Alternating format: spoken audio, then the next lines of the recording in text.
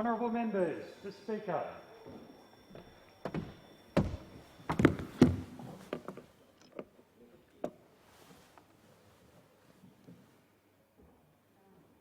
I acknowledge the Ngunnawal and Ngambri peoples, who are the traditional custodians of the Canberra area, and pay respect to the elders, past and present, of all Australia's Indigenous peoples. Almighty God, we humbly beseech Thee to vouchsafe Thy blessing upon this Parliament. Direct and prosper our deliberations to the advancement of Thy glory and the true welfare of the people of Australia. Our Father, which art in heaven, hallowed be Thy name. Thy kingdom come, Thy will be done in earth as it is in heaven. Give us this day our daily bread, and forgive us our trespasses, as we forgive them that trespass against us. And lead us not into temptation, but deliver us from evil. For Thine is the kingdom, and the power, and the glory, for ever and ever. Amen.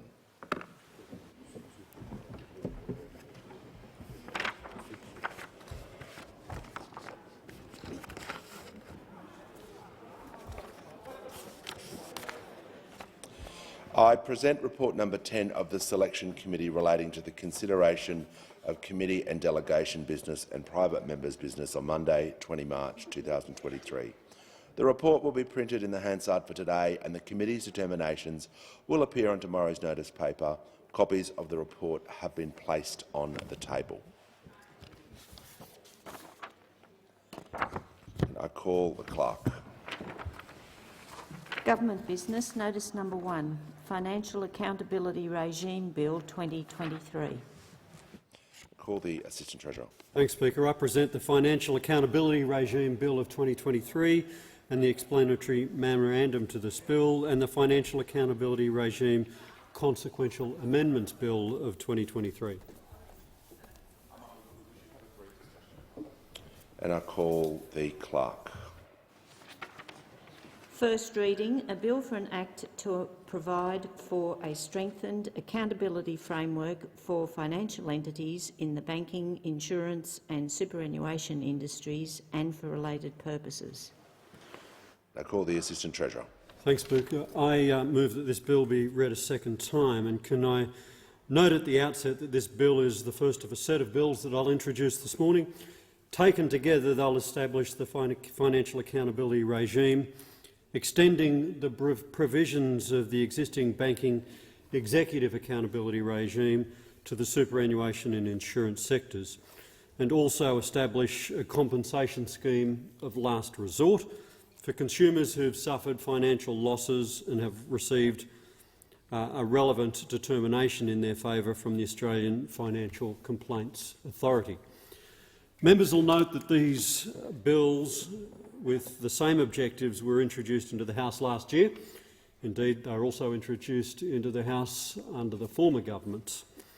And they progressed in relation to the bills introduced last year by myself. They progressed as far as a second reading in the Senate. Two material things have changed since then.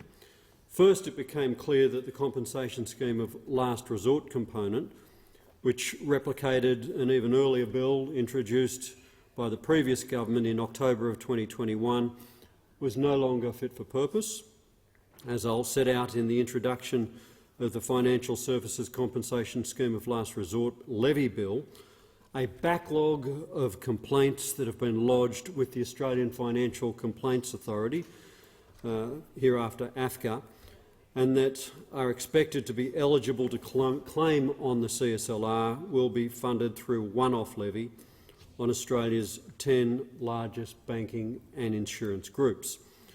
Now, since the original bill was introduced by the previous government, a material event has occurred in the market that significantly increased the amount that would need to be paid out of that one-off levy. That, combined with the passage of time and the need to collect the levy based on the best available and most current data, led us to pause the bill and now require minor amendments to it.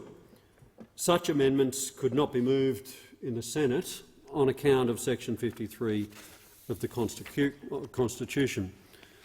Second, after productive discussions with Senator David Pocock in the other place, the government has decided to adopt an amendment that he proposed for the Financial Accountability Regime Bill of 2023 to articulate more clearly the scope of the Minister's exemption power and to provide for parliamentary oversight.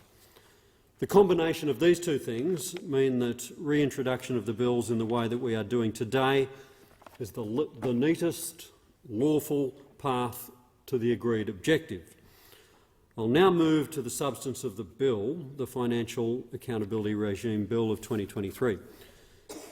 This bill establishes the Financial Accountability Regime, or the FAR, which replaces and extends the existing Banking Executive Accountability Regime, following a number of recommendations of the Banking Royal Commission, commonly known as the Hayne Royal Commission. The bill underscores the government's commitment to finalise the action necessary to fully address the Banking Royal Commission and implement the measures that compel the financial services industry to act in the public interest. Financial services executives make decisions that impact upon the lives of ordinary Australians who've got no choice other than to engage with the system in which they operate. As a result, the community reasonably expects that high standards of accountability and integrity of financial services and directors and executives. The Banking Royal Commission revealed that in too many instances of misconduct across the sector and highlighted that industry practices often did not meet community expectations. These issues were frequently found to be systemic and part of corporate cultures that can only be improved and remedied from the top down. The bill will establish the FAR with substantially the same design specifications originally introduced by the former government in October 2021. That bill lapsed on prorogation. The requests made by the former Senate Standing Committee for the Scrutiny of Bills and the Senate Economics Legislation Committee were considered and have been addressed in the explanatory memorandum accompanying this bill. In essence, the FAR extends the existing responsibility and accountability framework to the insurance and superannuation sectors to ensure that heightened accountability obligations are in place across the wider financial industry. The FAR ensures that where these community expectations are not met, appropriate consequences will follow. I'd now like to turn to the provisions of the bill. The FAR imposes heightened accountability obligations for prudentially regulated financial institutions, meaning banks, insurers and superannuation entities. These institutions are referred to as accountable entities in the regime. The FAR regulates directors and most senior and influential executives of accountable entities. These individuals are referred to under the regime as accountable persons.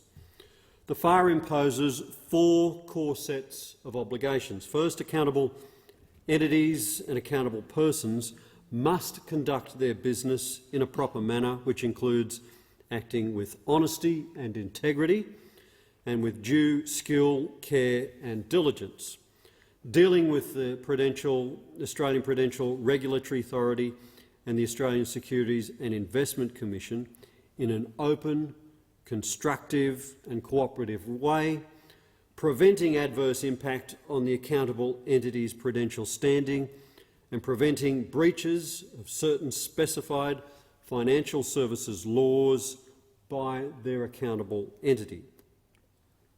Further, accountable entities must ensure clear identification of accountabilities for accountable persons in the organisation across key areas of operations and defer at least 40% of their variable remuneration of accountable persons for a minimum period of 4 years.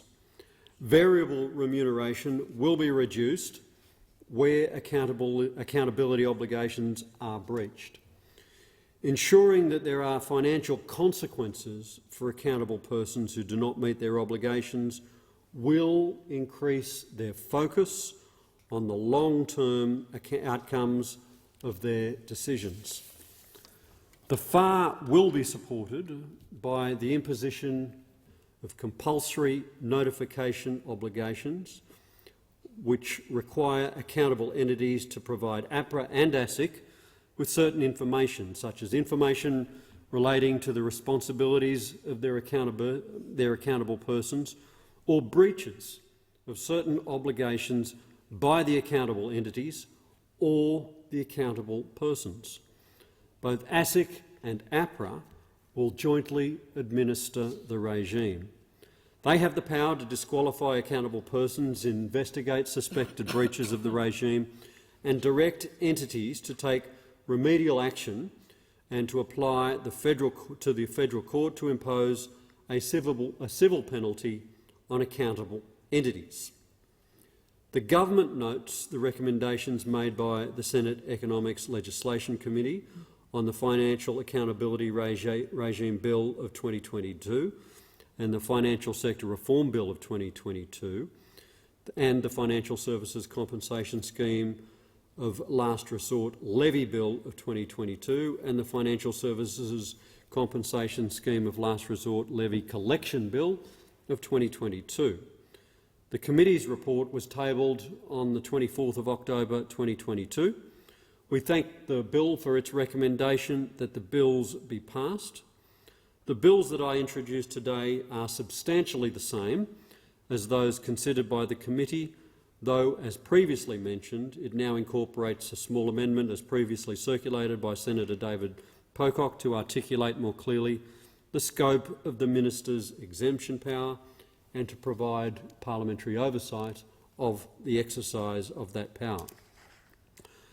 Speaker, after careful consideration, the government has not adopted the Australian Greens recommendation to introduce civil penalties for breaches of accountable obligations. Can I say some more about that? The government's bill already contains effective measures to address executives' failures to comply, including disqualification, loss of a deferred bonus and individual civil penalties. Importantly, individual civil penalties for assisting in an entity's contravention of its obligation.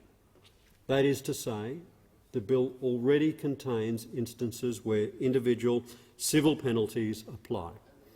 These sanctions are on top of penalties for misconduct already in place in other financial services law. These measures are finely balanced to improve, on the one hand, executive conduct and accountability in the financial services sector without adversely impacting the sector's efficiency. Adding individual civil penalties on top of those that are already extant within the general law and within this bill is not likely to substantially increase the level of deterrence that already exists, noting that the removal of access to deferred remuneration acts as a financial penalty on individual accountable persons under the regime. So while it may impact on firms seeking to attract and retain the best executive talent, it would not add to the already extant penalties in a meaningful way. The FAR will apply to the banking industry 6 months after royal assent and to the insurance and superannuation industries 18 months after royal assent.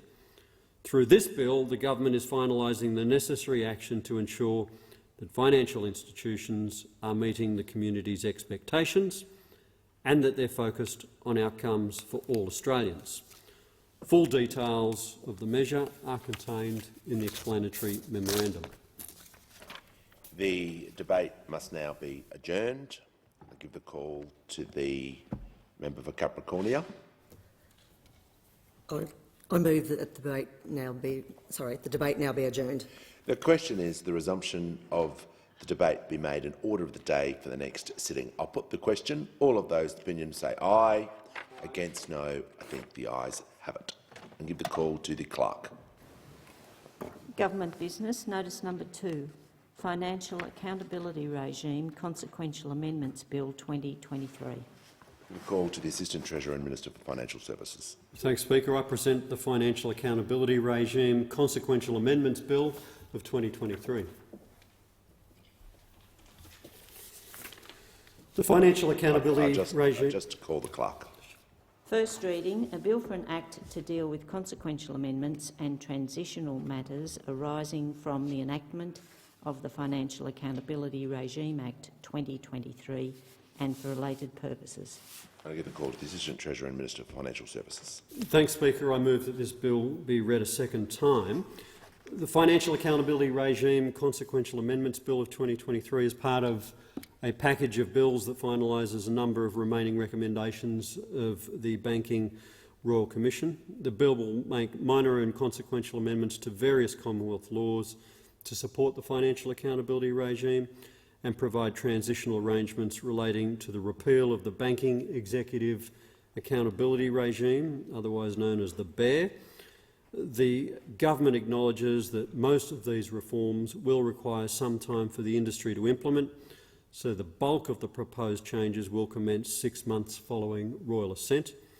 The Legislative and Governance Forum on Corporations was notified of this bill, as required under the Corporations Agreement of 2002 and the National Credit Law Agreement of 2009. Full details of the measure are contained in the explanatory memorandum. Debate must now be adjourned, and I give the call to the honourable member for Capricornia. Thank you. I move that the debate now be adjourned. The question is that the resumption of the debate be made an order of the day for the next sitting. I'll put the question. All of those opinion say aye. Against no. I think the ayes have it, and I'll call the clerk. Government business, notice number 3. Treasury Laws Amendment, Financial Services Compensation Scheme of Last Resort Bill 2023. And I call the Assistant Treasurer and Minister for Financial Services. Thanks, Speaker. I present the Treasury Laws Amendments Financial Services Compensation Scheme of Last Resort Bill of 2023 and the explanatory memorandum to this bill, the Financial Services Compensation Scheme of Last Report Levy Bill of 2023 and the Financial Services Compensation Scheme of Last Resort Collections Bill of 2023. And I'll call the clerk. First reading, a bill for an act to establish the Financial Services Compensation Scheme of Last Resort and for related purposes. The call to the Assistant Treasurer and Minister for Financial Services. Thanks, Speaker. I move that the bill be now read a second time. The Treasury Laws Amendment Financial Services Compensation Scheme of Last Resort Bill of 2023 is part of the package of bills to establish and fund a financial services compensation scheme of last resort. I'll hereafter refer to it as the CSLR. The government remains committed to establishing a CSLR. The background to the CSLR is well known. In 2019, the Financial Services Royal Commission recommended that a CSLR be established. In doing so, the Royal Commission endorsed the 3 principal recommendations of the earlier 2017 supplementary final report of the Review of Financial System External Dispute Resolution and Complaints Framework. It was known commonly as the Ramsay Review, and I'll refer to it hereafter as the Ramsay Review. That review noted the inadequacy of existing redress measures in ensuring that all consumers are compensated for losses of existing redress, compensated for losses, and recommended. I'll withdraw that. The Ramsay Review noted the inadequacy of existing redress measures in ensuring that all consumers are compensated for losses and recommended the establishment of an industry-funded and forward-looking CSLR that targets the areas of the financial sector with the greatest evidence of need. The CSLR is designed to provide compensation to consumers who have received a relevant determination in their favour from the Australian Financial Complaints Authority, commonly known as AFCA, where that determination remains unpaid. Claimants may receive compensation of up to $150,000 where they have an unpaid AFCA determination in their favour for the following financial services or products: personal advice on relevant financial products to retail clients, credit intermediation, securities dealing and credit provision. The cap on claims helps maintain the ongoing financial sustainability of the scheme while balancing the interests of consumers. The operator of the CSLR will be a subsidiary of AFCA, limited by guarantee and operating on a not-for-profit basis. The operator must act in line with the primary legislation and regulations, with compliance ensured by ASIC. The operator will be managed by a board consisting of an independent chair appointed by the Minister, a person who is a member of the board of AFCA, and an actuary who has at least 5 years of actuarial experience. Passage of this legislation in March 2023 is essential to facilitate the CSLR being operational from December 2023. I want to stress that point, Mr Speaker. Passage of the legislation in March 2023 will facilitate the CSLR being operational from December 2023. Any delay in the passage of this legislation will mean that the compensation scheme of last resort will not be operational and available to pay claims this year. The CSLR is designed to act as a last resort mechanism. After the claimant has notified AFCA that their determination remains unpaid, AFCA will be required, where appropriate, to take steps to ensure that the relevant entity, that is the entity against whom the award has been made, pays the compensation owed. The CSLR operator will also need to confirm that no other statutory scheme is available to pay all or part of the compensation owed, including any state or territory arrangements. Measures have been added to reduce the incentive for financial firms to rely on the CSLR and to facilitate better compliance with AFCA determinations. For example, ASIC must cancel an AFCA member's Australian Financial Services licence and/or their Australian credit licence if the CSLR provides compensation as a result of that member's conduct. As set out earlier, legislation to establish a CSLR was previously introduced by this government on the 8th of September of last year. That legislation proceeded to the Senate. In December of 2022, the government identified the issue that I mentioned earlier in relation to the one-off levy, and so the CSLR legislation was not passed last year while further consultation was undertaken. The CSLR bill package being introduced today reflect the same intent and are substantially the same as the legislation considered by Parliament last year. Minor and target amendments to reflect the passage of time and further stakeholder feedback have been made. The Legislative and Governance Forum on Corporations was notified of this bill as required under the Corporations Agreement of 2002. Full details of the measure are contained in the explanatory memorandum. Finally, I take this opportunity to respond on behalf of the government to the report of the Senate Economics Legislation Committee in relation to the CSLR bills. The committee recommended the passage of the bills that were before them, which contain substantially the same CSLR provisions as are being introduced today. Additional comments were also provided by coalition senators who recommended additional parliamentary scrutiny of AFCA and the CSLR operator, consideration of ASIC's enforcement capacity and capability, and consideration of 3 other technical matters. In response, the government notes the work being undertaken in the other place to conduct an inquiry into ASIC's capacity and capability to respond to reports of alleged misconduct. The government also notes the appearance of AFCA at Senate estimates last year.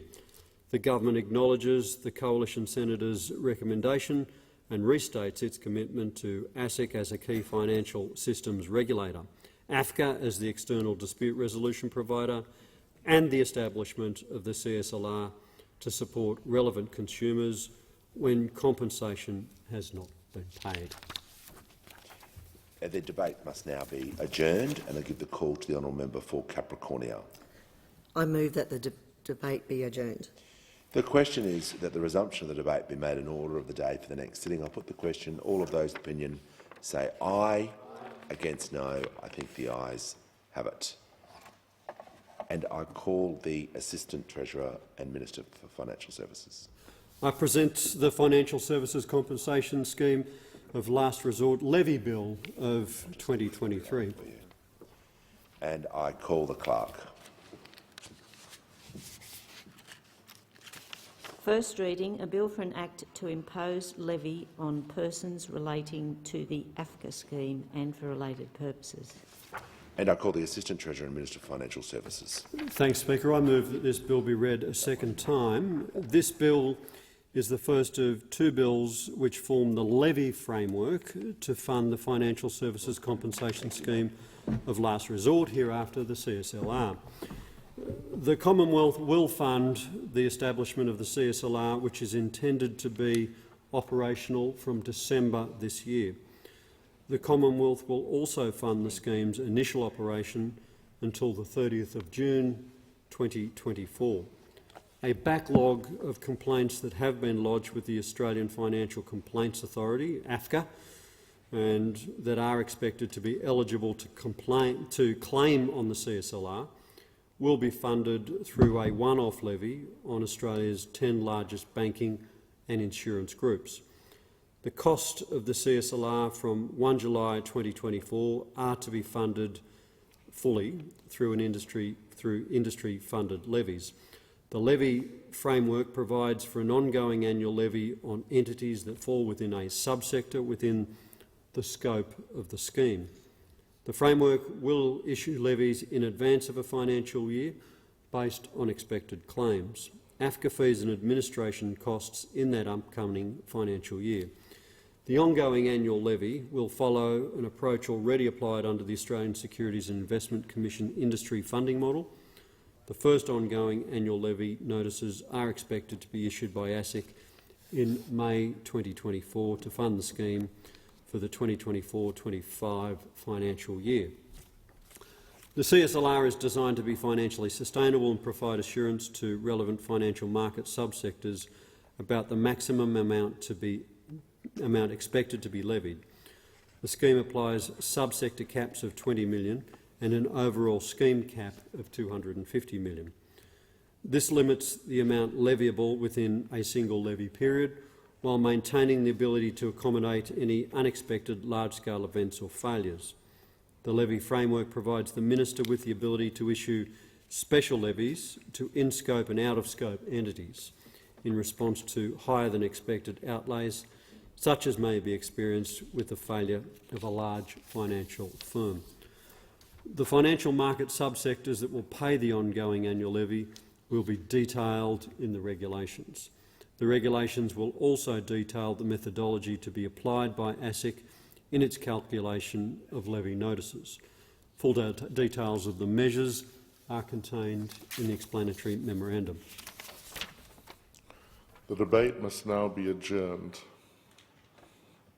I move that the debate be adjourned. The question is that the resumption of the debate be made in order of the day for the next sitting. I put the question. All of that opinion say aye. To the contrary, no. I think the ayes have it. I call the Minister. Thanks, Deputy Speaker. I present the Financial Services Compensation Scheme of Last Resort Levy Collection Bill of 2023. I call the Clerk. First reading, a bill for an act to provide for the collection of levy imposed on persons relating to the AFCA scheme and for related purposes. I call the Honourable Minister. Thanks, Deputy Speaker. I move that this bill be now read a second time. The bill is the second of two bills which form the levy framework for the Financial Services Compensation Scheme of Last Resort. As noted previously, the Commonwealth will fund the establishment of the CSLR, which is intended to be operational from December this year. If the bills pass through both Houses of Parliament by March, the Commonwealth will also fund the scheme's initial operation until 30th of June 2024. A one-off levy to fund the backlog of AFCA complaints that are expected to be eligible to claim on the CSLR will be issued by December 2023. This levy will be payable in 2 instalments. The ongoing annual levy to fund the 2024-25 financial year will be issued by May 2024. The ongoing annual levy will then be issued in advance of each following financial year. In advance of issuing a levy, the CSLR operator will determine the amount to be raised through the levy. The CSLR operator's determination will include, as relevant, estimated compensation claims and AFCA fee costs and associated administrative costs. The CSLR operator's determinations will be disallowable. Levy notices will be issued by the Australian Securities and Investment Commission in accordance with primary law, regulations and the CSLR operator's determination. ASIC will collect the levies and have the power to facilitate and enforce the payment of levies. These powers include the ability to seek information from relevant entities for the purpose of correctly calculating an entity's levy, to impose penalties for late payment and to impose a shortfall penalty where incorrect information has been provided. Full details of the measure are contained in the explanatory memorandum. The debate must now be adjourned. I move that the debate be adjourned. The question is that the resumption of the debate be made an order of the day for the next sitting. I put the question. All of that opinion say aye. Aye. To the contrary, no. I think the ayes have it. I call the honourable member for Wills. Thank you, Deputy Speaker. On behalf of the Parliamentary Joint Committee on Intelligence and Security, I present the committee's report entitled Annual Report of Committee Activities 2021-2022, and I ask leave of the House to make a short statement in connection with that report. Is leave granted? Leave is granted. Leave is granted. Please proceed. Thank you, Deputy Speaker.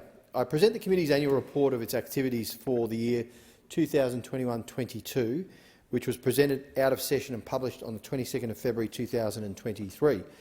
In line with the legislative obligation set out in the Intelligence Services Act 2001 that the committee report annually on its activities, the report provides details of the committee's work in the financial year ending on the 30th of June 2022. Of course, this is in fact a report of the activities of the former committee during the final year of the 46th Parliament. The committee recognises its responsibility to the Australian public to provide as much transparency as possible with respect to its oversight functions for agencies within the national intelligence community, while at the same time respecting the unique secrecy and confidentiality requirements of those agencies. Between July 2021 and April 2022, when the 46th Parliament ended, the committee maintained a very high pace of activity despite the impacts of COVID lockdowns across many jurisdictions. In those 9 months, Deputy Speaker, the committee worked in a bipartisan manner across 21 inquiries and presented 17 reports. Over the review period, the PGCIS completed work on 4 statutory reviews, 7 bill inquiries, 2 administration and expenditure reviews and 3 reviews of terrorist listings under the Criminal Code. This reflects the significant increase in matters referred to and required of the committee over recent years. Moreover, during the period, 4 new acts included amendments to the Intelligence Services Act, adding further to the functions of the committee. During the period, the committee also worked on 2 general policy inquiries referred by ministers.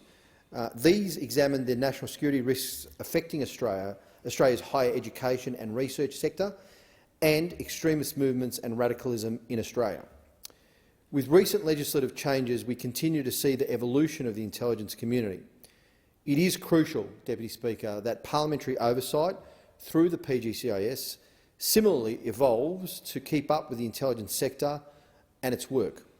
Ensuring that the legislation which enables this committee's work is fit for purpose is essential in this regard. The committee therefore looks forward to the opportunity to review the Intelligence Services Act during the 47th Parliament with a view to addressing where assessing where it should be updated. We know the operations of the PGCIS are central to ensuring accountability and providing oversight of Australia's intelligence agencies. The committee has and will continue to take this role seriously as we look to safeguard the interests of all Australians. On behalf of the committee, I wish to thank all those who made contributions to the various inquiries and reviews undertaken over that period of 2021 to April 2022, that financial year. And I acknowledge the work of the former committee and my predecessor, who was chair at the time, Senator James Paterson, in leading that work. Mr Deputy Speaker, I commend the report to the House. Thank you. I call the Honourable Minister. Thank you, Deputy Speaker. I move that Order of the Day number 1, Government Business, be postponed until a later hour of this day. I put the question. All of that opinion say aye. To the contrary, no. I think the ayes have it. I call the clerk. Government Business, Order of the Day number 2, National Reconstruction Fund Corporation Bill 2022, resumption of debate on second reading. The question is that this bill be now read a second time, and I call the honourable member for Perth. Thank you, Deputy Speaker. This debate happens as we enter the third decade of the Coalition. In the 2000s, we saw them adopt this policy of saying no to everything when Tony Abbott became Leader of the Opposition. In the 2010s, we saw the Coalition move on to the car industry, saying no to the car industry. And now, I must say, Deputy Speaker, I am surprised that we have the Coalition saying no, of all things, no to investing in the manufacturing industry of Australia. Now, it is no surprise that my view is that those opposite do not bring any policy ideas into this chamber. They have now had 9 months, and the only policy idea that has been brought in is a reheated policy idea from Tony Abbott, a reheated policy idea of saying no to everything that this government has an electoral mandate to deliver.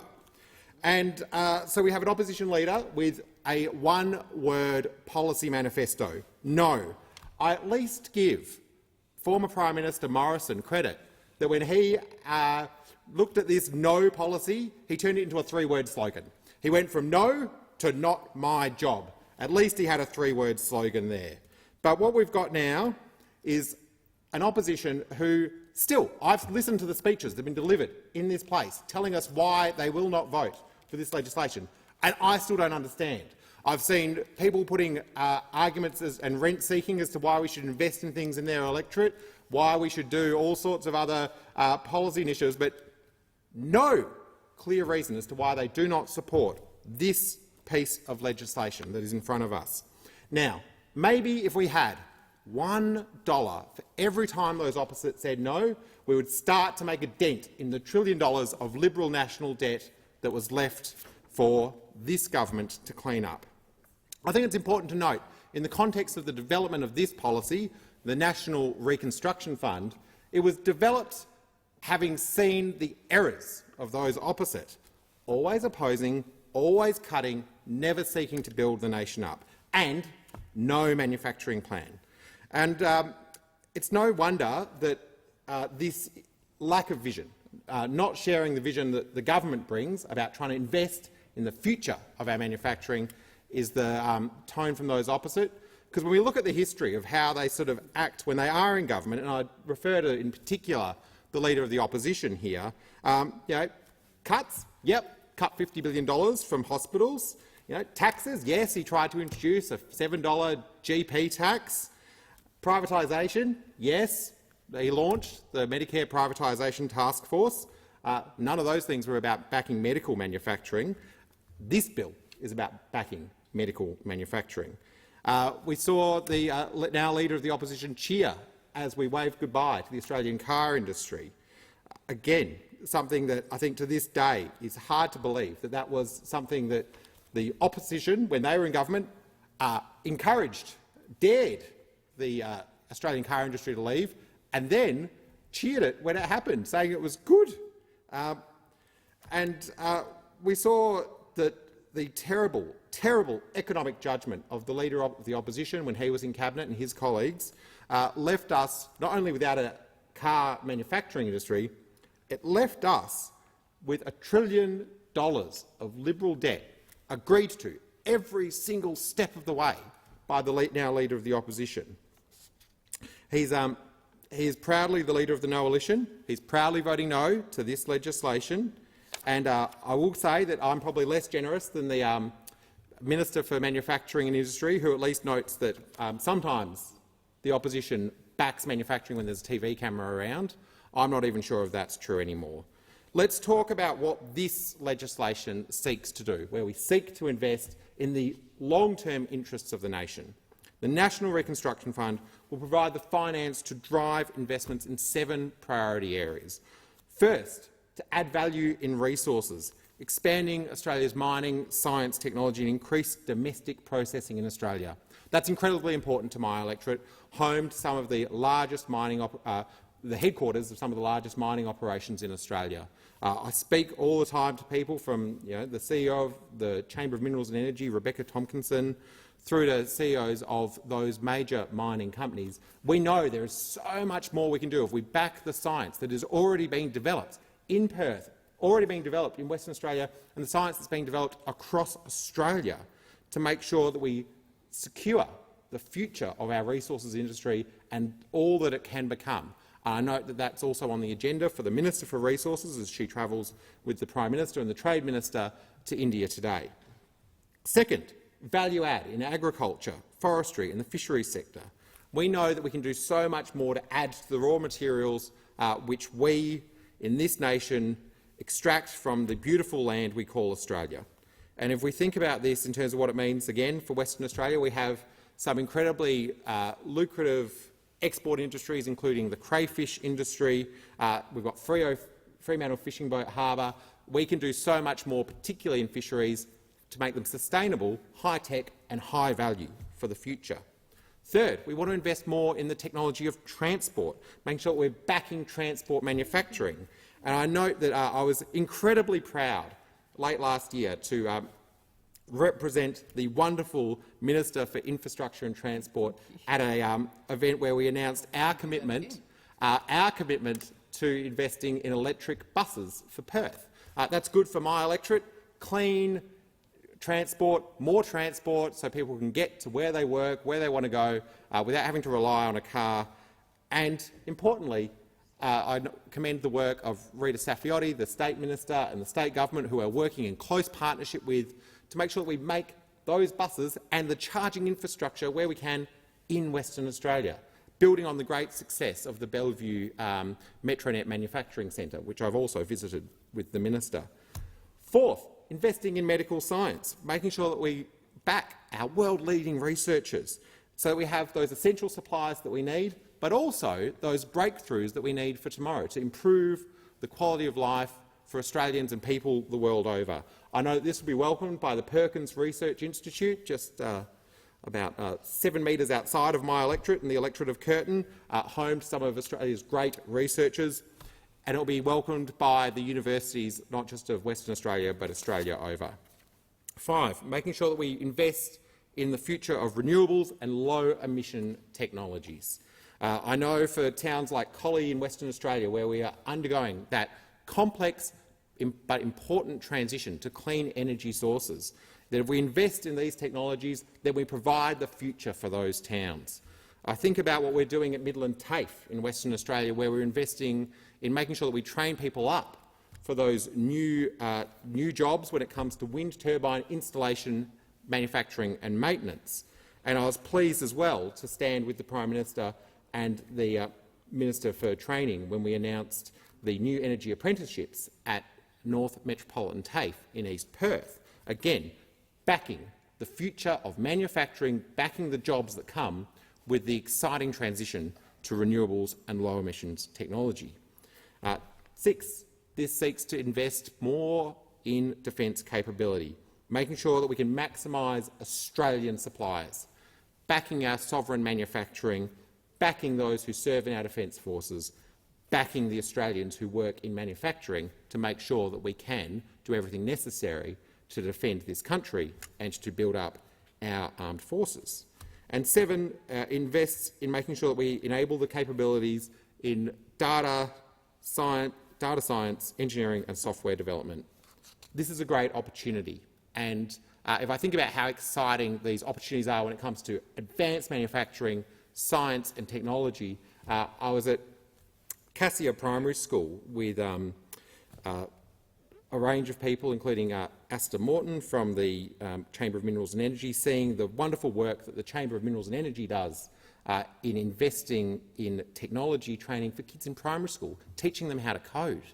It was actually really, really exciting, seeing children in year 2, 3, 4 and 5 actually seeing how this technology applies with these little bee-bots and wombots. I'm not going to do them justice in terms of these little devices that the kids can code. They go off and do a thing, and they've built a program that's uniquely developed for children learning in the Pilbara. And I note that that was part of the Port Hedland cabinet meeting that happened just a few weeks ago. It was a very exciting moment.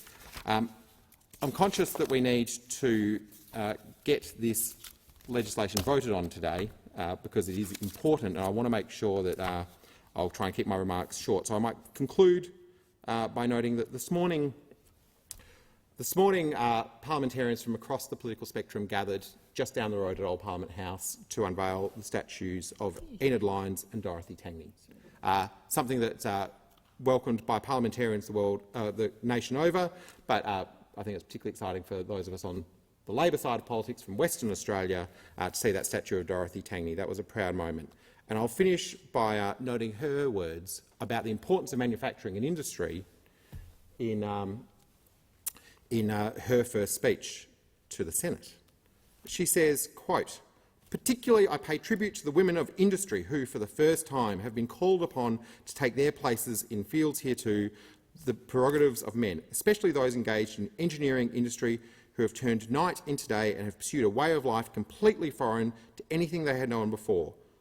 I have seen them at work in munitions factories. I have seen them going to shifts at midnight with the same heroism as has marked the wonderful exploits of our men on the battlefields. I hope that when the day of peace comes, what has been so willingly surrendered by our workers in industry will not be forgotten, and the maximum of what they have voluntarily given up in the war effort will be the minimum upon which our new industrial standards will be based." She saw that great opportunity for the manufacturing industry of Australia to grow out of the challenges that Australia faced in World War II. She saw that it was a great enabler of gender equality in this country, and I think it was wonderful to see the Parliament, the nation, the Commonwealth acknowledge her contribution and that of Dame Enid Lyons just down the road this morning. Thank you, Deputy Speaker. The question is that this bill be now read a second time, and I call the honourable member for Bradfield. Thank you, Deputy Speaker. I'm pleased to speak on the National Reconstruction Fund Corporation Bill, and I want to make 3 points in the time available to me. Firstly, experience teaches us that Labor's bold promises are very unlikely to be matched by delivery. Secondly, that spending $15 billion of borrowed money is bad economic policy. And thirdly, that so much remains uncertain about how this is going to operate that it's not appropriate that the Parliament vote in support of it. Well, Deputy Speaker, we've had plenty of bold promises about what the National Reconstruction Fund Corporation is going to achieve. It's going to apparently, quote, "support, diversify and transform Australia's industry and economy, helping to create secure, well-paid jobs, securing future prosperity and driving sustainable economic growth," close quotes. For anyone who's been around for more than 5 minutes, this sounds very similar to the bold promises that Labor made about the National Broadband Network under the Rudd-Gillard-Rudd government between 2007 and 2013. They promised that they were going to roll out a national broadband network which would deliver fibre to the premises to 12.2 million people. It would attract significant private sector investment, and it would all be done in 8 years. This was what then Prime Minister Rudd said when it was all announced in 2009. Well, what actually happened? First, there was no private sector investment, despite it being promised. Secondly, rather than getting to 12.2 million premises, they'd connected barely more than 50,000 premises to the NBN by the time they left government. And thirdly, of course, it got nowhere near getting done in 8 years. It was a rolled gold implementation disaster. And of course the list of Labor's implementation disasters goes on and on. Some of their greatest hits: naval ships and submarines. How many delivered in 6 years of the last Rudd-Gillard-Rudd government? None. The mining tax, the tax that failed to deliver just about any revenue at all. Labor's GP super clinics, 28 were promised at the 2010 election. By 2013, just one was operational, Mr Deputy Speaker. I could easily use up 15 minutes going through a long list of Labor's implementation failures, but for anybody who has been around this place for more than 5 minutes, what we know is there's a yawning gulf between Labor's bold promises and what they actually deliver. And we should apply appropriate scepticism, therefore, to the bold promises being made now, including the claim by the Minister that the National Reconstruction Fund Corporation will be up and running by July this year. Even the Clean Energy Finance Corporation, the model on which the government says this fund is based, took 3 years to design, to legislate and to start making investments. The second proposition I want to put in the time I have today, Mr Deputy Speaker, is that spending $15 billion of borrowed money on the National Reconstruction Fund is bad economic policy. Of course, it's not being done on a standalone basis. It's one of 3 such investment vehicles being established by the Albanese government in rapid succession: the National Reconstruction Fund, Rewiring the Nation and the Housing Australia Future Fund. In total, this government is borrowing $45 billion to put into these various funds. And whether they generate a positive return or lose 100 cents in the dollar or come in somewhere in between, it will be the Australian taxpayer who is on the hook to repay this money and the accumulated interest on it. Currently, the 10-year bond rate is around 4%. So if the Commonwealth borrows $45 billion, then every year the Commonwealth needs to spend $1.8 billion in interest.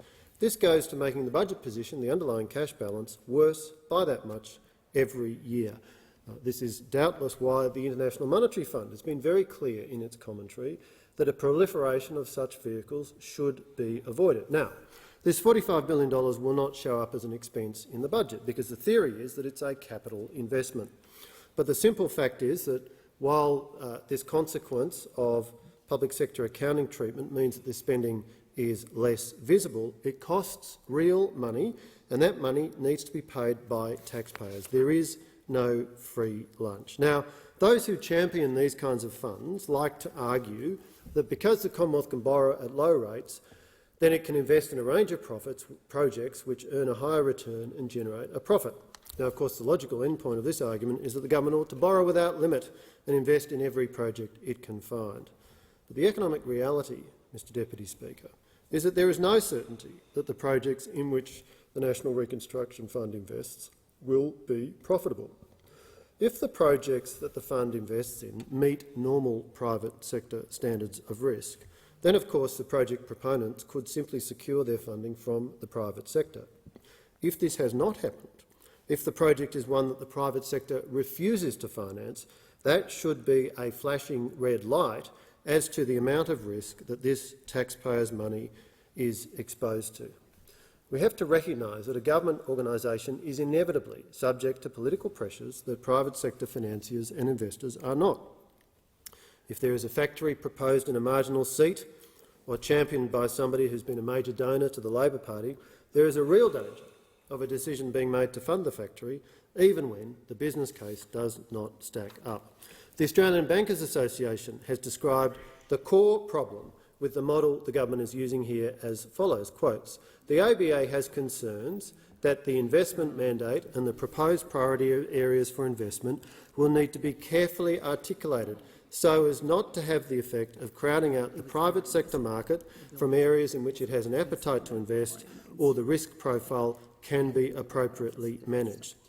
As this quote highlights, the government is hopelessly confused between 2 competing and opposing principles. The first principle is that this fund is supposed to operate on a commercial basis and generate a return, which raises the obvious question of why you would set up a government entity which simply crowds out the many private sector parties which are in the business of providing equity and debt finance.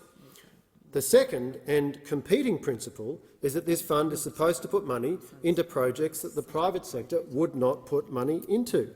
A hopeless confusion between these two competing and opposing principles. Now, it is certainly true, Mr Deputy Speaker, that there is an important role for funding by government when it comes to supporting and stimulating start-up businesses, developments of new technologies and so on. But the logical and coherent way to provide such funding is through the use of grants, as opposed to pretending that it's an investment on commercial terms with a reasonable prospect of a positive return. Grant funding is exactly what the Coalition did when last in government, with our $2.5 billion modern manufacturing strategy, which aimed to bolster our sovereign manufacturing capability and which supported over 200 projects across Australia. Now, Mr Deputy Speaker, we've seen a rich array of completely nonsensical, purported economic arguments being put by various ministers in favour of the National Reconstruction Fund, such as the claim that its quotes from the Treasurer, no less, that it's designed to, quotes, help combat the inflation challenge, close quotes. That is an absolutely ludicrous argument. In fact, it's the direct opposite of the economic reality. By borrowing $45 billion to set up this fund and the other two funds, the government will put more pressure on debt markets, it will drive up interest rates and, in turn, inflation. Now, we know that the Prime Minister has form with these kinds of funds. He argued for one in the 2016 election when he was Infrastructure Minister, his $10 billion concrete fund, which was going to be a financing facility, in the words of the Labor policy document, quotes, for Infrastructure Australia to provide, if needed, a combination of guarantees, loans or equity investment to get new projects underway. Once a project is underway and financeable, Infrastructure Australia could sell its equity or debt interest to long-term investors like super funds, close quotes. The idea appeared to be that you could borrow money from the concrete bank towards the cost of an infrastructure project, and then that project would generate returns to allow repayment of the loan. The huge problem was that just about every one of the projects that Labor instanced as likely to receive funding were projects that do not generate a revenue stream. Most of them are multi-billion-dollar heavy rail or light rail projects, such as Melbourne Metro, Cross River Rail in Brisbane and the Gawler Line in Adelaide. Public transport projects like this do not even cover their operating costs, let alone generate a return on capital. Of course, that's not to say that large rail projects aren't very worthwhile, and I was certainly involved in championing them when I held infrastructure portfolio responsibilities. But to pretend that the concrete bank advocated by the then Minister for Infrastructure, now Shadow Minister for Infrastructure, now Prime Minister, was in fact going to generate a return was nonsensical. It was deeply ill-conceived. And I'm sorry to say the idea that the Prime Minister is now proposing, that this parliament presently has before it to vote upon, is equally ill-conceived for both microeconomic and macroeconomic policy reasons. And I make this additional point. By pumping this additional stimulus into the economy, we have fiscal policy going in precisely the opposite direction to the monetary policy settings being pursued by the Reserve Bank of Australia. I turn, thirdly, to the fact that so much remains unclear about how this fund is going to operate that the parliament could not responsibly support the bill that is before us this morning. While the government's commentary has focused on manufacturing technology priorities and quotes rebuilding Australia's industrial base, close quotes, the bill itself does not mention any specific sectors, it does not limit eligible priority areas, it has no reference to reconstruction other than its title, and no reference to rebuilding. One powerful piece of evidence of how unclear and unspecified is the list of areas into which this fund might put money is the attempt by the minister in recent weeks to argue that if the National Reconstruction Fund does not go ahead, it will put at risk the AUKUS security pact between Australia, the United States and the United Kingdom. That is an argument which arguably is even more ludicrous than the argument I cited earlier from the Treasurer about the way that this fund is going to help fight inflation. It would be a very tough choice, Mr. Deputy Speaker, to determine which of these two arguments with a more ludicrous, but both of them, by any standard, are objectively entirely ludicrous. The reality is that this fund is being set up in a way which will allow the minister to splash around money in any direction that pleases him. We've heard a lot from this government about their unswerving commitment and dedication to the principle of arm's-length funding. Yet under this bill, the minister has an extraordinary amount of discretion. Everything from the appointment of the chief executive, the board and the priorities of the fund are at the minister's discretion. In effect, this parliament is being asked to sign a $15 billion blank cheque for whatever the minister decides he wants to spend money on. As the Australian Chamber of Commerce and Industry has observed, quotes, "There is no clear definition of what a priority area of the Australian economy is. The bill leaves it open to the minister to declare that each or any area of the Australian economy can be identified as a priority area." Close quotes. Equally troubling is that it will be very difficult for the parliament or the Australian public to know how good or bad a job the National Reconstruction Fund Corporation is doing in its stewardship of this $15 billion of borrowed taxpayers' money, with a reporting requirement only at the end of the cycle of the asset's life. What is, however, regrettably all too clear is that for some bizarre reason the government has abandoned the commitment made by the previous coalition government to supporting the Australian space sector. A key pillar of the Morrison government's manufacturing strategy was our strategic decision to bolster Australia's capabilities in the space sector, and we supported funding to locally design, develop, manufacture and deploy specialised space products, equipment, systems and services for export to international markets and to support national and international space missions. Yet Labor has not included space industry manufacturing as a priority area, and the space industry, as well as the broader Australian public, are yet to understand the basis for this shift in focus. What is regrettably also all too clear is the extent to which this body will have extensive union involvement in its decision-making. Perhaps unsurprising, given that the minister is a former union official and, just on a random check, is the current Labor minister at the table a former union official. Oh, yes, he is. What a surprise. Mr Deputy Speaker, it is very likely that this fund will pursue a traditional union agenda of assisting certain favoured industry sectors for essentially political reasons, one of which, of course, is their wish to compel more Australians to join unions. As Professor Gary Banks, former chairman of the Productivity Commission, has warned, quotes, "Industry assistance that targets import replacement and job creation in certain sectors is generally bad for Australia's productivity and prosperity." Close quotes. And the Australian Industry Group has rightly highlighted the very real risk that the National Reconstruction Fund will, quotes, "operate as a means for unions to attract members." Close quotes. Mr Deputy Speaker, I conclude with the observation that this is a bad idea and badly executed. Labor has a long track record of financial disaster with these kinds of schemes, and the current Prime Minister seems to have a particular enthusiasm for them. I confidently predict this fund will not live up to the breathless claims being made. A lot of taxpayers' money will be wasted. It's a bad bill. I have no hesitation in voting against Order. it. The question is that this bill be now read a second time, and I call the honourable member for Hawke. Thank you, Deputy Speaker. My electorate of Hawke is home to some of Victoria's fastest-growing suburbs, indeed some of Australia's fastest-growing suburbs. Thousands of new families of all colours, creeds and backgrounds enjoying the fine Australian ambition of building a new home, of raising kids and providing the best possible life for them. The Albanese government shares their ambitions. We want to empower that ambition by creating opportunity, by easing the pressure of cost of living and by fostering an economy where no one is left behind.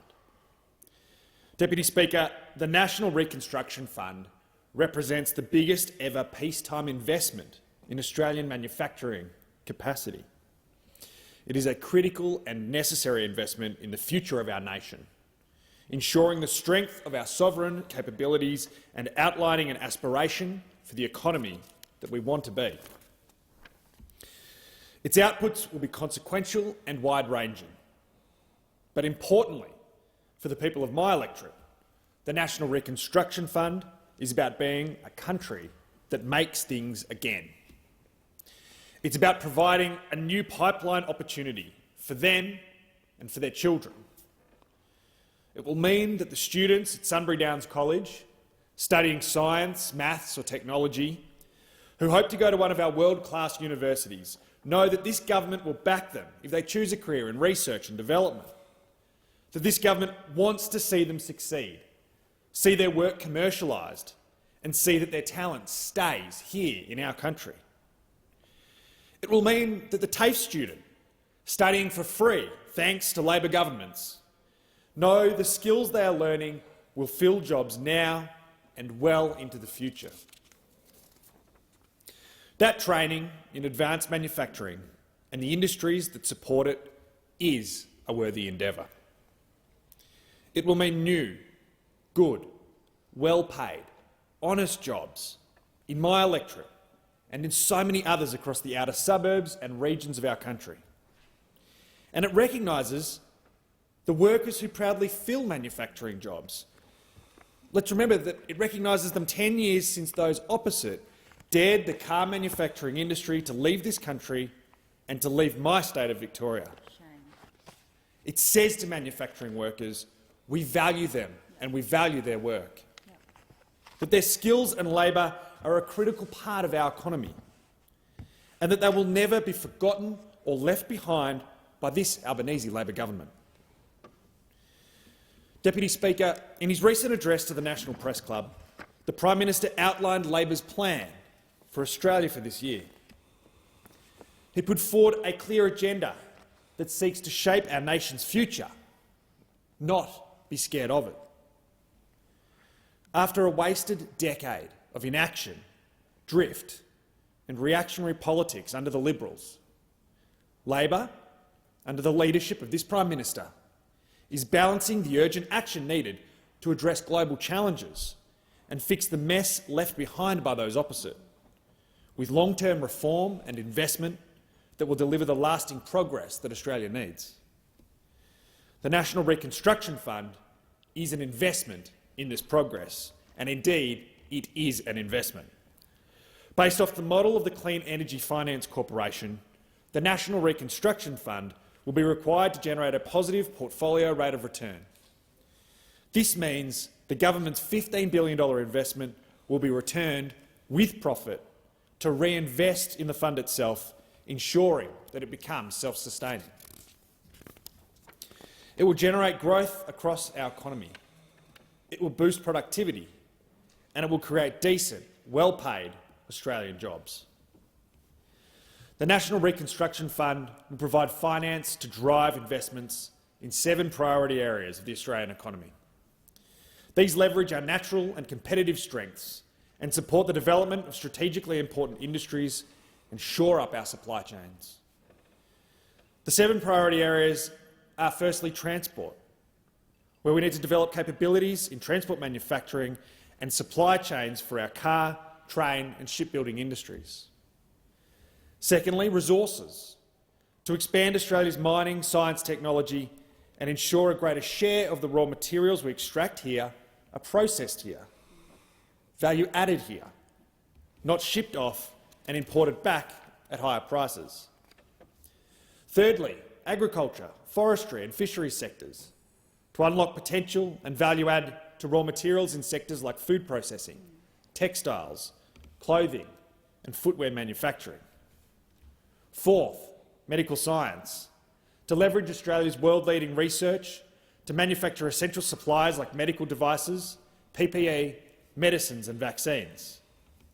Fifth, renewables and low-emission technologies, to capitalise on the opportunity presented by building the components for cleaner, renewable energy right here in our country. Sixth, defence capability, to close the capability gap left by those opposite, with Australian defence suppliers employing Australian workers to keep Australians safe. And seventh, a range of other enabling capabilities, to support and develop key enabling capabilities across engineering, data sciences, software development, from artificial intelligence to robotics and quantum. These priority areas cut across the broadest sections of our economy. They are deliberate and are about building a diversified and resilient economy well into the future.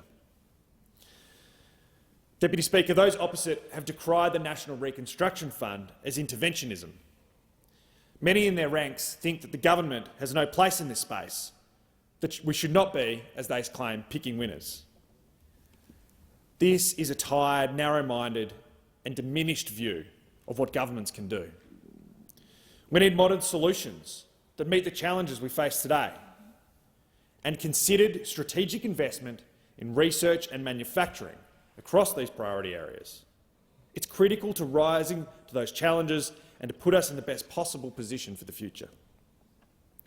Deputy Speaker, the pandemic and Russia's illegal war in Ukraine has shown the vulnerability our country faces, being the last stop in the international supply chain. We know that supply-side shocks are a significant driver of the economic environment, the economic challenges that we face today. Indeed, the inflation that is currently putting extreme pressure on households across our country is largely driven by supply-side pressures. Indeed, the Reserve Bank of Australia noted in its most recent statement on monetary policy that supply-side factors likely account for between half and three-quarters of the inflationary pressure currently facing our economy. With a strong manufacturing base, we can stand on our own 2 feet as a nation. We can protect ourselves from these challenges emanating from across the seas. But we can also commercialise Australian smarts, create new industry and build well-paid, decent Australian jobs. The National Reconstruction Fund is a very wise investment in a smart economy for the future. Deputy Speaker, that is why it is so shocking to me and to my colleagues that those opposite are not supporting this bill. They were a failed Liberal government that has become a say-no-to-everything opposition. They say no to power bill relief. They say no to sensible and targeted cost-of-living relief. And now, in voting against this bill, they are saying no to Australian jobs, no to Australian industry and no to Australian research. Deputy Speaker, here in this place, they show their true colours. Because underneath the Sharkies hats and behind the daggy dad get-up, through their confected culture wars designed to divide our communities, these are all nonsensical facades. They think will appeal to working Australians, but we see them for who they are. Australians know that deep down, this Liberal opposition has not changed since Joe Hockey stood in this place and dared Ford to leave our shores. The people in my electorate, in my community, know the Coalition are against good conditions. They're against well-paid union jobs, and they're still fundamentally anti-worker. Once again, they have made a choice to turn their backs on Australian jobs. Deputy Speaker, the Albanese government backs in workers. We back in Aussie smarts, and we're backing in Australian jobs. The National Reconstruction Fund is a smart investment in the potential of our nation. It is about renewing, revitalising and rebuilding Australia's manufacturing industry for Australians, for small business owners, for the regions, for Australian jobs. It's not a handout. It's not about picking winners. It's about creating opportunity from Australian smarts for the people in my community and so many others like it. Hear, hear. The question is that this bill be now read a second time, and I call the honourable member for Braddon. Thank you, Deputy Speaker. And, Deputy Speaker, I rise today to speak to the National Reconstruction Corporation Bill 2022, a bill that the opposition will indeed oppose. It's a bill that fails to support the manufacturing and the industry sectors on the ground across the northwest, the west coast and King Island in the great state of Tasmania. That's because in the electorate of Braddon, you'll find the most practical, pragmatic, hard-working people in small business anywhere in the country. Our region is indeed the engine room of Tasmania, and that engine is driven by our fantastic small business sector, by mum and dad's businesses working hard. We punch well above our weight when it comes to the contribution to the state and the nation's wealth. And there's one thing that's practical, there's one thing that practical, enterprising people hate more than anything else, Deputy Speaker, and that is bureaucracy. Big government inserting themselves into their lives and their livelihoods and their businesses, the way they go about their work every day, is their biggest frustration, when there's no reason for this intervention in the first place. Deputy Speaker, on this side, we firmly believe and steadfastly stand on the side of the individual. We celebrate initiative and personal responsibility. We know that our nation was built on the back of our enterprising mum and dads, our small businesses and our small to medium-sized enterprises. We know that our SMEs are strangled by senseless oversight and bureaucracy. They never reach their full potential because of this bureaucratic burden. Bureaucracy is slow, it's unresponsive, and modern businesses can't afford to be slow and unresponsive if they are to compete in a competitive global environment. I feel ashamed standing in this place telling our manufacturers and our industry that the Albanese government has introduced yet another piece of legislation that will make their life more difficult, make their life harder, not easier. This National Reconstruction Fund is described as a funding opportunity by the Albanese government. All I can see is this fund is a source of endless frustration for practical small businesses. More phone calls to my office asking me, what on earth is this government doing now? What were they thinking?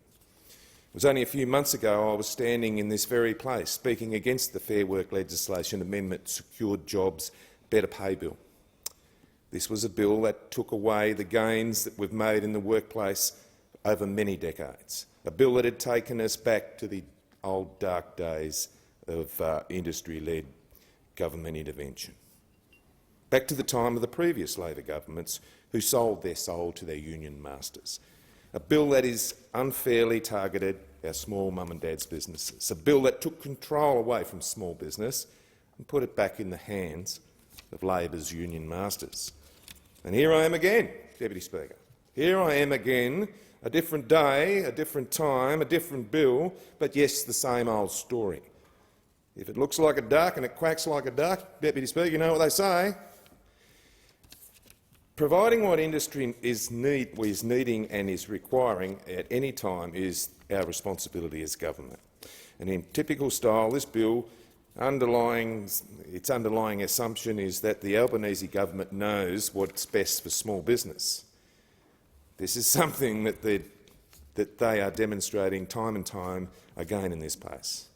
Beggars belief that you would implement $15 billion worth of financing and that vehicle, that mechanism to drive investment without genuinely consulting industry on the ground. Let's take our world-class forestry sector, for example, Deputy Speaker. The NRF does not alter in one way the landscape or improve the opportunities for this sector. This includes our native regrowth industry, of which Tasmania leads the nation. Our leading forestry industry bodies, such as AFPA, Australian Forest Products Association, and AFCA, Australian Forest Contractors Association, work hard on behalf of the world's best practice industry. And they support and underpin their forestry-sponsored industry workers and businesses in the wood fibre industry. I was pleased that AFPA and AFCA made a submission to the NRF consultation process and outlined the real story on the ground. It points, and the issues that they've raised are just common sense to me and common sense to people on this side.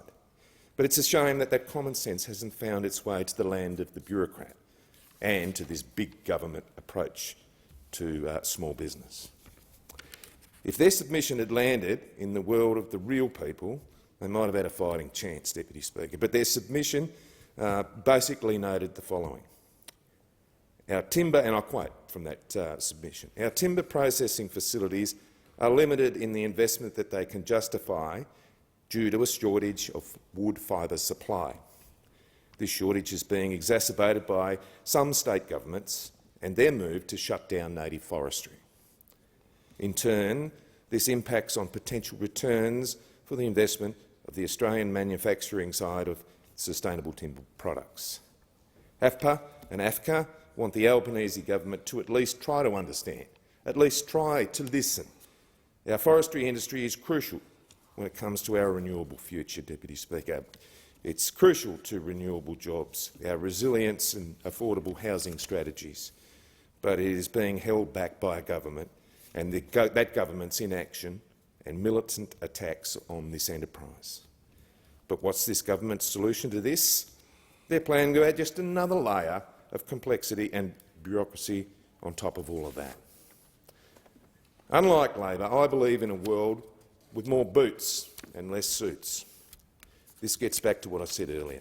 The last thing we need to our environmentally responsible, sustainable, safe and professional forestry industry is more bureaucrats and more rules and more bureaucracy, more government and more union involvement. This won't get the logs out, Deputy Speaker. That won't help our young contractors pay those payments every month. It won't put families who work in the industry at the forefront of their own destiny. And in an industry which in Tasmania often is run by small businesses and families, these are generational businesses that are handed from father to son, from mother to daughter. So again, I ask, what is the National Reconstruction Fund going to do for them? Deputy Speaker, I think zip, nada, nil. I think the government didn't consult, didn't listen or didn't act on the advice that industry peak bodies like AFPA and like AFCA raised in this question. And the question remains, after all of that, is who are they listening to? Well, I must admit I read with interest the extensive list of stakeholders that the government did consult in drafting this piece of legislation. This included Austrade, and I accept this as an appropriate stakeholder. The next 15 on the list are all federal departments.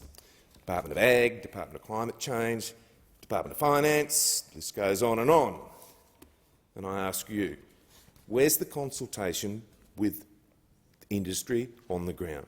The manufacturers, the welders, the log truck drivers, the dozer drivers, the mum and dads that are going about their business every day. Where's their consultation? If one is to develop a funding opportunity that aims to boost investment in manufacturing, in creating jobs and to grow local capacity and to rebuild Australia's industrial base, then I reckon it's a great place to start would be to start listening to the people on the ground, the ones that really matter. Beggars belief to me. But true to form, this government has handpicked a small cohort of their mates to ask them to contribute to the design of this bill. And it will come as no surprise, Deputy Speaker, to anybody who got an invite to the table, such as the Australian Council of Trade Unions, the former Labor Cabinet Minister Anna Bligh, who leads the Australian Banking Association, Industry Super Australia, and the list goes on and on. It was a big get-together. We all know that unions largely underwrote the Albanese government's election victory. They spent $37 million in donations, campaign materials and election advertising, of which $16 million was paid directly to the Labor Party. We also know that there's no such thing as a free donation or a free lunch in that matter, and it seems that the National Reconstruction Corporation is a payday for that union movement. 1/3 of the corporation's board positions will be handpicked by the Council of Trade Unions. In effect, that means the trade union movement who will choose who gets the funding and who doesn't. Alarmingly, an enterprise agreement with the unions is a precondition to even making an application, Deputy Speaker. And you wonder why we're upset on this side. You wonder why we're against this. They are demanding that applicants commit to direct employment, and if contractors or indirect workforce are used, then they must be employed on the same conditions as the direct workforce. This essentially enshrines compulsory unionism into any and every workplace that wishes to apply for these funds. So, Deputy Speaker, I'm standing up for my local manufacturing sector. I'm standing up for those mums and dads that go about their business every day. I'm standing up for those forestry workers that go to work trying to get those logs out into that sector every day. I'm standing up for industry on the ground. I'm standing up for the battler. And it's an exciting time for industry when we see many emerging opportunities. But the sector is also facing significant and ongoing intermediate challenges. I'm out and about every day on site talking to business owners. They're telling me they have three major challenges. Firstly, the cost of energy. Secondly, workforce shortages. They're finding it difficult to get employees. And thirdly, the disrupted supply chains that really impede on their cost of doing business. These are the three things that we want government to support them with right now. But the Albanese government has turned their backs on them. They're focusing on scrapping the former government's funding programs and putting big government, bureaucratic, union-led programs in their place. Industry should know that I'm always on their side. They know that I'll fight for them in this place and remind government of the importance of our local manufacturing sector and our industrial sector. I'll remind them that they must be free and agile and as unencumbered to bureaucracy as possible in order to maintain profitability for those small businesses. And here's a newsflash, Deputy Speaker, to remind all those on the other side that governments and bureaucrats don't create jobs. It's our enterprising mum and dads and our small to medium business sector that create jobs, and that's why the opposition will be opposing the National Reconstruction Fund Corporation Bill 2022. I thank the member for Braddon. The question is the bill be read a second time, and I call the member for Newcastle. Thank you, Deputy Speaker, and it is with great delight that I rise in this chamber today to speak in support of the National Reconstruction Fund Corporation Bill 2022, because this bill presents such an enormous range of very exciting opportunities for my electorate of Newcastle. Not just my electorate, but all of us on this side understand the profound impact that this can have in terms of helping shape our nation's future.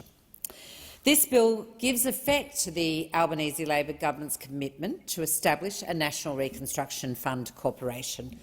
The government is providing the corporation with $15 billion to enable it to invest in priority areas in the Australian economy.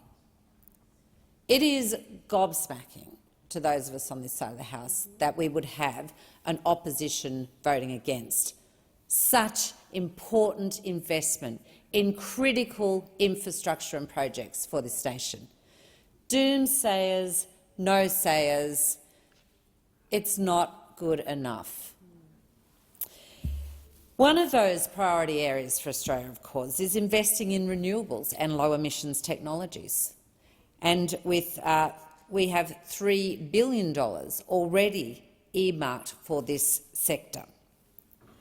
As the world urgently focuses on the need to decarbonise, the transition to renewables and low-emissions technologies will play a critical role in delivering Australia's emissions reduction target of 43% by 2030, from those 2005 levels by 2030, and, of course, the net zero emissions by 2050. This is a commitment we have signed up to, we have pledged to the international arena. But this bill, plus the investment mandate guiding investments, combined, this is going to make sure that the $15 billion fund absolutely will be driving Australia's already natural inclination towards innovation. While the National Reconstruction Fund will be administered at arm's length from government, by an independent board, as it should be, the investment mandate will guide the board on making investments in key sectors which leverage Australia's natural and competitive strengths and reflects the government's priorities. A commitment to lower emissions is one such priority, and the National Reconstruction Fund will help accelerate regions like Newcastle and the Hunter in becoming a renewable energy hub, indeed superpower. It could support investment in renewables and low emissions technologies so we can pursue big commercial opportunities that lay ahead, including, in my part of the world, manufacturing of components for wind turbines. We know the critical nature of offshore wind in terms of our future energy, and being able to manufacture those important component parts of wind turbines here in Australia and in towns like Newcastle is a very, very bright part of our future. But it's also opportunities like the production of batteries, new solar technologies, modernising steel and aluminium production, hydrogen electrolyzers and innovative packaging solutions for waste reduction, all of which are critical areas that my constituents and indeed Australian citizens everywhere care deeply about. The Albanese Labor government is committed to supporting carbon-intensive regions like Newcastle and the Hunter to take full advantage of the enormous economic and job opportunities that come with renewable energy. With our skilled workforce, abundant resources, our industrial expertise and critical rail and port infrastructure, Newcastle is poised to take full advantage of these new energy industries. Newcastle and our region, we've powered Australia for generations, and the Albanese Labor government is ensuring that we will continue to do so for many generations to come. The Port of Newcastle, as many know, is the largest coal export hub in the world. But we are looking to the future. And we know that these new energy industries are going to play a vital role in that future. We know that green energy, the industries like green hydrogen, will be critical to the diversification of the economic base of our region. It's a critical part of the diversification plans for the Port of Newcastle. And it's integral to the shaping of our region's future. We've had 10 years of people putting their heads in the sand, pretending this wasn't going to be, that they didn't need to plan. They pretended everything was going to stay the same. They lied to people in Newcastle and the Hunter. They were going to leave us hanging out to dry as the global economy transforms, and leaving regions like mine that are carbon-intensive with nothing to plan for in the future. Well, that changes with the election of this government. The Albanese Labor government has already committed $100 million to ensure the green hydrogen readiness of the Port of Newcastle.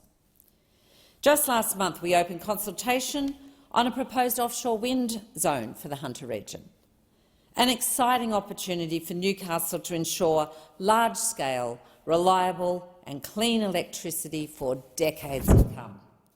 In fact, community information sessions are happening in Newcastle today, and I encourage Novocastrians everywhere to attend, to hear, to listen from the experts and to have their voices heard.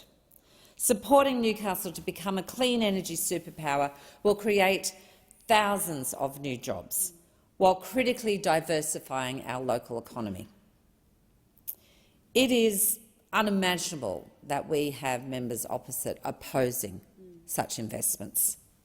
The CSIRO predicts that the hydrogen industry alone would account for 7,600 jobs and $11 billion in additional GDP by 2050.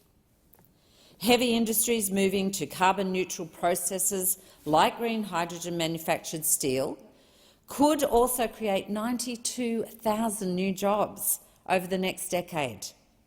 These are not insignificant investments. Australia could create as many as 400,000 new jobs by targeting industry support towards zero and low emissions manufacturing, including renewable energy and battery storage production. And Labor's Powering Australia plan will see 5 out of 6 new energy jobs in regions like mine. The National Reconstruction Fund. So again I say to members opposite, how dare you seek to stop and prevent such important, critical investments into regions like Newcastle and the Hunter? How dare you? Have you, not only did you pretend nothing was going to happen and were prepared to leave tens of thousands of families hanging out to dry, you now seek to stop. You've been part of the problem and now you seek to prevent being part of the solution. You seek to stop the solutions that we put before the Australian people and now the Australian Parliament. It is unacceptable, and I implore all thinking individuals on that as opposition benches to give very careful consideration to your votes. You say you are a party that issues free votes. Let's see how many exercise that freedom when it comes to the crunch. The National Reconstruction is the first step in Labor's plan to rebuild Australia's industrial base, and we want Australia to be a country that makes things again. It is that simple. In November last year, Minister for Industry and Science, the Honourable Ed Husic, addressed the National Press Club and he said, "We import the bulk of what we need across sectors, and yet the signs are that we can take a different path. We have the smallest manufacturing industry relative to domestic purchases of any OECD country, and we have slipped in economic complexity from a modest 55 in 1995 to 91st in the world in 2020. The Albanese Labor government was elected on a mandate to drive the transformation of Australian industry and revive our ability to make world-class products here in Australia again. We saw through the pandemic how those global supply chains were under huge pressure, and products that we expected to be able to access were very hard, if not impossible, to obtain. We need to revitalise manufacturing after years of neglect under the coalition government. Those opposite had 9 years and 9 industry ministers in those 9 years, but left Australia's manufacturing industry in tatters. And they have again shown that they are not on the side of Australian manufacturers. Our focus is on rebuilding Australian manufacturing industry for Australians. With Newcastle's strong background in manufacturing, the National Reconstruction Fund brings enormous potential for our region. Newcastle is ready to take up that challenge. Our region, taking in Lake Macquarie and the Hunter Valley, is the lead employer of manufacturing in regional New South Wales. Manufacturing is Newcastle's largest output generator sector, supporting an estimated annual output of $5.760 billion. It generates an estimated $3.130 billion in regional exports. And Newcastle's manufacturing sector spends an estimated $3.492 billion on regional imports, more than any other sector. Yet despite this, right now Australia ranks dead last among the OECD countries in manufacturing self-sufficiency. This is untenable. The National Reconstruction Fund provides a crucial financing vehicle to specifically drive investments in projects that will build prosperity, broaden our industrial base and boost regional economic development.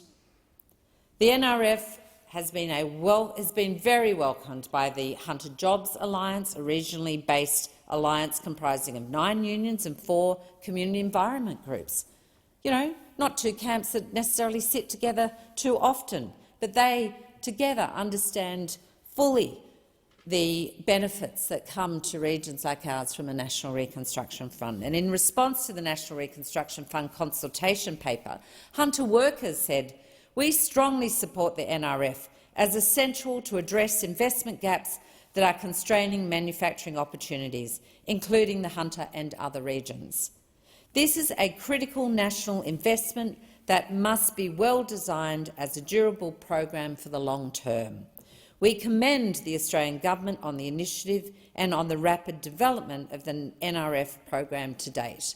That's what Hunter workers have got to say. Australia's know-how, our scientists and our innovators are among the best in the world.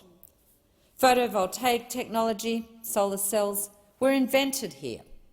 But today, 87% of the world's cells are made in one country, and it's not Australia. And in the next 3 years, that number will be 94%. If we invent it here, we should make it here. That is Labor's proposition to the Australian people. Absolutely. Manufacturing matters because it creates full-time, meaningful work and secure jobs. The $15 billion in capital provided through the NRF will support projects that create secure, well-paid jobs, drive regional development and invest in our national sovereignty, our sovereign capability, broadening and diversifying Australia's economy. These are all good things, Deputy Speaker. How anyone would vote against them is unfathomable. Through the National Reconstruction Fund, Labor will partner with business to unlock further potential private investment of more than $30 billion. And the NRFC will strategically invest in high value-adding projects in priority areas with a strong regional presence. This means in areas like resources, agriculture, defence and renewables. It's anticipated that this will drive scale and growth, creating higher value jobs in regions. Investments, including those targeting emerging opportunities, will help regional areas diversify their economies and help create workforce opportunities. This investment will play to the strengths of Newcastle and the Hunter region, supporting new and emerging industries, transitioning existing industries to net zero emissions and making it easier to commercialise innovation and technology. We are great at all these things. People need support now, however. 10 years of neglect, we need to invest. We need to remedy that. Our future is looking bright indeed for Newcastle under this government. I thank the member for Newcastle. The question is that the bill be now read a second time, and I call the member for Curtin. Thank you, Deputy Speaker. I rise to provide qualified support for this bill. A version of this bill is an essential step forward if we want to reduce supply chain risk, shape our future economy and achieve our potential to become a renewable energy superpower. There is so much opportunity in Australia, and in some areas where markets fail or enabling investment is required, government support is justified to kickstart new industries. For example, in my electorate, there's huge potential under the $1.5 billion committed to medical manufacturing under the medical science priority area. In Curtin, we have 6 medical research institutes, 4 hospitals, a university and a number of medtech startups. But Australia's wealth hides a serious failure of national strategy. The wealth generated from our abundance of resources should have led to an investment in the industries and skills that Australia doesn't currently have. Due to our geography, we'll always be a country that digs stuff up and ships it overseas, but we have so much potential, including for value-adding to our commodities.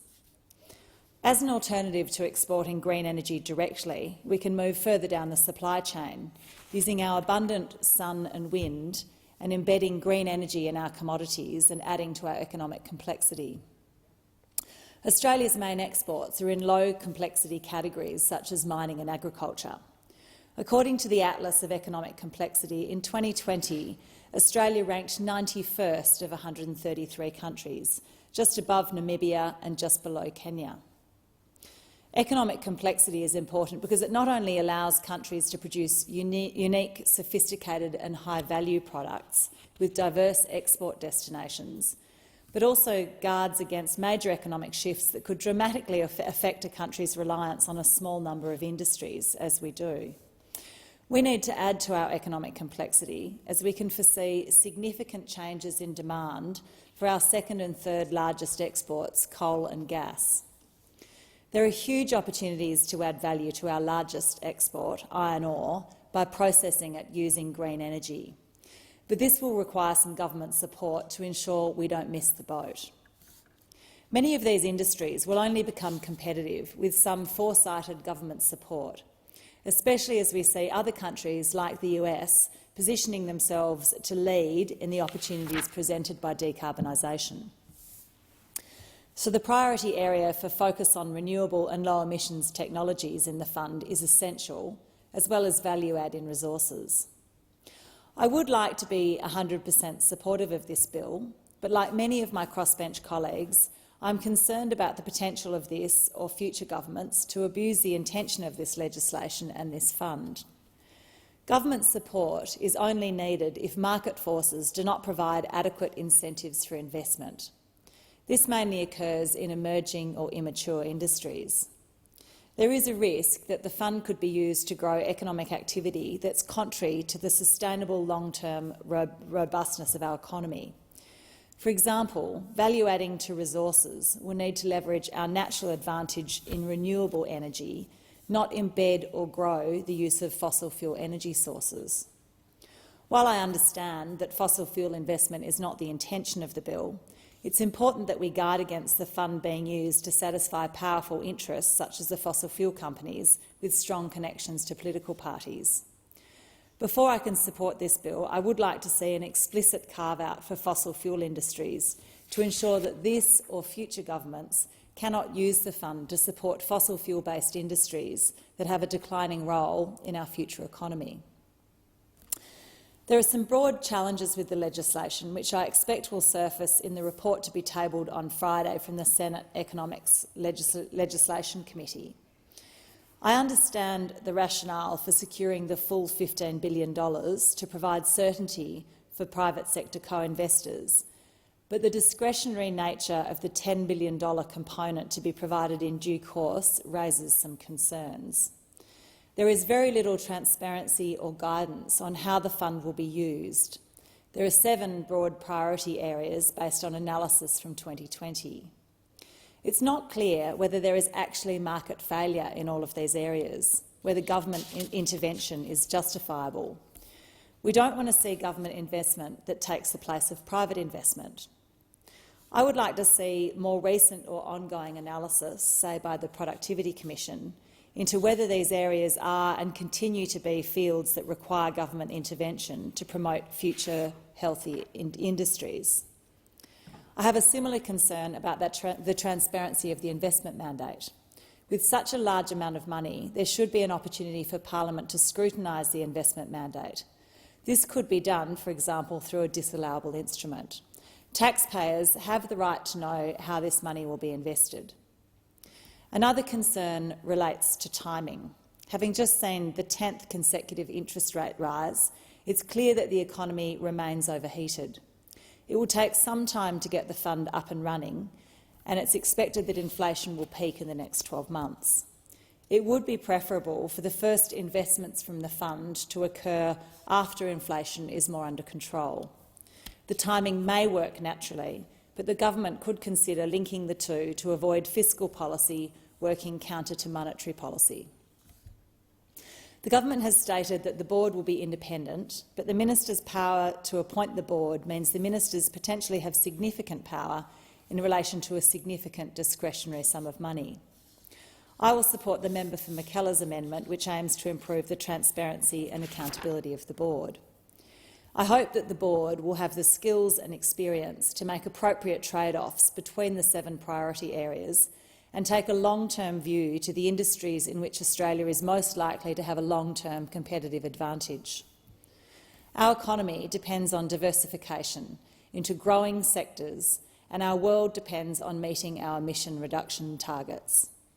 I think there is potential to achieve both of these aims through this bill, and I encourage the government to consider the concerns I've raised, along with the outcome of the Senate inquiry, to ensure that the fund doesn't replace private investment, extend dying industries or industries where we have no competitive advantage, or exacerbate inflation.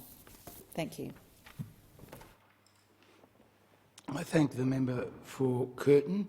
The question is that the bill now be read a second time, and I call the member for Adelaide. Thank you, Deputy Speaker, and I too rise in support of the National Reconstruction Fund Corporation Bill, which will be driving the transformation of Australian industry. Now, we know that driving the transformation of Australian industry is vital to reviving our ability as a nation to make world-class products and to manufacture world-class products once again. And in South Australia, my home state, we understand this very well. We were a good manufacturing state. We had car plants where we could manufacture a motor vehicle, one of the only 13 places in the world from design, in other words, designing it on a piece of paper, right through to the showroom, selling that actual vehicle. We were one of 13 countries that had those skills. And what we saw from the then government, those on the opposite side today, who had 9 ministers in this area in 9 years, that left Australia's manufacturing in tatters, Deputy Speaker.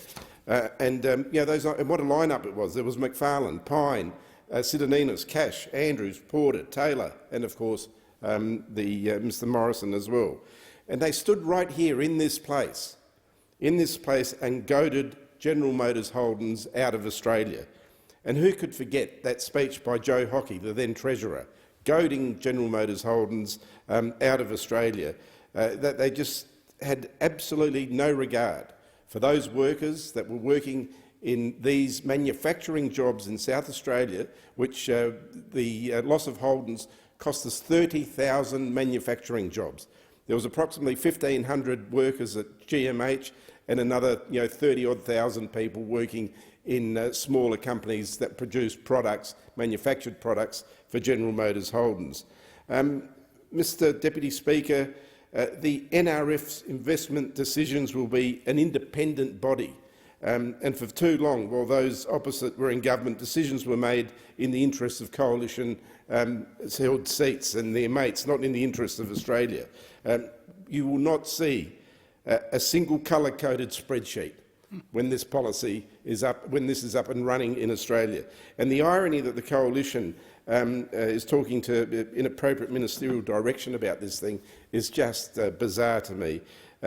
You would think that they would be supporting manufacturing. You'd think that they would be supporting jobs in their areas, in regional areas, in rural areas, in outer suburbs, in cities, because that's what this bill is designed to do, Mr Deputy Speaker. We know that for too long those opposite were in government, decisions were made not in the interests of Australia, but in the interests of coalition and their mates. Our focus is on renewing, revitalising, rebuilding Australia's manufacturing industry for all Australians. And as I said, for small business owners, for the regions, for jobs, for innovative technologies, for the people of Australia and their future. And the opposition have a choice to either vote and support this bill and help create jobs and make this nation a manufacturing nation once again, or to not support jobs. And that's the choice they have when this comes up for a vote later on today. Mr Deputy Speaker, during the pandemic we experienced first-hand the potential dangers of being a country that doesn't make things locally. And all of us would have witnessed it in our electorates, where there was shortage of things from in supermarket shelves to products that we needed to manufacture certain things. Supply chains were under huge demand. And who could, as I said, forget the empty supermarket shelves, the months waiting for deliveries, the shortage on construction material that we're still feeling today. Mr Deputy Speaker, we have an abundance of natural resources, but we need to expand how we value add to these products. For decades we've mined our resources, we've sold them overseas, we've shipped them overseas to other countries to process them and add value to them. And then they come back to us, we import them back at many times the price that we originally sold them. This sends any potential manufacturing industry profits and thousands of jobs overseas. And that's what we've done over the last 10 years. This is what we've seen. We need to keep businesses here, we need to value add to products, we know that Australia's know-how, our scientists, our innovators are amongst the best in the world, Deputy Speaker. And as I said earlier before, we're one of the only nations that could actually design a car from that point right through the process to actually producing it, adding to it and then selling it in the showroom. One of 13 only nations. So we have a proven track record. And another example, we invented photovoltaic technology.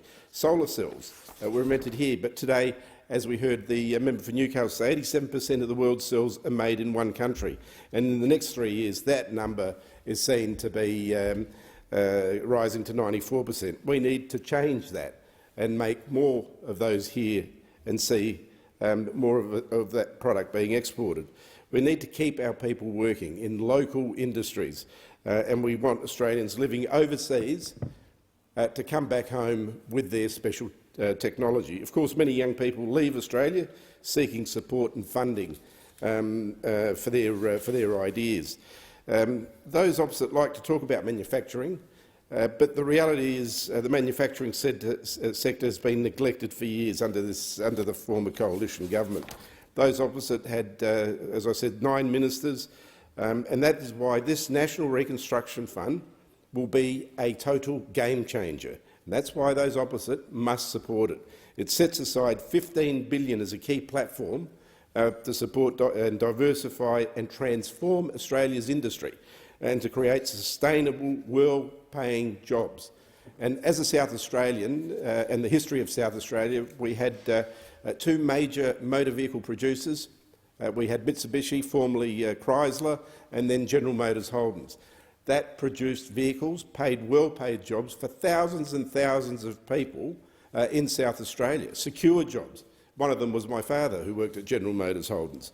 So, Deputy Speaker, we're focusing this fund to drive investment in a number of priority areas, and the areas, as I said, include value-add in resources, value-add in the agriculture, forestry and fisheries sector, value-add to transport and make transport capabilities in transport, manufacturing and supply chains, including for cars, trains and shipbuilding, medical science to take advantage of our world-leading research, and we know we have world-leading research, to ensure we always have essential supplies such as medical devices, personal protective equipment, medicines and vaccines. The pandemic has certainly taught us the importance of this. And then I come to renewables and low-emission technologies. Now, this is an area that has been underinvested here in this country. And why was it underinvested here in Australia? Because there was no certainty. We had a government, those sitting opposite now, that for 9 years absolutely had so many different policies on climate change, on renewables, on low-emission technologies. No one would, in their right mind, would invest when there's no certainty. That's what we want to give them. We want to give them certainty so we can become world leaders in renewable technologies, such as making components for wind turbines, batteries, solar panels and innovative packaging solutions to reduce waste, just to name a few of the things, and many more. The NRFC will also support our national battery strategy, and it will send a very strong message to investors about Australia's industry and battery supply chain capabilities. Deputy Speaker, we know we're one of the world's places where lithium is mined, and certainly we want to value add to that, and that's what's required in electric batteries, in batteries for electric vehicles. So these are some of the areas that have got great potential for Australia. The other one is defence capability, so we can employ Australian workers, whether they be technology, infrastructure or skills, and another area that's very important to South Australia, Mr Deputy Speaker. So, Deputy Speaker, as I said, for those opposite for too long, we were a government that made no decisions in this area. It was an area that was neglected, and it was an area that shouldn't have been neglected, and this government, this Albanese Labor government, is going to turn that around with this particular bill that will help manufacturing, it will help innovative technologies, it will invest in real jobs, secure jobs and jobs that pay well. I thank the member for Adelaide. The question is that the bill be now read a second time, and I call the member for Barker. Thank you, Mr Deputy Speaker. Well, Mr Deputy Speaker, the National Reconstruction Fund, ill-considered and I fear will be poorly implemented. But I'm here very strongly to provide my commentary and my view. Now, I do that as the member for Barker. The House might not be aware, but in terms of manufacturing, Barker is the electorate division in Australia that has more people employed in full-time employment in food manufacturing than any other electorate in this place. I'm not much of a pin-up boy, Mr Deputy Speaker, but when it comes to the Grocery Council of Australia, I'm it, and sometimes perhaps because I consume far too much of their product. But the reality is food manufacturing is going gangbusters in Barker, or at least it has been. There are significant headwinds pressing up against the ability for Barker's manufacturers to take the opportunities that world-leading free trade agreements established by the former coalition government with some of the most populated and aspiring countries around the world. Headwinds that are pushing back the opportunity not only for those manufacturers but people working in those sectors, and importantly, from my perspective, and I know it's important to other people in this place, pushing back opportunities for primary producers who provide, of course, the raw product that goes into manufacturing facilities and comes out as some of the world's most valued food and fibre. What are those headwinds, Mr Deputy Speaker? These are headwinds that this bill and this effort should be targeted towards, but in fact what these headwinds mean is that without addressing those headwinds, this is a complete waste of time. And those headwinds, of course, that I speak of are labour shortages for this sector and energy costs. Not a month ago I came to this House with a really stark and particular example of what energy costs are doing to manufacturers in my electorate. Nippies, fruit packers and fruit juice and otherwise drink producers in my electorate. It's a third-generation family business. It's family-owned. It's Australian-grown, all of their product. And they came to me alarmed that their energy bill was going to go from a gargantuan $900,000, now this is a relatively large business, it was going to increase by 92.5% to $1.8 million. Imagine opening that email, Mr Deputy Speaker. Well, that's what Ben Nipsell did in that business.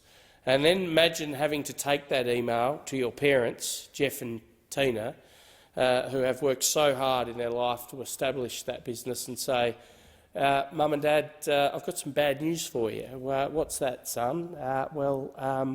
The electricity bill is going up. Oh, by how much? By almost double.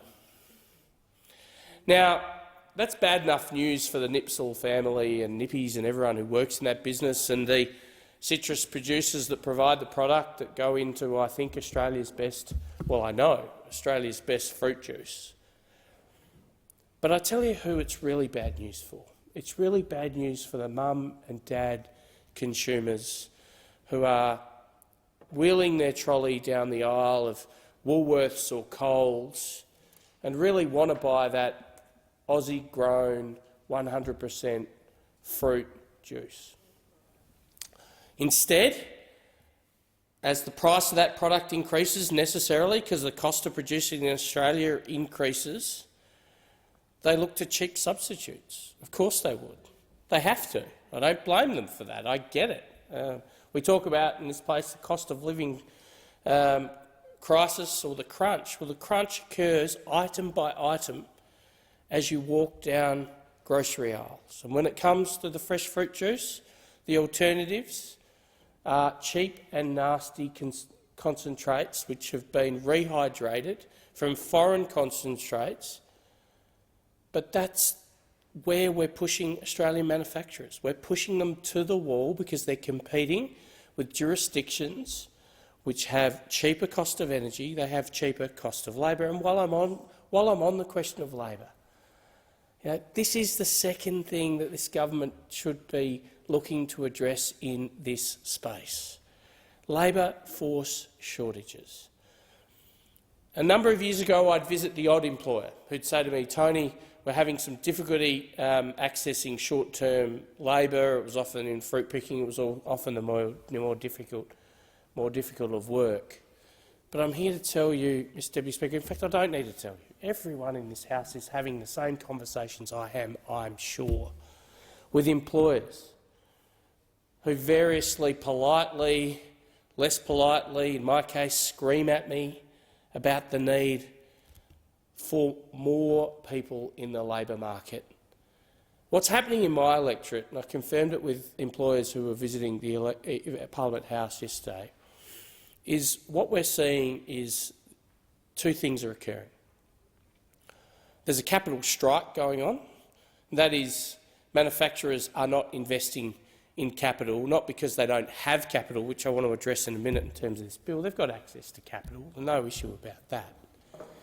But the reason there's a strike on is because they've got no confidence that when they expend the capital, when they expand their plant and equipment, that they'll have the staff they need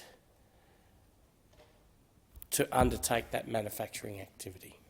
That's why there's a capital strike. And to the extent that any of them are expending capital in my electorate at the moment, they're all doing so to substitute automation for labour. And they're not doing that because it's cheaper, which is the rhetoric that you sometimes get from not necessarily those opposite, but in the civic square from other participants. They're doing it because they need to de-risk their businesses.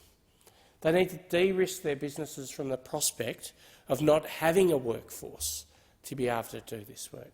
So increasingly, when I visit manufacturing businesses in my electorate, nobody drives a forklift anymore. These are all automated vehicles. It looks a little bit like something off the set of Doctor Who. But businesses are spending gargantuan sums of money to do that, for no other reason other than they have tried and tried and tried to fill those roles. Instead, what they do is spend, as I said, gargantuan sums of money to automate those processes. And so for those opposite, I say, for those opposite, the priorities are all wrong here. This is a bill that effectively tries to incentivise with capital manufacturing development in our country. Pretty close to those manufacturers, and I can tell you there's no shortage of capital for them. There's no shortage of capital. What there is nervousness, and that nervousness is born of the cost of energy and the uncertainty around our labour markets. Solve those problems first before you try to pat yourself on the back in this place because you're standing up for Australian jobs and Australian manufacturers. I mean, if that were true, with respect, and I'm someone who has a bit to say during question time, much to the frustration, I think, of the Speaker. But if that were true, I wouldn't be able to easily barb the relevant minister about his paper.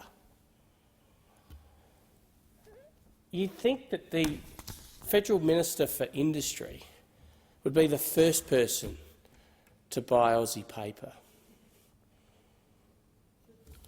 But because I'm able to barb him, it's a classic example of what's going on in this country. And you see, I and other members of this place have people come to us from time to time concerned about the prospect of various industries. And there are two industries I'm desperately concerned about in the Australian business ecosystem, and those that are involved with cement and aluminium. Now, the Portland aluminium smelter is in the member for Wannan's electorate, but it's effectively a pitching wedge from mine, and many people in my electorate, they live in my electorate but work at that smelter. The risk we face with the agenda that's being pursued aggressively by those opposite is that those businesses, and there are a handful, literally a handful of smelters left in this country, the risk is that those businesses become unviable. What would then happen? Nobody in this place presumably anticipates that as a result of that, Australians would consume or use less aluminium. That's not going to happen. What's going to happen is our ore will be put on boats, it'll be shipped overseas, it'll be processed into aluminium, and then it'll come back to Australia again on a boat, either as a finished product or as a refined product for manufacturing. Now, that's a bad outcome for Australian manufacturing. It's a bad outcome for Aussie jobs. I'd suggest to you it's a really bad outcome for the environment, because assuming, if I could for a moment, which I don't think we should, that the environmental standards in the country that this manufacturing effort exports itself to are exactly the same as Australia's, which I think is unlikely, you've got the footprint of taking massive amounts of ore overseas only to bring back the refined product. And that, as I said, presupposes that the environmental standards in other jurisdictions are equal to Australia's, which I think we can accept is unlikely to be the case. The very more likely reality is we would create a massive footprint shifting this material OS and bringing it back, only to manufacture it in a jurisdiction that has less stringent regulations around environmental protocols, pollution, energy, carbon abatement, etc. But that's what this aggressive agenda is doing. And so on the one hand, you've got the Minister for Carbon Reduction fighting for these outcomes, and on the other hand, you've got the Minister for Industry saying, yeah, we're all about Aussie jobs. I'm really struggling to draw the connection between the two. But it's not just me, it's Australian manufacturers who feel like they're on an extinction pathway. Trust me, I speak to them all the time. Tony, it's getting harder and harder, harder and harder. And you see, I don't want that to be the future of Australian manufacturing. You know, those opposite are fond of saying the car industry is not here anymore, Australian manufacturing is dead, we don't make things anymore. Rubbish.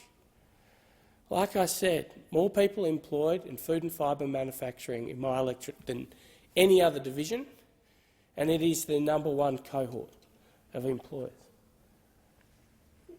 We manufacture all sorts of products that the world is desperate for: proteins, milk products, wood, wine. What we need is a government that understands what the headwinds are, doesn't come up with a shiny new thing that they can market in the retail political space and say, look at us, we want to be the government that makes things again. I mean, please, provide the settings that business needs to get ahead. Back manufacturers in. The first thing you could do there is say, we're going to take an agnostic approach to energy generation in this country. What we're going to do is find the cheapest form of energy generation now, in the medium term and in the long term. And before those opposites say, oh, that's renewables, it may well be in the long term. But right now, without baseload renewables, it's not. And solve the issue around labour shortages, please. And not by a lottery that allows those Pacific Islanders who win the lottery to leave their homes. Solve those two problems before you rush in here with this shiny product and ask me to vote for it. I thank the member for Barker. The question is that this bill be now read a second time, and I call the member for Bruce. Thank you, Deputy Speaker. we just treated to another one of the series of bizarre contributions from those opposite. Just because you use a reasonable voice can't cover up abject nonsense which is being spouted by those opposite. Talking down Australian manufacturing, it's terrible, it's stuffed, there's no workers, energy prices are out of control. We even heard that manufacturing in Australia is now on an extinction pathway from the previous speaker. It's like they forget they were the government for the last 9 years. It hasn't all changed overnight. The people opposite were the government of the country through the last decade of dysfunction and dithering and delay and decay. They're responsible for the situation we're in. I just remind them, the speakers to come after, maybe try taking some responsibility and have a look at your own record as you talk about the situation the country's in. I mean, we had 8 industry ministers, Deputy Speaker. 8. Well, actually, we had 9. We only had 8 that the Australian people knew about. The 9th, of course, was Scott Morrison, the secret industry minister, when he was also Prime Minister. So that's 9 industry ministers in 9 years. Apparently that's Labor's fault that they made such a mess. There's a joke in my community, Deputy Speaker. How do you know there's an election on? Well, the Liberals turn up at a mosque. It's a little bit like what we're hearing here. How do you know the election's over? Well, the Liberals start to care and talk about Australian manufacturing. It is pathetic. If COVID taught our country anything, it's disruption to supply chains. If Russia's illegal war in Ukraine taught us anything, the need to manufacture the consumables of war and conflict. If history and common sense teach our nation anything, then it is the critical importance of urgently boosting our sovereign manufacturing capability. Yes, the government says, as we're mocked, we need to make more things here. We can make more things here. We should make more things here. We must make more things here. As the Prime Minister says, before the election and since, a future made in Australia. That's what our suite of policies together are about. And the National Reconstruction Fund, the $15 billion fund, which is the subject of this bill, is a critical part of that. We have a mandate. We announced it. We released it before the election. It was carefully designed with industry to respond to actual issues out there in the economy, and yet those opposite say they're going to vote against it. I encourage them to reconsider their position, and also to the Greens political party, don't join with the Liberals, actually back Australian manufacturing. It's now urgent. It's got 2 big goals: to transform industry, bring in new technology in critical sectors, and to create more secure, well-paid jobs, which is so important in my community in South East Melbourne, covering part of the great Dandenong South East Metropolitan Manufacturing Precinct, stretching through Dandenong, through Hallam in my electorate, the largest single employment sector in that region. Really, really frustrates me when we hear the common media narrative talking down Australian manufacturing. That said, there's a few home truths. We'll never make everything here. We're a country of 25 million people in a globally connected, interdependent world with complex supply chains. We can't make everything here. Of course we've got to work with the rest of the world. But we need to do much better. You look at the stats.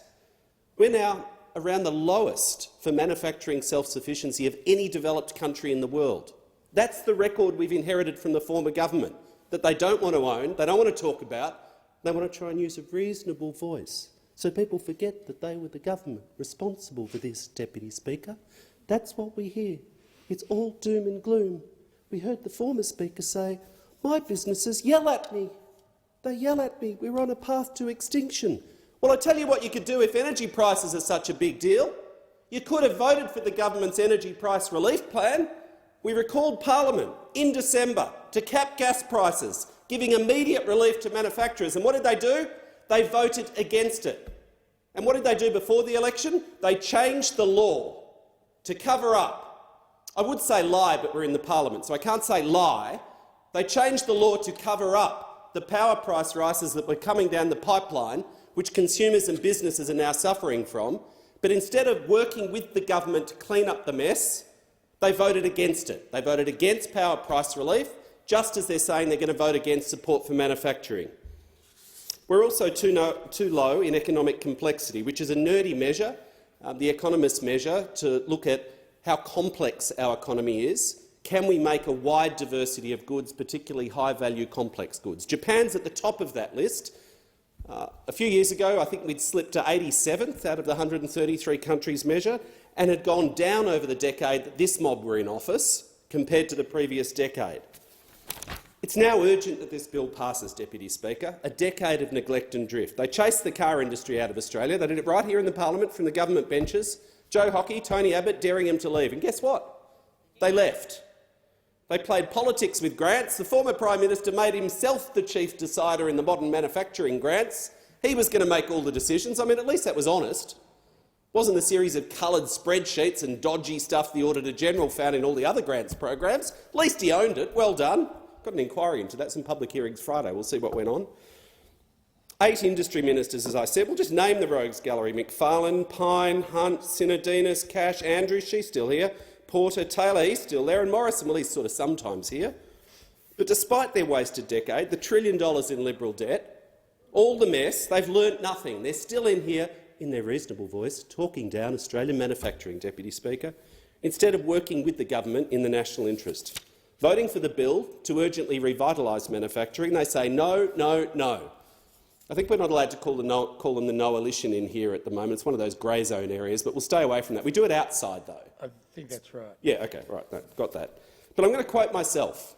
Mayor Quimby off The Simpsons used to quote himself, so I'll be that guy for a moment. In my first speech to this parliament, I talked about the future of Australian manufacturing and said, if we're going to succeed, the story of manufacturing in Australia has to be like, will be like, the story of agriculture over 100 years.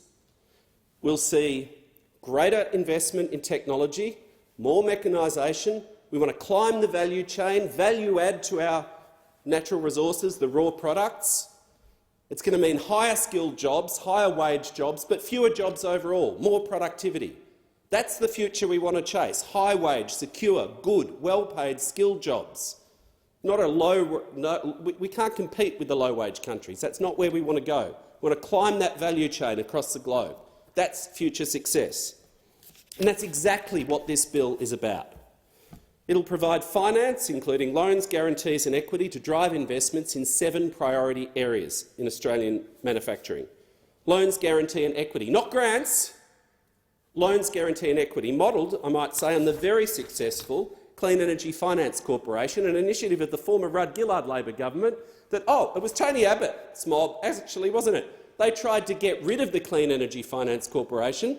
Thank goodness they couldn't get that one through the Senate, because it's still there today, that has made record investments into clean energy, stimulated new investments, new technology, that's gone some way, one of the few things that was working under that mob, to lower our emissions and invest in new technology.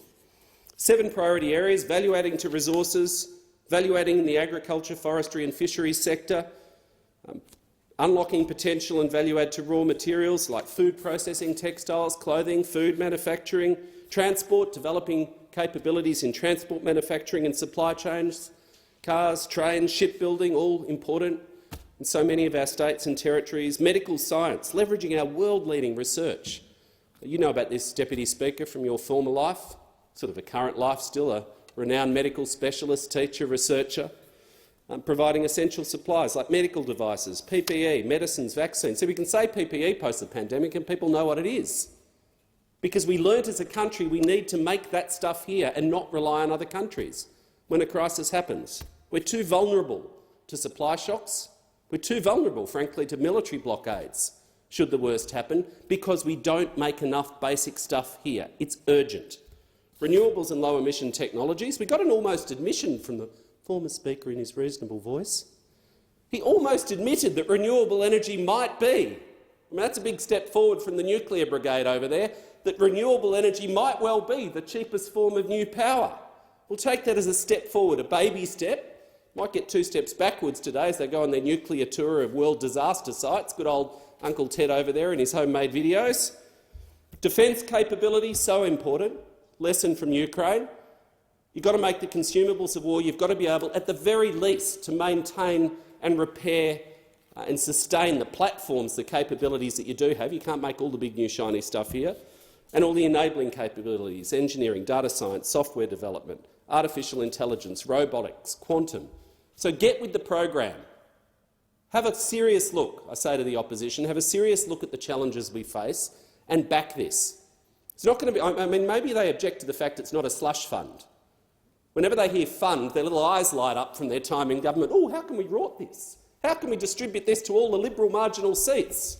We did a good job with the congestion fund, didn't we? Apparently congestion only happens in Liberal electorates. That's why we put, is it? That's why you put 83% of the congestion fund into Liberal-held electorates? So maybe that's their objection. They're worried that Labor will actually fairly distribute this. Well, it's not going to be decisions made by politicians. They'll be made by an independent board. So you could learn from that. So in closing, Deputy Speaker, I say to the opposition and I say to the Greens, get with the program, back Australian manufacturing, particularly to the Greens political party. Don't be voting with the Liberals all the time. Don't be teaming up with the Liberals. Back Australian manufacturing and support this bill.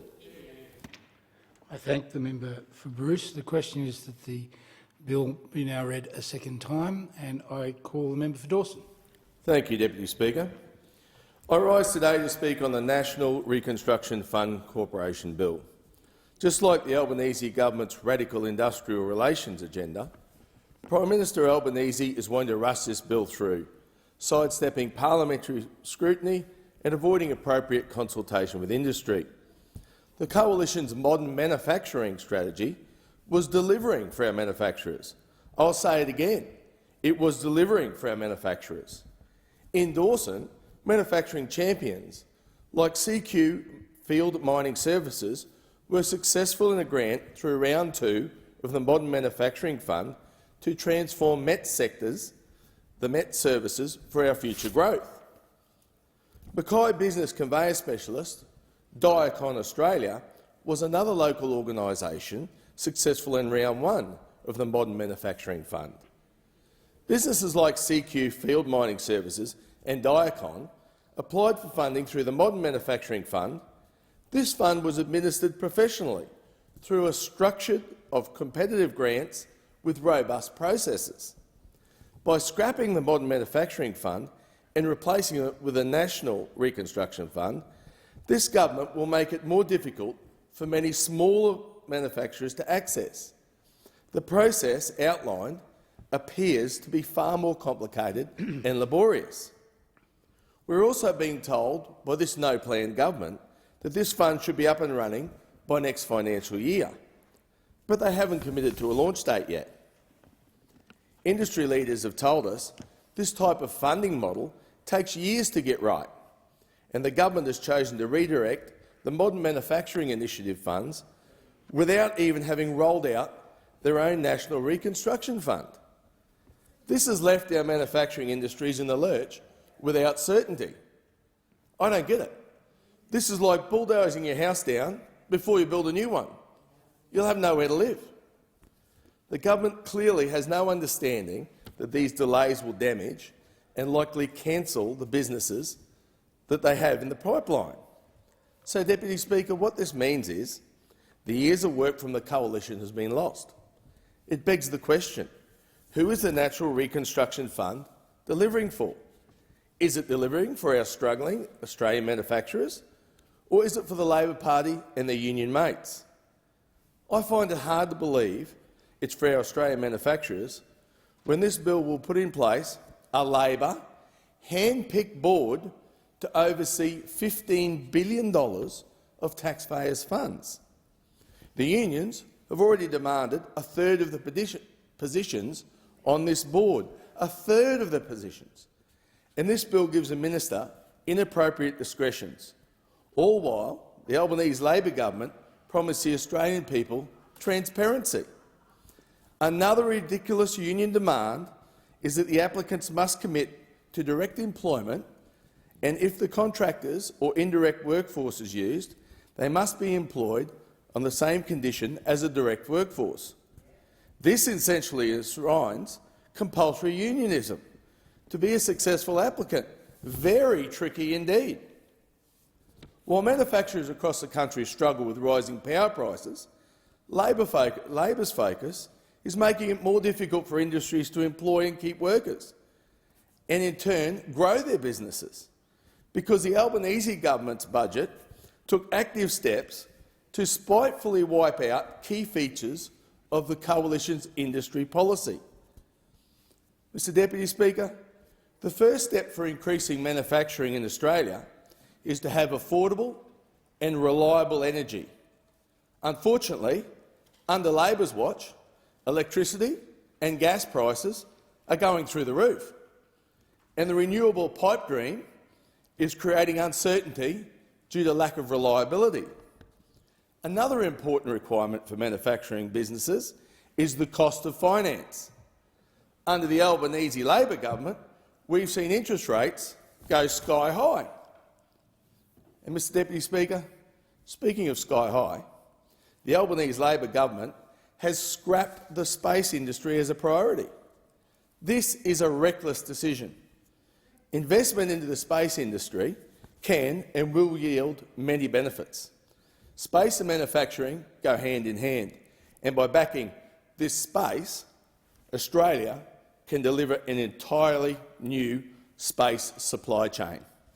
It is important that we have total control of the development and building of our satellites, to be assured there is no risk of foreign eyes receiving our intel. The satellites that we build and own can enhance our military and defence capability. With the current geopolitical tensions, it has never been more important to have our eyes on the seas.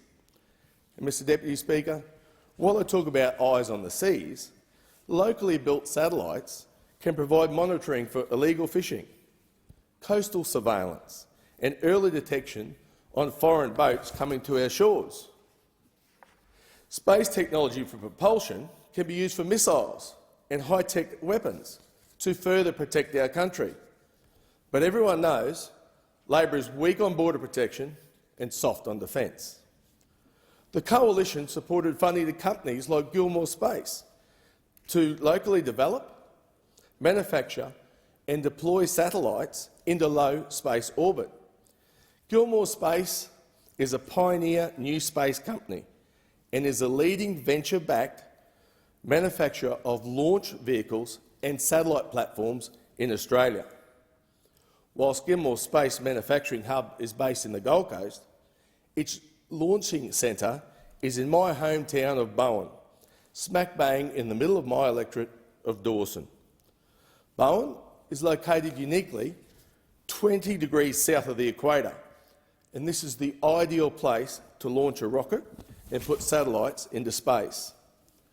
These innovative guys plan to launch the Eris rocket into space later this year. If successful, it will be Australia's first homegrown orbital spacecraft. Under the Coalition Modern Manufacturing Fund, Gilmore Space was awarded $52 million to develop sovereign space capabilities in Australia. The satellites Gilmore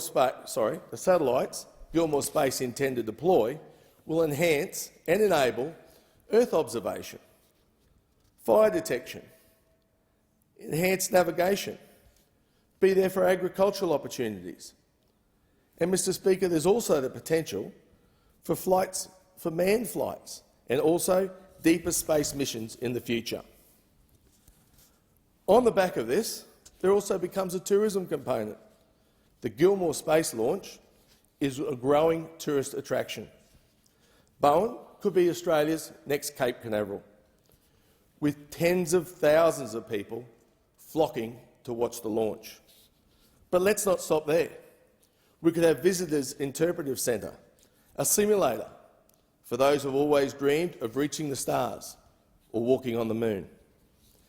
The space sector will create thousands of jobs, from engineers working on the development of these rockets to a tour guide handing out tickets at the launch viewing platform. The possibilities are out of this world. But alas, the Coalition's progressive and forward-thinking has been completely wiped out by the Albanese government scrapping the space industry as a policy priority. This is short-sighted and takes major manufacturing opportunities away from all Australians, not just the people in my electorate. I'm also very concerned about the decision to scrap the food and beverage manufacturing as a standalone priority for Australian industry. The Coalition laid out an ambitious plan to double the value of the industry by 2030. The Prime Minister said at the last election he would leave no one behind. What a joke. He is leaving whole industries behind. Changing these priorities leaves investment decisions in limbo. Decisions like these from the Albanese government, when paired with other cuts and pillaging from our regions, make it clear to me that Labor just don't care where their food comes from. And Labor certainly don't care if the country ends up with food shortages. Maybe, when this government starts to feel hungry, they might realise this is bad governing. But I fear it might be a case of too little, too late. Since coming to government, the Albanese government has been on a go-slow, wasting time for our manufacturers with countless reviews, cuts to coalition programs and finger-pointing. They need to start acting like a government. The Albanese Labor government is not in opposition anymore. They are in control. They need to take control and work for all Australians. As surging costs continue to cripple our manufacturers, the challenges presented by rising energy bills, workforce shortages and disrupted supply chains smash small businesses. The Albanese government remains focused on a union-backed agenda. Instead of pleasing their union buddies, the Albanese government must address rising energy prices, increased gas costs, increased finance costs and labour shortages. This is the only way manufacturing can succeed in this country. It is vital that government supports Australian manufacturing, and with this bill, the Albanese government is clearly and sadly leaving our manufacturing industry behind. 10 months in, the manufacturing industry can certainly say with confidence that life isn't easy under Mr Albanese. I thank the member for Dawson. The question is that this bill be now read a second time, and I call the member for Macon. Thank you, Mr Deputy Speaker. Mr Deputy Speaker, this legislation, the National Reconstruction Fund Corporation Bill, is about nation building, it's about economic security, national security and job security. But most importantly, it's about reducing Australia's reliance on other countries. COVID exposed the vulnerabilities and extreme risks that arise when nations become too dependent on global markets and just-in-time imports. For Australia as an island nation, the risks of reliance on overseas imports, overseas markets and overseas services, including overseas call centres, are even greater than for most other countries. Cutting Australia off from the rest of the world right now would cripple Australia. As an example, 90% of our petroleum fuel comes from overseas. Only a few months ago, the AdBlue crisis almost brought to a standstill Australia's trucking industry. That would have also crippled the nation.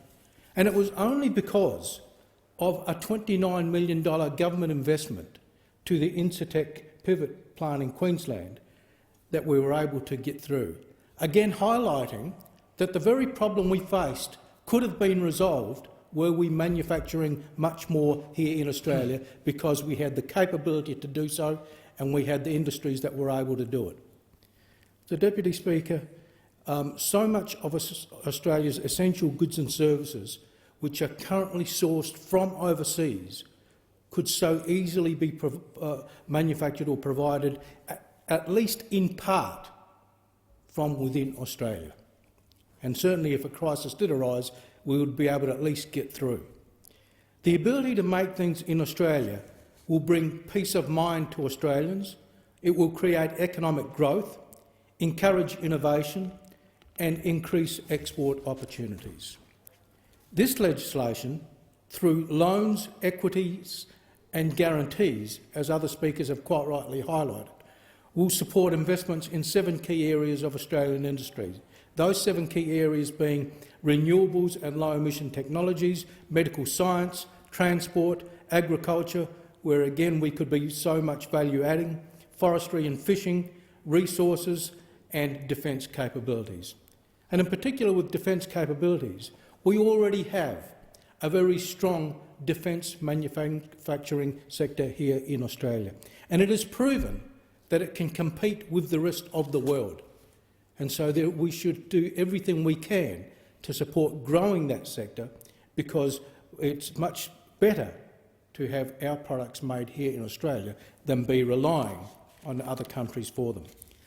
Australia not only has the natural resources which we can value add to by turning into finished products, but through the CSIRO, our universities, existing defence industries, which I mentioned just a moment ago, the medical science sector and so many other research institutions, Australia has significant world-leading research and development capabilities. Yet too much of Australian ideas and human expertise is lost to overseas countries. Across the world, the leading economies all have strong manufacturing sectors. In China, manufacturing accounts for about 39% of their GDP. In Ireland, it's around 35%. Japan and Germany sits at around 20%. In Russia, it's now 14%. And in the USA and UK, where it has fallen respectively to 12% and 10%, both governments have committed to rebuilding their manufacturing base in those countries. Both countries see the importance of having a strong manufacturing centre and have made it a national priority for their countries. In Australia, sadly, manufacturing has plummeted to a paltry 5.5% of GDP after having reached a high of around 30% half a century ago. From 30% we're down to just over 5%. It just highlights not only the foolishness of how we've allowed manufacturing to slide in this country, but it also highlights the fact that we were able to do so well in times gone past. In fact, in the post-World War II years, state and federal governments on both sides of politics drove a manufacturing agenda by investing in manufacturing, investing in skills training and boosting the manufacturing workforce through immigration. They focused on a manufacturing nation, and they did so by making those appropriate investments. In South Australia, where I come from, the Liberal Playford government of the day grew the state by investing in manufacturing, particularly in Adelaide's northern suburbs. The satellite city of Elizabeth was established as a centre of manufacturing, including being home to the iconic General Motors Holden plant, which we talk about so often in this place. South Australia's economy grew on the back of manufacturing. Sadly, in 2013, the now opposition drove GMH out of South Australia and out of Australia, and then spent a decade dithering over submarines, dithering over them, because no decision was ever finalised in their time in government after 9 years. Both of those actions did widespread harm to South Australia's manufacturing sector, where industries could no longer survive as a result of the lost contracts, and therefore the skilled workforce was also gradually lost to South Australia. Mr Deputy Speaker, with advanced technology in use today, the argument that Australia cannot compete with overseas cheap labour is simply no longer credible. As I pointed out, countries like Germany, Japan, Ireland and other European countries all are proof of that because they have strong manufacturing sectors. In my own electorate, only a few weeks ago, Tindo Solar, which was established in 2011, so it's been there for over a decade now, and is Australia's only solar panel manufacturer, opened its new plant in Mawson Lakes. It's growing and it's competing in one of the most competitive areas of manufacturing, and it's doing it in Mawson Lakes in Australia with Australian conditions. Mr Deputy Speaker, the reality is that manufacturing adds to the country in so many ways, and I want to highlight this particular point. There's another very important reason why rebuilding Australian manufacturing is so important. Not everyone has the opportunity or the desire to go to university, but those people still need a secure job. Manufacturing industries offer employment opportunities to everyone, including new arrivals with little education and limited language skills, or those people who, for whatever reason, never end up with a university degree. People who, in the course of their employment, then not only find security, but learn new skills, make friends and build their own self-confidence. Mr Deputy Speaker, just in summing up, I've listened to the debate of members opposite, and they clearly are all talking from the same talking points because you see the same irrelevant arguments being put up. But it truly is bewildering that they are not supporting this legislation. The reality is that in recent times, coalition governments have not backed manufacturing in this country at all. And in not doing so, it's actually a betrayal of what the Australian people want and expect governments to do. But I suspect that the truth of the matter is this. They don't want the Australian economy to grow over the next few years because that would be a tick for the Albanese Labor government. And so they want the Albanese Labor government to fail, and therefore they are trying to block legislation which they know is in the national interest and will be in the feather of a cap of whichever government was to promote a rebuilding of Australian manufacturing. Regrettably, what they are really doing is putting their political interests ahead of the national interest, and they should hang their head in shame for doing that. And those members opposite who come into the House and argue against this legislation should think carefully about what they are actually doing, because ultimately what they are doing is betraying the will of the Australian people, who I know want us to rebuild a manufacturing base in Australia. This legislation begins the task of doing that, and I commend it to the House. I thank the member for Macon. The question is that the bill be now read a second time, and I call the member for Mayo. Thank you, Mr Speaker. I rise to speak in support of the National Reconstruction Fund bill. This bill seeks increased inflows of finance into the Australian economy by financing businesses, state and territory governments and other entities through concessional loans, equity guarantees and a wide range of other financial instruments. The expenditure is significant and restricted to government priority areas, a total of $15 billion, in fact, to be expended by July 2029. Government investment in areas prioritised by the government of the day is not new, and nor is it necessarily bad. However, any government expenditure should have a very robust framework that provides the community with confidence that the money will be invested wisely. It is, after all, an investment that belongs to all Australians.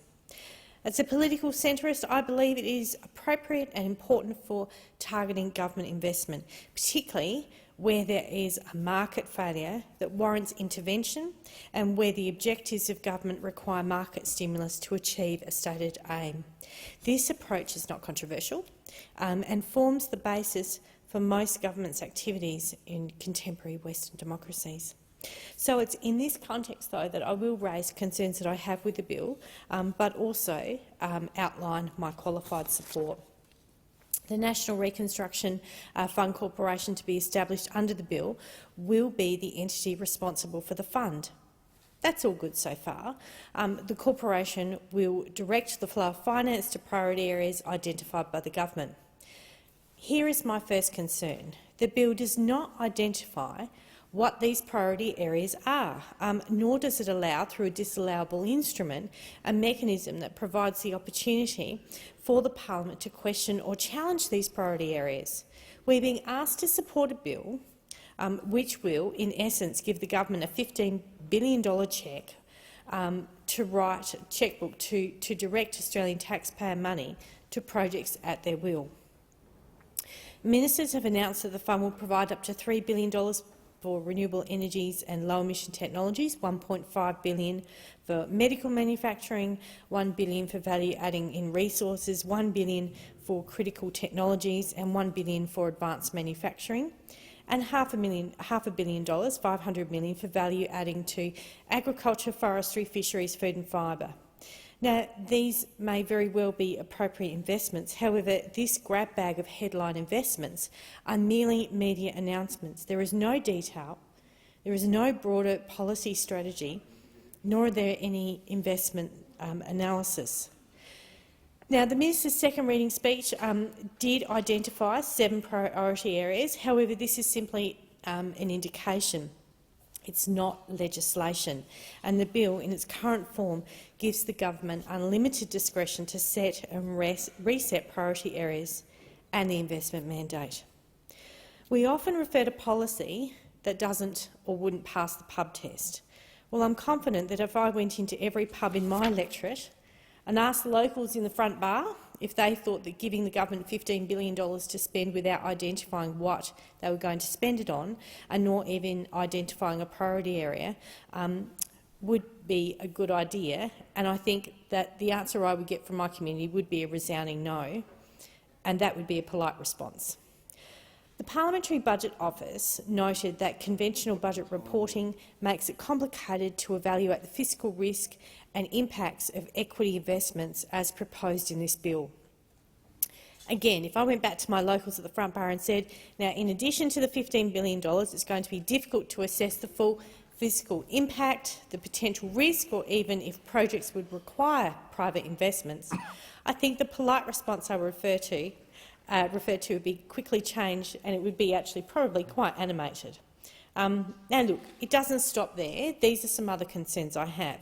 The Australian Council of Trade Unions has called on the minister to appoint union officials to the Fund's board. Australian Industry Group Chief Executive Innes Wilcox has publicly relayed his concerns, referring to the requests as union overreach, and that any compulsion for funding to go to unionised workplaces or those who agree to roll over on union demands is discriminatory and would see business who would otherwise consider involvement instead simply walking away. The Australian Manufacturing Workers Union is a little more bolshy and wanting a secure job code that would include an enterprise agreement with unions as a precondition for tendering. In its submission, it stated that, in the case of start-ups, we may consider that a memorandum of understanding to enter into an agreement as part of the tender process, but the agreement must be finalised prior to award of a tender. I fear the discussion in the front bar would now be resembling a full-fledged melee, and I'll come back to this. Mr Speaker, Australians are experiencing high inflation, high cost of living, difficulty in purchasing a house, and for some, difficulty in finding a place to live.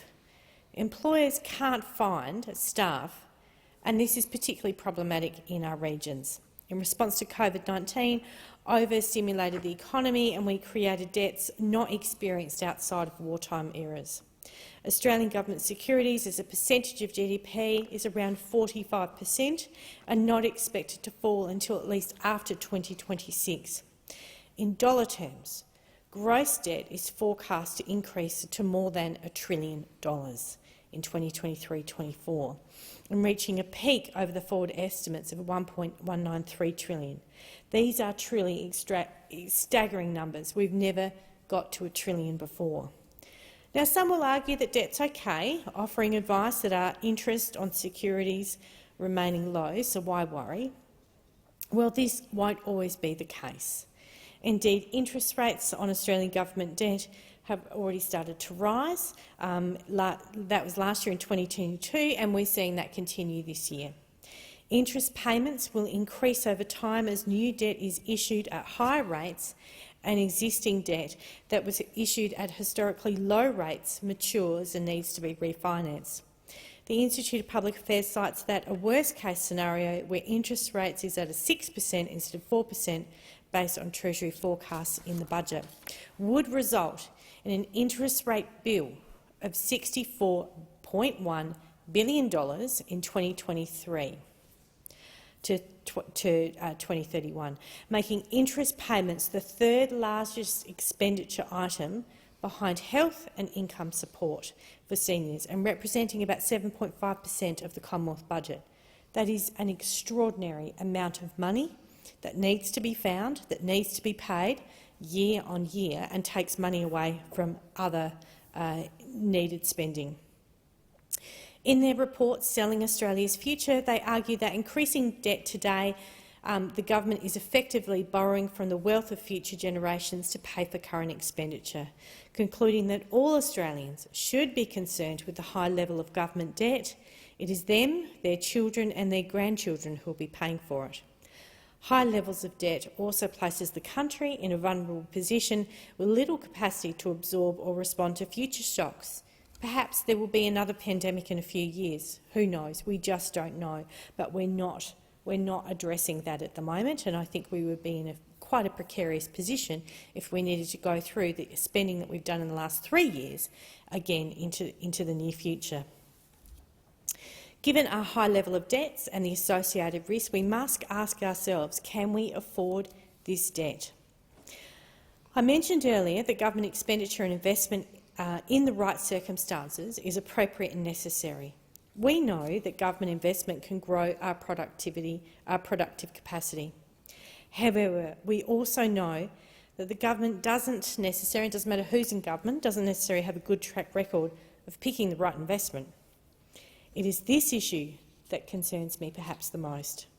There is no doubt that investment in the areas that the Minister referred to in his second reading speech, such as renewables and low emissions technologies and medical manufacturing, among others, is important.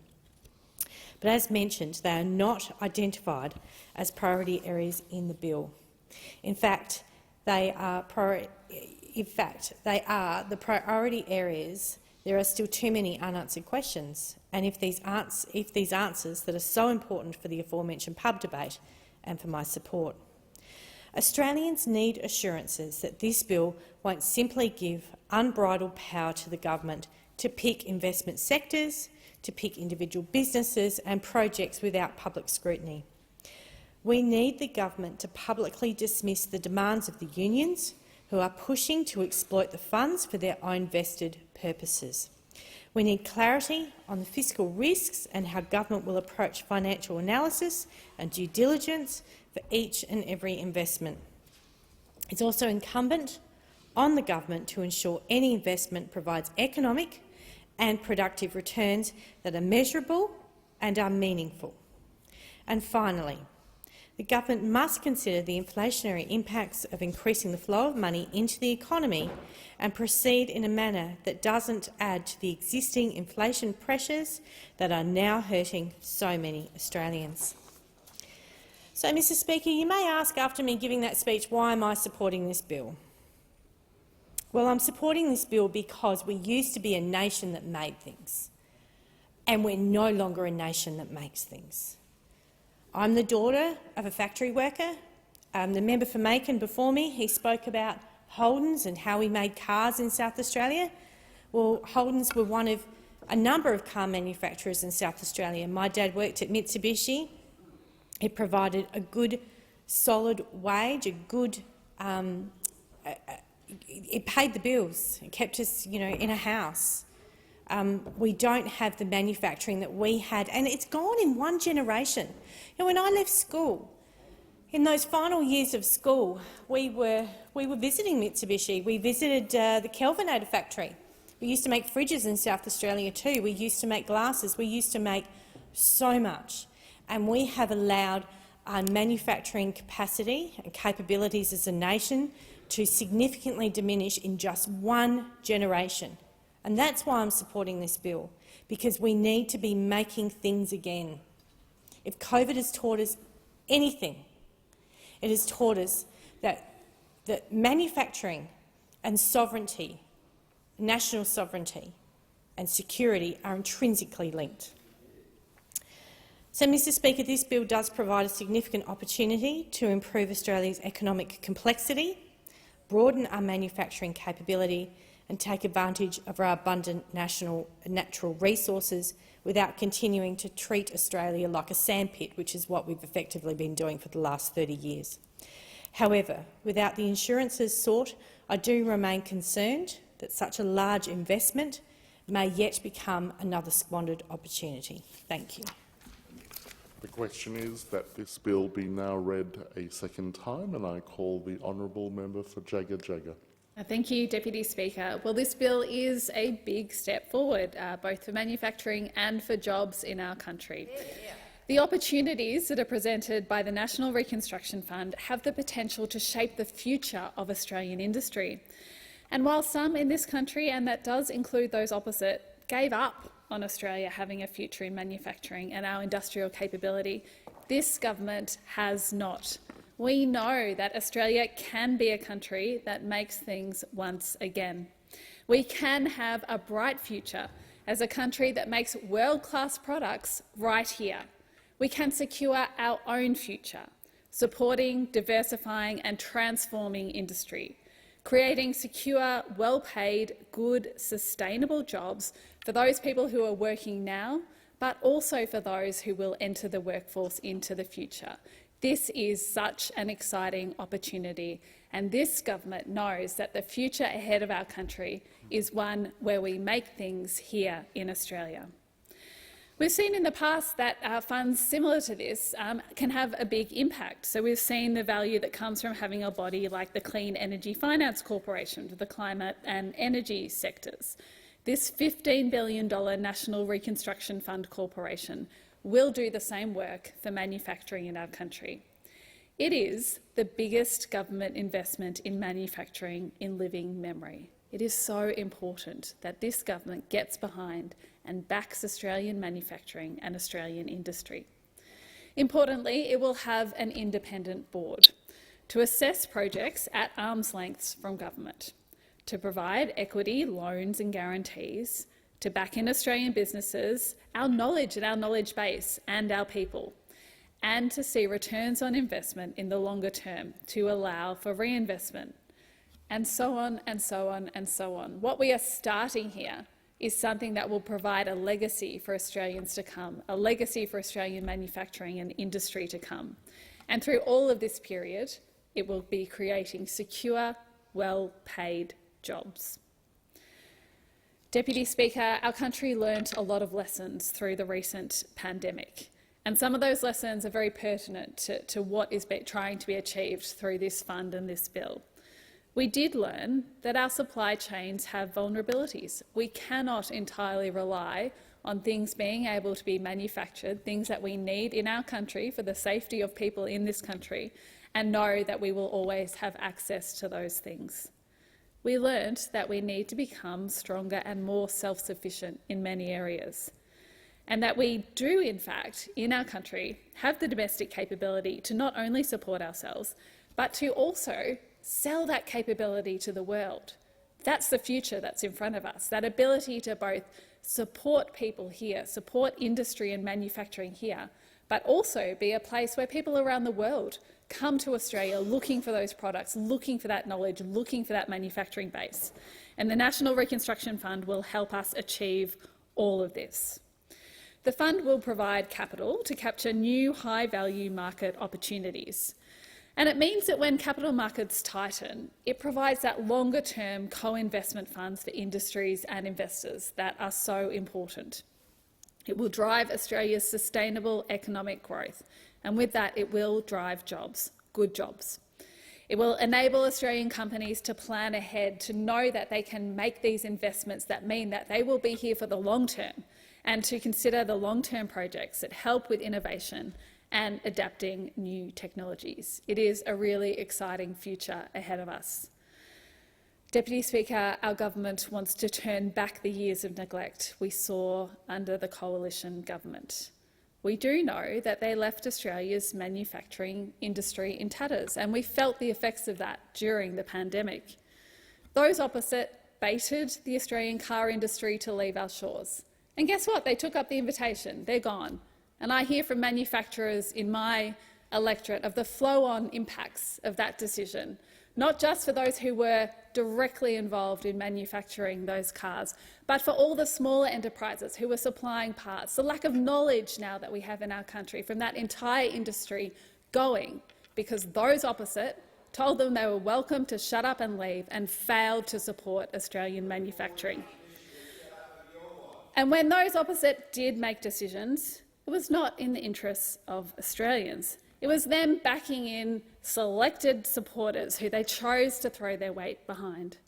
Under their watch, we have seen far too many good ideas that were grown right here in Australia that should have been Australian products and Australian ideas. We've seen them leave because they couldn't get the support they should have got from the Australian government at the time. Well, things are going to be different under this government. By letting these opportunities go, the previous government, the Liberal National Government, let go more jobs. They let go the industries we should have in this country, the jobs, the knowledge, the skills. They let go Australians who had bright ideas, who just needed support, who needed government investment and surety to be able to make a go of it. This government wants Australian manufacturing to come home. We want the people who want to work in Australian manufacturing, who want to bring their knowledge and skills to Australian manufacturing and industry to come home. We want them, we want budding innovators here to know that Australia not only welcomes them and their ideas, but we're going to support them. We're going to back them in. We will empower the National Reconstruction Fund to invest in Australians and in their experience and knowledge. And through the fund, our government wants to make the most of Australia's strengths. We want to back in industries that we know are important both now and into the future. Importantly, that does include renewables and low-emissions technologies. This is a massive area of potential growth for our country. We can indeed be a clean energy superpower, and that comes with government backing this industry. So up to $3 billion of the National Reconstruction Fund will be set aside for targeted investment for opportunities like wind turbine components, the production of batteries and solar panels, new livestock feed to reduce methane emissions, modernising steel and aluminium, finding solutions to reduce packaging waste, developing ways to make food that's low impact and high in nutrition, products that are ideal for exporting overseas. There is a lot of potential for our country in this space. Australia is already a world leader in medical research, but again, there is more that we could be doing. Another of the fund's targets will be leveraging this expertise to provide essential medical supplies like medical devices, personal protective equipment, medicines and vaccines. We'll be value-adding in the agriculture, forestry and fisheries sectors, unlocking our country's potential in food processing, in textiles, in clothing and footwear manufacturing. And we'll be backing in transport manufacturing, developing capabilities in supply chains for cars, trains and shipbuilding. Deputy Speaker, my electorate of Jagga Jagga is not concentrated with manufacturing, but we do have some strong local manufacturers based there. And I know from talking to them over the years that they are looking for government to back Australian industry and Australian manufacturing. So in Heidelberg West, where we have a precinct of 600 businesses that include manufacturing, warehousing and commercial businesses, as well as growing technology production and related services, the work in this fund, the backing the government is giving in this fund, will support my business community in Heidelberg West to do what they are already doing well, but what they need government support to go even further with. Companies like Leeson Solar Group, who are part of this precinct, who are absolutely passionate about the growing uptake of solar for both homes and businesses, and who are breaking the mould when it comes to the solar industry and, in fact, the directions it can go in this country. I'm excited about what this fund might mean for them. And outside of that immediate precinct in Heidelberg West, across the electorate, companies like Lovett Technologies in Greensborough, who are already doing great work in precision engineering and in the aerospace industry. These are the companies that governments should be backing in, that governments should be supporting. And I'm so proud that this Labor government is doing exactly that. The National Reconstruction Fund will supercharge the opportunities for Australian manufacturing. It will be supporting Australian businesses and Australian workers. Because there's so much potential here in Australia, it is up to us to harness that potential. It's up to us to grow our ability to make world-class products right here, to bring out the best of Australian expertise and ideas and allow for the investment that delivers more good, long-term, secure jobs for Australians now and into the future. This government will not be goading industries to leave. We will be backing in Australian manufacturing and Australian industry, and we know that this means a brighter future for all Australians. The question is that this bill be now read a second time, and I call the honourable member for Grey.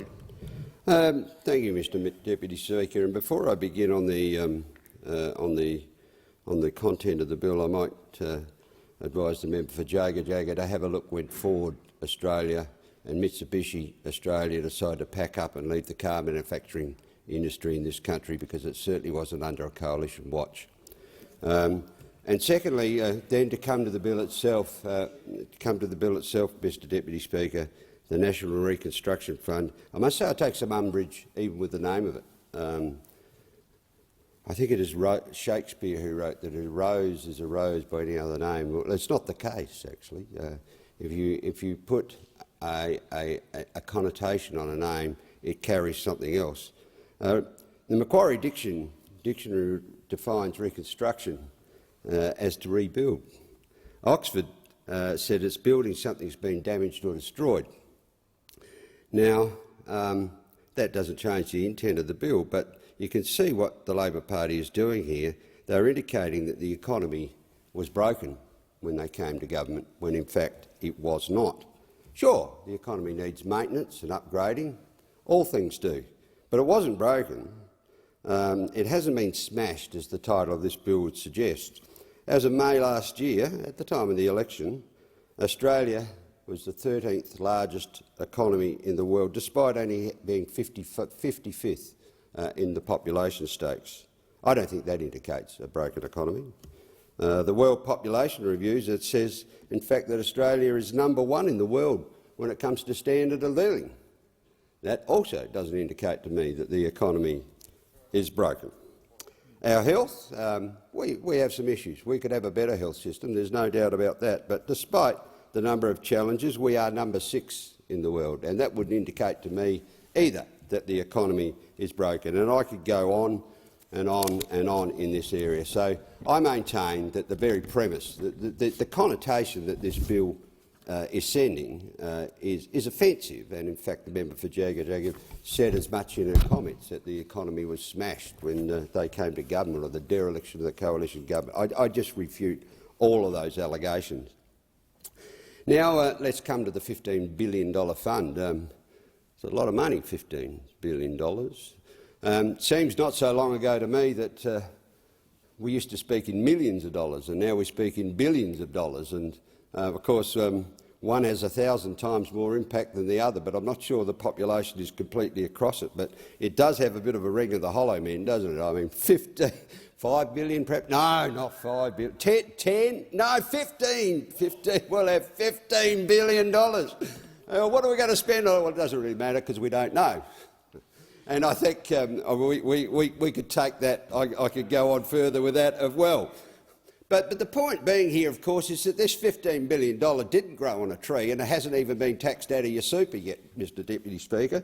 But the government is going to borrow it. And I thank to the member for Mayo for pointing out how much the interest on that might be in a rising inflationary economy, and we know that interest rates are going up all the time. Only yesterday, Mr Deputy Speaker, in fact. And she thought that the idea of the government borrowing $15 billion to spend on its pet projects may not go down the front bar of many pubs in Mayo. I don't think it go down the front bar of many pubs in Grey either, I'd have to say. So normally when governments borrow, when governments invest off budget, it's for net tangible assets, and the most prominent one I can think of off the top of my head is the NBN.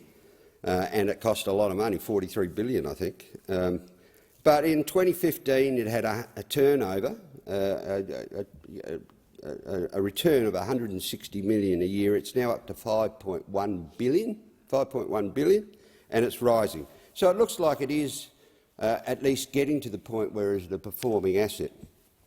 But this, the National Reconstruction Fund, who knows? Because that is going to be operating in the area of cheap loans, and by definition, Mr Deputy Speaker, a cheap loan is someone you give to some money you loan to an organisation or people who can't raise the money in the straight market, in the outside market, in the financial market. So the likelihood of it performing well as a loan is lowered.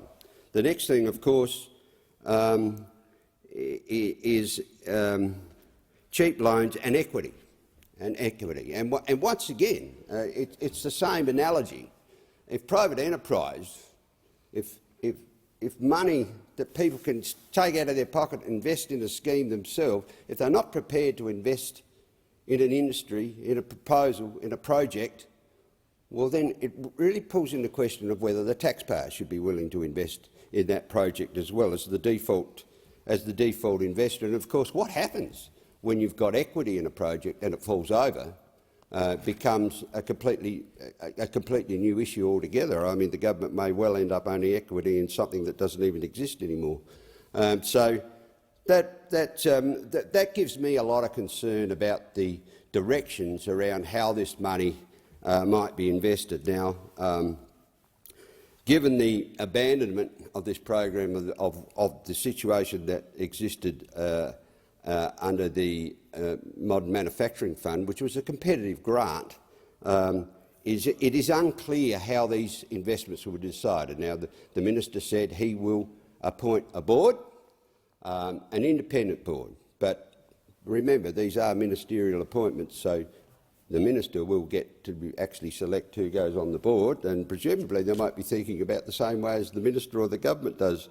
And so I think it's very concerning that we don't really know. The government's given us broad guidelines on where they would like to see that board invest in, but we don't have a clear indication of what that might be. Now, I think there are some big questions lying underneath this legislation, and I think we wax lyrical in this place and others about Australia's sovereign capacity. It's been referred to by most of the speakers on this bill. Well, the things it is that Australia needs to have its own capacity in have been highlighted over the last 3 years through the COVID crisis and some of the tensions in the Pacific Ocean, it must be said. And so, coming to that point of what these essentials are, now one of the ones that's been thrown around quite liberally is critical minerals, and it brings to question what critical minerals are. It can be things like lithium and graphite, but it can also be more mainstream metals like zinc. Zinc is going to become one of the high-demand metals in the foreseeable future, and of course copper. And we have capacity in those areas in Australia. In fact, some of those things are smelted in my own electorate in Port Pirie, the Nearstar smelters there. But at this stage, there isn't any clear alternative technologies to a blast furnace being fed by coke, which of course has the accompanying emissions. Now, in other areas, the government, as one of its first moves as a new government, legislated a 43% target, 43% reduction target for emissions by 2030. And that means these industries that run a thing like a blast furnace are going to have to meet these 4.5% reduction targets per year, but they have no alternative technologies.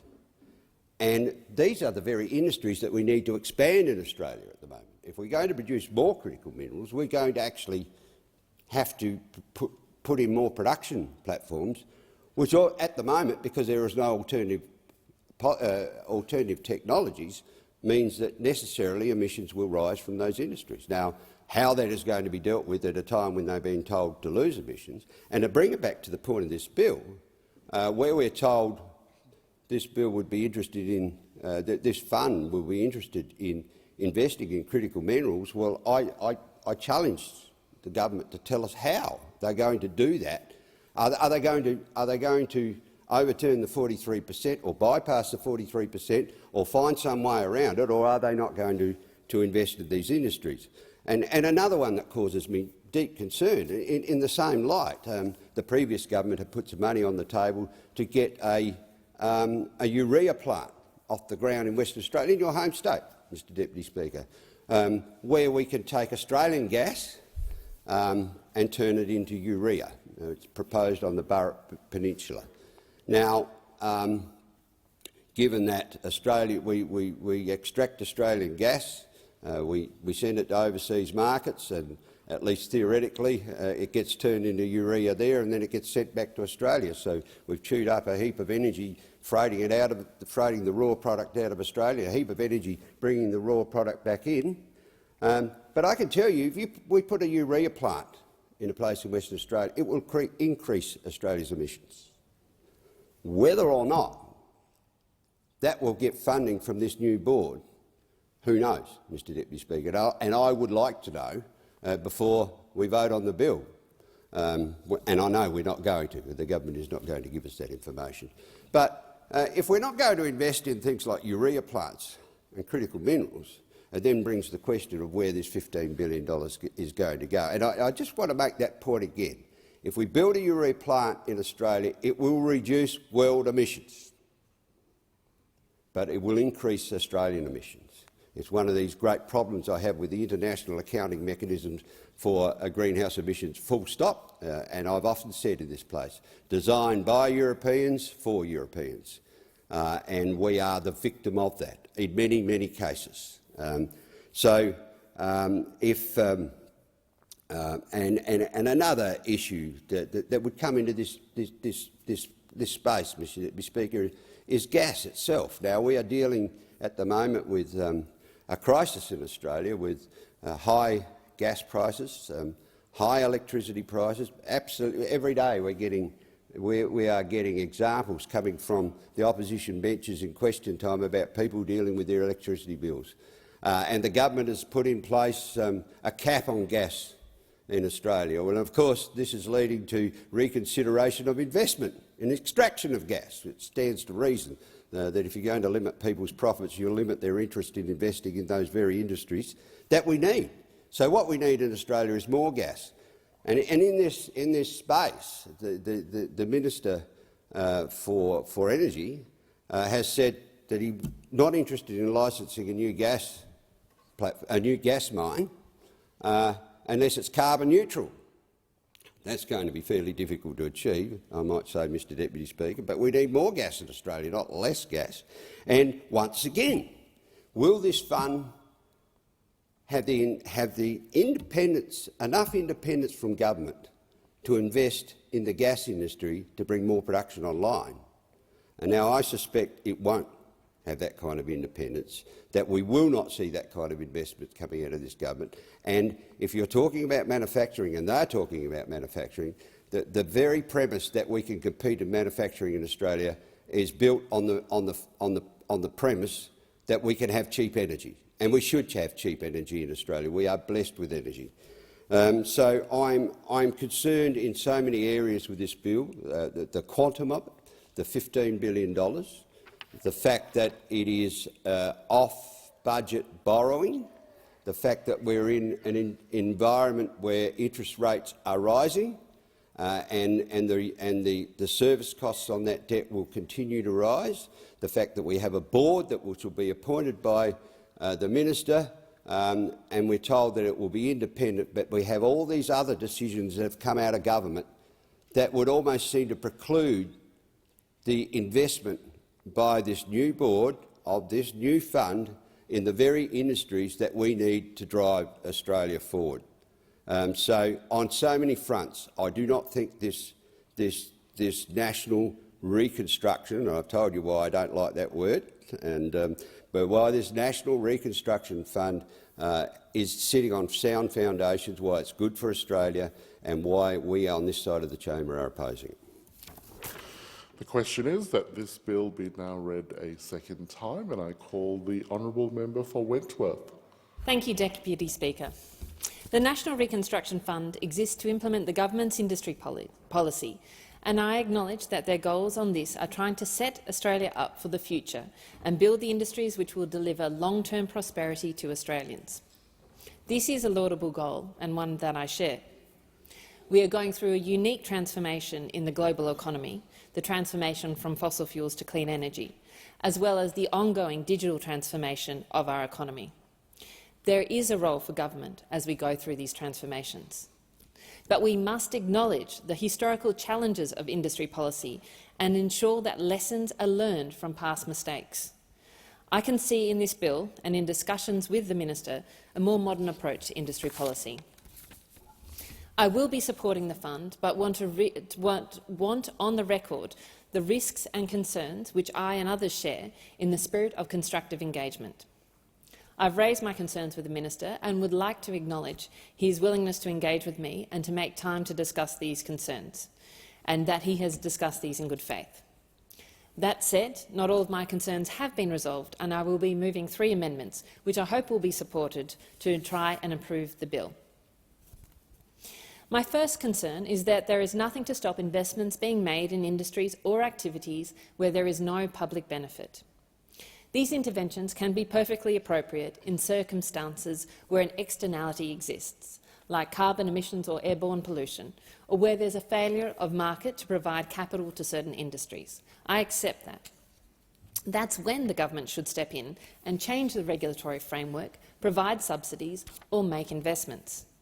That is the rationale for the Australian Renewable Energy Agency and the Clean Energy Finance Corporation, both of which have done great things for Australia and which I wholeheartedly support. But their great work is not in their ability to get money out the door or in their ability to earn a profit on their investments. It is their ability to remedy a market failure. This fund does not exist to remedy a market failure. It exists to funnel money to particular sectors, even if they already have adequate access to private capital markets. I can't support that. It is not prudent use of Australia's taxpayer money and will diminish Australia's already stagnant productivity growth, particularly if this or future governments choose to redirect the fund's investments into areas where there is no public benefit, but where there may be clear private political benefit. My amendment will seek to put guardrails around future investments to ensure that investments are made to address market failures and ensure they address public benefit, not private benefit. My second concern is that the investment mandate is not disallowable. The mandate is essentially the rules of how the fund operates, how it invests, and the risks and the outcomes it seeks to achieve. As we seek to legislate the fund today, we don't know what the rules will be. We do know that, as the bill currently stands, the minister will be able to establish a mandate and that it will be available publicly. But Parliament has no role in agreeing to the mandate or the ability to rescind the mandate should it prove to be problematic. This is a concern, and I believe it is one that we should fix. My view is that Parliament should have a greater role in overseeing and scrutinising public expenditure, and it is appropriate for the mandate to be disallowable, especially since we haven't even seen a draft mandate and are effectively giving the minister this power without knowing how he or future ministers will use it. I take the point that the investment mandate for other off-budget funds is similar to this one and not disallowable either. But rather than allowing this fund to adopt an inferior practice, I think it is an opportunity for Parliament to insist on improved practice and then work to raise standards across the board. And that's what my amendment will seek to do. My third concern is with the review process, which I believe could be improved. There is a requirement in the bill for reviews of the fund every 5 years, and that this process must be independent and include public consultation. I welcome this requirement, but I would like this bill to go further. Parliament should require that the first review be completed before any investments beyond the initial $5 billion are undertaken. This is a simple matter of good governance. The government has said the fund will receive $5 billion when it is established and an additional $10 billion before the end of the decade. Before we commit to additional resourcing, I think it is reasonable to have an arm's-length review that provides confidence in the fund's effectiveness and when any deficiencies are identified, and to have these acknowledged and resolved. This should occur before providing what is a very significant amount of money to an off-budget entity. And finally, I would like to note a general concern with the government's use of off-budget vehicles. This year, the government will establish the $10 billion Housing Australia Future Fund and the $15 billion National Reconstruction Fund and the $20 billion Rewiring the Nation Fund. Each is expected to unlock private co-investment and could well account for between $100 to $150 billion of total off-budget investment. There are circumstances where off-budget spending is appropriate, and certainly, I acknowledge the need for the Housing Fund, for the National Reconstruction Fund and for the Rewiring the Nation Fund. But we must acknowledge that the reporting, scrutiny and accountability mechanisms are weaker and less direct than on-budget spending. There is a clear opportunity for improving the integrity of how public funds are used. I've decided not to pursue those improvements in this bill, as it would only apply to one off-budget vehicle when we need a comprehensive response applied across the board. But I intend to pursue changes that would improve integrity and confidence in the use of off-budget vehicles. Integrity is the theme of the 3 amendments I am moving today, and what I hope will be seen as a government as a good-faith attempt to constructively improve this legislation. Legislation which will hopefully contribute towards the greening of our economy, of building significant new export industries for Australia and new high-wage occupations for Australians. This is the kind of long-term vision and legislation which I and the Australian community are seeking from their government and which I will support. Thank you. The question is that this bill be now read a second time, and I call the honourable member for Cowper. Well, thank you, Deputy Speaker. I rise to speak in opposition of the National Reconstruction Fund Corporation Bill, and in doing so, I say that Australia is a country that's blessed with so much. And aside from making things, apart from a series of fantastic tourism ads, we also have significant natural resources, a motivated workforce, and most importantly, we have good old Aussie ingenuity and pride in our products that we stamp as Australian-made. In my electorate of Cowper, we have a number of manufacturing businesses that employ a significant number of people. In the small town of Smithtown, just outside Kempsey, is the Nestlé factory. Right. Some call it Nestles, some call it Nestlé, but I'm told reliably it's Nestlé. Nestlé has been operating since 1921 and has just recently unveiled a new hot chockey production line. Previously, only part of the hot chockey product could be made at the factory, but a recent investment has meant that the complete product can be manufactured locally, and the innovative new recycled cup that is produced on site will also help reduce up to 95 tonnes of waste from entering landfill each year. Or look at Planet Lighting in Bellingen, who manufacture and supply some of the country's most advanced medical and surgical lights, as well as LED and custom lighting solutions. Just another small but brilliant manufacturing company in regional and rural Australia. And of course, everybody knows Akubra. Akubra in Kempsey, and a shout out to Steve Keir, 4th generation manufacturing that employ dozens and dozens of people in the Kempsey and Macleay Valley, known all around the world and highly respected. I do, however, appreciate that it would be disingenuous not to recognise that in recent decades, Deputy Speaker, the number of products proudly adorned with the Made in Australia stamp, such as the products I've described, have been declining, and there are a number of economic factors that have fed into this, but it should be noted that it does not sit with one single government or one government term, but has been gradually occurring under several successive governments. But for all its disadvantages, the one thing that COVID-19 brought to the fore of the national consciousness was the need to protect and enhance our sovereignty when it comes to supply chains and manufacturing. Rather than being an issue almost solely discussed in this place and in corporate boardrooms, it was actually a topic that was discussed over the dinner table at home with families and right across the country, not just in our traditional manufacturing towns.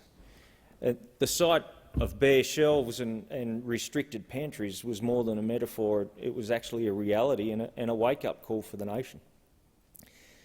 But, Deputy Speaker, if I could circle back to the number of economic factors that have influenced Australian manufacturing in recent decades, and I don't pretend to be an economist by any stretch of the imagination, but before this place I was a small business owner, and believe it or not, I'm the one who does the weekly shop on a Sunday.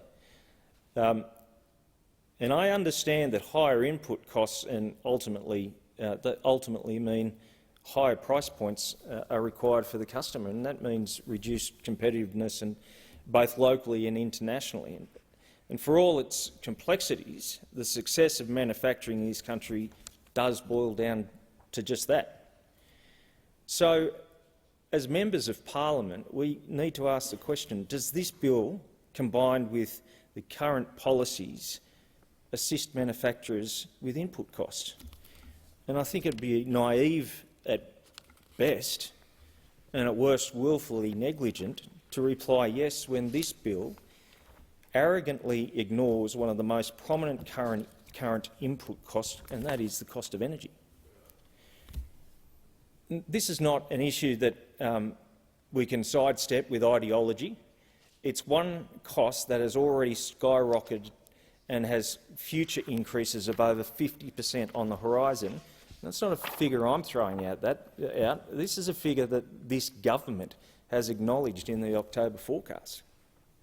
And this is a cost that will continue to go up without meaningful policies in play.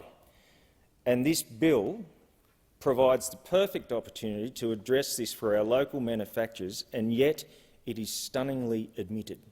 Why? Why, Deputy Speaker? I'm sure every member travelling around their electorate, particularly it's true in mine, electricity costs are on the top of the list of topics of conversation each day, not just with manufacturers and business, but everyday constituents. I was at Expressway Spares, which borders my electorate and the electorate of Lyne, the good Dr David Gillespie. They employ over 300 people, and in the past 6 months their electricity bill has doubled. That is causing, obviously, them great concern about being able to cover their costs. And I hate to mention payroll tax because it's a tax on employing too many people, but the increase in cost is just not sustainable. And I think everyone understands that if it costs more to keep the lights on at home, it's also costing businesses more to supply products. That means higher prices on the shelves. It's economics 101. And any reasonable person would acknowledge this. So I question, why is the government sticking their head in the sand? I mean, some people may agree with the proposed financial supports contained in this bill, but the fact is that if not combined with reduction to cost of energy, any funding provided at one end will ultimately be used to combat the other end, rendering them effectively impotent and an exercise in grandstanding and headline grabbing rather than meaningful change. And I fear that this practice is becoming all too common with this government. Deputy Speaker, the second key economic factor affecting growth of Australian business that is completely ignored in this bill is the current labour market shortages. I mentioned before that electricity costs were on the top of the list of issues. Well, labour shortages would have to be number two, particularly when speaking to small businesses. And again, it can't only be coalition MPs hearing this, so I ask again, why is the government sticking their head in the sand? If we're not willing to address these basic principles, throwing obligatory cash at would-be manufacturers is an exercise in futility. But if we put those two issues aside, let's pretend that these basic principles can be ignored, take a step back and look at the funding streams and mechanics that are on offer in this bill. Deputy Speaker, I think it's necessary to point out there was an existing coalition policy in place that provided funding to Australian manufacturers that was already in play and working, and that was the Modern Manufacturing Initiative. The initiative had already started to bolster our sovereign manufacturing capability, and over 200 projects had been successfully funded. This government swiftly changed that and dismantled the important initiative that already had momentum before the National Reconstruction Fund was even at a point that it could be used to replace it. What this has meant, in very real terms, is there has been a significant time loss in providing support. If that delay had not been in place, if that delay had been in place in order to sort out the aforementioned energy cost and labour market implications That would be one thing, but it simply hasn't. Additionally, the method in which the funds are to be awarded is comparatively volatile when seen next to the Modern Manufacturing Initiatives model. Removing the competitive grants process is a mistake in my view, and I should add that private economists also share the same view. The model in its current form proposes that government should acquire equity and provide loans, behaving more like a financial institution by imposing return on investment thresholds and repayment plans. Deputy Speaker, as a business owner of 18 years before coming into this place, the last thing I wanted, the last thing I would ever want, is to be in business with government. Whether that's federal, state or local government, keep your nose out of my business. That fact has significant implications when it comes to businesses' agility and the pursuit of innovation, two of the key driving factors on long-term success. Couple this with the psychological importance of retaining ownership of your own business, particularly when you're looking at the plethora of family-owned and run manufacturers in this country, and the National Reconstruction Fund is looking more like a hurdle than a leg up. Deputy Speaker, the ambiguities contained within this bill are also of concern, and the lack of definition and detail again seems endemic in Labor policies.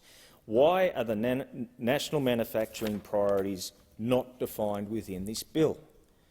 It leaves the door open for a continual change in the eligibility criteria based on political whims of the minister, particularly when they are able to personally appoint the chair of the board, the chair and board members charged with overseeing the corporation and its funds.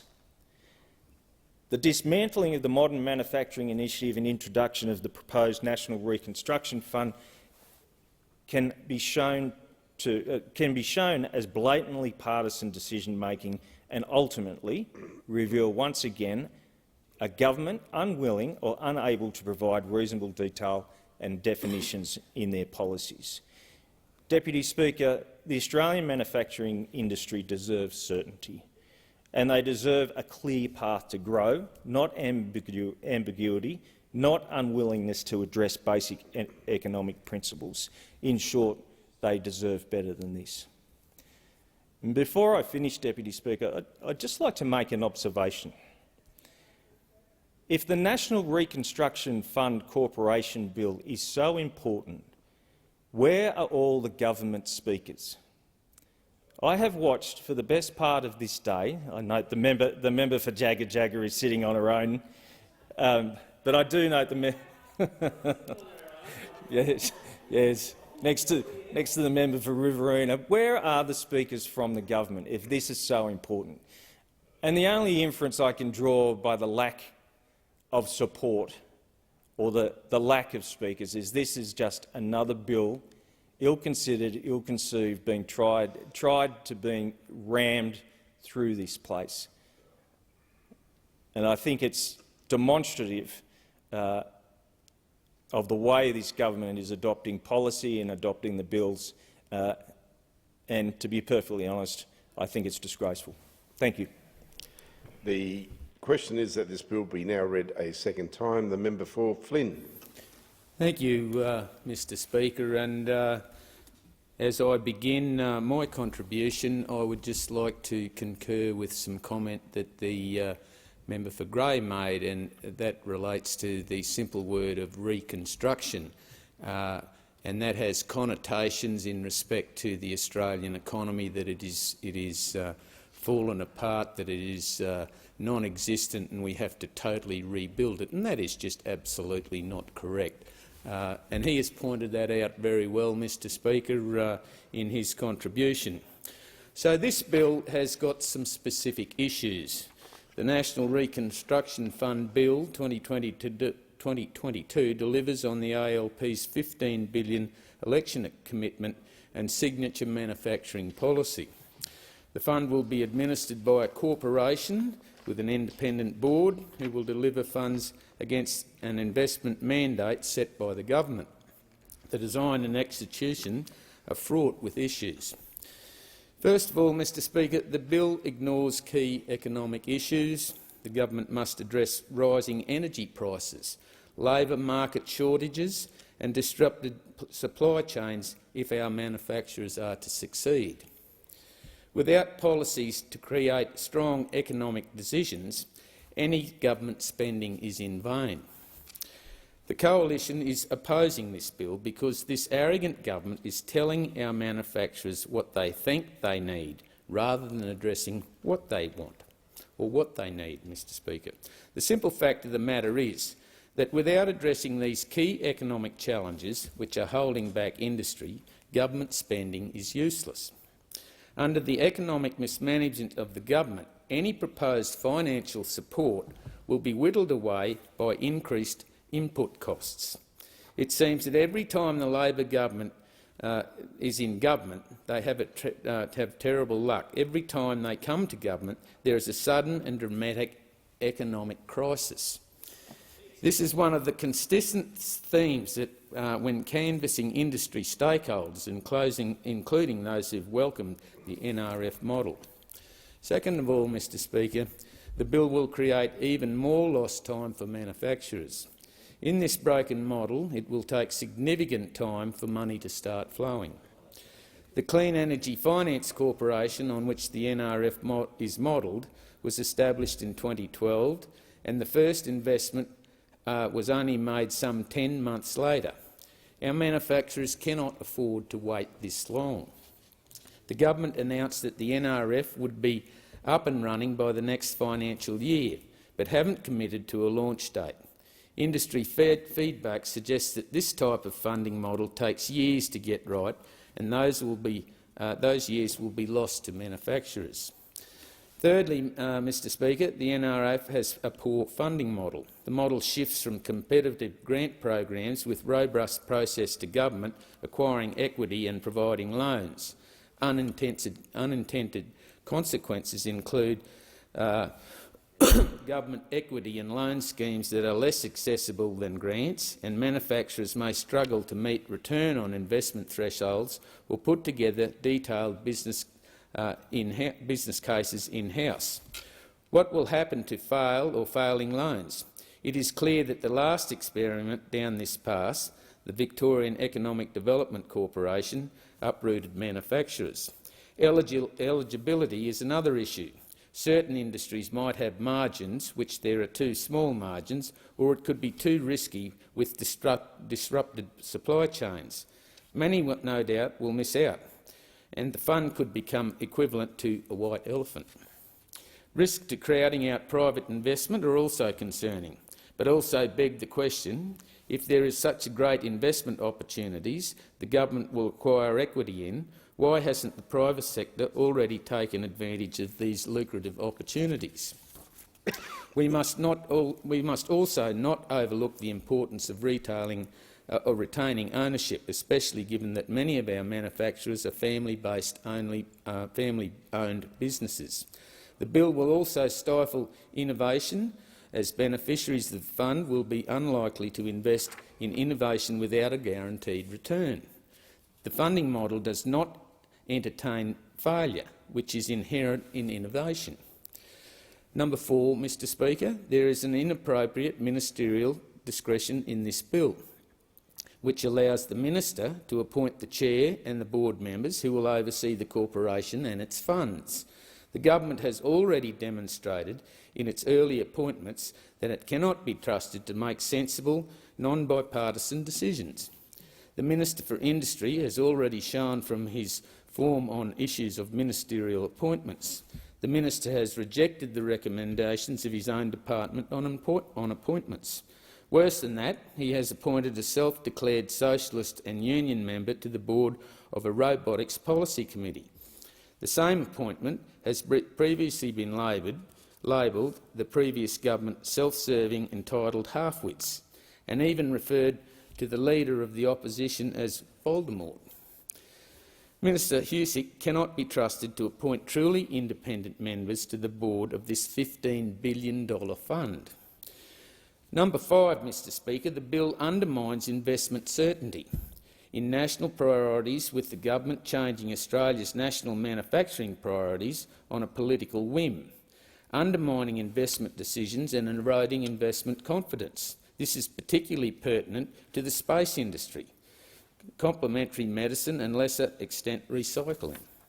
The government's new priorities are too vague. Strip industry policy of the focus needed to drive investment to specific sectors. This is typical of Labor, choosing to spray money indiscriminately instead of continuing investment certainty for our manufacturing industries. Finally, the bill is fiscally irresponsible, delivering funding well in excess of the Coalition's modern manufacturing strategy. An initial $5 billion appropriation is provided upon passage of the bill, but the timing of the remaining $10 billion will not be subject to further parliamentary approval. In fact, similar financial structures to the one underpinning this bill have drawn criticism from the IMF, who stated implementation of below-the-line activity through newly created investment vehicles, such as the NRF, should be phased appropriately, and more broadly, a proliferation of such vehicles should be avoided. And this is the important part. The IMF said the cost of living support in light of high energy prices should be targeted, aimed at protecting vulnerable household and small viable firms. Let's not forget, Labor are carelessly rushing through a total of $45 billion of off-budget spending, and this must be stopped. The negatives of this whole thing. The budget was a missed opportunity for the government to support industry and business to tackle spiralling costs, workforce shortages and the supply chain crisis. Instead, the government has chosen to forge ahead with radical industrial relations legislation, facilitating a spike in industrial disputes and paving a path for thousands of job losses. Mark my words, Mr Speaker, this will have a devastating impact on our industries. Their industrial relations bill will cause mayhem for industry and business when combined with the ideological scrapping of the Australian Building and Construction Commission and the funding cut they handed the Australian Small and Family Businessman Ombudsman. Their union paymasters will be let run rampant without proven oversight and dispute resolution. While manufacturers across the country struggle with rising power prices, Labor's focus is on making it more difficult for industry to employ and keep workers and grow their businesses. The budget took active steps to spitefully wipe out key features of the Coalition's industry policy. The Coalition provided $2.5 billion to create the modern manufacturing strategy. This support sought to bolster our sovereign manufacturing capability and empower over 200 projects in Australia. Despite promising over and over again that their National Reconstruction Fund would reinvigorate manufacturing in Australia, we saw next to nothing in the budget to roll out this program. Let me be clear, Labor has chosen to spitefully redirect the Modern Manufacturing Initiative funds without having even rolled out their own National Reconstruction Fund. Additionally, we saw the minister conduct politically motivated reviews into already committed funds issued under the Modern Manufacturing Initiative, funds which had already undergone independent assessments by subject matter experts and the department. The government have displayed a callous lack of understanding as to how these delays may have damaged these projects. But one of the key pillars of this new manufacturing strategy was our strategic decision to bolster Australia's capabilities in the space sector. We supported funding to locally design, develop and manufacture and deploy specialised space products, equipment, systems and services for export to international markets and support national and international space missions. The government chose effectively to wipe out the Coalition's efforts to develop our space industry manufacturing by removing it as a priority area. The space industry and the Australian public are yet to understand the basis in which this shift in focus was made. The government must address these critical issues affecting our manufacturers, not tinker with a proven model, with power prices forecast likely to spike by 56% over the next 2 years. Many businesses across the country may be pushed to the brink. It is time this government delivers inflationary support for the industry and put forward a plan to deal with spiralling power prices, Mr Speaker.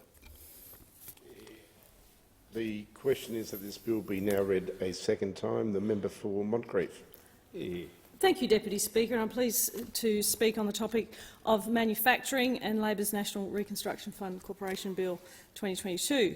And I know a little bit about manufacturing because it runs in my blood, Deputy Speaker. Both my grandfathers, my father, both my brothers all worked at General Motors Holden in the northern suburbs of Adelaide and Elizabeth, where I was brought up. And so, of course, I'm very passionate about the topic of manufacturing, as are those on this side of the chamber and the coalition. We understand the value of manufacturing for our great country, particularly when it comes to our sovereignty. And so we are passionate about manufacturing. We understand the importance of manufacturing.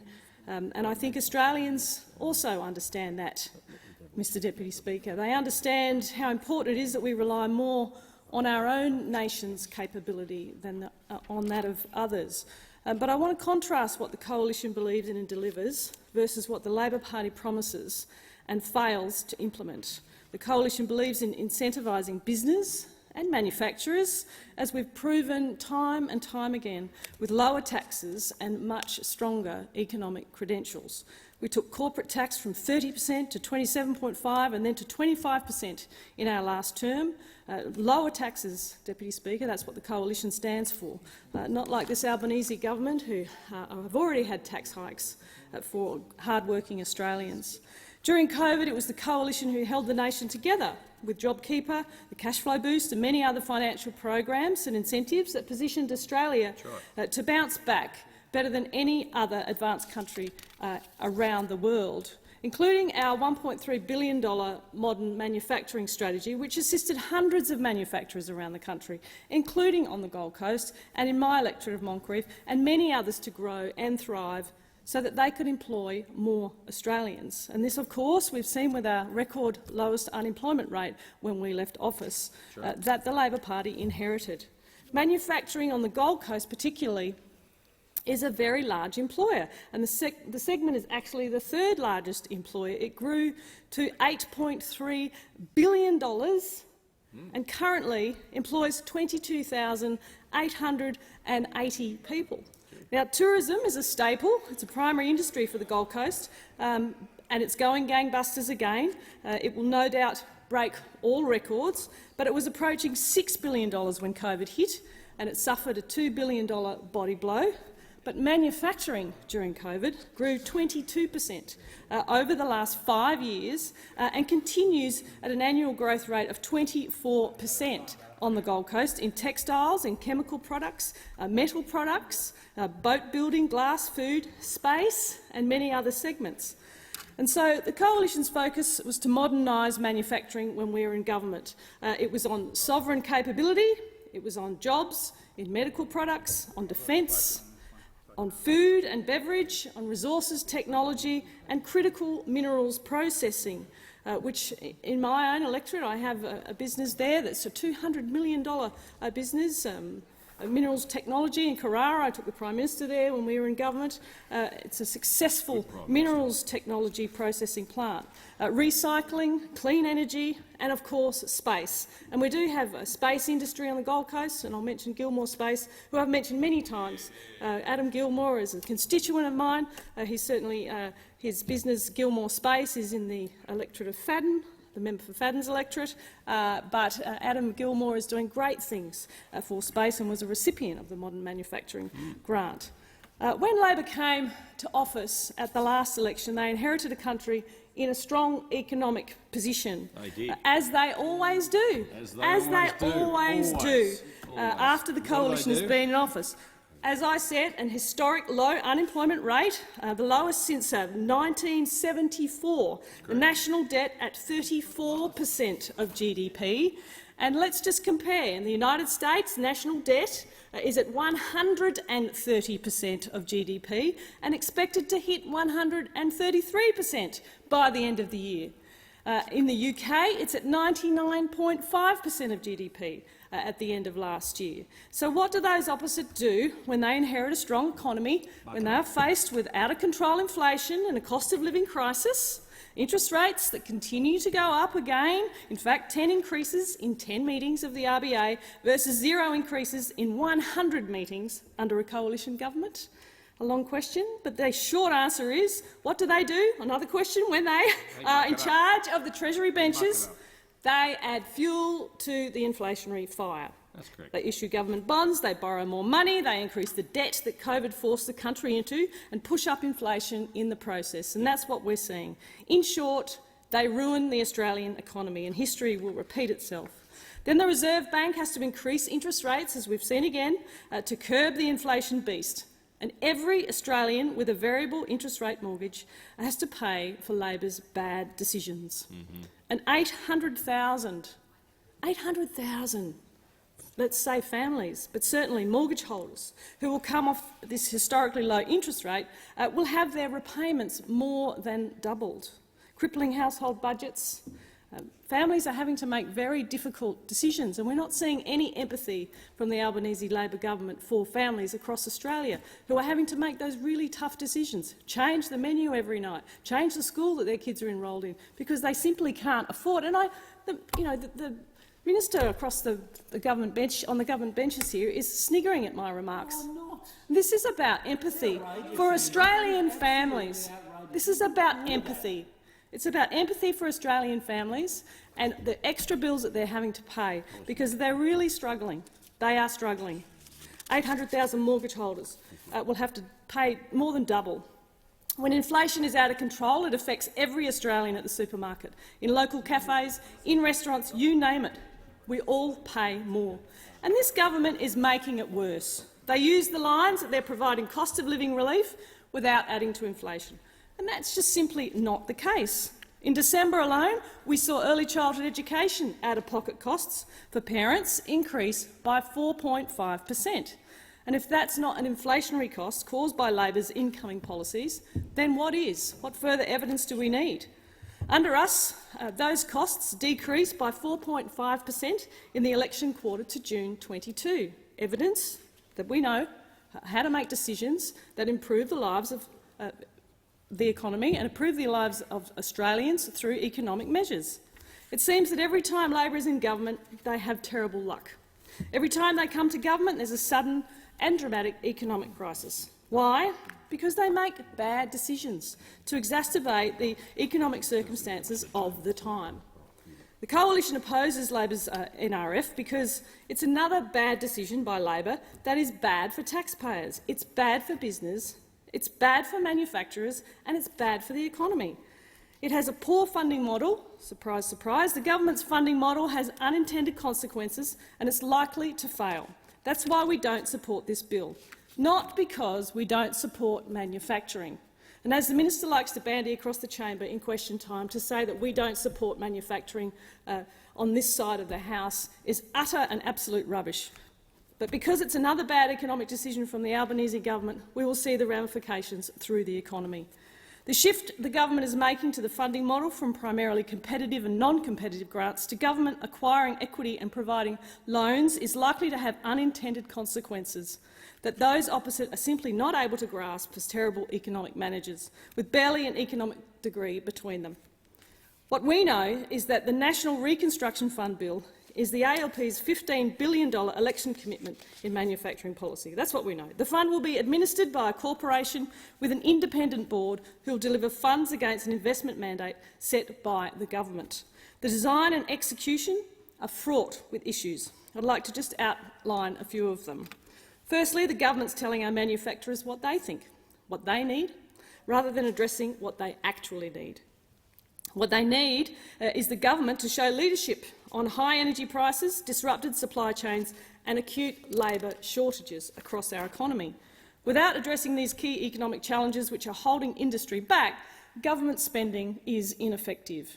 It won't address the real problems, and many of my colleagues have outlined those concerns. Secondly, the bill is fiscally irresponsible, delivering funding well in excess of the Coalition's modern manufacturing strategy. An initial $5 billion appropriation is provided upon passage of the bill, but the timing of the remaining $10 billion will not be subject to further parliamentary approval. In fact, similar financial structures to the one underpinning this bill have drawn criticism from the International Monetary Fund, who stated that implementation of below-the-line activity through newly created investment vehicles, such as the NRF, should be phased appropriately, and more broadly, a proliferation of such vehicles should be avoided. It should be avoided, Mr Deputy Speaker. But they're not listening on the other side. They're not listening to manufacturers and they're not listening to the IMF. They're running headlong off into off-budget or below-the-line funding that the IMF has distinctly warned against.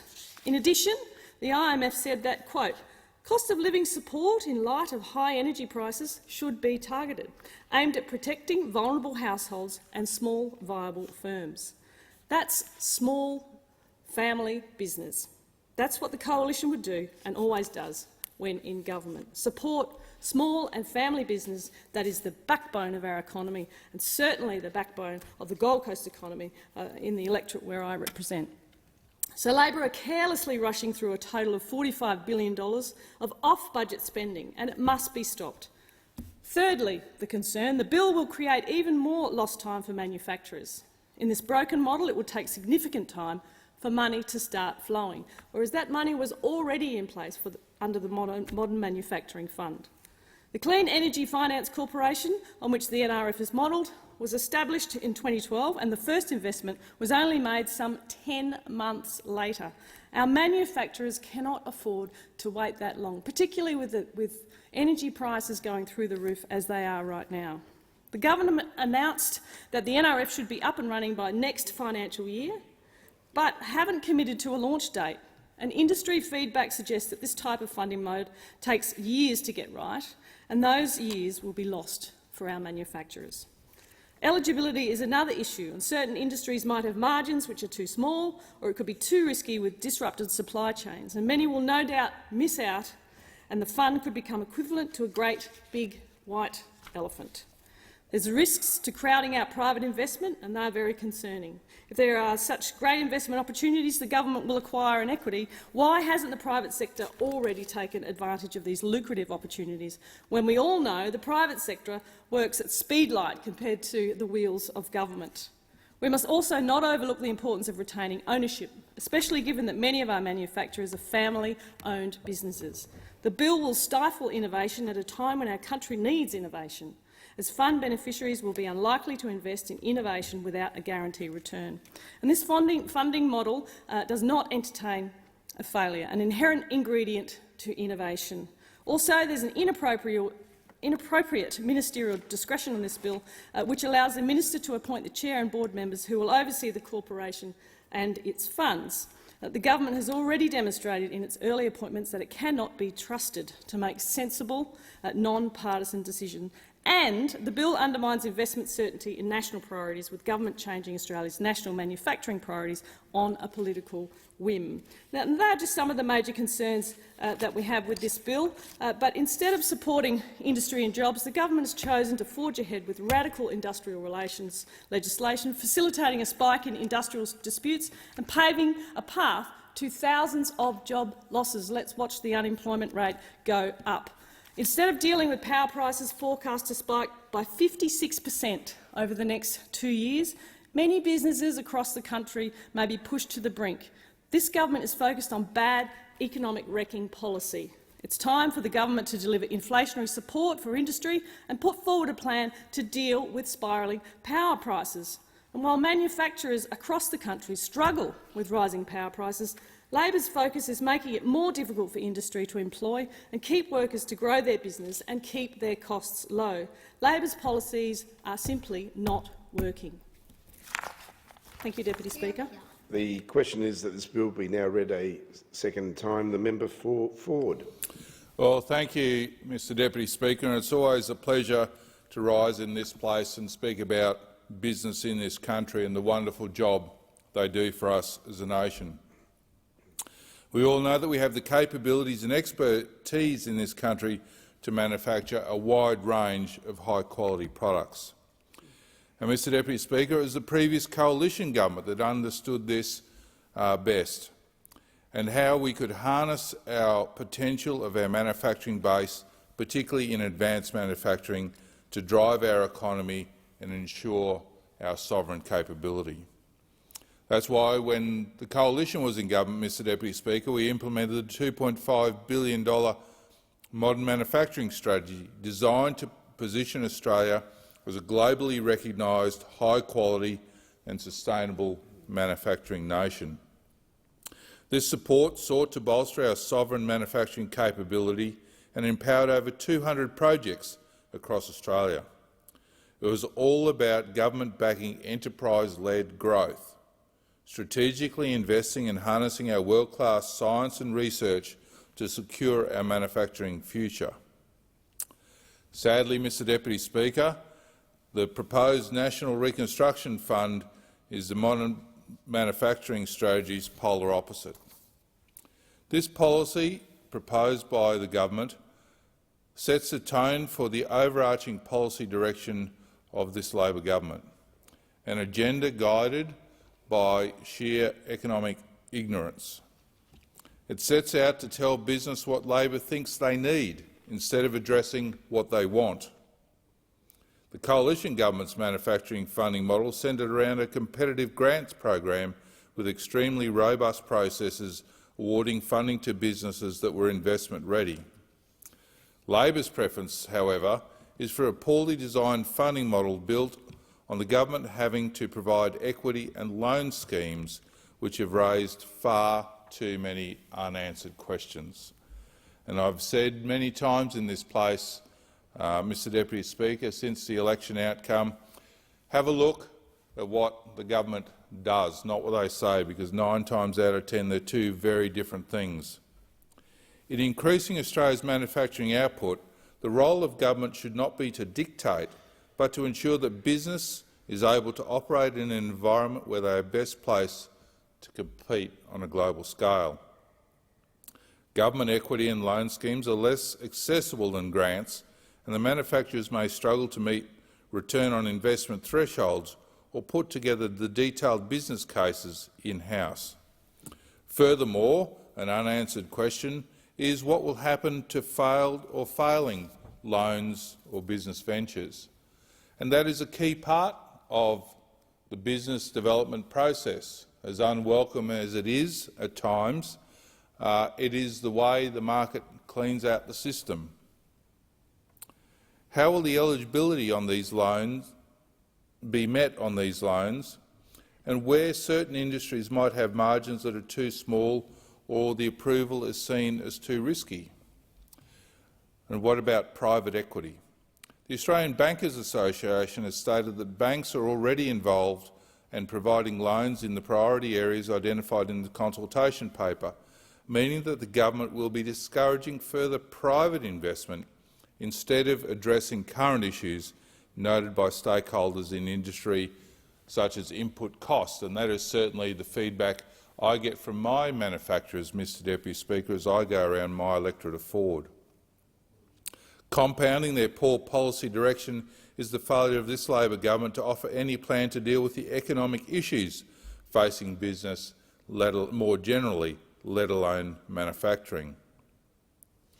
Without policies that create strong economic conditions, any government spending is in vain. We see before us, Mr Deputy Speaker, and this government fails to deal with these issues. Rising energy prices, labour market shortages and disrupted supply chains are issues that must be addressed if we want to see our manufacturers succeed. Power prices have been forecast to spike by over 56% over the next 2 years, with many businesses across the country already feeling the pinch, and sadly some may be pushed to the brink. Inflation remains far too high, with the ever-increasing interest rates not only impacting consumer spending but also curtailing business confidence. Now, this government loves to congratulate itself on its extensive budget repair that it's undertaking from their mid-year budget last year. However, when pressed, the government struggles to be specific, not only noting that they have sought some vague plan, which is not unusual for Labor governments, while spending continues, as with this proposal, off balance sheet and hidden away from the budget. While manufacturers across the country struggle with rising power prices, inflation and rising interest rates, the government are failing to enact any productive policy that will address these issues. It likes to say it has a plan, but in reality, Mr Deputy Speaker, it has no plan to address these economic conditions that are impacting our economy, hurting everyday Australians and impacting our local businesses. But what I find very interesting about this proposed National Reconstruction Fund, Mr Deputy Speaker, is that on one hand the government is talking about wanting to build and grow manufacturing in this country. Yet if we have a look at another piece of legislation that's before this House, that will do exactly the opposite. And that is the proposal by this government in the TLAB 1 bill to change how franking credits can be paid in the event of a capital raising. Now, I'm sure, Mr Deputy Speaker, that's just the thin end of the wedge for what the government wants to do with franking credits, but let's leave it at where it is at this point in time, because we all remember the 2019 election where they wanted to change the way franking credits worked very, very substantially. Let's just focus on the impact on manufacturing businesses, particularly large listed manufacturing businesses, of this franking credit proposal. One of the best ways and one of the cheapest ways for business to obtain or retain capital to grow and develop their business is by reinvesting the profits of that business. Now, the beauty of our franking credit system is that those companies will pay tax on their profits, and then they will make a decision at board level of how much of that profit they wish to distribute to shareholders with a franked dividend, via a franked dividend, and how much they wish to retain for capital to grow and develop their business.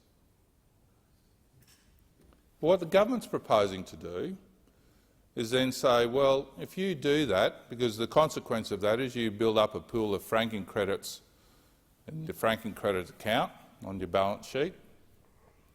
If they then go, well, we're going to raise some more capital in addition to that to grow our business, and then at some future point, undetermined what that time frame will be, we want to pay out some more franked dividends, whatever that amount may be, because the company makes that decision in its best interest and the best interest of its shareholders,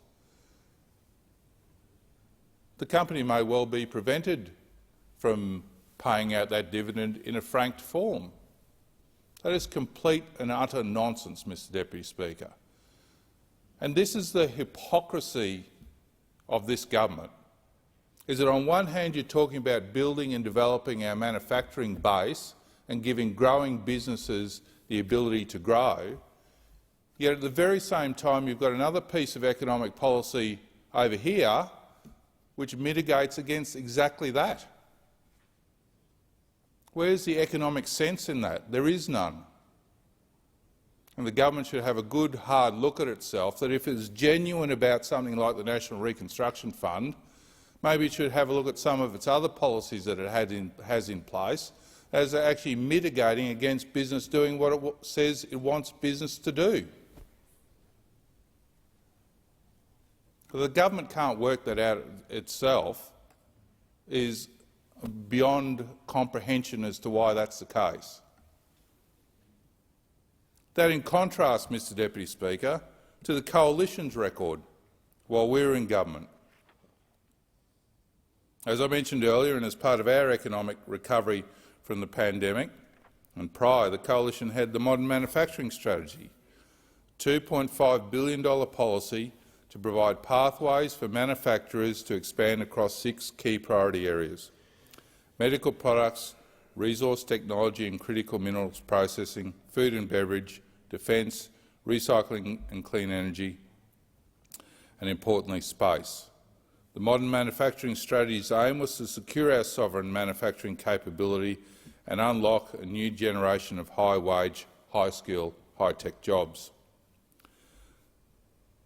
By listing it as a national manufacturing priority, the Coalition understood and appreciated the extensive opportunities that could be taken advantage of by developing our local space industry. But can I also add, Mr Deputy Speaker, prior to the modern manufacturing strategy, we had the Modern Manufacturing Fund. And I had a number of businesses in my electorate and across Logan and the Northern Gold Coast who were successful in obtaining funding through the Modern Manufacturing Fund. So for anybody in this place that wants to say that manufacturing in this country is dead or dying, maybe they should come and have a tour through some of our industrial estates around this country.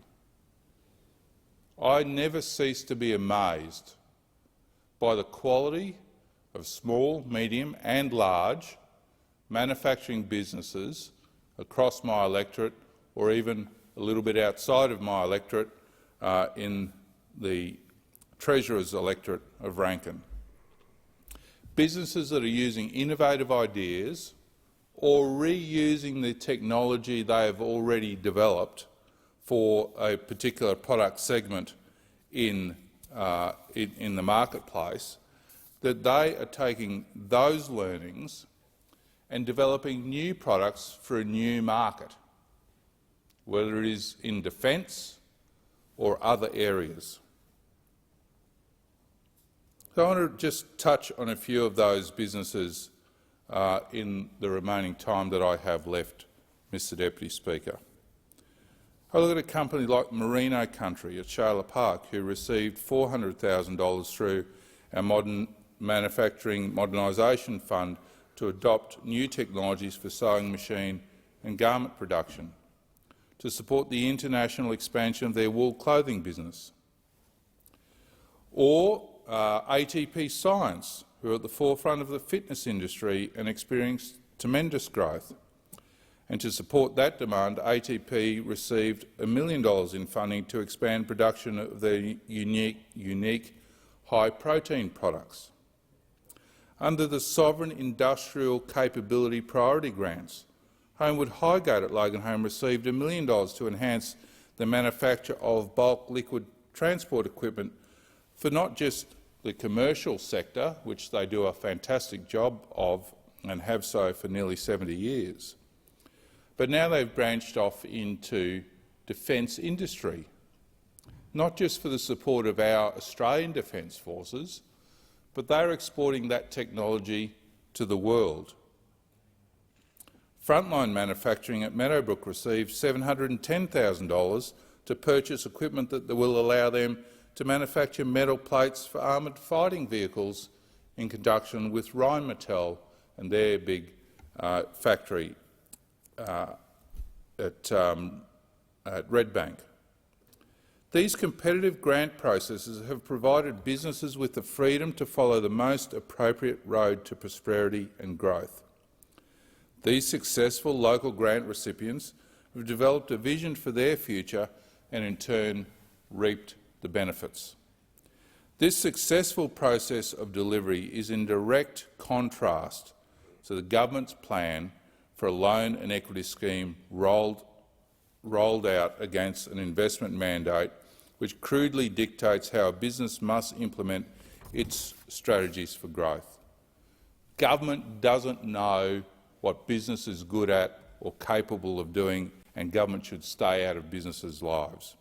But what we are seeing now, Mr Deputy Speaker, is proposals by this government not only to have an equity stake in your business, they want an equity stake in your house and they want an equity stake in your super. What else does this government want an equity stake in your life? And we should oppose this bill because it's bad policy and it's bad for the country. The question is that this bill be now read a second time. The member for Petrie. Thanks, Deputy Speaker. I want it to be known that I support manufacturing, long and prosperous history in Australia, which has promoted innovation and securing jobs for Australians. When I look around my own home, back at Clontarf, where I live, I think about a few of the items that are in my house that are made in Australia. I've got Tindo solar panels on my roof, the only manufacturer of solar panels in Australia. Nothing else is pretty well made here. Heatley Barbecue, got one of those in my backyard, made in Australia, designed and manufactured here. Polyworld water tanks, I've got one of those, just manufactured in Clontarf, where I live, in Queensland. R.M. William boots, you'll know about them. They're made from leather, kangaroo leather, Packer leather in my electorate. Blue Scope steel, I've got a Colorbond roof and I've got a steel frame, all Australian steel products. But it is fair to say that we can do a lot more, and I'd love to see a lot more manufacturing come back into Australia. I must say that the Labor Party have been responsible for the loss of a lot of manufacturing through higher demands through unions that have sent businesses overseas. And when you look at what they've done since coming to government, they're governing for the unions again, governing for their political donors, scrapping the ABCC, changing industrial relations that weren't flagged prior to the election.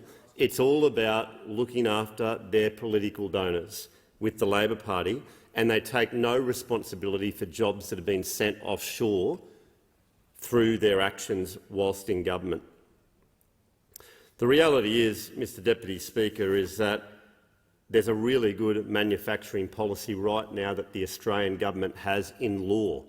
And rather than bringing in this crazy bill, the current government, you think when they came to office, they actually might govern, be a minister, be the Prime Minister and say, hang on, we already have a modern manufacturing strategy with 6 national manufacturing priorities, but instead, no, let's just throw that out. Let's just do something completely new, off books, off the budget. You know, their budget surplus for the next 4 years, there's none of that, none for 10 years, yet they go on about debt, $250 billion of which they racked up during the Rudd-Gillard-Rudd years. I mean, this government can't tell the truth. That's the reality. They can't tell the truth. But let's talk about what the coalition government did for manufacturing in our time in office. The former coalition government delivered the modern manufacturing strategy. It identified 6 national manufacturing priorities, including around food and beverage, medical products, resources technology and critical minerals processing, recycling and clean energy, defence and space industry. And I'll say more about space industry because it seems the Minister for Industry has completely abandoned space. They want to leave that to overseas countries. That's right. Take note. That's what they want to do. This government is completely abandoning space. We invested $1.5 billion into the modern manufacturing strategy, strengthening and building a competitive economy, and that $1.5 billion generated over $113 billion in value in products manufactured, and that was in 2021, and more than $50 billion in exports from $1.5 billion in the modern manufacturing strategy that the coalition government put in place. So you'd think that this government would have, rather than delaying this for a couple of years, it's 10 months in, they haven't even got anything in place, they've ignored the previous modern manufacturing strategy for the last 10 months, and by the time this National Reconstruction Fund gets established, it'll be, what, 2 years down the track, and manufacturers have been left wanting. Thank you. Member for I'll Petrie. continue after. Thank you, Deputy Speaker. Sorry, the debate is interrupted now in accordance with Standing Order 43, and the debate may be resumed at a later hour. And your speech was interrupted, so you will be given leave to continue speaking when the debate's resumed. Are there any statements by honourable members? And I'm giving the call to the member for Fraser. Thanks, Deputy Chair. The Maltese community's reputation as a hard-working, hospitable people is well-deserved given their service to the community.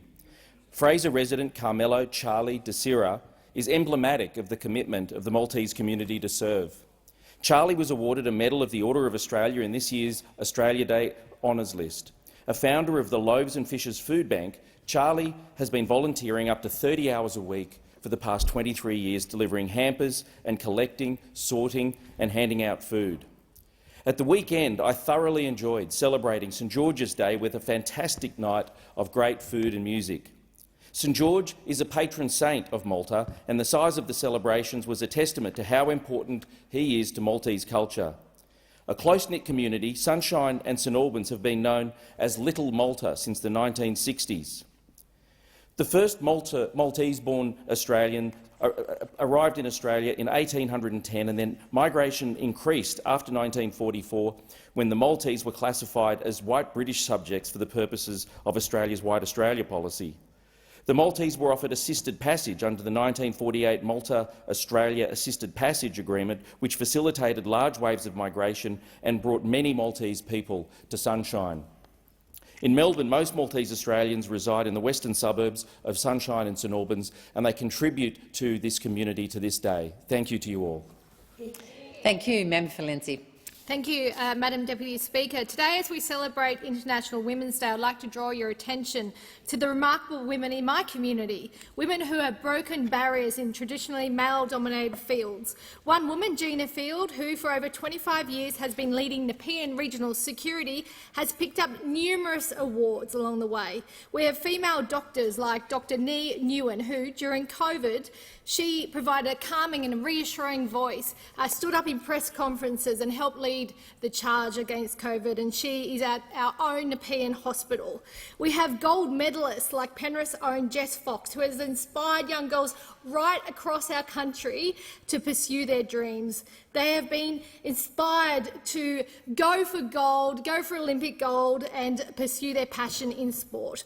We also have women who have devoted their lives to serving others, like Katie from Yams, who works tirelessly as a volunteer to improve the lives of young people struggling with mental health. People like Katie are the backbone of our community. However, we cannot talk about women's empowerment in our local community without acknowledging that we still do have a lot of work to do, particularly getting ourselves off the top of the list when it comes to domestic violence in our state of New South Wales. We need to do more. We need to educate our young people about healthy relationships, and we need to hold perpetrators to account. Without this, we can't have women's empowerment. It is an important day to acknowledge the success, but also to remember all the work we still have to do. Thank you. Member for Cranbourne. Thank you, Deputy Speaker. International Women's Day is an opportunity for celebration and reflection. On this day, I celebrate that my daughters, Lily and Isabel, will grow up in a fairer country, and I reflect on my 86-year-old mum, a nurse, artist and advocate for women, and the journey she's taken to help make positive change. Such change means that I can stand here today as part of the first federal government with a female majority. The Labor Party has always driven gender equality and progress for women. The first female Prime Minister. Policies that drive equality and opportunity, like cheaper childcare enabling women to return to work, build a career, earn a wage and save for retirement, and the greatest boost to paid parental leave scheme since it was introduced by Labor in 2011, and now delivering 10 days paid domestic violence leave so that no woman is forced to choose between safety and her job. I am proud that 13 years ago, as Mayor of the Surf Coast Shire, we were the first organisation across our nation to introduce this leave. Now today is more than just celebrating our past accomplishments. We must continue to address the challenges women face every day and create an environment where women will thrive. When women thrive, we all thrive. Happy International Women's Day. Member for Flinders. Again, it being International Women's Day, I rise to speak on this morning's gathering on the grounds of Old Parliament House to unveil the sculptures of Dame Dorothy Taney and Dame Enid Lyons, the first female senator and member of the House of Representatives, respectively. Victorian artist Liz Johnson captured the moment they first walked into Parliament House on 24 September 1943. Most of the women elected to this place and the other one were present, and proceedings were graciously addressed by the member for Eden Monaro, but also recognised was the mighty member for Forrest, whose ferocious persistence produced these sculptures, as it turns out, the only sculptures of women anywhere in the Australian Capital Territory. Parliamentarians and the public alike were regaled with family tales from Libby Lyons and Maxine Muir, who, may I say, bears a striking resemblance to her Aunt Dorothy, including fine descriptions of the anticipation these tiny but towering women would have felt that day. Yet it was quite clear from the stories, if not from the stride, demeanour and indeed the fox fur hung feistily around Dame Enid's neck, that both women meant business. And as I stood with colleagues across the parliamentary spectrum, I had the occasion to feel, and to now express in this place, my gratitude towards all the women in this place, both elected and unelected, some of whom, like Senator Jane Hume and my office manager Julia Doyle, I have known for over 30 years. But equally, the gratitude extends to those I've just met across party lines. You make this place a better and more effective place, and indeed more fun. Thank you. Member for Holt. Deputy Speaker. The vibrant and colourful festivals of Holi and Hola Mohola hold a special place in the hearts of millions of people around the world. They are a time of celebration, joy and unity of the unique cultures and traditions that make Australia such a wonderful place to call home. Holi is a Hindu festival that celebrates the arrival of spring, and it is time to put aside our differences and come together as one community. The colours of Holi symbolises the vibrance of life, the richness of our cultures and the diversity of our nation. Hola Mohola, on the other hand, is a festival that celebrates the warrior spirit of the Sikh community. It is a reminder that we must always stand up for what we believe in, and we must never shy away from defending our values and our principles. As we celebrate these festivals, let us remember the importance of kindness, compassion and empathy. I wish everyone in my electorate of Holt and across Australia a happy and joyous Holi and Hola Mohola. Thank you. Thank you. Member for Wentworth. Celebrate the incredible contributions women have made to our country and our parliament. We're fortunate to follow in the footsteps of courageous, determined women like Dame Enid Lyons, Doris Blackburn and Cathy McGowan. I'm so proud that women now comprise 38% of this chamber and 44% across the parliament, more than it has ever been. A tremendous improvement from the year when I was born, when 0 women stood in the House of Representatives. We have a long way to go, however.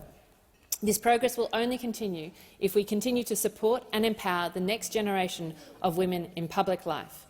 We must work together to overcome the barriers that women face and ensure every woman has the opportunity to succeed. And I want to highlight some of those groups in my electorate that do make a huge difference to women, including the B. Miles Foundation, Bondi Cottage, the National Council of Australian Jewish Women, as well as the Surf Lifesaving Clubs, who are promoting women in surf lifesaving clubs, and groups like Chief Executive Women, who also encourage women to be their best. On this International Women's Day, I'm committing to empowering women in my community who can make a real difference in public life, tapping them on the shoulder and telling them they can do it because they're capable, qualified and ready, because we all need people to believe in us and to get behind us. This is how I will honour the legacy of my predecessors. I hope many others here will join me and do the same in their own communities. Thank you. Member for Tangi. Thank you, Deputy Speaker. Today, International Women's Day. Happy International Women's Day to everyone. Today we celebrate the incredible achievement of women all over the world. I'm so lucky to represent a seat that is named after a woman, Dame Dorothy Tangney. She was the first woman to serve as a Labour senator and served for almost 25 years. Today I was proud to have been able to be present for the unveiling of the Dame Dorothy Tangney and Dame Enid Lyons statues.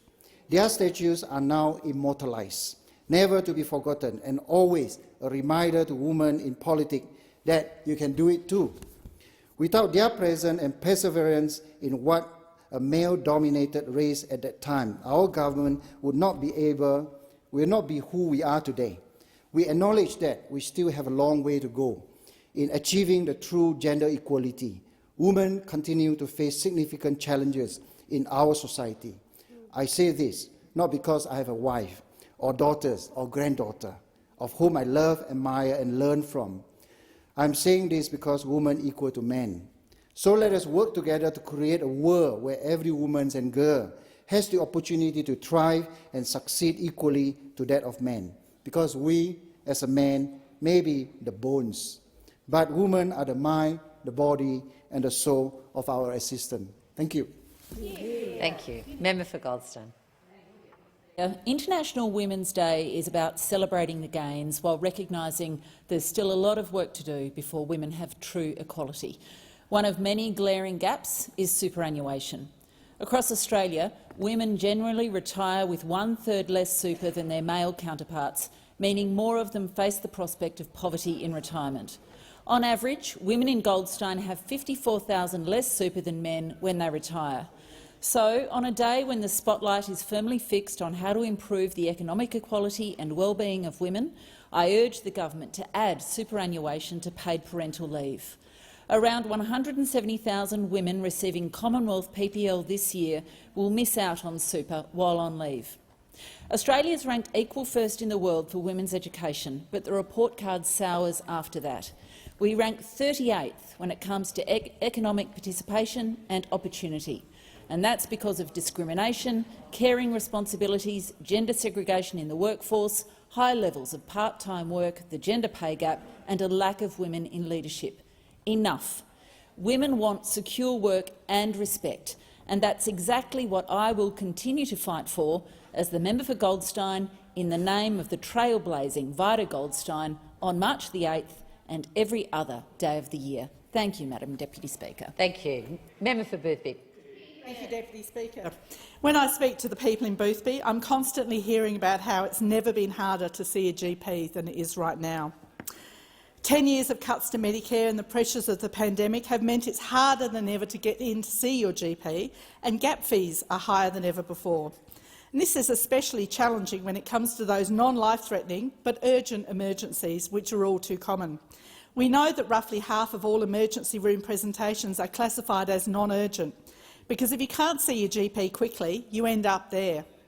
Now, of course, the emergency department needs to treat the life-threatening emergencies first, so the urgent but non-life-threatening cases have to wait, hour upon hour upon hour. And that's why the announcement of an urgent care centre in Boothby is such a welcome step to addressing ED congestion and getting treatment for people of Boothby faster. On the 24th of February, Minister Mark Butler called for expressions of interest for the urgent care clinic in Boothby to support the Flinders Medical Centre ED. This bulk build after-hours urgent care clinic will transform the way people receive care in Boothby. From my background working in the health sector, I'm sure this exciting step will kick-start the important process of taking pressure off our local emergency departments and increasing accessibility of primary health care for those who need it most, and providing the long-awaited relief people in Boothby have been asking for. Thank you. Thank you. Member for Wide Bates. Thank you, Deputy Speaker. Well, my hometown of Gympie is the true home of Australian country music. Sorry, Barnaby Joyce. The Australian Institute of Country Music is in Gympie, fosters emerging Australian talent, songwriters and performers who get the opportunity to then strut their stuff on the biggest stage in Australian country music, the Gympie Music Muster. What started in a paddock in 1982 is now a massive fundraiser and music festival, returning more than $20 million to community groups, not-for-profits, since it started. An entire town of over 44,000 people emerge on Ammermoor when the festival's on. Over $355,000 was donated to community groups just last year. But the Gympie Music Muster needs government support to upgrade facilities like the sewerage, water and electricity so they can keep going. Their structures are in disrepair and need major upgrades to cater for the growing festival, especially the toilet blocks and the iconic main stage, fencing and campgrounds. Some desperately needed funding would allow these improvements to the festival precinct and allow the muster to continue supporting Australia's best homegrown talent. I invite Minister for Arts Tony Burke to put on his RMs and his Akubra and join us for a bundy rum and a bit of boot scooting at the true home of country music, the Gympie Music Muster. Member for Canberra. Sorry, your mic's not on. Member for Canberra, start again, please. Thank you, Deputy Speaker. I rise today to speak about the importance of funding Trove, Australia's wonderful online archive of history, literature and culture. It is an integral part of our national identity and heritage, and it is crucial that we ensure it is properly maintained and resourced. It is also a vital way that people who can't access libraries and other institutions in person can access their collections. But it is under threat, and the National Library has warned that the future of Trove is dependent on a fresh injection of funding. We must ensure the future of Trove. Since its launch in 2009, Trove has become an essential resource for Australia's researchers, historians, students and anyone interested in Australian history and culture, providing access to over 6 billion items, including books, newspapers, photographs and maps. The online archive has revolutionised the way we research, study and understand our nation's history, enabling all Australians easy access to primary source materials from across the country, and it plays a crucial role in preserving our cultural heritage. Trove allows access to digitised versions of rare and hard-to-find books, preserving them for future generations, and it is a vital educational resource, providing remote and regional students with access to sources and information that would otherwise be inaccessible. Trove is crucial for the preservation, promotion and celebration of Australian history, literature and culture, and must be resourced for future generations. Thank you. Member for Fairfax. Deputy Speaker, as an 11-month-old little baby girl, Freya Goldston was diagnosed with type 1 diabetes. She's now 14, and she came and saw me with her mum Jackie last week. For some years now, she's been using an insulin drug called Fiasp, and it's been life-changing, especially at school and with her sport, because it kicks in so quickly. But the federal government has now delisted Fiasp off the pharmaceutical benefit scheme, off the PBS, having the most dramatic impact on Freya. Now, Freya's family has been paying about $7 a script. They've received advice, and it looks like they will be having to pay around about $280 per script for this drug.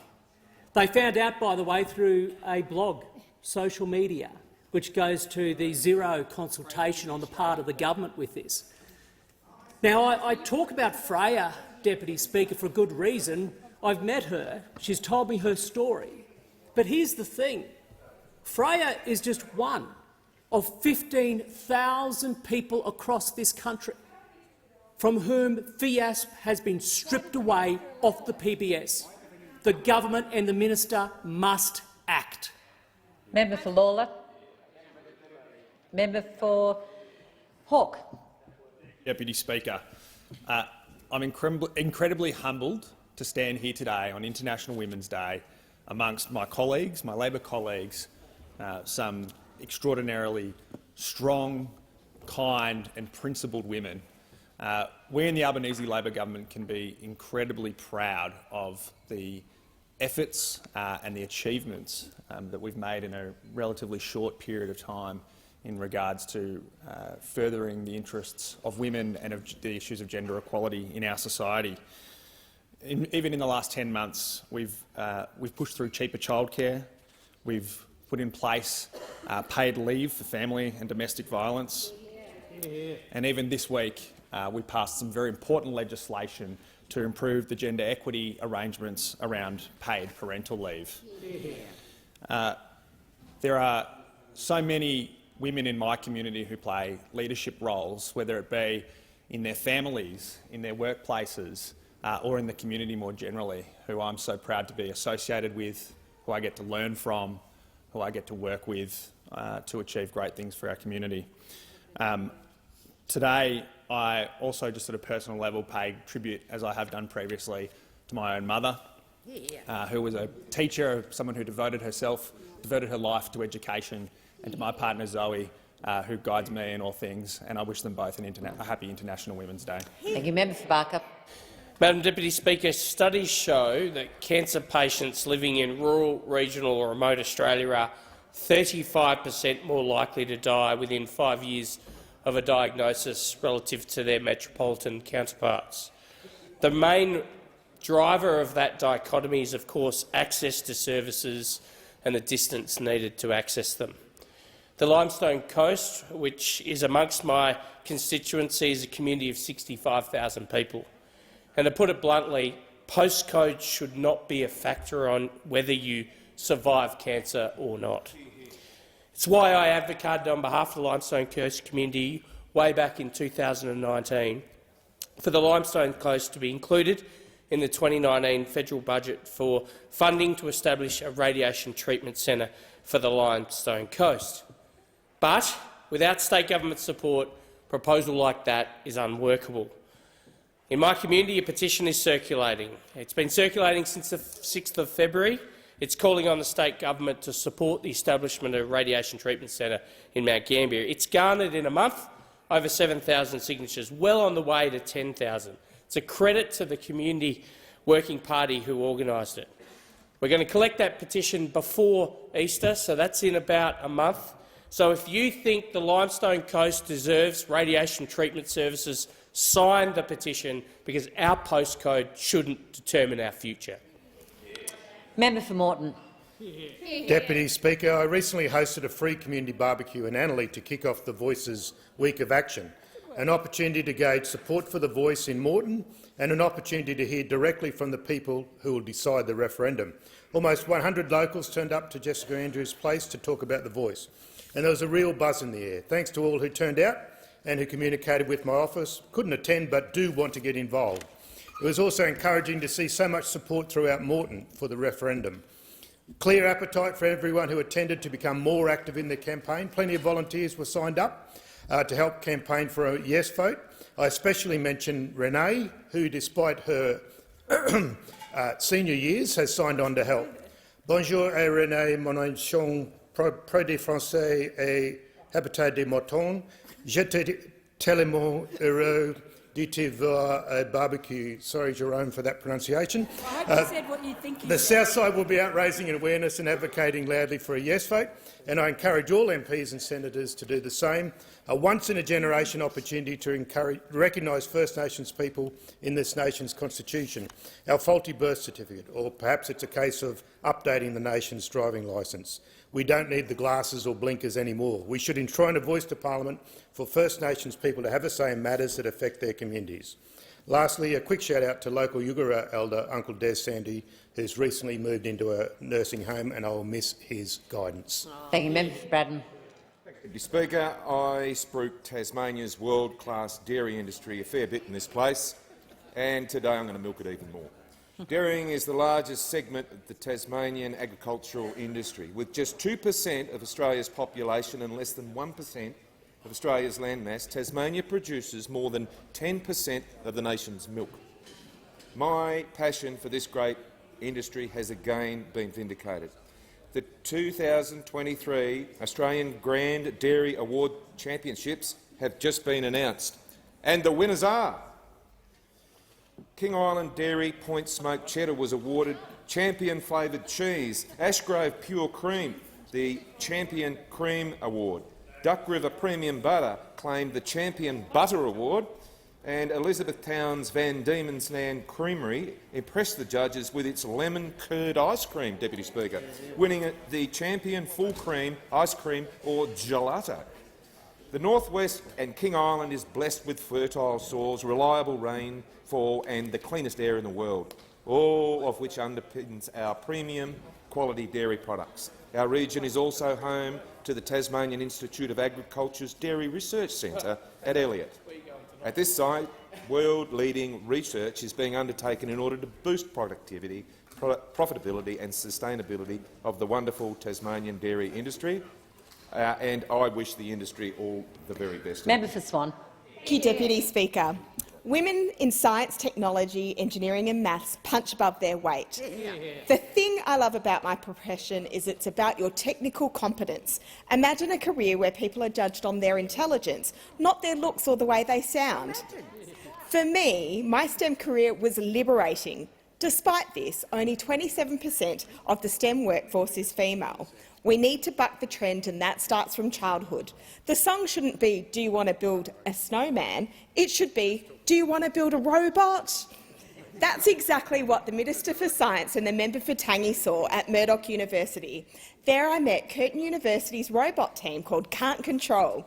These students built a wondrous remote-controlled pneumatically operated robot. This pink robot spins around, has arms and can lift things over its head. Extraordinarily, these were high school students, not university students, that built this. These students have been inspired to study STEM degrees.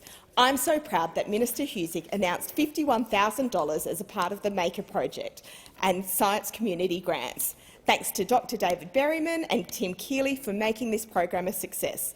A special shout-out to Curtin's Can't Control team, Nicole Irons, Anna Penderson, Samantha Goh, Kieran Jarvis and Harry Cassidy.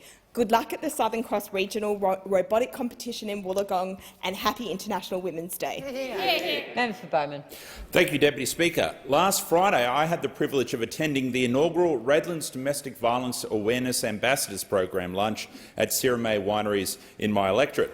This was an initiative born of a need in the Redlands community to better support victims of domestic and family violence and to raise awareness of this important issue. RDVA is an alliance of local Redland male ambassadors who will use individual and combined resources, knowledge and expertise to positively impact and reduce the scourge of domestic and family violence in Redland City. I'm pleased to be amongst the first cohort of ambassadors alongside the city's male state MPs and other business and community leaders.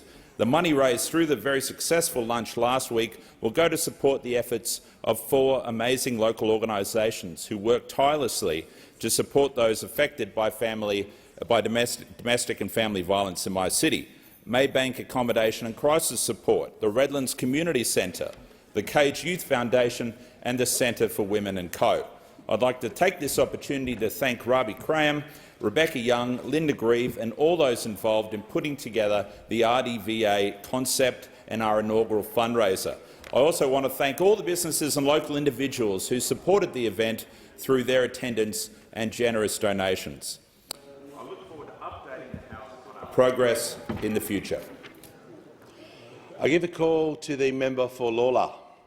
Thank you, Speaker. Speaker, I rise today as Labor's first female Chief Government Whip to wish all the women in the House happy International Women's Day. I stand here proud to be Labor, proud to be a member of the Albanese Labor government, the first majority female government in Australia's history.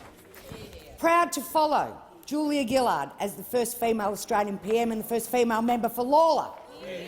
Proud of the Labor women who drove the change to equality in parliament and lead the change now. Proud of the Labor men who got it then and help drive it now. Together, we pursue and deliver for gender equality every day. I note the unravelling of 3 statues in the nation this International Women's Day, those of Dorothy Tangney, Enid Lyons and, in Melbourne, Sherelle McMahon. And I call for more statues of women. And I call that we start in this place and call for a statue of the great JG, Julia Gillard, the 27th PM in this country, in the parliamentary precinct. Thank you, Mr Speaker.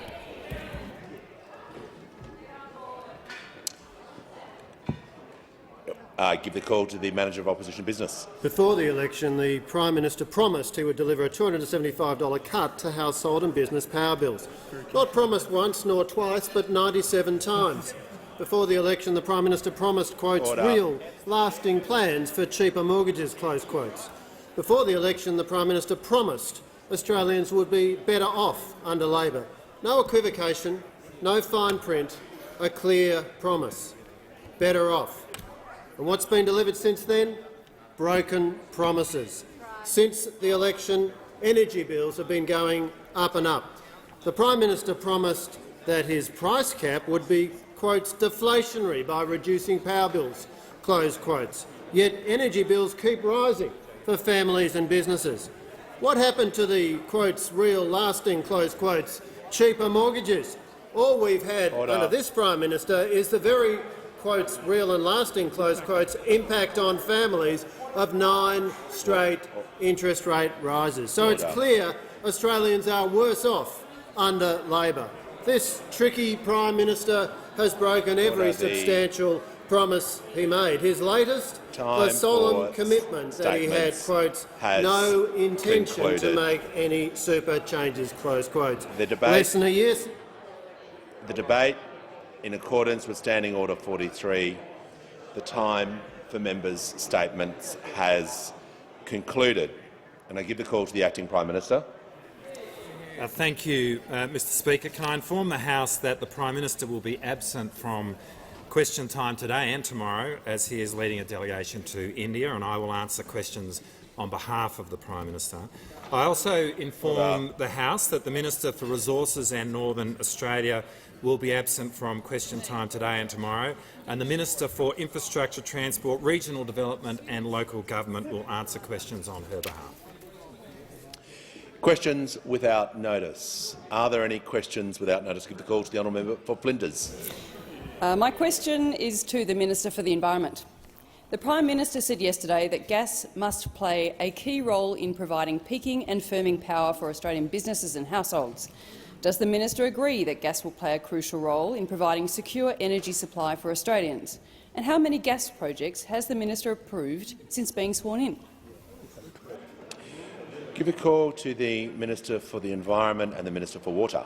Well, yes, it will play a crucial role, and I'm not going to comment on individual assessments. Give a call. Order. Order. The House will come to order. Give a call to the member for Lalor. Thank you, Speaker. My question is to the Acting Prime Minister. Order. How is the Albanese Labor government supporting greater opportunities for Australia through our partnership with India? Give the call to the Acting Prime Minister. Well, I thank the member for her question, and tomorrow is going to be a very exciting day as the coin is tossed at the beginning of the fourth test at the largest stadium in the world, the Narendra Modi Stadium in Gujarat. And right now, on the field is a banner which proclaims 75 years of friendship between Australia and India through cricket. And indeed, Australia was the first country with whom India had formal diplomatic relations after independence, and cricket has been at the heart of our relationship since independence. Indeed, months after Indian independence, Australia and India played our first Test match together when India toured Australia in 1947-48. It was the one series that Bradman played against India, and in that first Test in Brisbane he scored 185 not out, and I am pretty sure that my father was there to watch it. When Prime Ministers Albanese and Modi walk onto the ground tomorrow, there is every chance that they will do so in front of a world record crowd for a Test match. A record which up until now has been held by the MCG and has been since 1960. And cricket is perhaps the best symbol of what we have in common as two countries. You can have an engrossing conversation with a taxi driver in New Delhi about Virat or Tendulkar in a way you can't really have the same conversation even with a taxi driver in New York. Foreign relations is not very different to human relations, and as two countries we are the very best of friends. And right now that matters, because India is becoming a superpower, and India and Australia have greater strategic alignment now than we have at any point. There is an enormous opportunity for us to be trading with India, and a large part of Prime Minister Albanese's delegation to India is as a trade delegation. This is a relationship which matters because we share an ocean, we share a region, and increasingly we are becoming security partners. Last year I had the enormous honour when I visited India of riding aboard a P-8 Indian Navy aircraft, a plane that we operate. This is a really sensitive platform which is engaged in reconnaissance and surveillance, and it says everything about the trust that India has in our country that they would allow an Australian Defence Minister to be aboard. But what transcends our relationship from one of being friends to family is the vibrant and growing Indian diaspora which is in our country today and which will very soon be producing cricketers for our own Test team. Now, as our two countries consider our relationships with China, with the United States, with the region and indeed with the world, we are strikingly similar. And we do live in an era of strategic complexity and threat. But while the way forward is not obvious, some matters are clear. Now is a time to be close to friends. And in the community of nations, India stands in the very top tier of the very best friends that Australia has. Give the call to the Leader of the Opposition on indulgence. Well, thank you very much, Mr Speaker. I want to join with the Acting Prime Minister endorsing his words and wishing the Prime Minister and the delegation every success in what is a crucial opportunity for both of our countries. As the Acting Prime Minister pointed out, we can't say that enough, Richard, of course, as the Acting Prime Minister has pointed out, the relationship between our two countries is certainly based on our mutual respect, on the game of cricket, but so much more than that. When you look at the diaspora community here, the young students who are escaping poverty, who are creating a life here in Australia that couldn't have been imagined a generation ago, 2 generations ago, and the opportunity that they're bringing to their children and their grandchildren, and the role that we play here in that story is a remarkable one. And I want to pay tribute to all Australians of Indian heritage because they are entrepreneurial, they work hard, educate their children, are an integral part of Australian society. And Prime Minister Modi points this out in discussions about the opportunity to export that talent from India into countries like ours. We will be anxious about the first and second day for all of the cricket tragics in this place.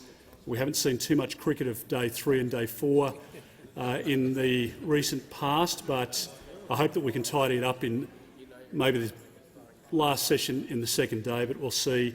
But we do wish the Prime Minister every success in this opportunity between our two countries. Give a call to the Deputy Leader of the Opposition. My question is to the Minister for Government Services, and I refer to the Minister's comments yesterday on Sky News about the attack on franking credits from this government and the attack on franking credits he proposed in the 2019 election. Has the minister reflected on the difference between his honesty in 2019, which saw him lose an election, and the Prime Minister's dishonesty, which saw him win an election? Order. I think I know what the Leader of the House is going to say, but I'll give him the call. Thanks very much, Mr Speaker. The question, I'd submit the question's out of order on a number of grounds. Certainly the tag at the end is something that can only be made by a direct resolution, not through the form of a question. And in terms of the policy carriage of the issue, it's not directed to the accurate minister. Order. I'll hear from the Manager of Opposition. Order. The Minister for Skills. I'll hear from the Manager of Opposition Business. Well, the question relates directly to comments that the minister made in the media yesterday. The principle is well established. A minister can be asked questions about comments that he or she has made publicly, and if there's concerns about the last sentence, then the member ought to be given the opportunity to rephrase the question. I'll hear from the Leader. Just with respect to the point that the Manager of Opposition Business just made about whether a comment that someone makes can automatically be asked about question time, during question time. The reference in practice to that is specifically when it refers to a previous portfolio, and that's on the basis you can't ask someone about something other than their portfolio. You can only ask about a previous portfolio if they've made a statement on it. To say that if they make a statement on any policy at all, it suddenly becomes open slather in question time would be a brand new precedent that we've never had. Order. I'm going to allow the Deputy Leader to rephrase the question, and I want her to rephrase the question with respect to standing orders regarding to the Minister's portfolio. So I'll give her another crack to ask the question, and I'm asking her to rephrase the question so it's relation to his portfolio and the administration that he's responsible for. Order. The Minister for Home Affairs is not helping. Give the call to the Deputy Leader of the Opposition. Thank you, Mr Speaker, and I refer to the Minister for Government Services' comments yesterday on Sky News about the attack on franking credits from this government and the attack on franking credits he proposed in the 2019 election. Has the minister reflected more broadly across his portfolio responsibilities on the difference between his honesty in 2019 when he spoke about franking credits, which saw him lose an election, and the Prime Minister's dishonesty, which saw him win an election? A dishonesty that covers every portfolio in this government, Mr Speaker.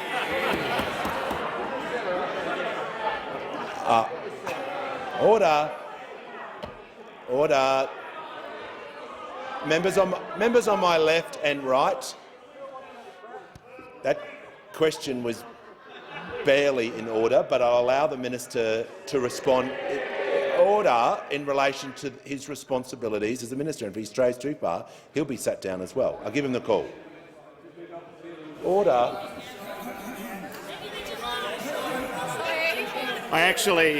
Order. I thank the Deputy left. Leader of the Opposition. I did have one prepared about honesty in government in my portfolio. The Royal Commission into Robodebt reflects, I think, one of the low points of honesty by a government.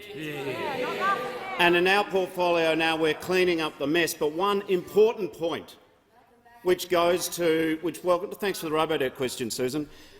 One important point which goes towards this question of honesty in government is really this. There have been a lot of witness statements given by a lot of victims of Robodebt in the Royal Commission, and they do make harrowing reading. I'm not sure that the manager of opposition business. The question was so broad in terms of honesty and the minister's responsibilities. He is in order, but I'll hear from you. Well, it goes to relevance. It was a question about franking credits and this minister's track record. If he can't answer it, he should resume your seat. And also to reflect about his portfolio, and I'll give him the call. He is in order. You've asked the question. It was very broad. The minister is in order. Order. The Robodebt Royal Commission is casting a light on matters which haven't been dealt with before the Royal Commission. Will cease interjecting. The members opposite, I think, are aware that for 4.5 years there was an unlawful scheme raised, an unlawful scheme.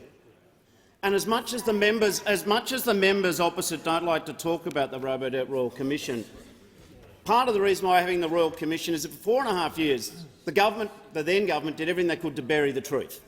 And we've heard in a number of question times— oh my goodness.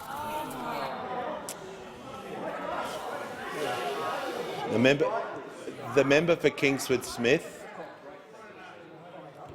I give the call to the Manager of Opposition Business. Well, Mr Speaker, you've been very clear on your rulings when it comes to the Royal Commission that the minister is not entitled to draw conclusions. He is only entitled to refer specifically to evidence. He's been a serial offender on that. He's offending again, and I ask that you direct him back to your ruling. Resume your seat. The Leader of the House.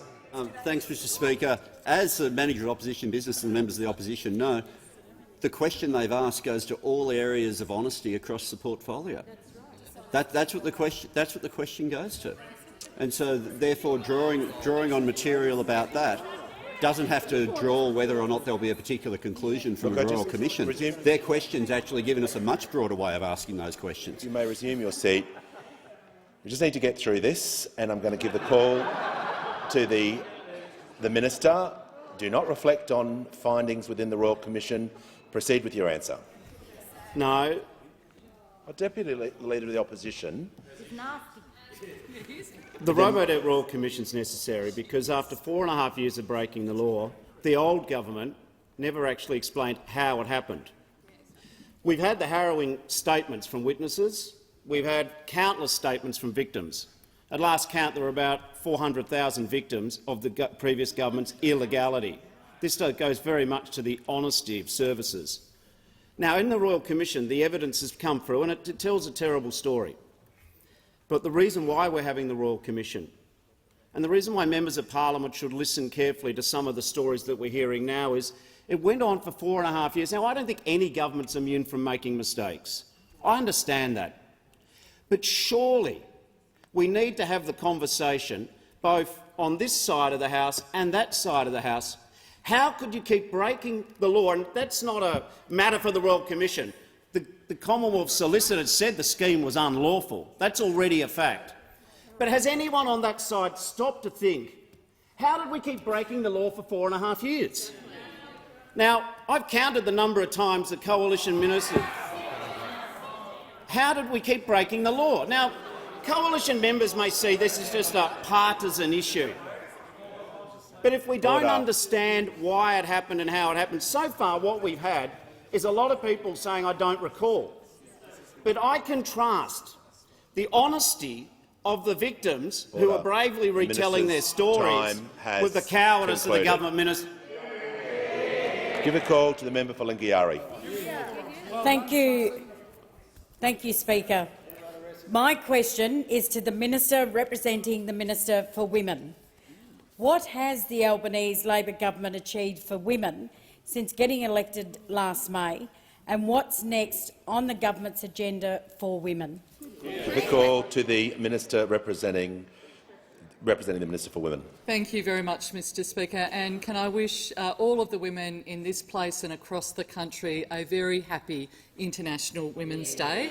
I know many of us were delighted this morning to be able to join Minister McBain and the Tangney and Lyons families at the unveiling of the Dame Enid Lyons and Dame Dorothy Tangney's statues in the parliamentary precinct. It was a very fitting way to honour them, and we all acknowledge the ongoing work that there is to recognise women across all roles in public life.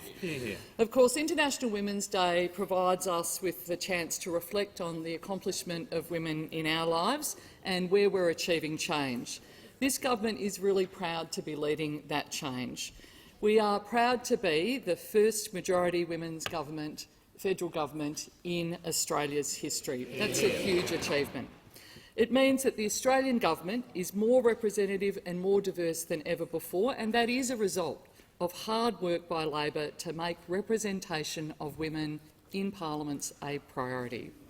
In just 9 months of this government, we've already delivered cheaper childcare to help women back into work after they've had children, 10 days paid family and domestic violence leave so that no one has to choose between their safety or their job, the biggest boost to paid parental leave since the scheme was introduced by Labor in 2011, gender-responsive budgeting, and handed down our first budget with in nearly a decade that cast a gendered lens over every single spending decision. The National Plan to End Violence Against Women and Children, supported by record funding of $1.7 billion. A wage increase for aged care workers where the majority are women. The National Women's Advisory Council to improve Australia's health system for women and girls. Funding and legislation to fully implement the 55 recommendations of Respect at Work. We've opened up consultation on amendments to the Family Law Act to ensure that it is less traumatic for women and children impacted by domestic, family and sexual violence. We've introduced legislation for $10 billion of the Housing Australia Future Fund, with 4,000 properties for women and children fleeing domestic and family violence. And we introduced, of course, legislation to close the gender pay gap, exposing those industries where over 100 or more workers where gender pay gaps are significant. Of course, though, we know that there is a lot more to do. A lot more to do. We know that women still experience inequality, they get paid less, we have less superannuation, fewer assets, higher levels of domestic and family violence, greater unpaid work across caring responsibilities, and we hold fewer leadership roles. As women in this place and across the country, we know the job is never done and the job is not yet done. I'm pleased to— on indulgence, I'll call the Deputy Leader of the Opposition. Thank you, Mr Speaker. And on indulgence, I'd like to associate the opposition with the remarks of the Minister representing the Minister for Women and note that many of the measures, including the record funding for the National Plan to End Violence Against Women and their Children and record spending on women's safety, were were initiated by the previous government. International Women's Day is an opportunity to celebrate the achievements of all the incredible women that contribute so much to Australian society every single day: mothers, carers, professionals, pilots, journalists, teachers, farmers, doctors or small business owners. And it is important today to reflect on the progress we've made as a society towards gender equality in Australia, while we also acknowledge that work needs to still be done. This year's International Women's Day theme, Cracking the Code, highlights the role that bold, transformative ideas and technologies can play in achieving gender equality. Mr. Speaker. Before I call the next speaker, I'm pleased to invite the House that in the gallery today is the Minister for Education and Science from the Parliament of Mongolia, His Excellency Angkam Galan, and His Excellency Mr Wan Chun Kim, the Ambassador for the Republic of Korea. A very warm welcome to you all. I give the call to the honourable member for Indi. Thank you, Mr Speaker. My question is to the Minister for Climate Change and Energy. Under the government's safeguard mechanism, big polluters will seek to offset emissions by purchasing ACCUs from farmland. But farmers say this could lock up productive land, and it relies on the availability of credits they need to inset their own emissions for carbon neutrality and avoid hefty tariffs on international markets. How will the safeguard mechanism work if it can't rely on offsets from agriculture? I give the call to the Minister for Climate Change and Energy. Well, thanks very much, Mr Speaker. I thank the honourable member for her question and recognise her leadership on matters of climate in the regions and climate in agriculture. And the honourable member asked a number of very important questions. Firstly, in relation to the safeguard mechanism, and there has been a debate across the public sphere in recent days and weeks about the use of offsets, and where the government has proposed such an ambitious scheme to see 4.9% reduction in emissions each and every year. It is appropriate that we provide flexibility to businesses as to how to do that, and offsets are a very important part of that. Offsets are the net in net zero, which all parties are effectively committed to or meant to be committed to, and agricultural offsets play a very important role as well. So, in relation to safeguards mechanism, that is an important degree of flexibility for big industrial emitters. And of course there will be a debate in this parliament when the bill comes forward for a vote, and there will be one in the other House, and when I issue the appropriate regulations. And I've interacted with some members of the crossbench and happy to have further interactions with them about the issues. In relation to insetting and the proposal and the concept that the honourable member refers to, I am aware of that proposal and that concept. National Farmers Federation is interested in it, Farmers for Climate Action are interested in it, and it is a concept which has been consulted on by Climate Active, and it is one of the options available to farmers potentially going forward. I would remind the honourable member and the House of the existence of the Farmers' Carbon Offset Scheme by the government, the $20 million in funding over 4 years to provide farmers and agriculturalists with all the information and best detailed advice that they could possibly access, to give them the choices, informed choices that they can make to ensure that they are maximising their involvement in a way that they choose to. I'm aware of the honourable member's concerns about some misinformation that's common in agricultural areas about some of the benefits of carbon credits as opposed to some of the risks. And farmers should be able to make those choices themselves, but in a fully informed way. And I'm more than happy to engage further with the honourable member about any sensible suggestions she might choose to make in this area. Call to the member for Holt. Thank you, Mr Speaker. My question is to the Treasurer. How is the Albanese Labor government responding to the cost of living pressures facing Australians, and what steps is the government taking to address the inflation challenge that the government has inherited in the economy? Give the call to the Treasurer. Thank you very much, Mr Speaker, and can I thank the member for Holt for her question. That is the third question that the member for Holt has asked me since November. That means 3 times more than the Shadow Treasurer has asked me over exactly the same period. So I thank the member for Holt for her question. Even with the big boss away, I can't get a question from the Shadow Treasurer. Order. Mr Speaker, I thought today might have been the day, but alas, today is not the day. Now, Mr Speaker, we know that the interest rate rises, which began before the election and continued afterwards, are really tightening the screws on household budgets, which are already tight enough. And we know that there are global issues at play here, but we also understand and accept that some of the issues in our own economy, particularly in our supply chains, which have been neglected for too long, are also part of the inflation challenge. The Reserve Bank Governor has said something between half and three-quarters of the inflation in our economy are from pressures in our supply chains. And that's why the bills before the parliament, whether it's the National Reconstruction Fund, the Housing Fund, whether it's the Safeguard Mechanism, all of these are designed to lift the speed limit on the economy, to make our economy more resilient so that it can grow without adding to these inflationary pressures. And that's an important part of our plan. Equally important part of our plan, Mr Speaker, is cost of living relief for Australians who are doing it tough, and providing that in a responsible way, a methodical way, an affordable way, so that we don't add to these inflationary pressures in our economy, whether it's cheaper early childhood education, expanded paid parental leave, cheaper medicines, more affordable housing, getting wages moving again, and the energy bill relief that those opposite voted against.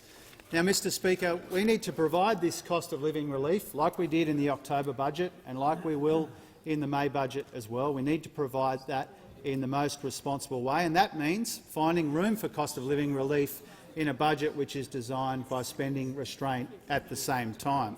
And that's why we're so pleased to see that the Reserve Bank Governor, for example, when he was before the parliamentary committees here in this building last month, was talking about how welcome it was that we banked 99% of the upward revision to revenue in the budget over the 2 years where inflation was most acute.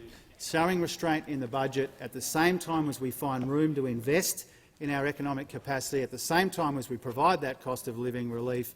These are all equally important parts of our three-point plan to get on top of this inflation challenge in our economy. We expect that inflation has already peaked, but it will be higher than we'd like, for longer than we'd like.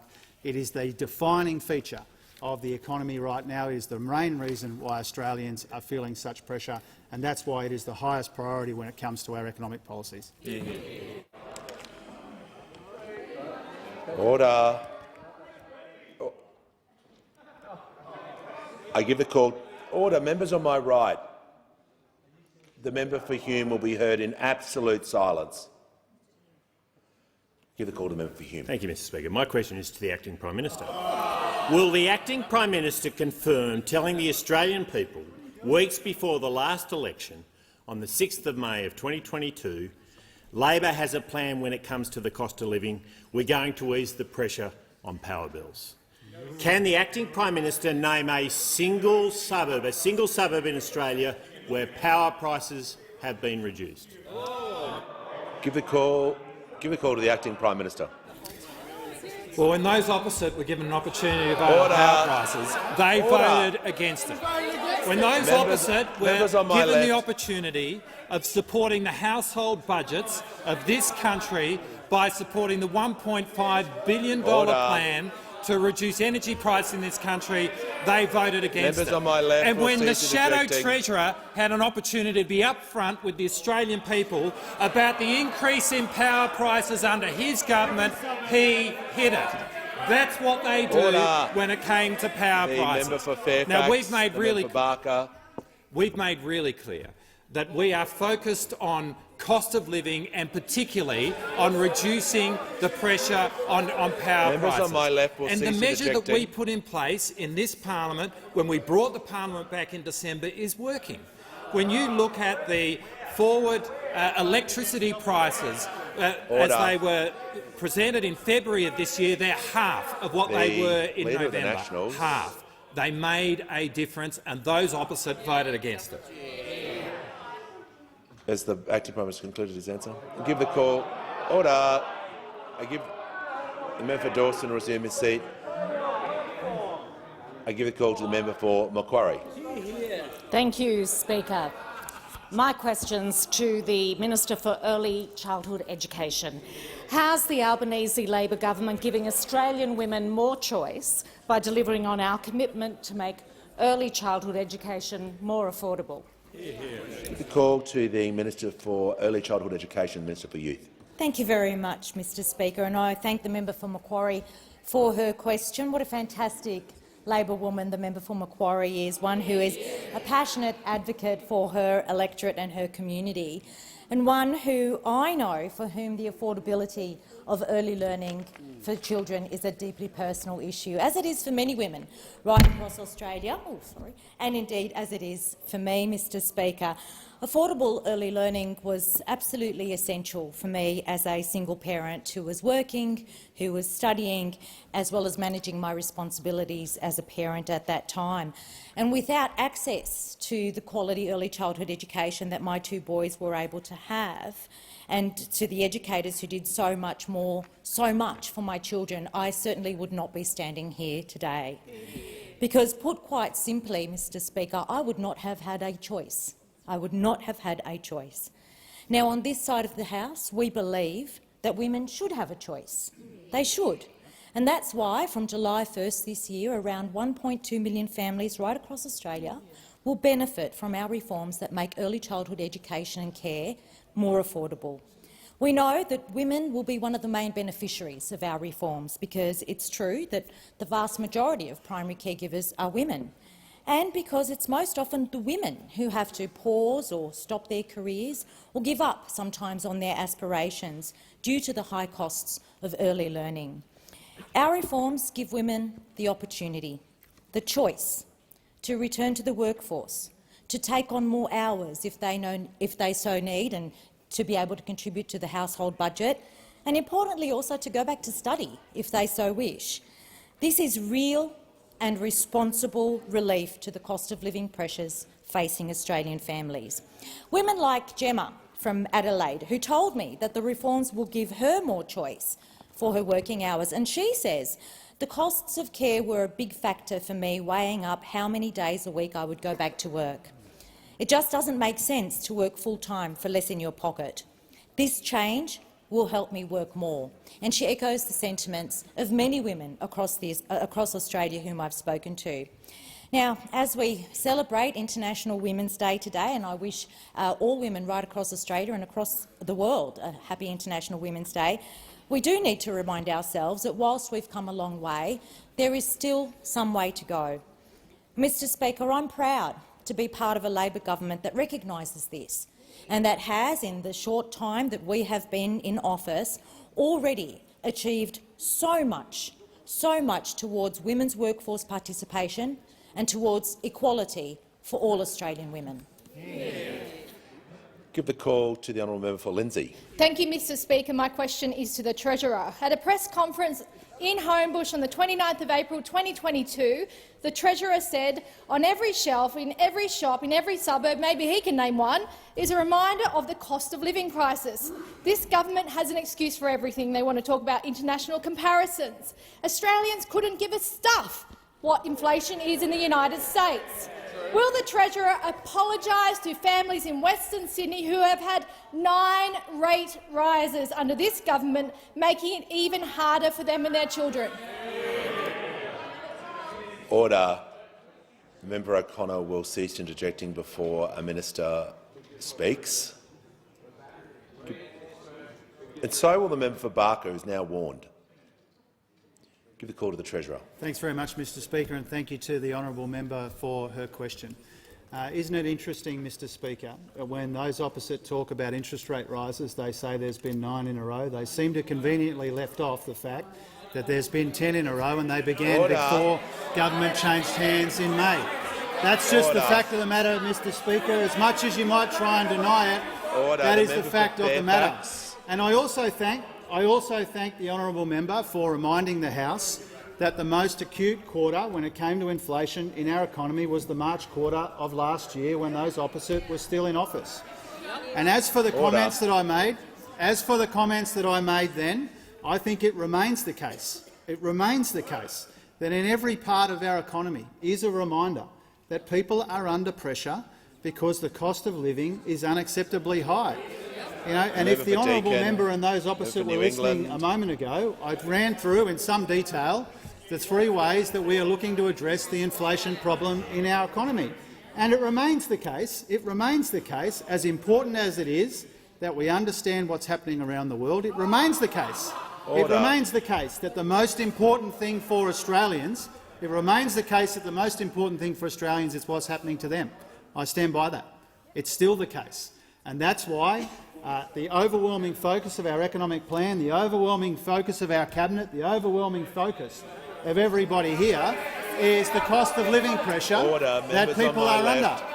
And if you look right across the board at all the economic data that was there in May, what was abundantly clear is that the situation that we inherited from those opposite, after a wasted decade of missed opportunities and warped priorities, was a difficult situation for Australian families and pensioners. And if they really cared about the cost of living pressures that are on Australian families, they would have voted to help them with their power bills. But they didn't. They didn't do that. And so they had a decade. They had a decade, Mr Speaker, to deal with the issues in our economy. They wasted that decade with their messed-up priorities. We inherited a mess from those opposite. We are doing our best to clean it up on behalf of Australians who are still doing it tough. Petrie. Great job.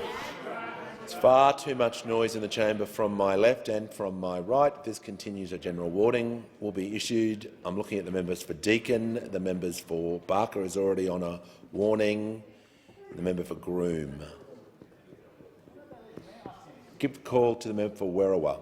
Thank you, Mr Speaker. My question is to the Minister for Social Services. How will Australian families, and particularly Australian women, benefit from the government's paid parental leave changes which passed Parliament this week? Give a call to the Minister for Social Services. Well, thank you, Speaker, and I'd like to thank the member for Werriwa for that question, and on this International Women's Day recognise her advocacy, her fierce advocacy over many years, not just for women in her electorate but right across Australia. Of course, improving paid parental leave is a critical reform. It's critical for families, it's critical for women and it's critical for the economy. We know that when done right, paid parental leave can advance gender equality and grow the economy. New modelling from Impact Economics and Policy show that the establishment of paid parental leave scheme under Labor in 2011 resulted in nearly 75,000 more mothers joining the workforce and adding $8.5 billion to our GDP. Paid parental leave is a proud Labor legacy, and the Albanese government is building on this legacy. Paid parental leave reform was the centrepiece of our first budget, where we invested $500 million into a fairer, more flexible and more generous scheme. We know what happens when both parents are not supported to take time off work and care for young children. Usually mums work much less or leave the workforce altogether, while dads remain in full-time work. This pattern persists for years after a child's birth and is a key driver of the gender pay gap. We heard the messages loud and clear at our very successful Jobs and Skills Summit in September, where gender equality and economic growth went hand in hand. Businesses, unions, gender experts and economists all understand that one of the best ways to boost productivity and participation is to provide more choice and more support to families and more opportunity for women. Shared parenting is critical to advance gender equality, and our changes mean from the 1st of July this year it will be much easier for both parents to access paid parental leave and share care. After 10 years of policy stagnation from those opposite, we lagged behind other OECD countries. This government has made investing in paid parental leave a priority, giving more families access to the payment and expanding it to a full 6 months by 2026. A paid parental leave scheme that empowers the full and equal participation of women will be good for business, good for families and good for our economy. Gender equality is at the heart of this government's agenda, and this is just one measure of many that we are delivering to Australian families and Australian women. And I give the call to the member for Dawson. Thank you, Mr Speaker. My question is to the Assistant Treasurer. Can the minister confirm that farmers holding their farmland or family businesses holding their assets in self-managed super funds could be forced to pay tens of thousands more in taxes under Labor's superannuation changes, due to nothing more than fluctuations in volatile commercial property prices? Isn't this just another unfair new tax on family farms and family businesses. The call to the Assistant Treasurer and Minister for Financial Services. I thank the honourable member for his question. Of course, Labor created superannuation, and it's a success story. Over $3 trillion of national savings. Australians are now retiring with more money than they ever have before. And the thing that honourable members need to understand is that every single dollar was opposed by those members over there. Every single dollar was opposed by those members over there. In fact, 3 of the last 4 years, they tried to stop Australians getting an increase in their superannuation payments. Now, we've started a conversation in this country about the objectives of superannuation. Member for Deakin. We've started a conversation about the objectives of superannuation. It is unusual to have a piece of public policy in operation for 30 years without an agreed understanding of what it's all about. On this side of the House, we understand that superannuation is about providing a retirement income stream. Now, we understand that the Australians find that there are lots of taxation incentives for investing their money in superannuation, and that is actually by design. That's by design. We want to encourage people to save for their retirement.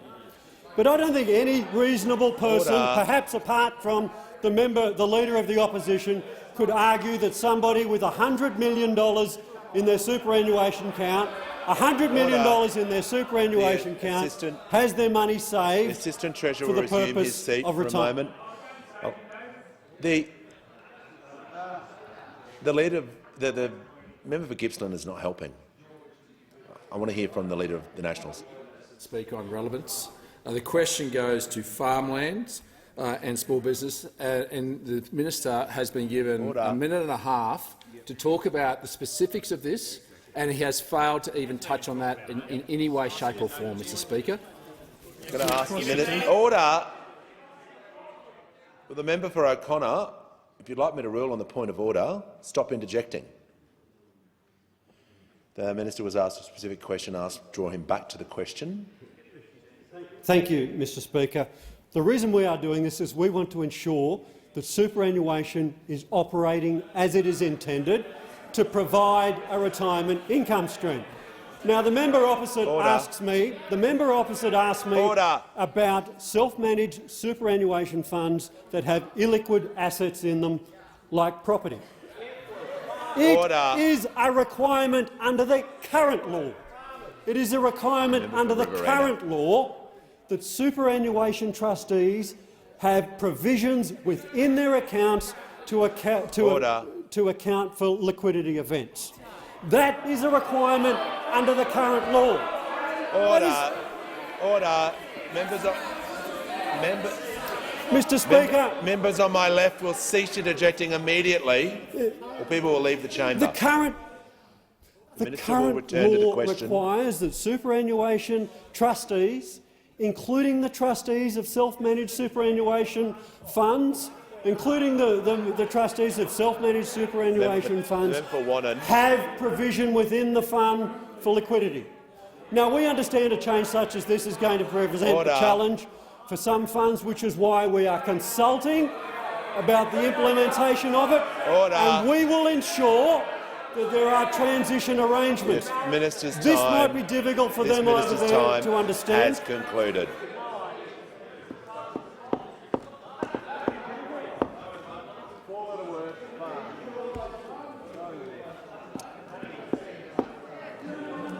Order.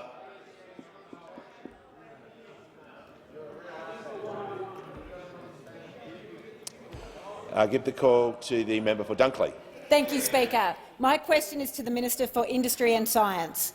How will the National Reconstruction Fund help Australia to meet key national challenges, including creating new, high-skilled, secure jobs?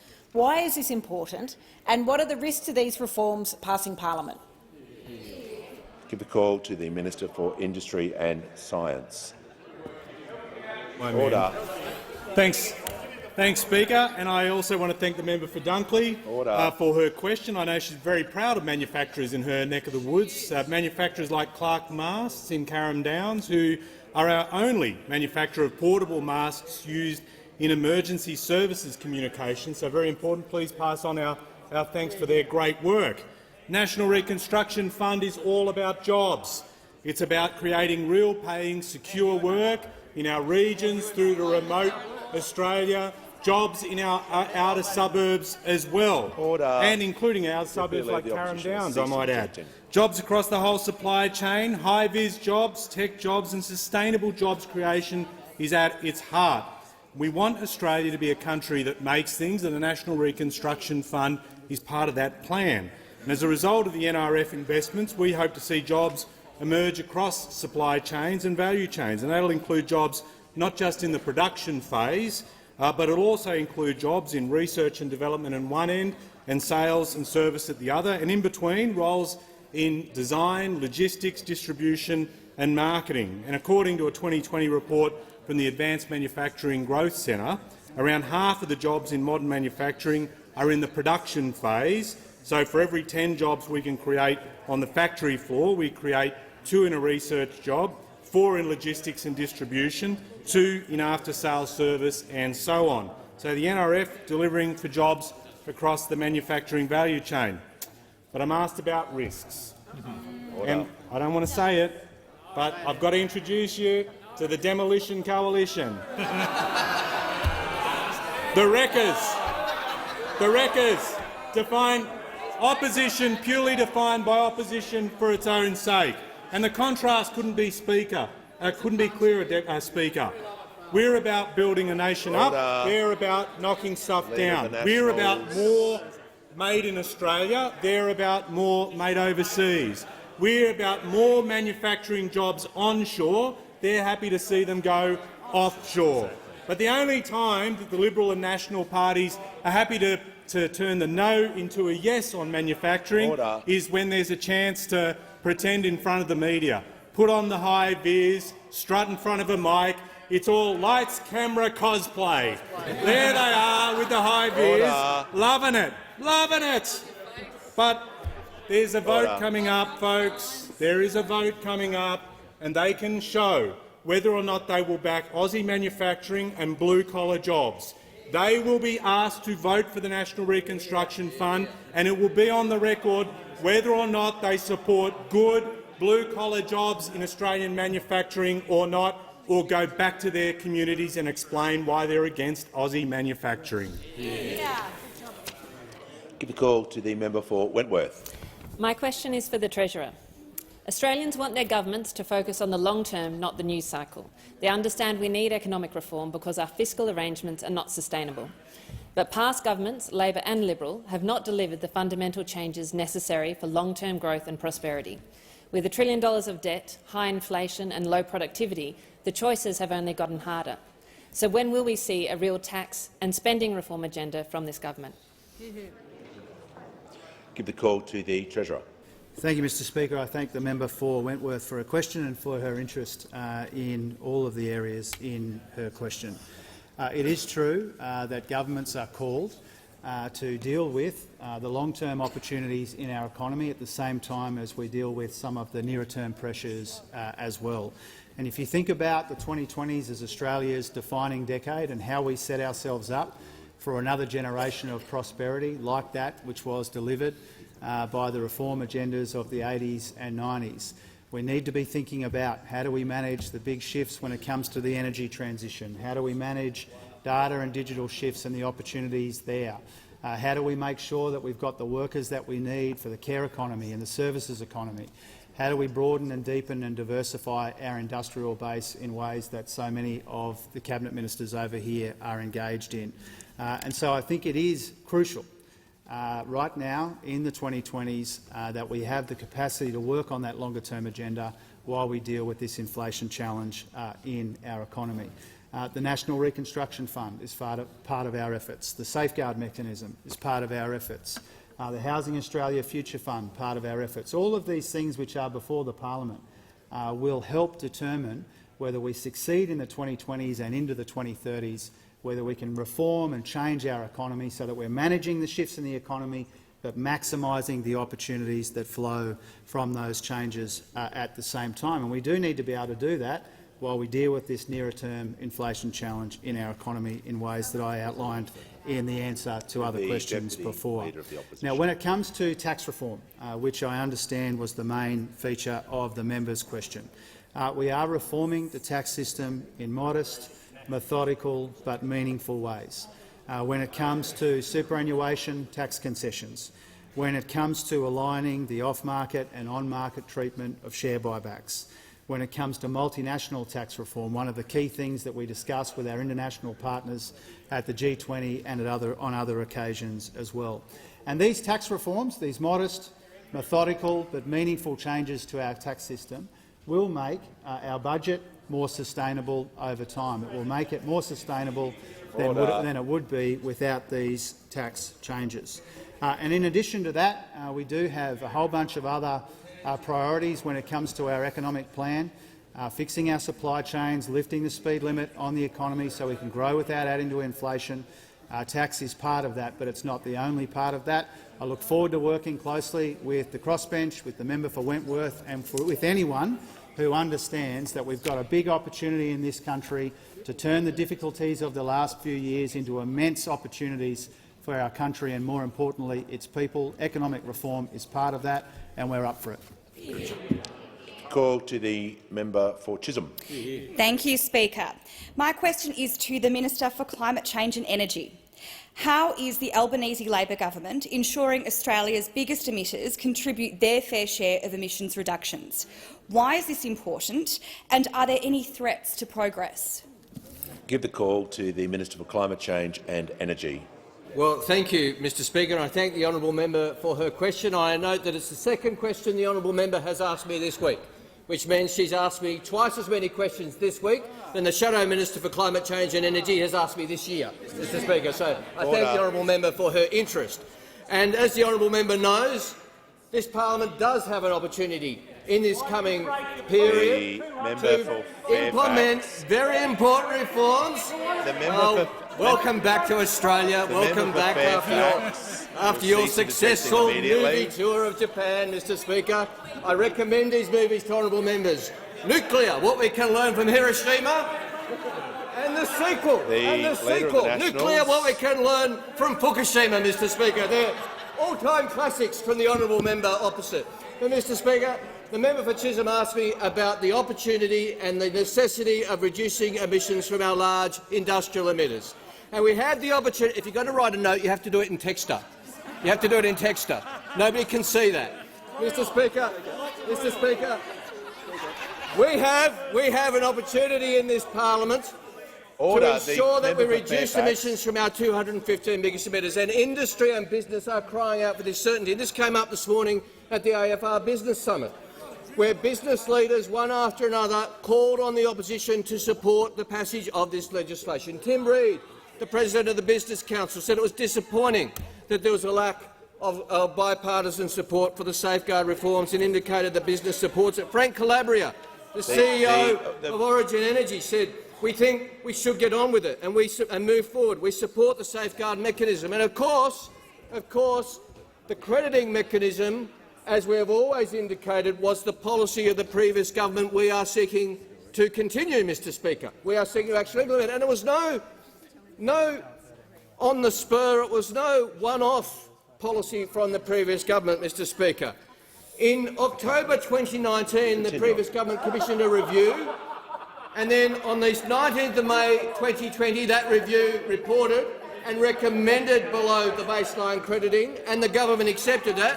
The then minister gave a press conference and said, "It is so important that we introduce below the baseline crediting." And then they issued consultation on the design. Then they took it to the election. And then, of course, recently the member for Hume said they'd already legislated it and it was working, when it was not legislated, Mr Speaker, and clearly was not working because it wasn't the law of the land. We are making it the law of the land. So they've had multiple occasions when they supported this, except when they actually get a chance to vote on it in the parliament, because we've introduced it, something they never got around to doing, Mr Speaker. They've become so negative, they're not only opposed to our policies, they're opposed to their own. Give the call to the member for Grey. Thank you very much, Mr Speaker. My question is to the Assistant Treasurer. Minister, Under the government's super changes, if a family's farm is owned in their super fund and increases in value during the financial year, will they pay tax on that gain even if they have not sold their farm? Good question. Give the call to the Assistant Treasurer and Minister for Finance. I thank the honourable member for the question, and I think we should deal with this in three parts. First, why are we doing this? Order. The reason that we're doing this, we are doing this, Mr. Speaker, is this government has inherited $1 trillion worth of debt from those opposite. And simply doing nothing is not an option. We also need to ensure that the superannuation system is operating Minister, resume his seat. Minister, resume his seat. I can't hear a word that's being said. Order. And if this noise continues, there will be no warnings. People are ejected immediately. Hope that's clear to everyone. Give the call to the Minister. Thank you, Mr. Speaker. We've inherited a debt. We've got to deal with it. We've also got to ensure that the superannuation system operates as it was intended and that there is integrity in the system. And that's what these measures are all about, ensuring there is integrity in the system. Order. Now, to the member's question, he may not be aware, but certainly the member for Deakin is aware, and certainly the member of Hume should be aware, that under the current laws, there is a requirement for superannuation funds. No, just be quiet, you might learn something. There is a requirement for superannuation funds, including self-managed superannuation funds, to have provision for liquidity events to ensure that they have a diversified asset base and ensure that they have provisions to draw down. Now, I know that the member for Deakin knows this. I know that the member for Deakin knows this because when he was the minister responsible for the tax office, he had the tax office Minister, right. resume his seat. I'll hear from the Leader of the Opposition. Mr. Speaker, this was a very clear question. Is the family liable for tax even though they don't sell the farm? If he doesn't know it, ask him to sit down and put him out of his misery. The Leader of the Opposition. Well, if the House will come to order, I can hear what the Minister is saying. I'll remind members again, I can't hear a word that he's saying because of the noise in this chamber. I asked him to return to the question so I can listen to him carefully to make sure he is being relevant. He has the call. Thank you, Mr. Speaker. I mean, the Leader of the Opposition's objection underscores the lack of knowledge that he has, and presumably many others, about what the current requirements of the superannuation system.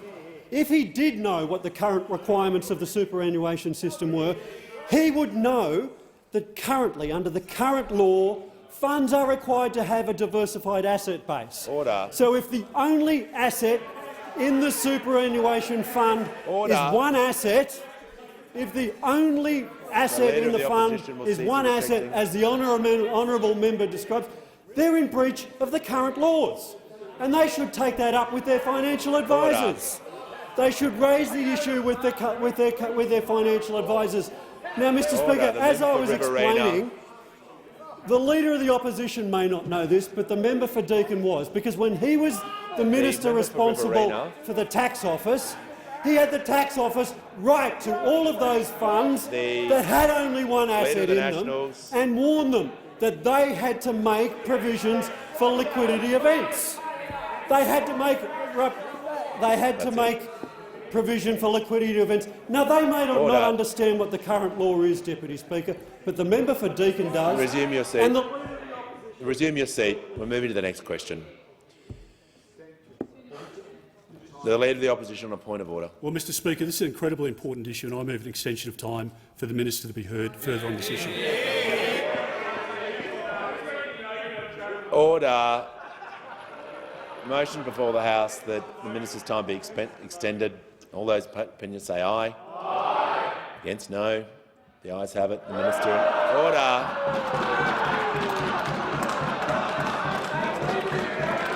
Order.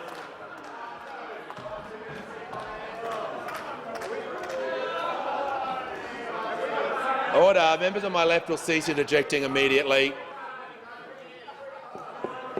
The question before the House was an extension of time. There better be silence so I can hear him, otherwise people will leave. The Minister has the call. Mr. Speaker, it's important that the opposition, members who are gathered here, in fact all Australians, understand exactly why the government is introducing these changes, the process that we intend to do, to consult with stakeholders to ensure that we get the absolute detail right, and to ensure that we explain to members opposite how it fits in with the current arrangements. The reason we are doing this is that we have inherited a $1 trillion debt. You're an absolute joke. You are a joke. Order. Members on my right. You're a joke. Members on my right. Just the members on my right, members on my left. I'll hear from the Leader of the Opposition on point of order. Well, Mr. Speaker, on a point of order, on relevance, is the farm with its unrealised capital going to— Resume your seat. There's no point of order. Resume your seat. Resume your seat. Resume your seat. Order.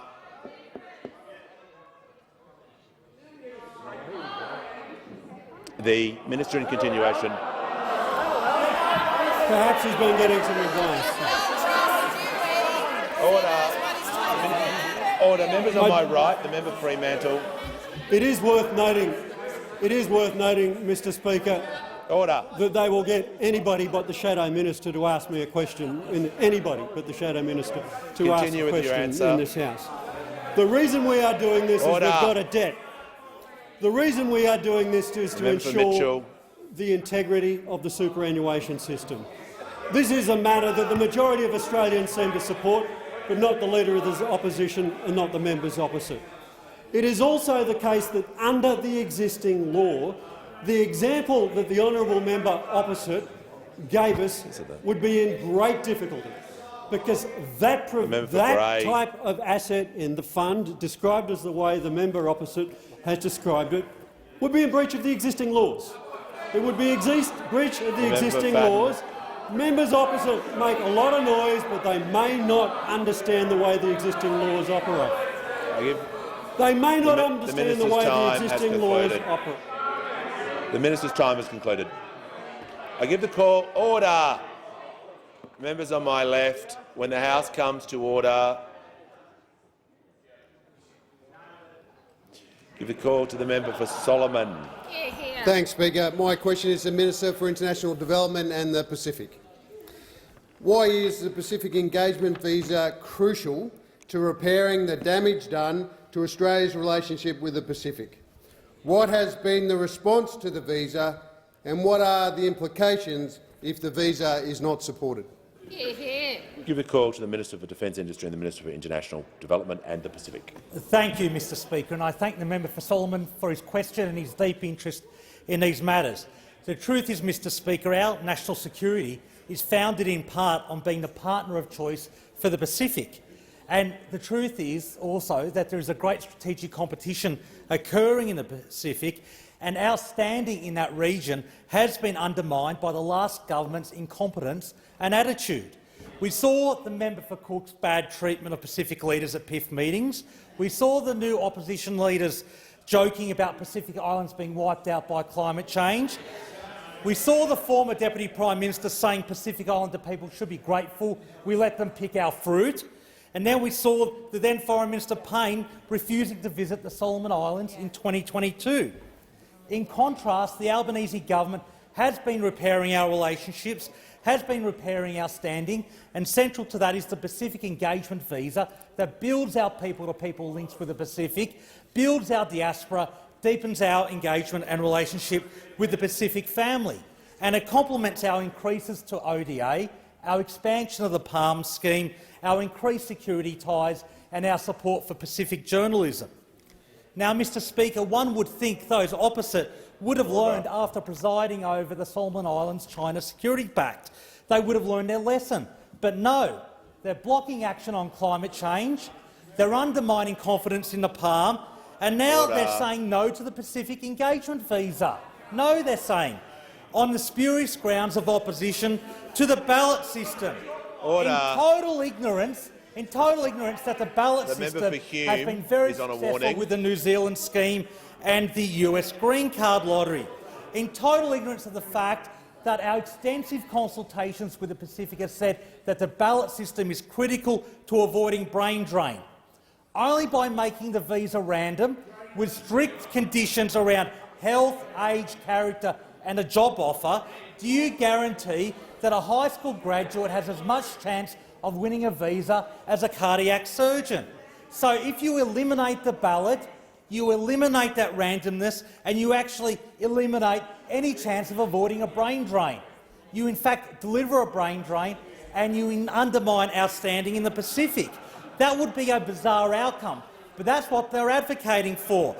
Equally bizarre was their media statement they put out yesterday, where they said they support a permanent visa, but then they said they don't want people to come here permanently. They also said they want to pick the most skilled people, so we can't use a ballot, but we don't want the Pacific to lose their best people. The truth is, by undermining our position in the Pacific, they're undermining our national security. They're going back to the bad old ways of hurting Australia's national interest and being patsies for the interests of other countries in the region. The Minister's time has concluded. Give the call to the member for Fowler. My question is to the Minister for Infrastructure. I understand that our current Prime Minister has set up Infrastructure Australia under the previous Labor government. Recently, this authority listed the metro link between Western Sydney Airport to Parramatta as a priority area. This critical line would have brought job opportunities to my Fowler electorate and reduced congestions. But New South Wales Labor has slashed this line in favour of buses, which don't connect the three major cities. What will you do to restore this critical transport link for my community? Thank you. I give the call to order to the Minister for Infrastructure. Thank you very much to the member for her question, and I know that she's doing so as a strong advocate for her community in relation to public transport. I visited Western Sydney International Airport just recently to announce that it's now got its international code, WSI, and it's well and truly progressing well. The Albanese Labor government has committed over $5 billion alongside the New South Wales government to Western Sydney Airport Metro, and in fact I had the opportunity to dig the first sod on that rail line with Minister Elliott not that long ago. It was a very important rail line. It will be providing important links. We obviously want to see that project to fruition. Of course, there is money that the New South Wales government has put on the table for a business case for part of that line to Parramatta, but no other funding has been committed. No other funding has been committed to that project. We will certainly, as a government who is committed to public transport, committed to the Western Sydney Airport Metro link, we will certainly consider the new government, New South Wales new government, any proposals that they put to us on the table, but no level of government has committed the money to build that project. Give the call to the member for Corangamite. Thank you, Speaker. My question is to the Minister for the Environment and Water. Healthy oceans are central to Australia's economy, culture and lifestyle. What is the Albanese Labor government doing to protect our oceans for the sake of our kids and our grandkids? Call to the Minister for the Environment and the Minister for Water. Thank you so much, Mr Speaker, and I want to thank the member for Corangamite for her question. We've had some great visits to the beaches in her electorate that are really quite beautiful.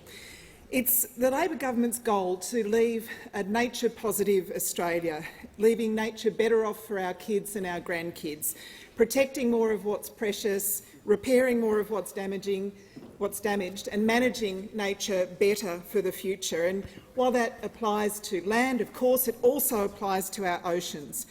The oceans in Australia are very close to our heart, and under the previous Labor government we more than doubled marine protected areas, which again were cut by those opposite. We have the most beautiful beaches on earth and an ocean economy that is the envy of the world, supporting recreation, tourism, fishing. more than 80% of us, 85% of us, live within 50 kilometres of the shore. And thanks to the strong action of the Albanese Labor government, it's been a great 9 months for Australian oceans. Soon after the election, we committed to protecting 30% of our oceans by 2030. That's a goal that is now supported by the entire world. After a big push from Australia at the conference, the Nature Conference in Montreal last year. But just a few days ago, we saw another important international agreement with an Australian-backed global treaty to better protect biodiversity on the high seas. This will allow the establishment of marine protected areas in international waters, covering about 60% of the world's oceans. What an incredible advance that is.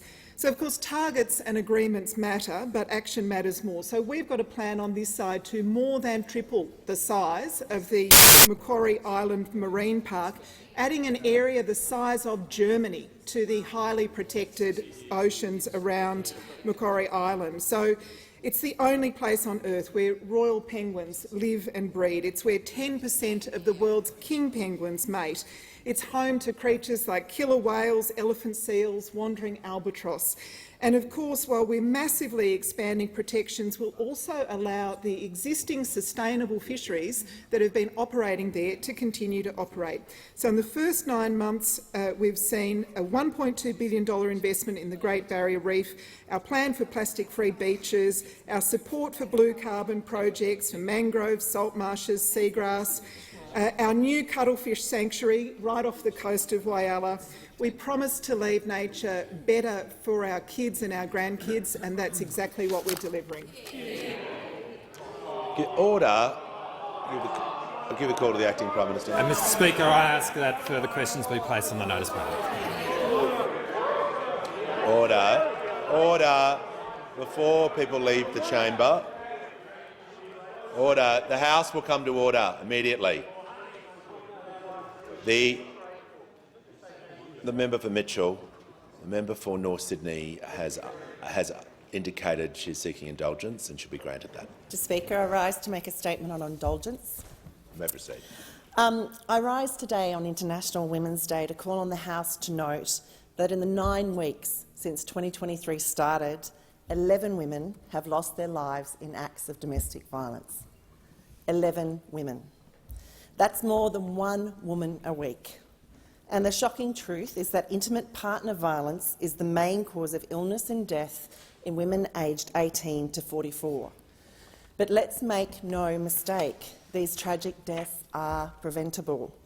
There are many areas of urgent unmet need across specialist sexual, domestic and family violence services, and a need for increased investment across all pillars of the National Plan to End Violence Against Women and Children.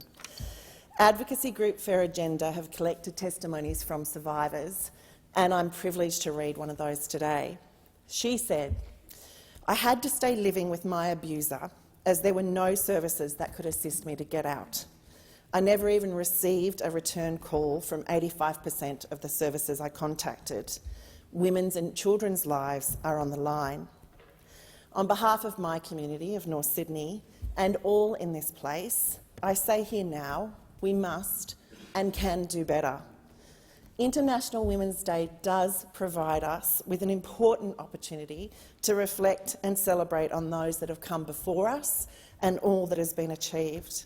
But it must also always be held as a space and time where we can regather as a parliament and a community around the significant work that is still left to do. The loss of these women's lives should never be accepted silently."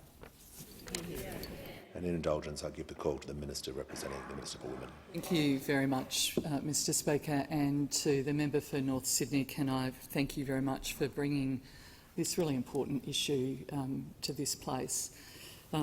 These women's voices who have been silenced deserve our attention, and they deserve us to raise our voices to make sure that what has happened to them, that is what is happening to women across this country as we meet here, is heard and addressed by this nation.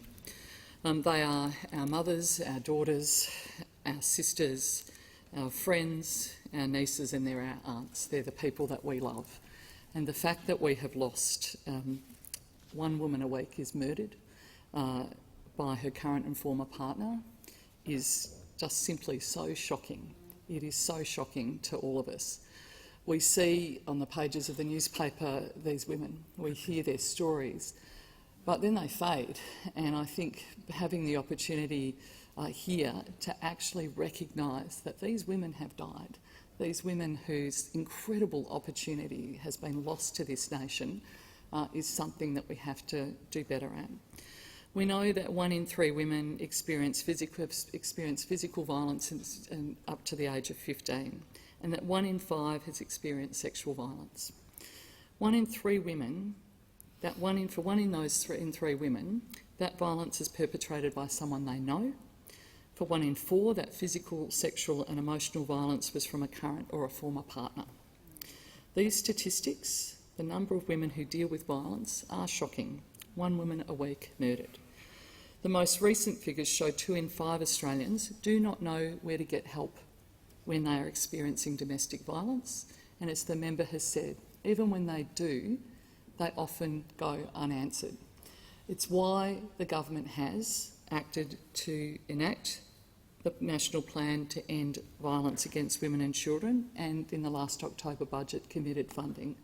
But I don't think any of us here in this place think that it will ever be enough, that anything that we do will ever be enough, and it's why it is so important that we have so many women in this place raising our voices on behalf of those women who no longer can, because these services matter desperately to these women and families and the children and the people who love them. And on indulgence, I give the call to the Deputy Leader of the Opposition. Thank you, Mr Speaker, and I thank the member for North Sydney for moving this important motion on International Women's Day. And on this day, across Australia, morning teas and events have been held, words have been spoken, pledges have been made. Women have been rightly recognised and achievements lauded. We have congratulated and commended, and progress will be and should be praised. Yet that experience will not be felt equally by women across Australia, because today far too many women are falling behind and being forgotten. A woman wakes in her hospital bed in Alice Springs unable to stand because of her injuries. Her daughter hides in the street too afraid to go home. Another woman wakes and cracks the window of her car. Condensation fogs the glass. She slept another night in her car, unable to afford the rent, trapped by a tide of ever-rising costs. A woman knocks on the door, the same door she fled through last night. She knows she's going back into danger, but there is no other choice. A young girl looks in the mirror and says she doesn't deserve to eat today. Her heart is filled with despair. Another walks off to school and, giving in to the jibes of those around her, she tells herself she wouldn't cut it in her career path, and she makes a different choice and she takes a different path. So today, as we gather to recognise the journey we have traversed to lift women up, we should not allow these stories to simply be the stories of the forgotten women of Australia. Today, it is important that we recognise the hard-won progress we've made in lifting women up, but it is equally important that we don't forget the women who are being left behind. We can all make grand speeches and pledges, but what matters is what we do and the decisions we make. So today, on International Women's Day, let's not forget the women being left behind. Let's not let their stories go untold, because as the sun rises in Australia, too many women are being forgotten, and we don't want it to get any worse. Mr Speaker, just this morning, parliamentarians from all political persuasions attended the unveiling of statues of Dame Enid Lyons and Dame Dorothy Tangney to mark International Women's Day. It was a real moment for this place. The statues depict the iconic moment the two dames walked into Old Parliament House 80 years ago. They were incredible women paving the way. And I also want to say the unveiling of these statues, the first statues of women in Canberra, would not have been possible without the member for Forrest.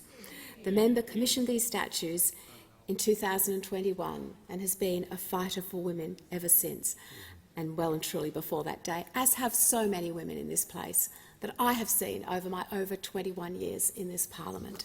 So today, Mr Speaker, it does all start with us making a choice not to forget any women, a choice to do what's right, not to do what's popular, because time is running out for too many women, as the member for North Sydney has said.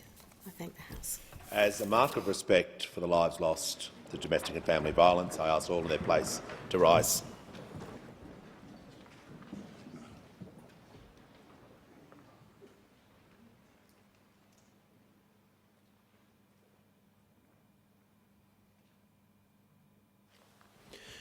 I thank the House. The Leader of the House with a question. Thanks very much, Mr Speaker. Members are aware that during a recent storm there was significant damage done to the flag that flies. In their seat for a moment. To the flag that flies above this building, and I think it would be appreciated by all members if you could update the House on the progress that's being taken in rectifying that. The importance of the Australian national flag cannot be overstated. Parliament House is an iconic Australian building, and being a location of national significance, we need to maintain a level of consistency and pride in its presentation facade within the parliamentary precinct. The Australian national flag is part of the building and our national identity, and I understand the concern from members and members of the public around the current condition of the Parliament House flag. This is an issue the President of the Senate and I are aware of and take very seriously.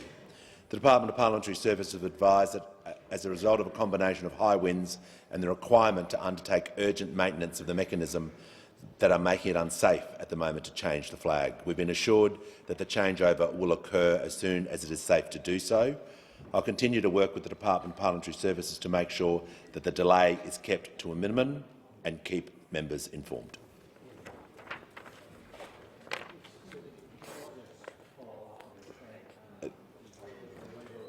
What are you seeking? On indulgence, just follow up. I was just wondering what would be a likely time frame. Do you have the member any will resume his idea? seat. I've updated the House. He can contact me personally regarding further details. Order. Clarissa. Sorry, get the paper.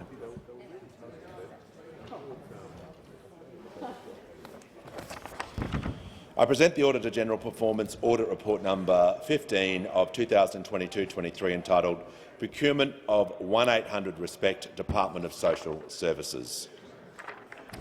I received a letter from the Manager of Opposition Business proposing that a definite matter of public importance be submitted to the House for discussion, namely the government's failure to reduce cost of living pressures for Australian families after 10 successive interest rate rises. I call upon those honourable members who approve of the proposed discussion to rise in their places. And I give the call to the Manager of Opposition Business. Thank you, Mr Speaker.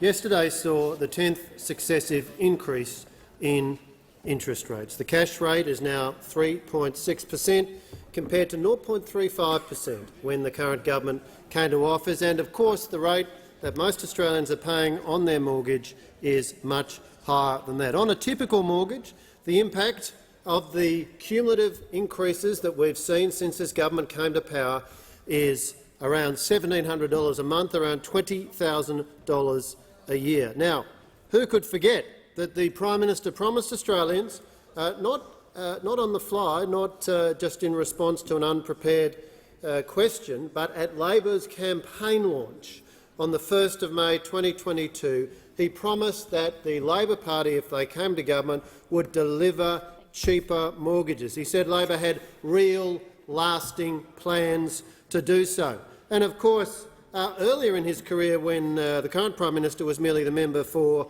Grayndler, he was very quick to hold the then government responsible, saying that there were 10 interest rate increases in a row, which have cost Australian families on an average mortgage some $400 every month. He said this is Costello's $400 charge on average Australians every month. That is the principle that the then Prime Minister articulated earlier in his career. You could not find a clearer statement that the government of the day is, in the view of the member for Grayndler, accountable for interest rates. And, Deputy Speaker, these rising interest rates are hitting households, hitting Australian families very hard indeed. The latest national accounts showed that interest paid on mortgages grew by 23% in the December quarter. And of those 10 interest rate rises, 9 of them have been on this government's watch. This is the most consecutive increases in interest rates in more than 30 years. We have a government which is not doing enough to support the Reserve Bank and to make its job easier. More than 800,000 Australian households will be moved off of fixed mortgage rates onto variable rates this year, which will put even more pressure on already tight budgets as their interest rates drop sharply. But with no economic plan from this government, Deputy Speaker, the Reserve Bank is being left to do all the heavy lifting. And without such a plan, that means that hard-working Australian families and struggling businesses will pay the biggest price. We offered the Prime Minister in question time yesterday the opportunity to respond, to explain, to put in context, should he choose, the quote, the commitment that he made at Labor's launch in May 2022. Labor has real lasting plans for cheaper mortgages. But did the Prime Minister take that opportunity? He did not. He could not turn away more quickly. He could not turn away more quickly. Now, Deputy Speaker, these interest rate rises are having a very grave impact on the cost of living of ordinary Australians, because it simply means there is less money left to pay for all of the other essentials of life, food, support for their children and all of the other things that families need to pay for. And don't take my word for it. There's a long list of respected Australian organisations who are making this observation. Lifeline Australia, quote, "Our centres are reporting an increase in help seekers who have never experienced financial stress before." The Food Bank quotes, "These are often double-income households or sometimes households with adults working 2 jobs. All the expenses in their lives are increasing faster than their incomes." Close quote. Suicide Prevention Australia, quote, "We're deeply concerned about the impact that cost of living is having on Australians." Or St Vincent de Paul Society quotes, "Unemployment is rising. Real wages are plummeting. Wages are an all-time low." So this latest increase is a real blow. The fact is, Deputy Speaker, that more people than ever are seeking help from charitable groups to put food on the table. There are so many Australians who have had no choice but to take on a second job to be able to pay the bills. According to research from Roy Morgan, an estimated 1.19 million mortgage holders, almost a quarter of mortgage holders, were at risk of mortgage stress in the 3 months to January 2023. CanStar research showed that 54% of Australians are losing confidence in the government to ease cost of living pressures. And its research also revealed that 1 in 10 mortgage holders and renters report having missed at least one repayment or bill payment since rates started rising in April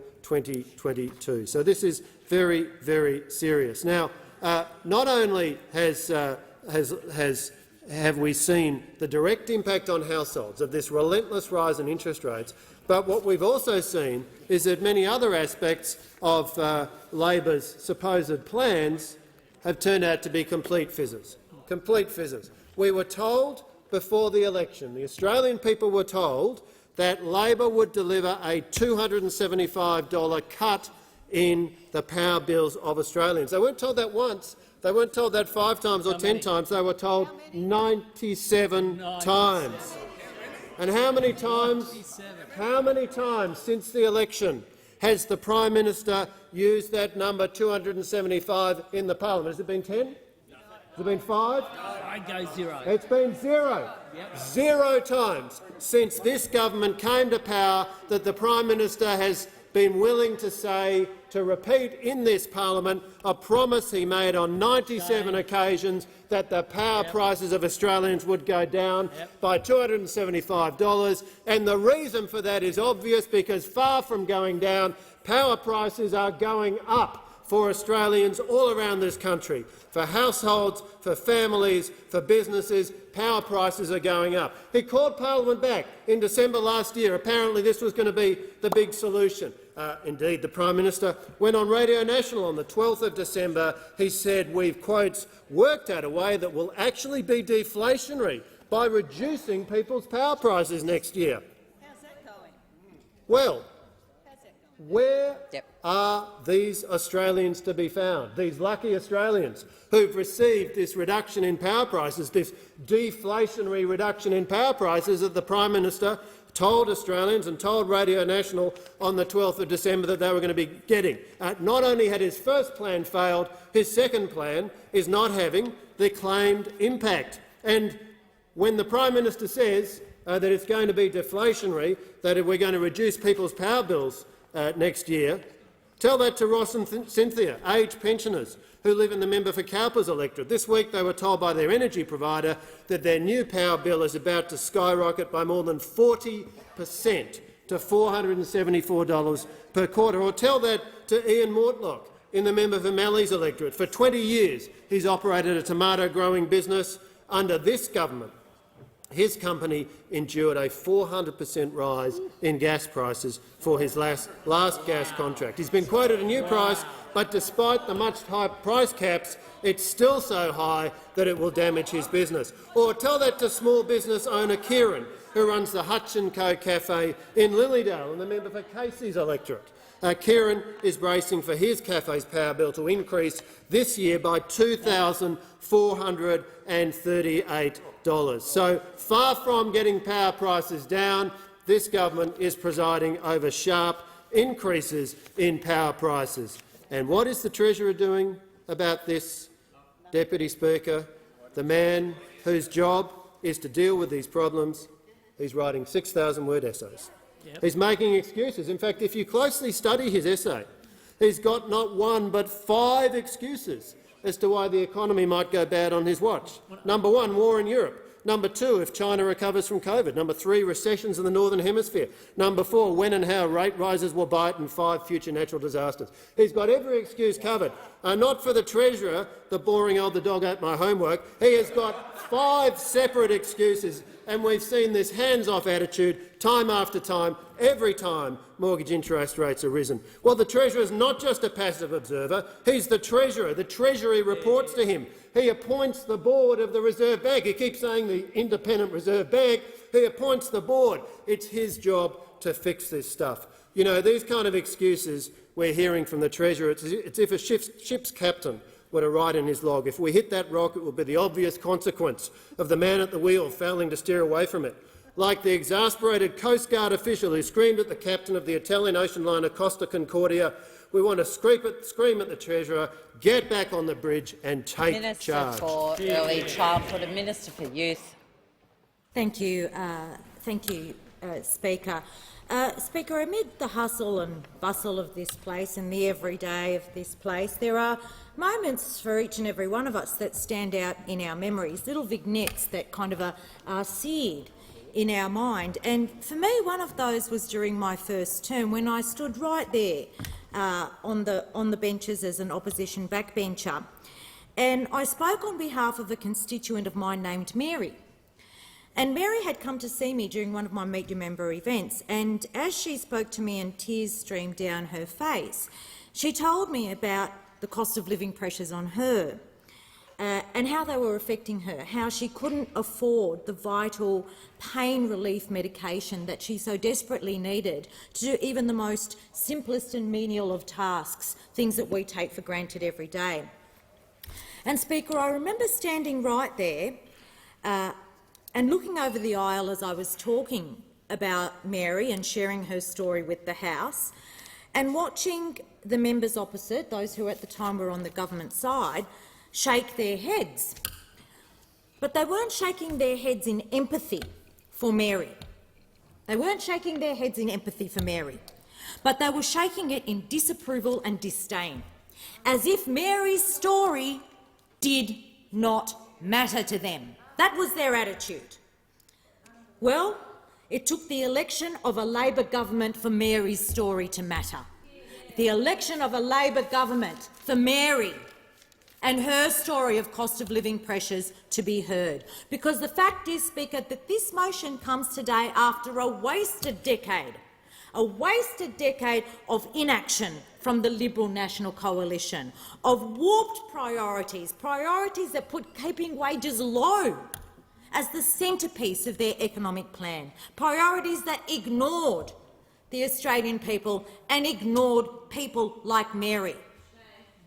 A motion that comes from those who did nothing to help Australians deal with the rising cost of living, even as it went up and up and up in front of their eyes, who sat back and watched Australian families struggle, those who drove $1 trillion of debt at a time of rising interest rates, and those who deliberately kept wages low. From day one, the Albanese Labor government have acted. We've acted on addressing the great challenge that currently presents our nation, the great challenge of inflation, through a plan that is about relief, about repairing supply chains and about restraint and responsible spending. Responsible action, action that makes a real difference to household budgets. Cost of living relief that doesn't put extra pressure on inflation. Things like our more affordable early childhood education and care, expanding paid parental leave, cheaper medicines, and I stand here next to the Minister for Health who delivered that, the architect of cheaper medicines, which would help Mary. Things that would help Mary. More affordable housing, getting wages moving again. The economic plan that our Treasurer has put forward is direct and it's a deliberate response to that challenge facing Australia today, the challenge of inflation and the challenge of cost of living. In fact, one of the very first acts of this government, of the Albanese Labor government, was to successfully argue for a minimum wage to keep pace with inflation. Does everybody remember that? Yep. Does everybody remember how those opposite voted? Does everyone remember how those opposite wouldn't even give a $1 an hour increase for Australia's lowest paid workers? $1 an hour for Australia's lowest paid workers, and they want to stand here and talk to us about cost of living.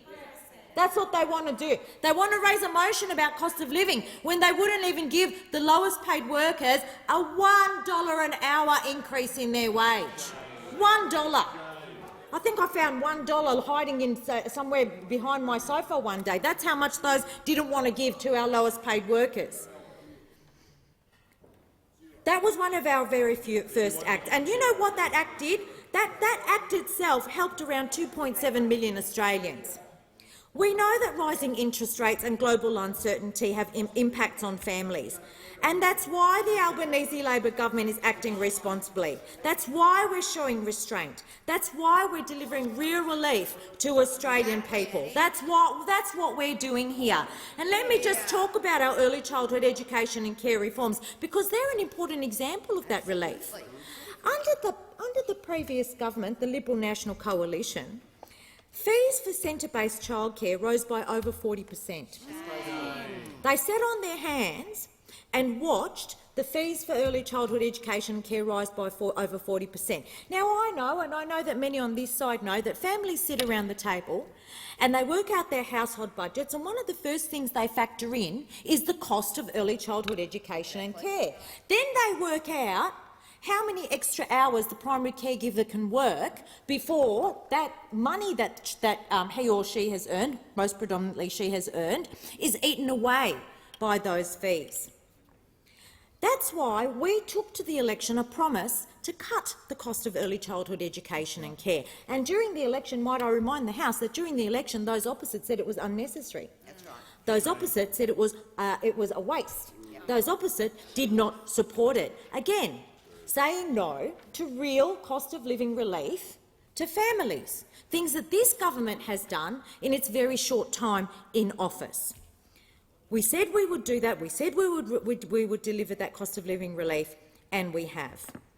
So, early learning, benefiting 1.2 million Australians right across Australia, not 14,000 in the member for Lawler's electorate. Sorry, the member for Lawler, as she has said, doesn't just make a tangible difference to household budgets by making early learning more affordable.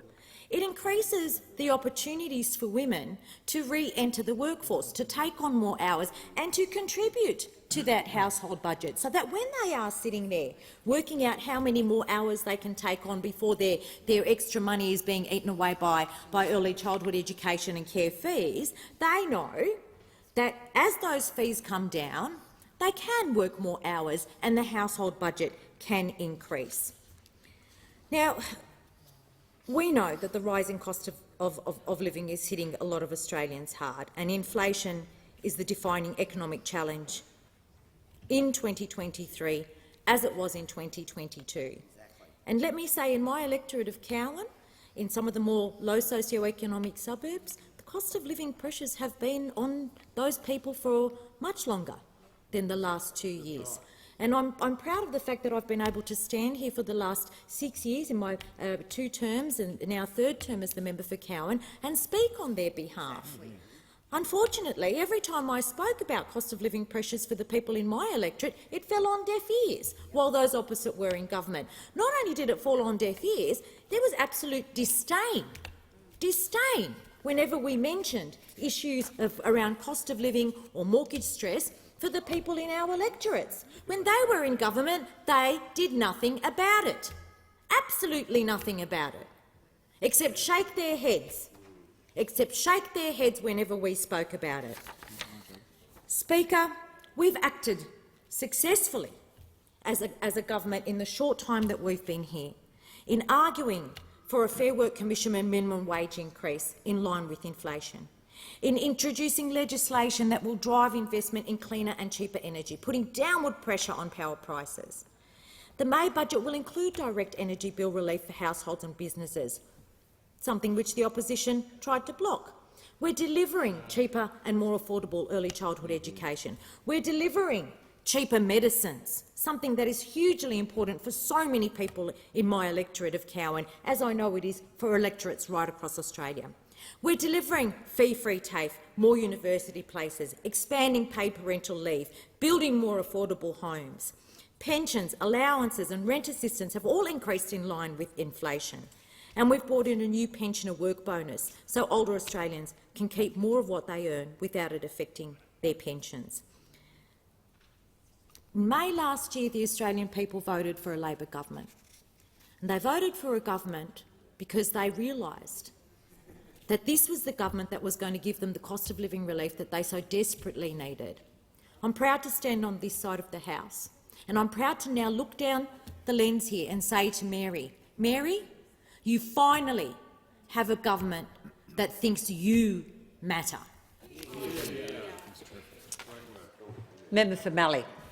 Thank you, Deputy Speaker. Times are tough for so many people right now.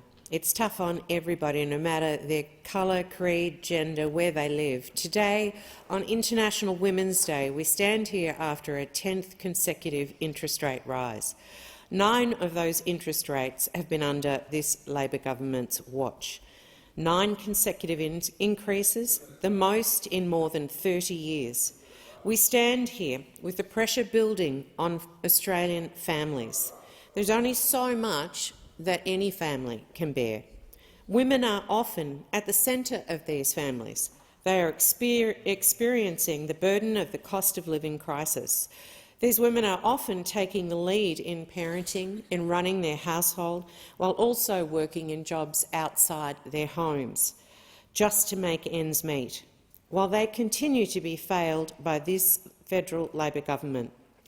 Their government, who said that under a Labor government nobody would be left behind. It is increasingly obvious that people are being left behind, and this government is only adding to their problems.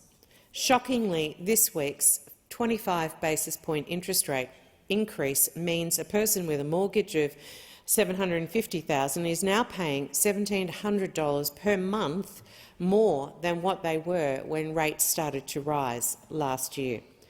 That amounts to an extra $20,000 a year for Australian families that they will have to find to keep food on the table, the lights on and their kids in school.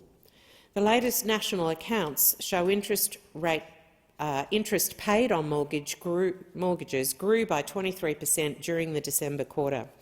How much more can our families take? This is a terrible situation, and it only looks like getting worse with a government that shows they have no plan to fix it, but rather instills more uncertainty while breaking election promises. This government is not doing anything to make the Reserve Bank's job easier. You would think, at the critical time, that the federal government would be working in tandem with the RBA to bring down inflation, yet those opposite are instead putting all their energy into breaking election promises and increasing taxes. Australians are only too right to be worried about where their next tax is coming from as they pull back on their own spending. Household savings are plummeting. Nobody can afford to save up money when every resource is going into simply existing. The Prime Minister promised cost of living relief during the election, but here we are, and times are getting tougher. Where is their economic plan? Not self-serving essays that wax lyrical about remaking capitalism, but their real economic plan. Without this economic plan, it's up to the Reserve Bank to do all the heavy lifting in trying to drive down inflation. Because of this government's lack of an economic plan, it is our families and small businesses who are paying the price. We are facing a full-blown cost of living crisis. More people than ever are seeking help from charities to feed their families. Many people have had no choice but to take on second jobs to keep a roof over their heads. Research from Roy Morgan shows that an estimated 1.19 million mortgage holders, 24.9% of them, were at risk of mortgage stress in the 3 months to January 2023. Meanwhile, CanStar research showed that 54% of Aussies are losing confidence in the government to ease cost of living measures. Its research also revealed that 1 in 10 mortgage holders and renters report missing at least one payment or bill payment since rates started rising, and a further 1 in 5 reported they were worried about missing a payment in the near future. Lifeline has reported an increase of almost 50% in requests for help and support in relation to financial issues. Those are harrowing statistics, highlighting the real situation out there among Australians. They are crying out for help. Before the election, the Prime Minister and Treasurer made grand promises to all Australians. They promised they would have cheaper mortgages, they promised a cut in Australia's electricity bills, they promised no changes to superannuation. The list goes on, and it helps prove CanStar's research to be true. How can Australians be confident in this government to ease cost of living pressures? How can they trust that their government can lead them back to financial ground? Member for Dunkley. Thank you, Deputy Speaker.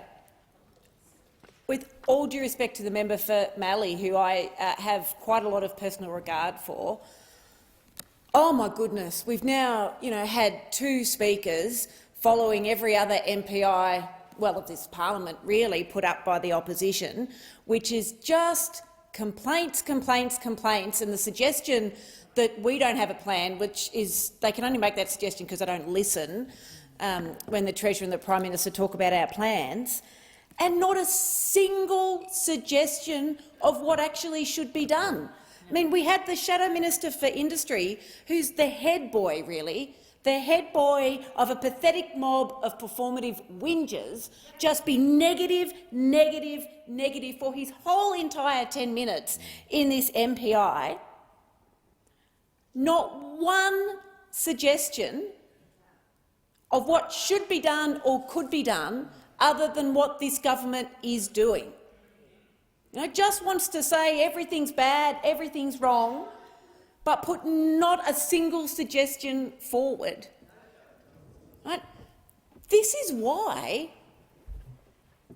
the Liberal Party is not in government anymore, because Australians are sick and tired of negativity, negativity, negativity opposition for opposition's sake, without any suggestion of how you might actually make things better. They are sick and tired of responses from politicians to important, complex and deep conversations about how to fix some of the structural problems in this country.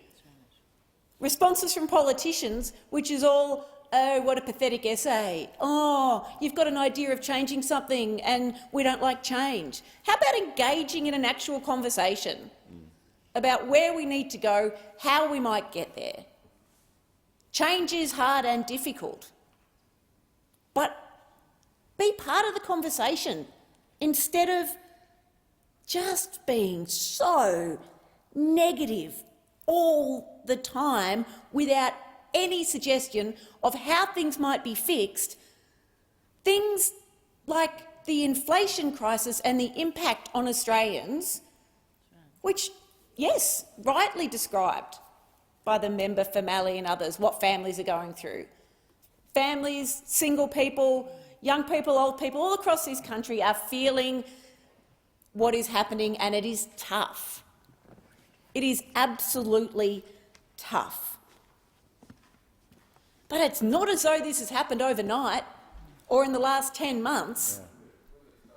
You know, when the Shadow Minister for Industry talks about 10 successive rate rises over 10 successive minutes, doesn't talk about almost 10 successive years in power, doesn't talk about almost 10 successive years of making decision after decision, which made the structure of the economy, the housing market, inequality worse.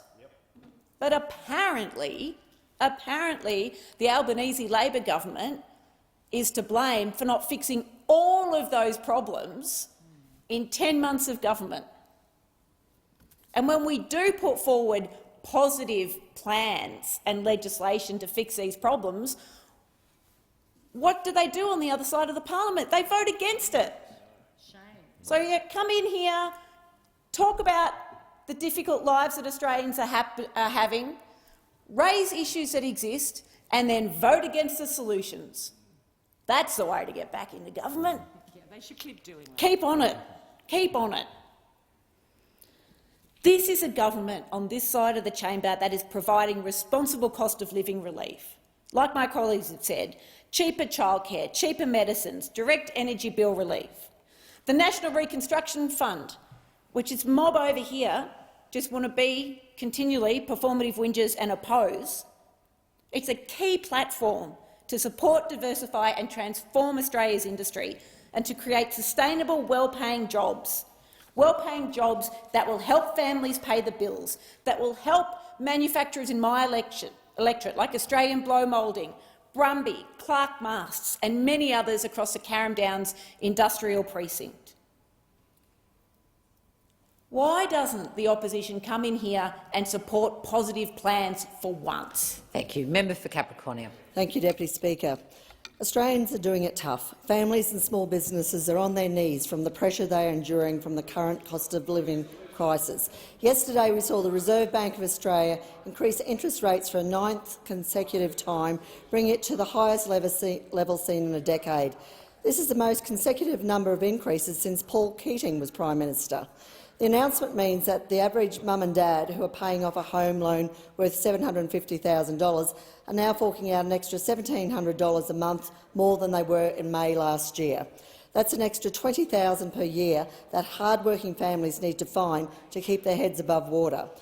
The statistics get even more concerning, with more than 800,000 Australians moving off a fixed mortgage to a variable mortgage this year. Roy Morgan released research which has shown approximately 1.19 million mortgage holders were at risk in the first quarter of this year, while the National Australia Bank report recently released has shown families with wages between $50,000 and $75,000 are struggling to keep up with their bills. But we haven't seen an end to the hard times under a Labor government. National accounts are showing that making ends meet will only get harder, with the latest statistics released showing the interest paid on a mortgage is up by a whopping 23%. This government insists on not working with the Reserve Bank to introduce an economic plan that will have a real effect on reducing inflation. Without any plan or direction, the Reserve Bank is doing the heavy lifting from the lack of guidance and leadership from this government. This lack of leadership and no economic plan to move forward is causing already struggling families and businesses to pay the highest price for goods and services ever seen.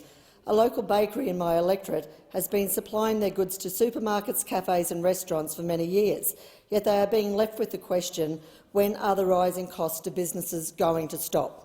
Wage increases, electricity prices skyrocketing, raw materials becoming more expensive and transport costs on the rise every week is bringing this business to its knees. This is just one of hundreds of thousands of small family-owned businesses across Australia who don't know how much longer they can keep going. Australians are seeking assistance from charities now more than they ever have during this full-blown cost-of-living crisis to put food on the table. Organisations like Lifeline have reported an increase of almost 50% in calls for help and support to ease financial pressure. Charities already stretched to their limits are preparing for a tsunami of need as more and more families are left at the end of their tether. Following a meeting that I had this morning with a not-for-profit organisation, it is also concerning for charities at how they will continue to support the community. As people's purse strings tighten, donations to charities dwindle and force the organisations to reduce how much help they are able to deliver. People who rely on these charities, like those living with cystic fibrosis, depend on the vital assistance offered. It is troublesome to think that these children, who in some age groups are still waiting on life-saving treatment Trikafta to be added to the PBS, will have to go without things that give them more quality of life because they simply can't afford to pay for treatment and medication while enjoying the things in life we take for granted. This crisis that Labor continues to bury its head in the sand over is affecting the very thing that people who are in need turn to. What is probably one of the most concerning aspects for the cost of living crisis is the latest reports from Suicide Prevention Australia is showing that 46% of Australians have reported they are feeling increased pressure as this crisis deepens.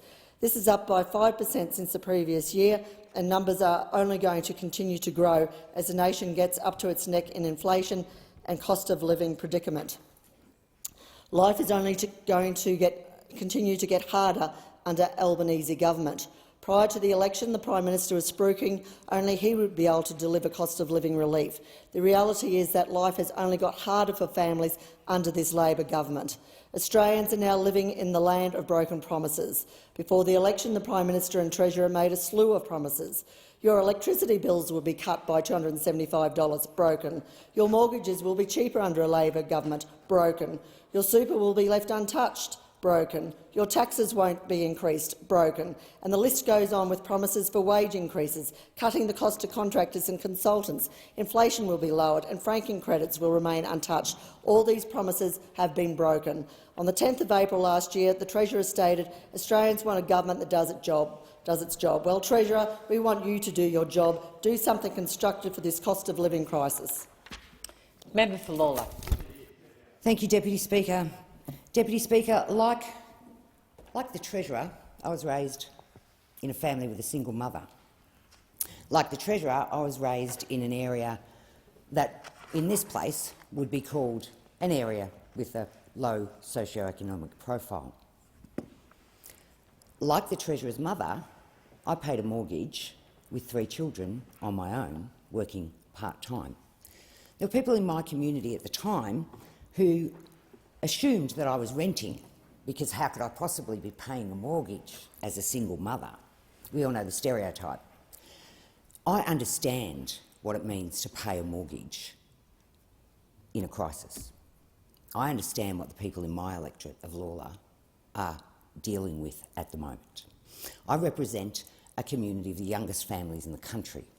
I represent a community where everybody has a mortgage or everybody's paying off someone else's mortgage by renting their home. Bluntly, that's the community that I live in. So I understand what's happening in the kitchens around the country. And I understand what's happening in my community. And I've stood on my feet here in this place for 9 years to talk about what was hard for my community, while those who now sit on the opposition benches sat here and ignored those issues. So to come into a discussion today on the matter of public importance around the cost of living, and as the member for Dunkley said, which seems to be on a fast rotation for those opposite and raised day in, day out, and have them still not understand the things that we have done since coming to government to address those issues for our community, to address those issues. To hear those opposite talk about community organisations having people make increased demands for food support. Hello?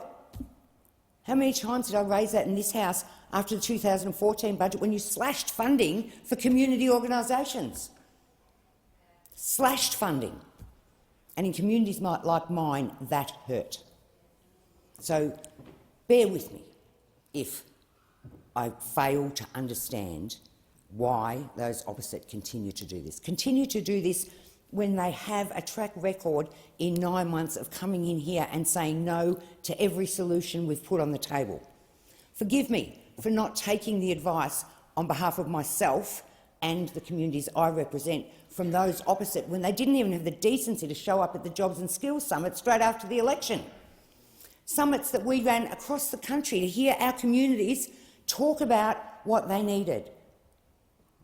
Forgive me if I don't want to listen to those opposite when they balked at the notion of a $1 pay rise for our lowest paid workers. Forgive me if I'm not going to listen to those opposite when they were mortified and did nothing about the crisis in aged care for the residents in aged care, but nothing, absolutely zilch, zero, dot for the workers in aged care. Forgive me if I'm not going to listen to those opposite lecture us about life through the pandemic and the lessons that were learned, because we learned those lessons and we bring to this place plans for a better Australia on the back of that. We have an economic plan about relief, repair and restraint, and those opposite have said no to everything we've put on the table so far. They demand an economic plan, and yet they sit here screaming while the Treasurer outlines an economic plan day after day in question time, because they don't want to hear that there is a plan. To my community at home, we hear you. We know you. We know how tough it is. We know that mortgage interest rates are going up. We know there's been 10 consecutive rates going up. We know the cost of living is an issue. That's why we're taking action in this place to give you some relief. I know in my community, with over 11,000 families who will benefit from our childcare scheme on July 1, I know that that will make a difference. And know that with many on this side, I pay a mortgage. So I'm calculating, like you're calculating, every week about how we're going to do that. But more importantly, I paid a mortgage with 3 children, working 0.6 as a teacher, part-time, and I always paid more than the bank recommended I pay, so I was always tight on the margins. I know your pain, and I'm determined with my colleagues over here to do everything in our power, unlike those opposite, to give you that relief and to build that economic plan. Thank you. Member for Sturt. Thank you, Deputy Speaker. Well, yesterday was another very tough day for millions of families and millions of businesses in this country to hear again another month another increase in the Reserve Bank's cash rate. And this is obviously something that is weighing more and more heavily on decision-making around the kitchen table, around the family budget, as people factor in and do the calculations of just how much these ever-increasing interest rates are having an impact on them and the sort of decisions that they hope not to have to take around whether or not they can afford to have a family holiday this year, maybe in more serious cases whether they have to consider selling their home at some point if these increases continue. And it's certainly all members of parliament, I'm sure, are hearing the real personal stories that come with these opaque economic decisions that in the macro are significant enough, but are most significant when you think about the way in which they impact on individual families. And I don't think it's unreasonable for the opposition to want to debate the most significant challenge facing the people of Australia in this parliament on a regular basis. So if those opposite are indignant about this topic being raised regularly, why don't you do something about it and we won't have to keep talking about it?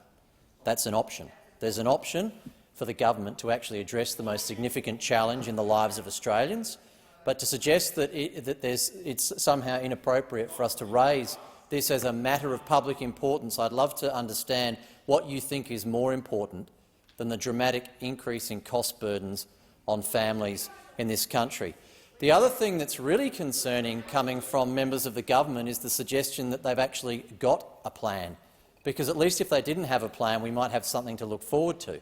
But apparently what they're already doing is as good as it gets. So if you're an Australian family, just strap yourself in for more of exactly the same. More interest rate rises, more reduction in real wages, higher mortgage payments, higher power bills, because their plan is fully implemented. They've got this great economic plan, and what's happening right now to the families of this country is a dividend of that plan. There's nothing more to come. They're implementing a plan, and the result of that is this significant pain that Australian families and Australian businesses are bearing. Now, regrettably, interest rates are one of the challenging pieces of economic data that are out there, but I also worry most about the dramatic reduction in real wages. And for a party of the workers, or purportedly of the workers, to be presiding over the greatest contraction of real wages in my adult lifetime is something that you should be focused on and you should certainly be ashamed of. And there is nothing in your plan that apparently has been fully implemented and is resulting in all this disastrous economic data that is helping increase wages whatsoever. They are currently going backwards.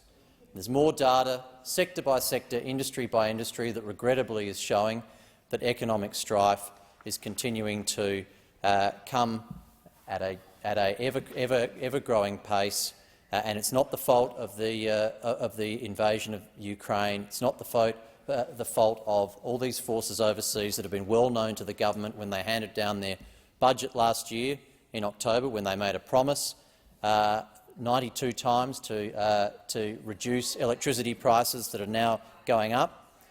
And to say that you've got an economic plan that you've fully implemented and that we should get behind and support, and that is the outcome, of your plan, is every significant economic measure that is relevant to families and businesses going backward. If you're proud of that and you want us to support you in that, then you've got another think coming. Because far from backing the economic destruction and wealth destruction that you are meting out upon the people of Australia, we want to see we've got a vastly different ambition for the future of families and businesses in this country. And frankly, you might rubbish the record of the previous government. I think most Australians are wishing we were at the helm again. They are looking back at the glory days, of not waking up to power prices exploding, broken promises, inflation at 7.8%, and wishing that they had competent economic management in this country so they weren't worried about whether or not they'd have to sell their house because interest rates are going up month after month and they can't afford it. Well, to the families and businesses of Australia, we'll keep sticking up for you. We look forward to the opportunity you have soon to throw this government out of office. Member for Hunter. Thank you, Deputy Speaker. I rise today on the important topic of cost of living. And yes, Speaker, it is indeed a matter of public importance. Deputy Speaker, it's an insult to suggest that we on this side of the House don't care about the cost of living pressures impacting on Australians, and I won't cop it. It is electorates like mine in the Hunter who feel the brunt of the cost of living pressures. I understand that the rising cost of living is hitting a lot of Australians hard, including those in my electorate.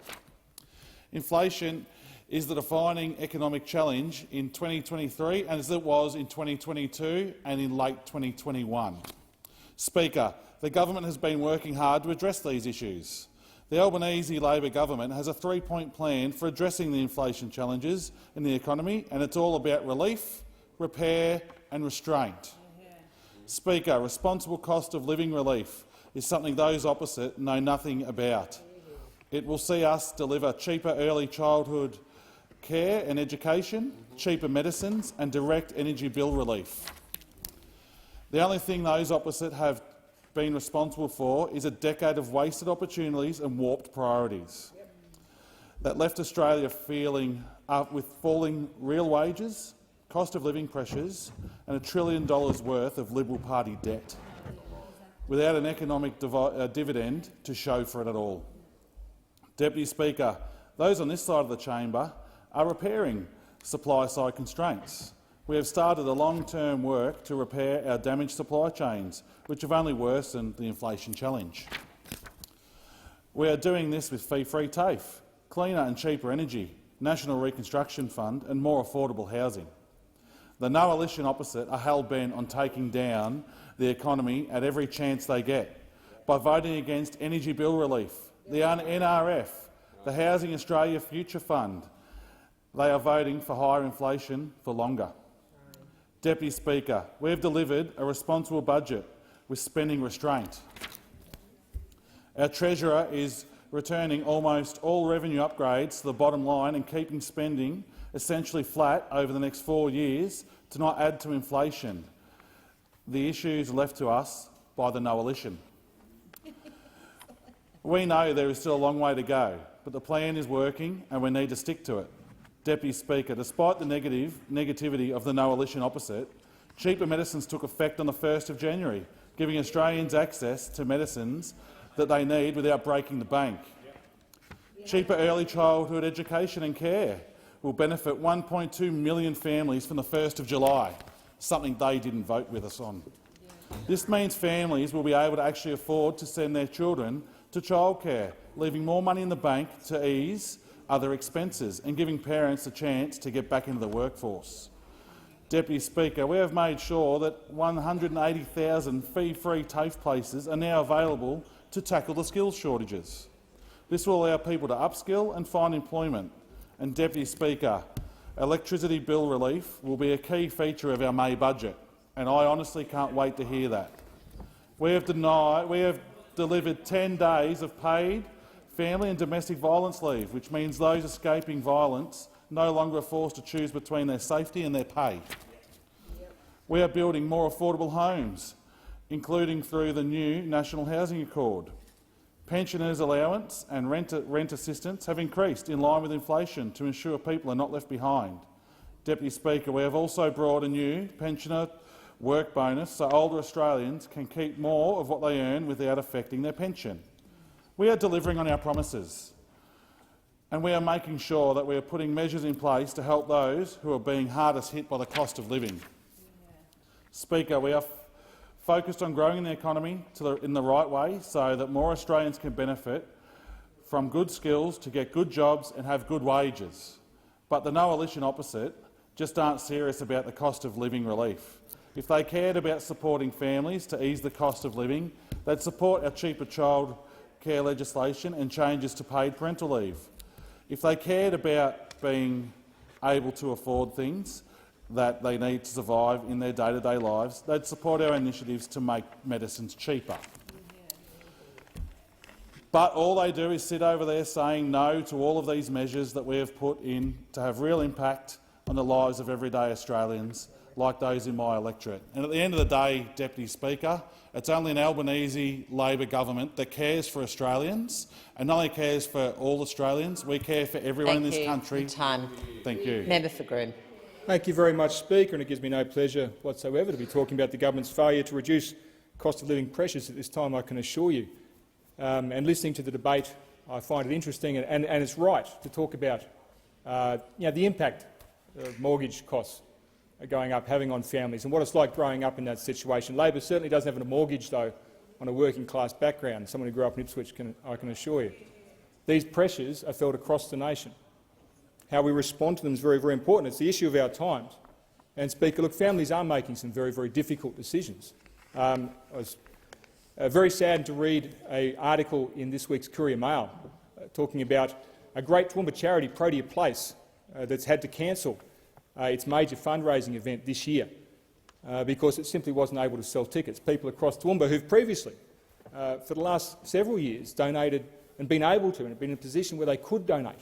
In those good times, when there was money flowing through the economy, they were able to contribute and look after a local charity like Protea Place.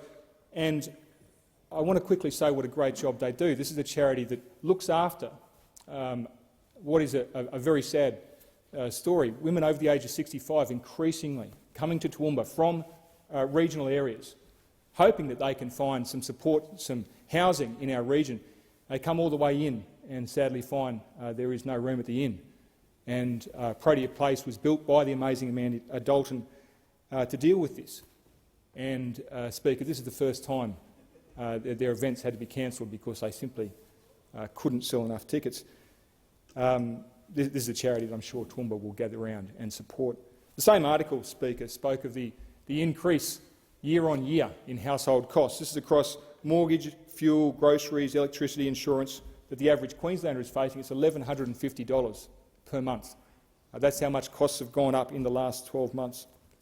And these are real pressures. The last speaker was right. This is an important MPI. But, Speaker, you know, and it's great to see so many members of Labor's contribution to the Economics Committee here.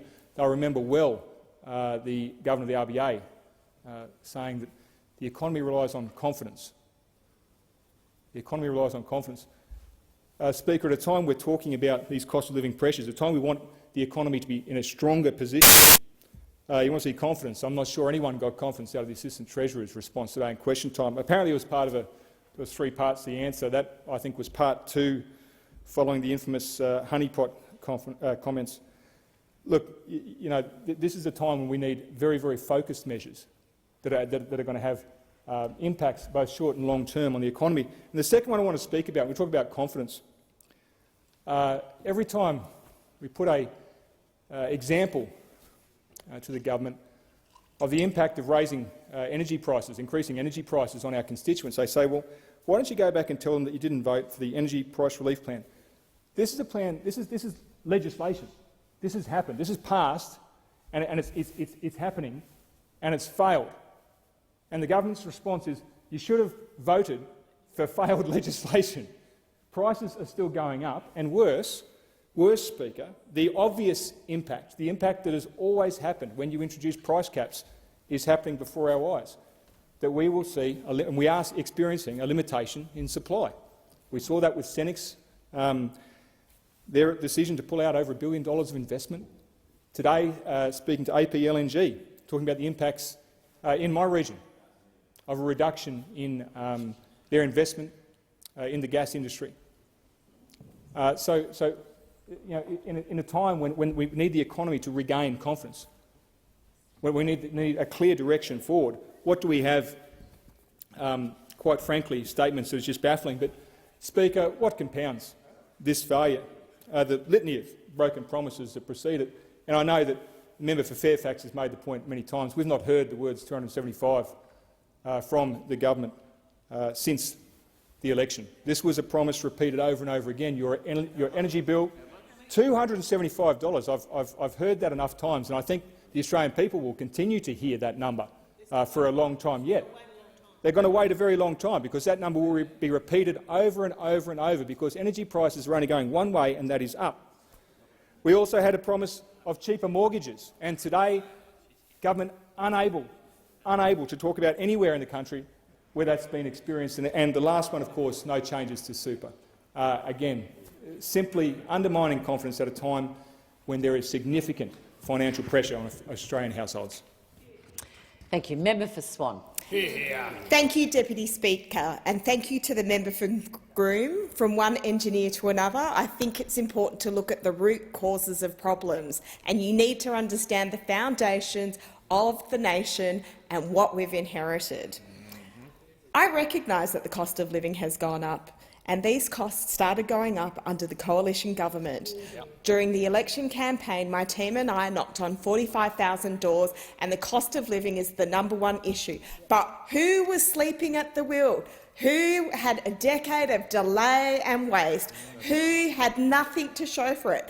And we know what the root causes were. There were disruptions to supply chains due to the pandemic. The war in Ukraine had an impact on energy commodities, and we have had skill shortages as well. And so this is what we inherited after a delay of waste and rorts and wrecking.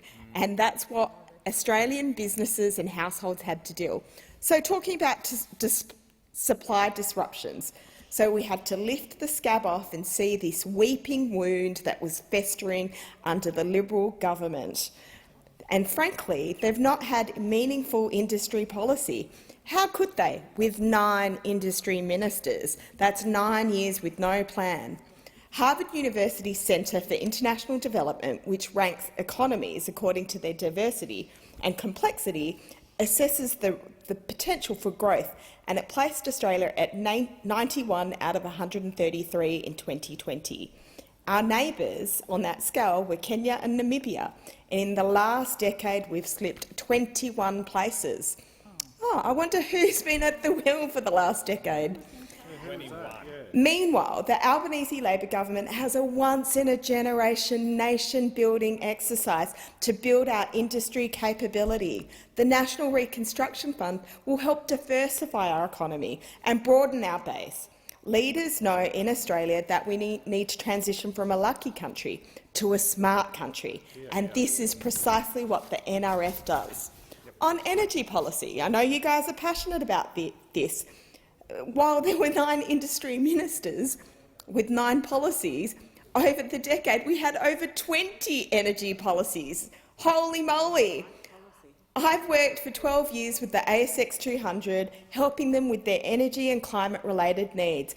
And you know the number one thing that they said that they wanted was certainty. Well, that's certainly something that the Coalition failed to do.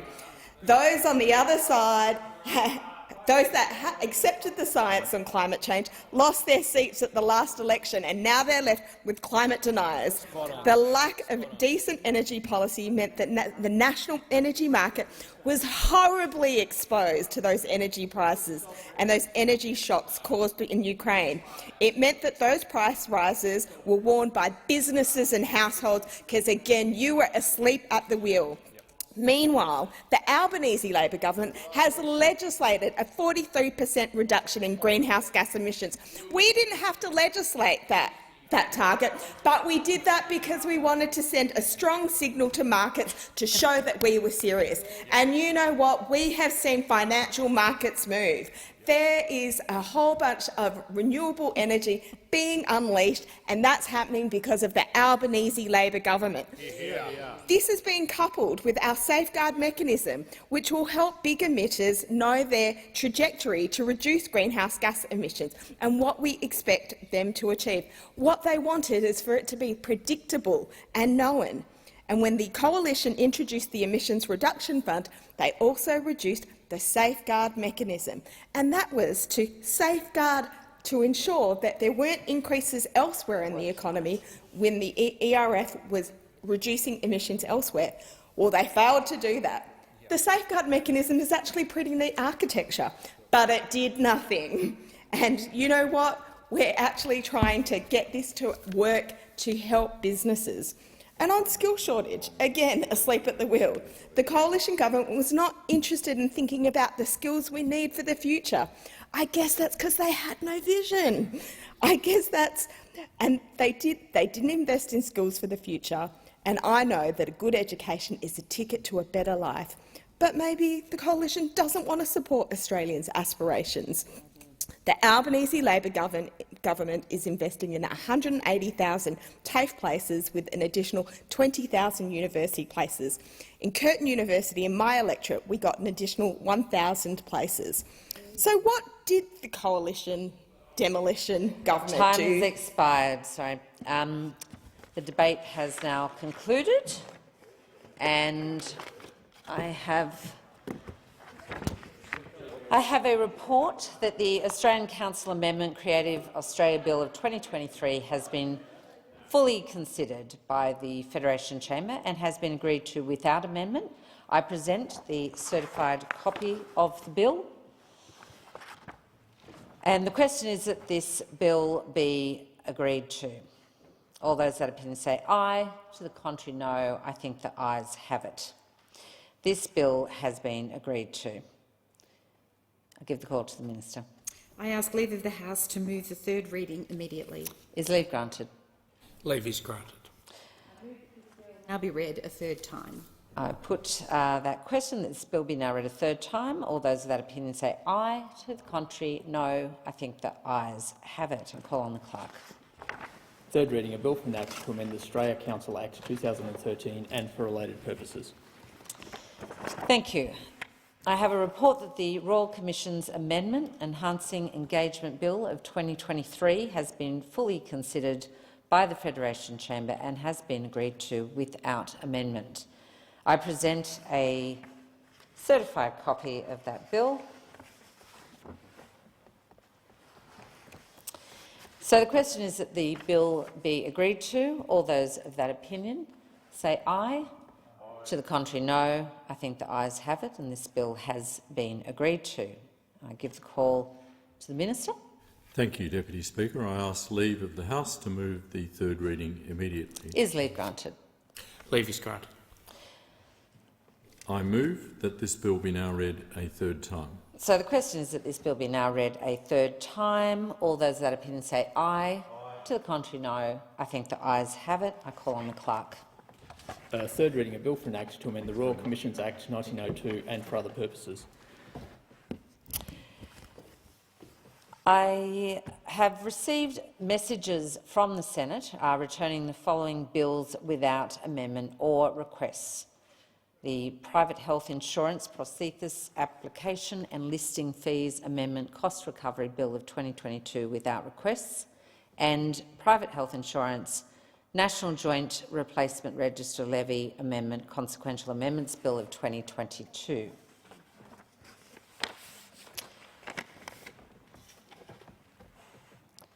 The following message has been received from the Senate. The Senate returns to the House of Representatives a bill for an act to amend the law relating to private health insurance and for related purposes, and informs the House that the Senate has agreed to the bill with the amendment in the annexed schedule. The Senate requests the concurrence of the House in the amendment. Minister. I move that the amendment be considered immediately. I'll put the question that the seeking concurrence of the House that this amendment be considered immediately. All those that opinion say aye. To the contrary, no. I think the ayes have it. Call on the Minister. I move that the amendment be agreed to. Deputy Speaker, the Private Health Insurance Legislation Amendment Medical Device and Human Tissue Product List and Cost Recovery Bill 2022 is a part of an initial package of 3 bills necessary to support the modernising and improvement of the prostheses list. The initial package of bills also provided for financially sustainable cost recovery arrangements. Among other things, the bill updates the cost recovery arrangements by providing a fee-for-service cost recovery arrangement. The government amendment to Schedule 2 of this bill responds to concerns raised by the Senate Standing Committee for the Scrutiny of Bills about the breadth of each discretion in sections 72 to 20 and 72 to 25 of the PHI bill. The government amendment includes matters that the minister must have regard to when exercising certain powers, specifically where there are unpaid fees or levies under sections 72 to 20 and 72 to 25 of the PHI bill. The power in section 72 to 20 provides for the removal of a listing if there are unpaid fees or levies. The power in section 72 to 25 provides that the minister may refuse to carry out or may direct a person not to carry out specified activities until unpaid fees or levies are paid. The government amendment requires the minister to have regard to whether the exercise of these powers would be detrimental to the interests of insured persons, also known as patients, and whether the exercise of these powers would significantly limit the professional freedom of medical practitioners, also known as clinicians, to identify and provide appropriate treatments. This measure provides appropriate safeguards and guides the exercise of the powers in sections 72 to 20 and 72 to 25 of the bill. I thank the Senate for their support of this amendment, and I commend the amendment to the House. Thank you. I will put the question that this amendment be agreed to. All those of that opinion say aye. To the contrary, no. I think the ayes have it. And I give the call to the member for Durack. Thank you, Madam Deputy Speaker. On behalf of the Joint Standing Committee on Aboriginal and Torres Strait Islander Affairs, I present the committee's report incorporating dissenting reports entitled Inquiry into Community Safety, Support Services and Job Opportunities in the Northern Territory, and I seek leave of the House to make a short statement in connection with the report. Thank you. Is leave granted? My apologies. Excellent. Member for Durack. Thank you. I rise, as I said, to table the report inquiry into community safety, support services and job opportunities in the Northern Territory. This inquiry was conducted by the Parliamentary Joint Standing Committee on Aboriginal and Torres Strait Islander Affairs. I am the Deputy Chair of the Joint Committee and Senator Pat Dodson from the other place is the Chair.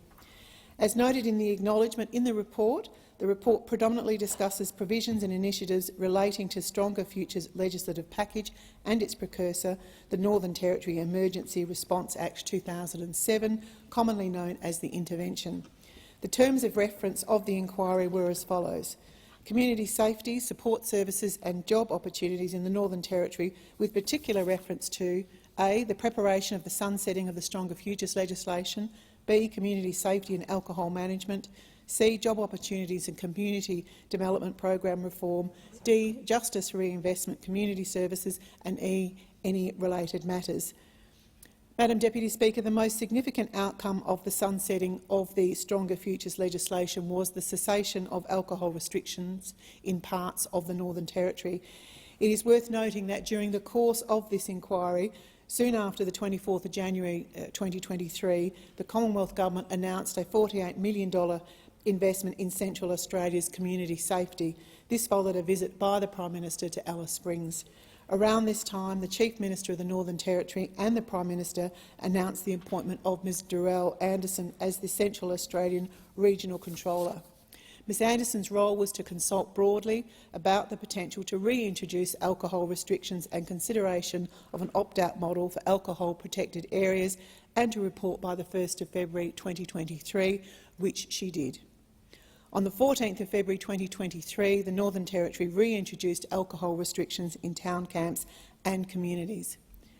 On behalf of all committee members, I would like to thank all those who took the time to either provide a submission and/or provided evidence either in person or by video. The committee is incredibly grateful to you for taking the time to share the different and often difficult life experiences of your community members.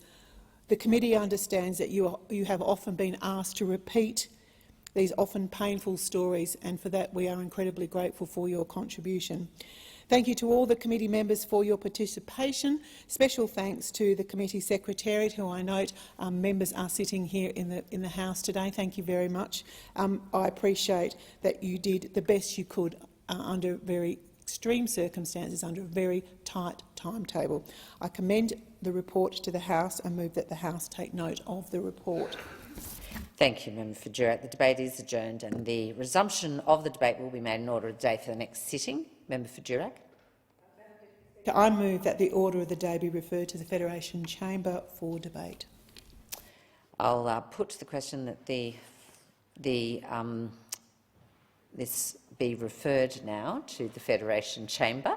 All those of that opinion say aye. To the contrary, no. I think the ayes have it. Thank you, and I give the call to the member for McNamara. Thank you, Deputy Speaker. On behalf of the Parliamentary Joint Committee on Human Rights, I present the committee's report entitled Human Rights Scrutiny Report 2 of 2023, and I ask leave of the House to make a short statement in connection with the report.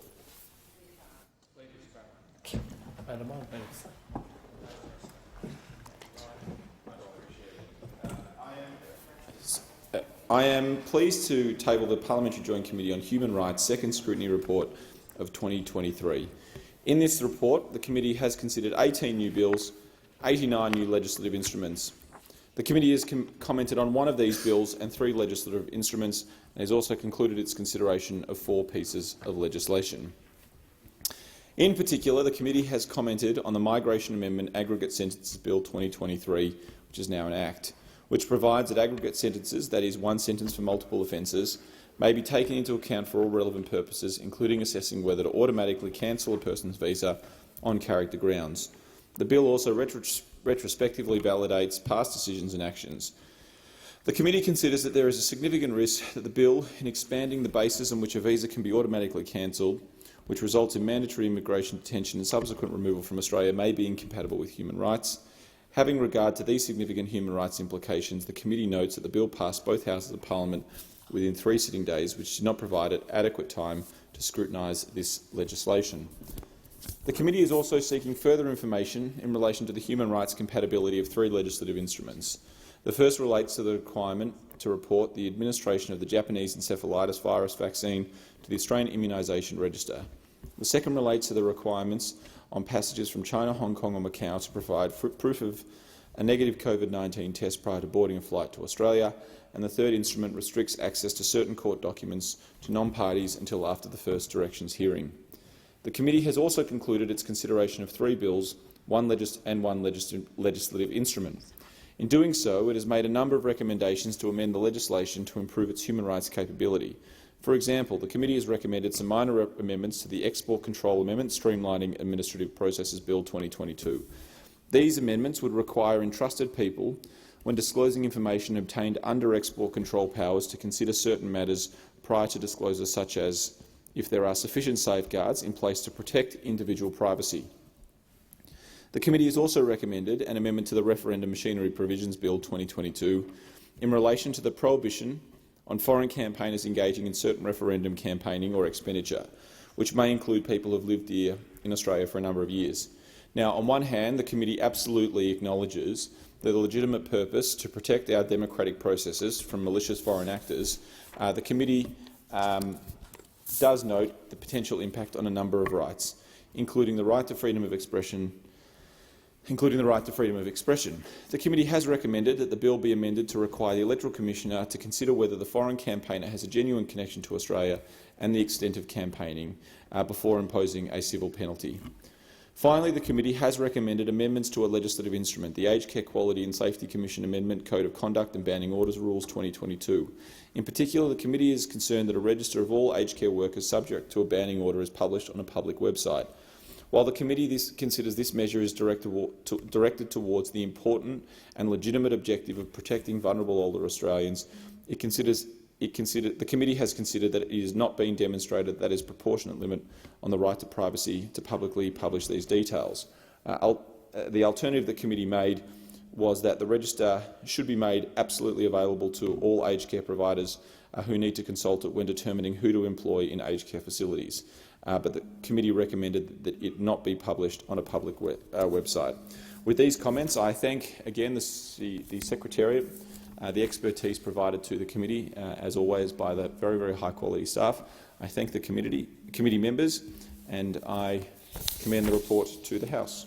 I thank the member for Petrie. The member from McNamara. I call the clerk.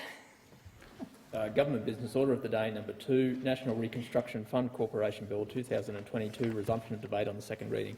And the question is that this bill be now read a second time, and I call the member for Petrie.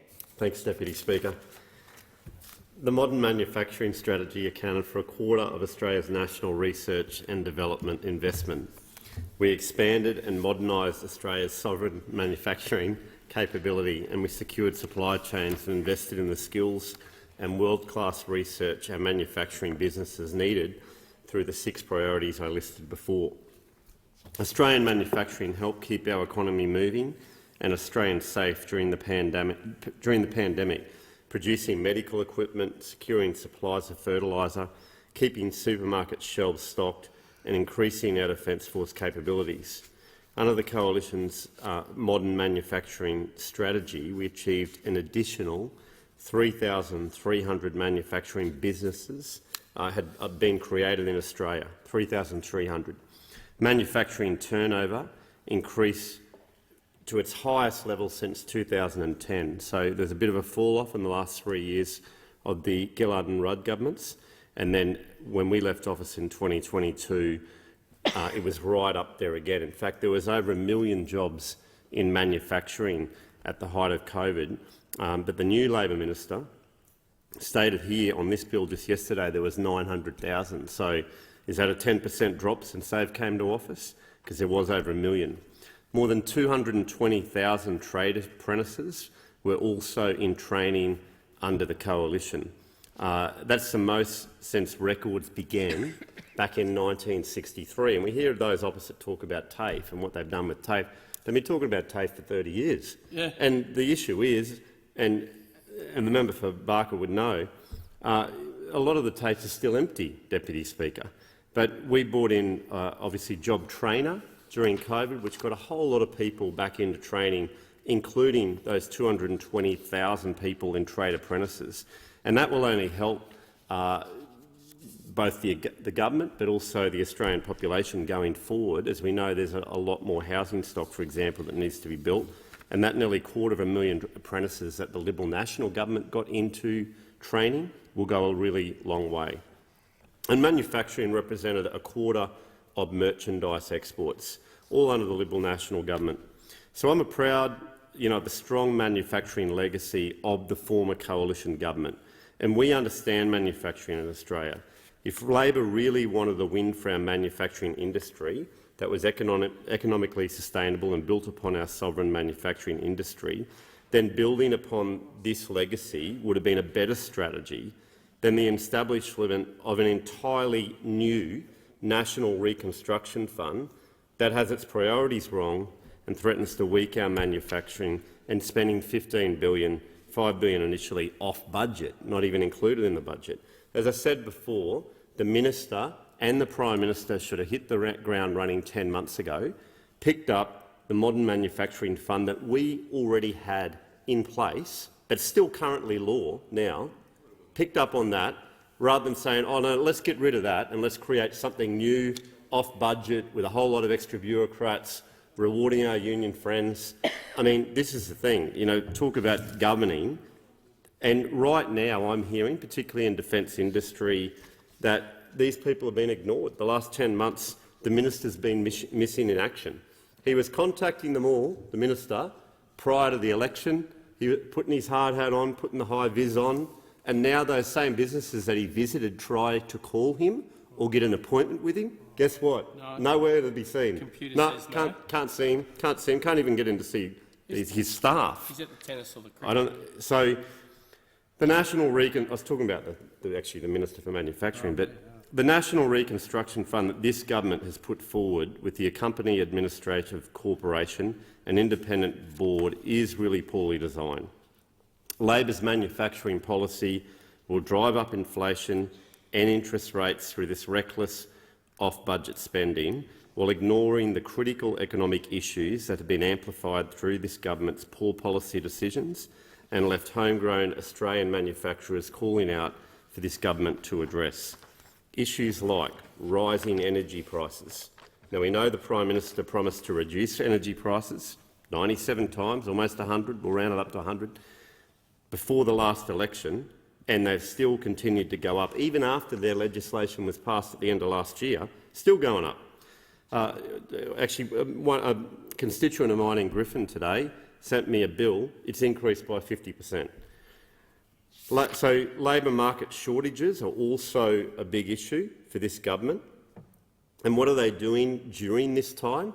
The Minister for Employment is actually getting rid of mutual obligations and making it easier for those that are currently on JobSeeker to not have to look for work, to not have to do training. In fact, the minister opposite is actually, I believe, abolishing the Parents Next program that the coalition government put in place, and that's a remarkable program that's done great things. They're getting rid of that. So they're not addressing energy prices, they're not addressing labour market shortages, and they've disrupted supply chains need to be addressed first, or any investment through this off-budget National Reconstruction Fund will be in vain when it eventually gets going nearly 2 years on.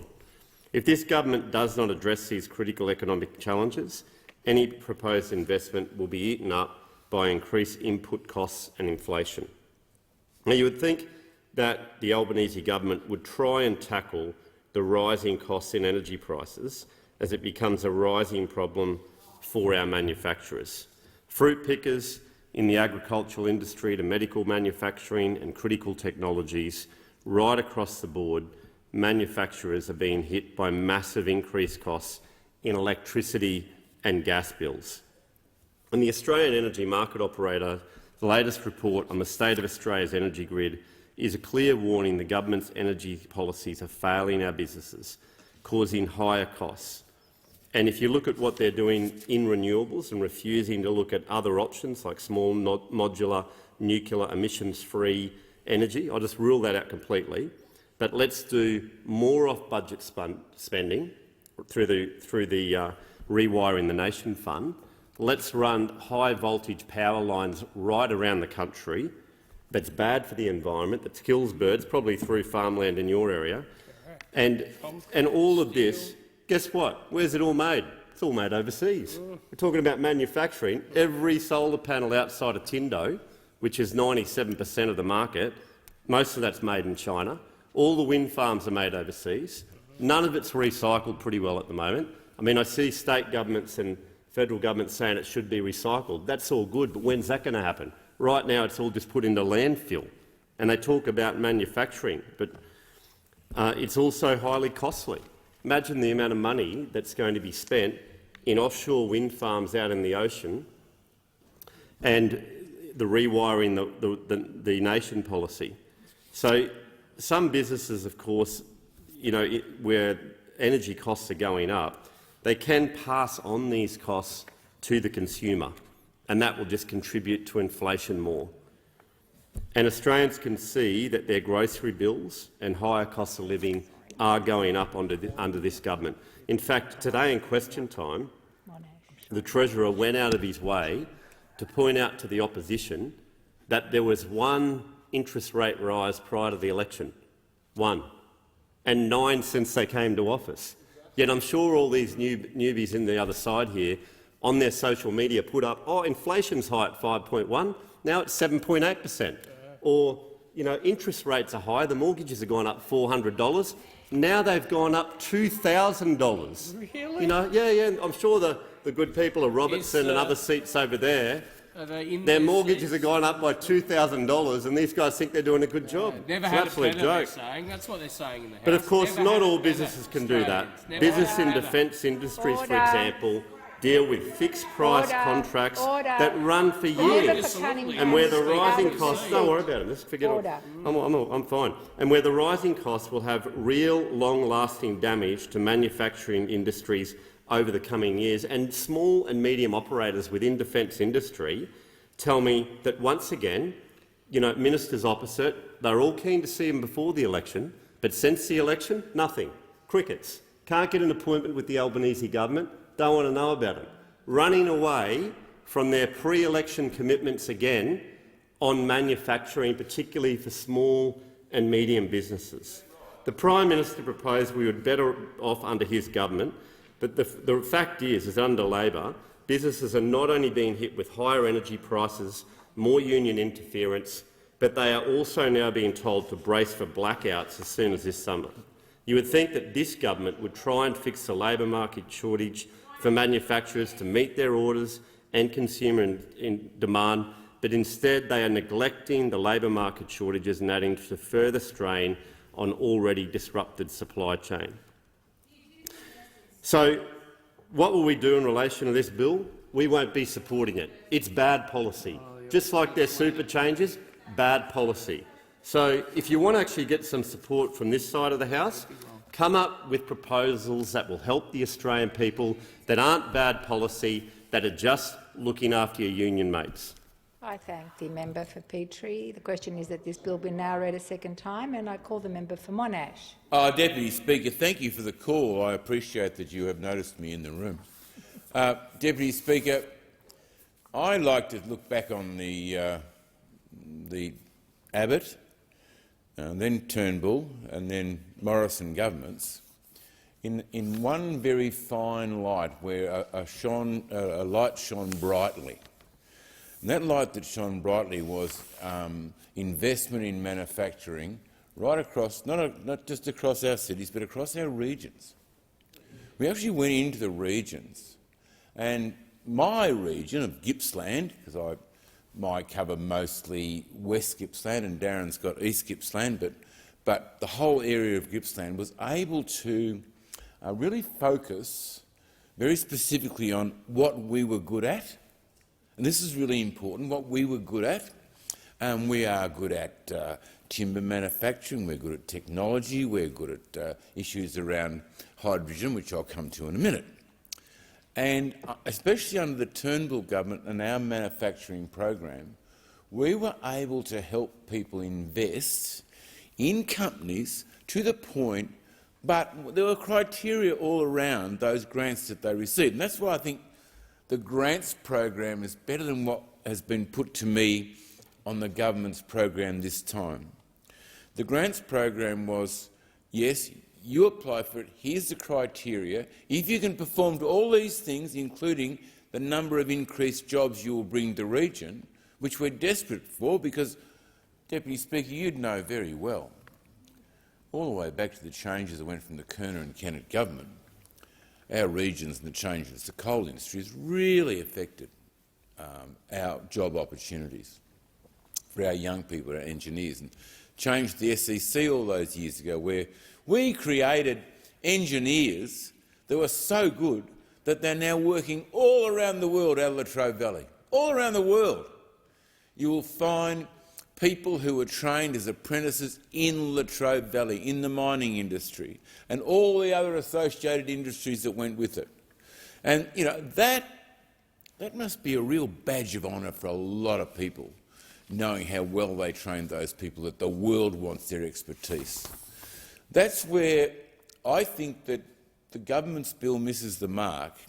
I'd have rather the government delayed for a while, just waited a while, not too long, but did a more investigation into where is the nation going to be in 30 years?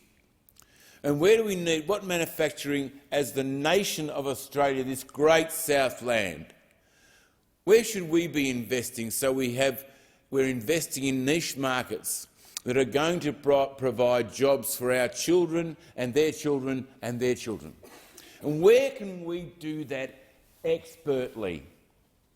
So we have strategic industries. At the moment, sadly, because my state government, the Andrews government, is determined to wipe out native forest harvesting that was supplying our paper industry and our furniture industry and creating about, well, I think there's between 800,000 jobs relying on that. And now our paper manufacturers in Australia are shedding jobs at Traralgon on a daily basis because they haven't got the timber supply.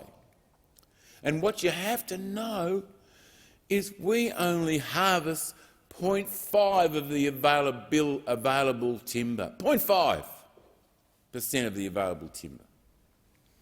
It's a renewable industry. And governments over a long period of time have invested in paper manufacturing in Traralgon. Why in Morwell and Traralgon? Why? Because we want to proudly say we manufacture our own paper. This paper here comes from Traralgon. And it's good hands and good people, good men and women who have made that paper. And we can be proud as a nation to say we make our own paper. We don't import it from a country overseas that has none of the environmental controls that we have. Not one. None of them do. But we put so many restrictions on our manufacturers, and then we come along as a government and say, but we're a new government, this is a Labor government, and we're going to have new plans. We're going to do it our way. And we're going to have a new independent board, and they're going to direct how this whole thing is going to go. But half of that board have to be union representatives.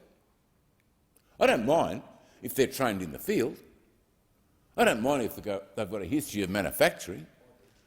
I don't mind if the new government wants to direct who's on what board and how and when, and take this program that my experience of manufacturing in Gippsland has been positively enhanced by the previous government's programs. Now, I'm not a great fan of everything governments do, don't get me wrong. I'm really not. I don't think governments are as efficient as they should be. But if they place funds targeted into specific businesses that can grow in your region, and export or manufacture or produce or create in the full knowledge that they have to do what they say they were going to do. And I think a lot of the innovation, everything that's happened across my region of Gippsland and that of Darren Chester, the member for Gippsland, and I'm the member for Monash, across our region, these things have worked really, really well. And I have great hopes that in manufacturing that the government won't be able to muck this up, that they will actually work out where our future lies, because you need to know where your future lies and not be harking back to the past to say, well, this was Australia, it lived on the sheep's back. Well, we don't live on the sheep's back anymore, but we have some of the finest wool products in the world that we get manufactured overseas and then brought back to us and we buy them. We're buying our own wool back. I mean, this suit that I'm wearing is Australian wool, but it wasn't woven here. It was probably woven in some factory with terrible conditions, probably in the Middle East or Vietnam, and then it goes to the UK. Someone correct me if I'm wrong here. Goes to the UK, and then they put a print on it that says "Made in the UK."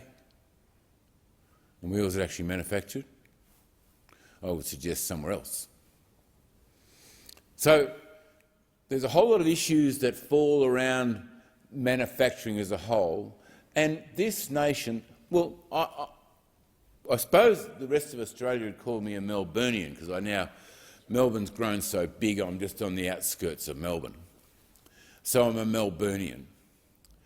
Melbourne was one of the greatest manufacturing hubs in the world, and it is now no longer one of the greatest manufacturing hubs in the world because of the restrictions we've put on ourselves, not to free up business, give them the opportunity, not tell them what they should be doing. If the government makes a mistake of telling them what they should be doing, rather than investing where business tells us they need to invest for future prosperity, well, that will be a fail. And I don't want government to fail in manufacturing and in grants to manufacturing, or in this particular case, it's your new National Reconstruction Fund Corporation. I've got a bit of a problem with the word reconstruction. Whilst this nation's faced some pretty tough times over the last 12 months, don't tell me it's a National Reconstruction Fund. We haven't just been through a war. We haven't had our cities decimated. We haven't got, only through flooding, we've had massive damage to infrastructure, but outside of that our cities are going pretty well. I'm not saying that'll be the same case, but don't call it a National Reconstruction Fund. Why would you call it a reconstruction fund? What are you reconstructing? Are you reconstructing the program, or are you reconstructing manufacturing in Australia? It's very unclear. And one of the things in this, Deputy Speaker, is I have the highest regard for the minister in this portfolio. He's Minister Husek. Highest regard, always have since he arrived in this place. I know he's dedicated, I know he's determined, I know he wants this to work. But I wonder what outside pressure is being put on him, because this gives the actual minister of the day an enormous amount of power as to where that money is spent.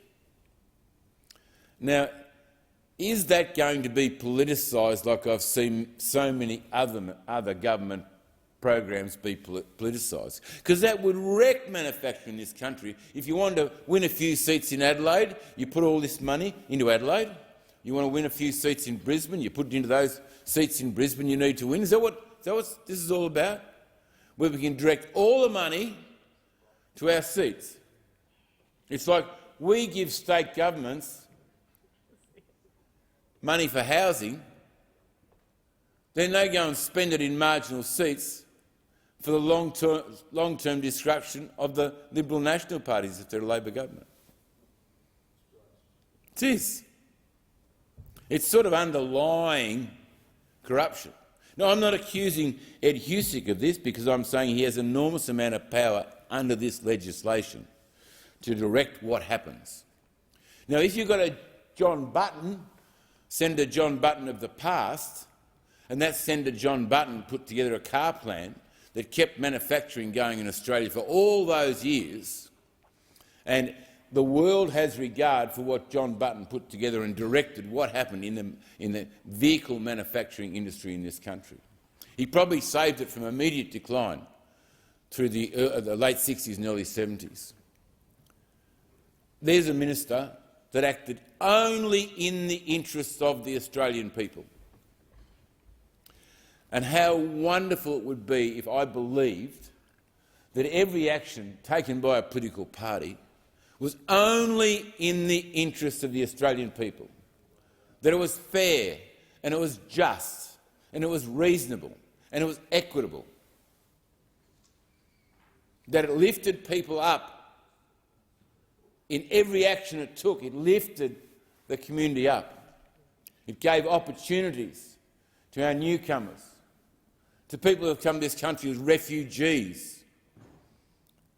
who should be given the greatest opportunity because you find they're the hardest workers and they want to go out there and they want to do things. The Japanese came to us a few years ago and they said, look, we'd like to put a hydrogen production pilot plant in Gippsland, and they've done it. And today, big spread in the paper, the Japanese government are now putting $2.3 billion, $35 billion into the hydrogen plant in Latrobe Valley that will create jobs, opportunities and everything else for people in Latrobe Valley. Best news ever. But the Japanese are doing that. State government $50 million to get the pilot plant going. Turnbull government $500 million. I was there for the announcement. So they have proved the plant, they've proved the operation, they've proved that it works. It's hydrogen from brown coal.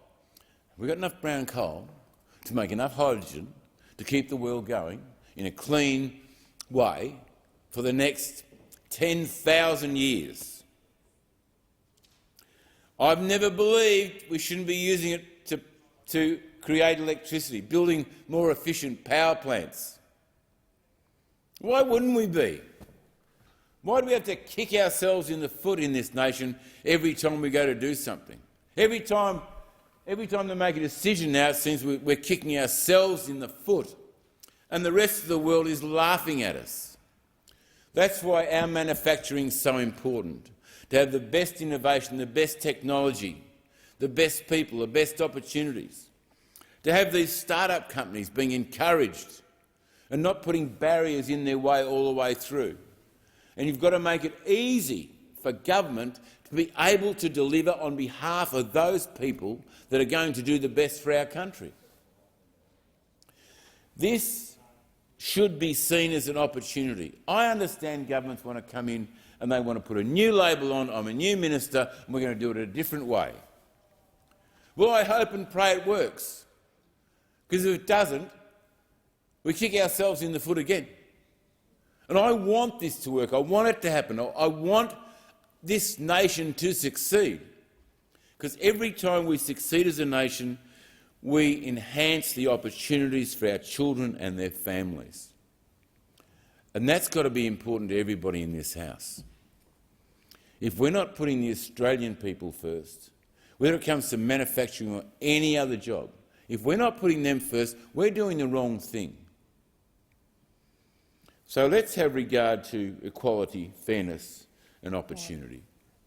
I thank the member for Monash, and the question is that this bill be now read a second time, and I call the member for Longman. Thank you, Deputy Speaker. I rise this evening to speak on the $15 billion National Reconstruction Fund bill. Deputy Speaker, although on the surface it has the appearance of trying to achieve something that we all want, increasing the manufacturing industry in this country, this is a bad bill for so many reasons. This government are the masters of smoke and mirrors and slogans. They are exceptional in stating the problems, which just about anyone in the country can do, but rarely provide solutions, which is a very function that governments are supposed to perform. As is the practice of this all-show, no-substance government, they introduce bills with little to no detail, with underlying motives they then try and hide those motives from the Australian people. Hidden agendas that serve one purpose: to increase the membership of their masters and puppeteers, the unions. Labor have always been and always will be the enemy of small business. No matter how they try and spin it in a different way, their underlying obligations and first loyalties will always lie with their union masters, who will always be trying to steer any government business assistance to the big corporates who they can negotiate union membership deals with, something much harder to do with the thousands of small businesses across the country. In reading this proposed legislation and the structure of the corporation, there are red flags everywhere. The fund will be administered by a board. Section 19, appointment of board members, says that the board members are to be appointed by ministers.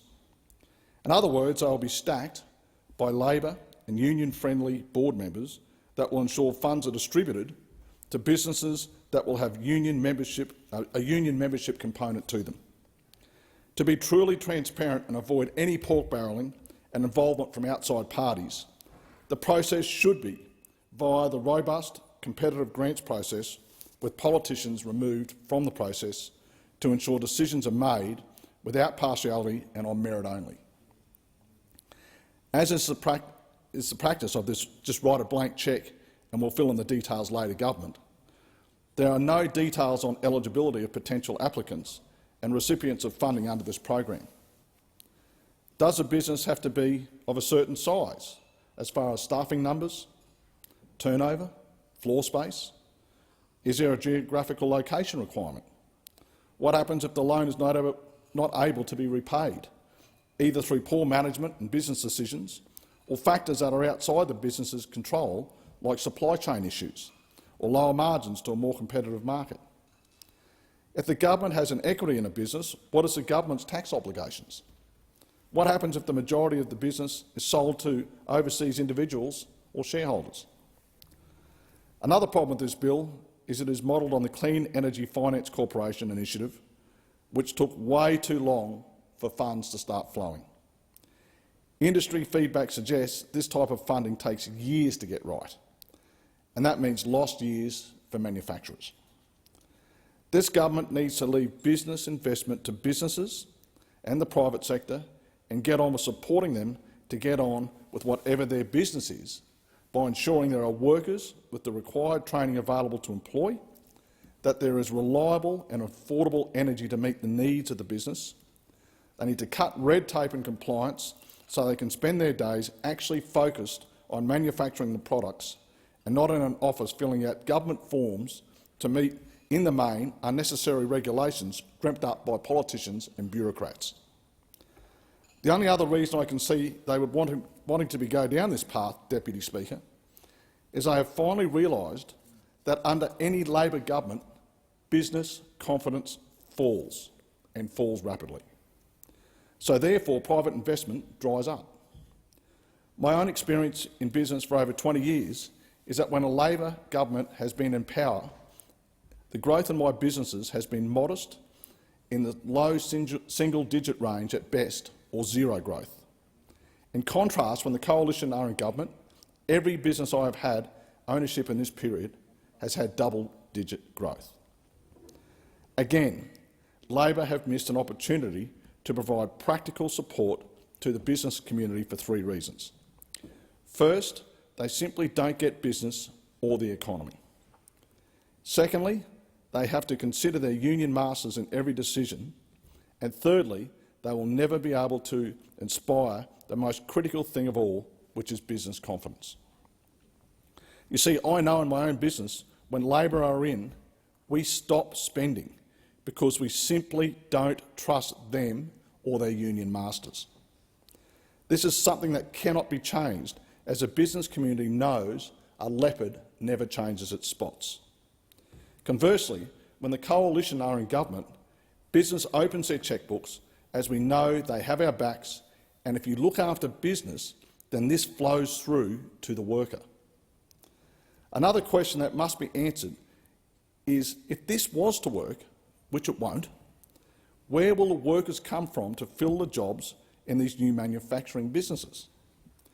There is a critical labour shortage, and Labor's ridiculous idea to bring in workers via a lottery system from the Pacific Islands is flawed and will only result in the Pacific losing their youngest and brightest people, therefore causing a detriment to their societies, not to mention the clause that allows them to come over on a visa and then leave a job after a week and be qualified for our welfare system, which will only create greater costs to our already overburdened welfare system.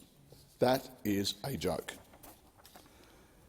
The Coalition's $2.5 billion Modernised Manufacturing Fund, which had been underway and empowered 200 projects across the country and had been independently assessed by experts in this field and the department, was reviewed by the minister purely for political reasons, again causing another delay to get manufacturing going in this country.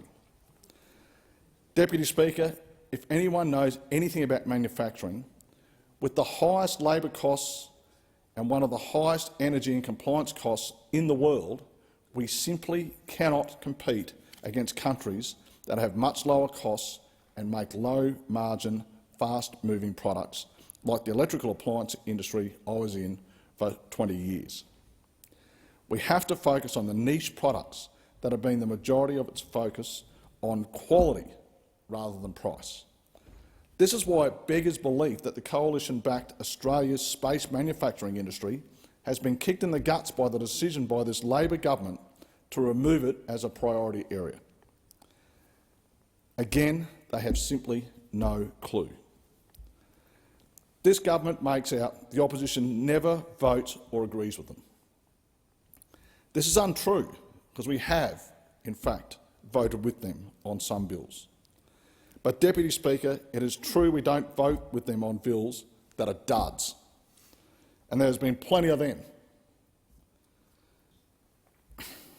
Like the first step to what I call the communism bill.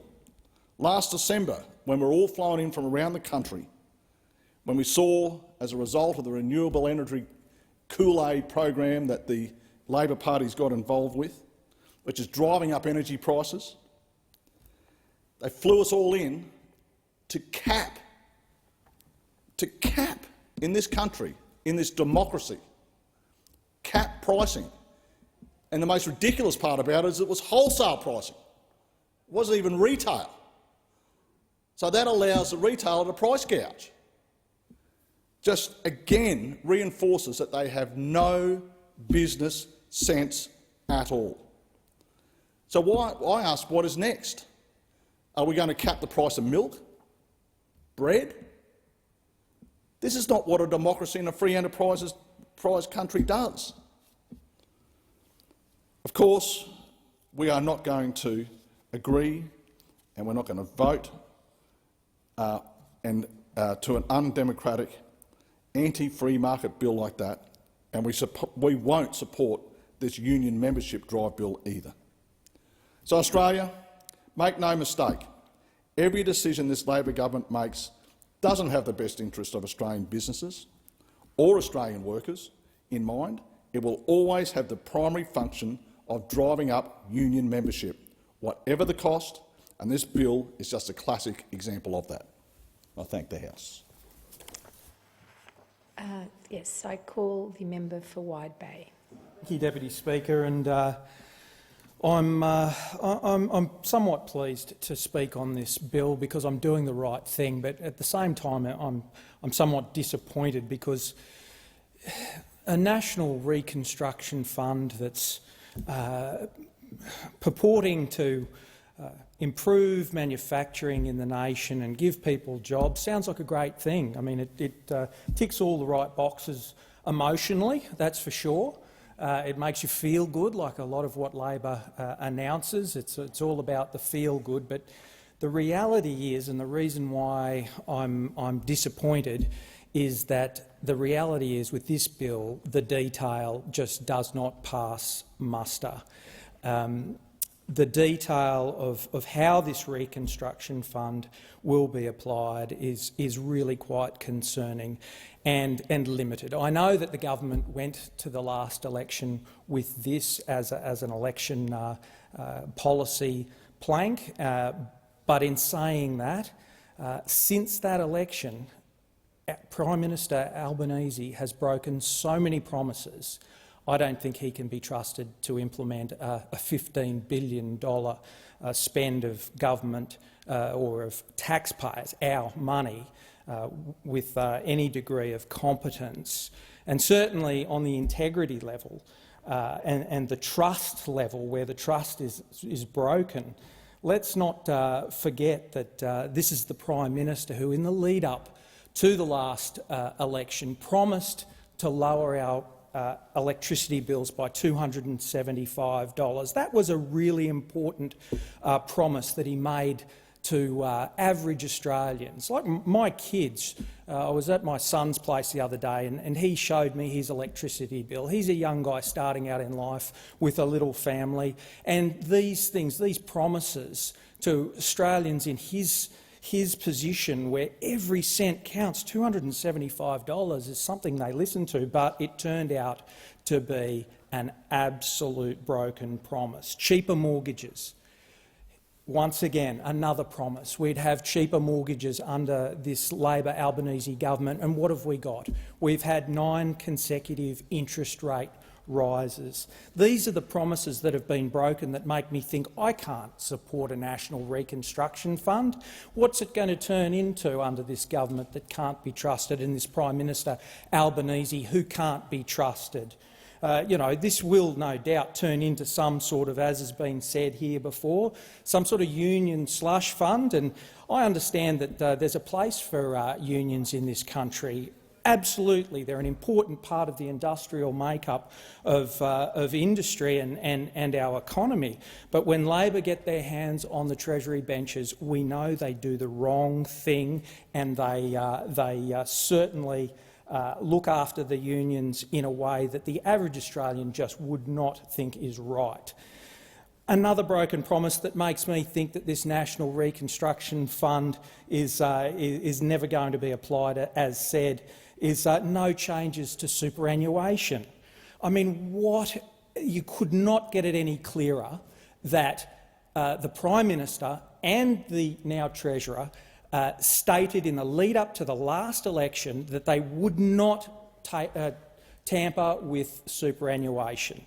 But what did we get?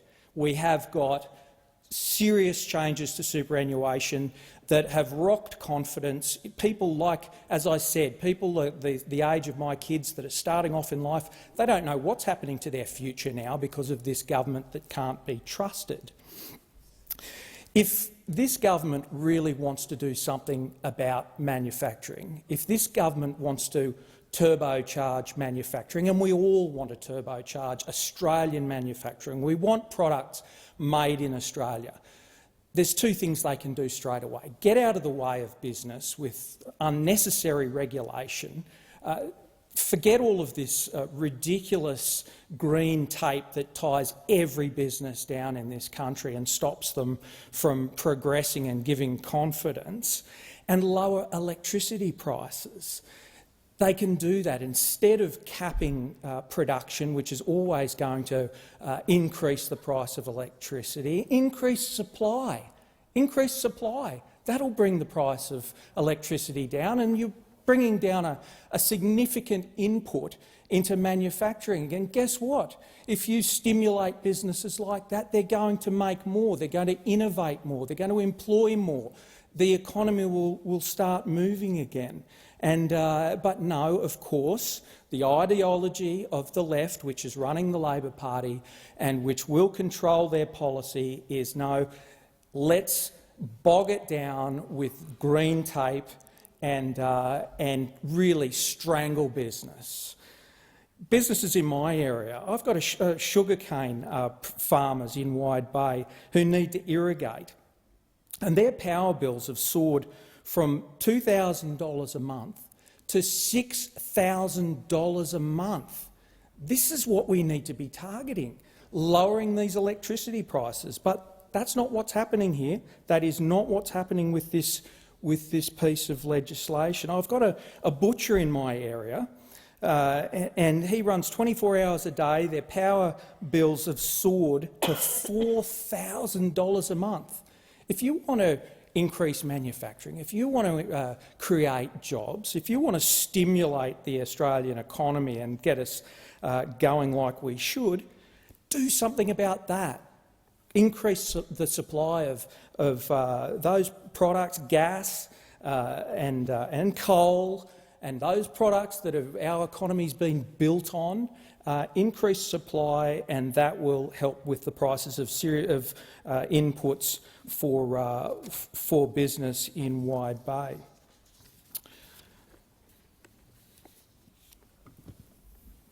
Madam Speaker, power brokers have warned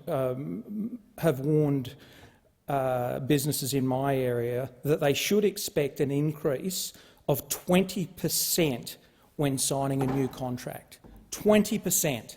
Is this not obvious that this is an area that we need to target to stimulate growth? This is manufacturers who already exist in Wide Bay. Wide Bay has a proud manufacturing industry. We support the mining industry with heavy manufacturing, and particularly in around the areas of Gympie and Maryborough.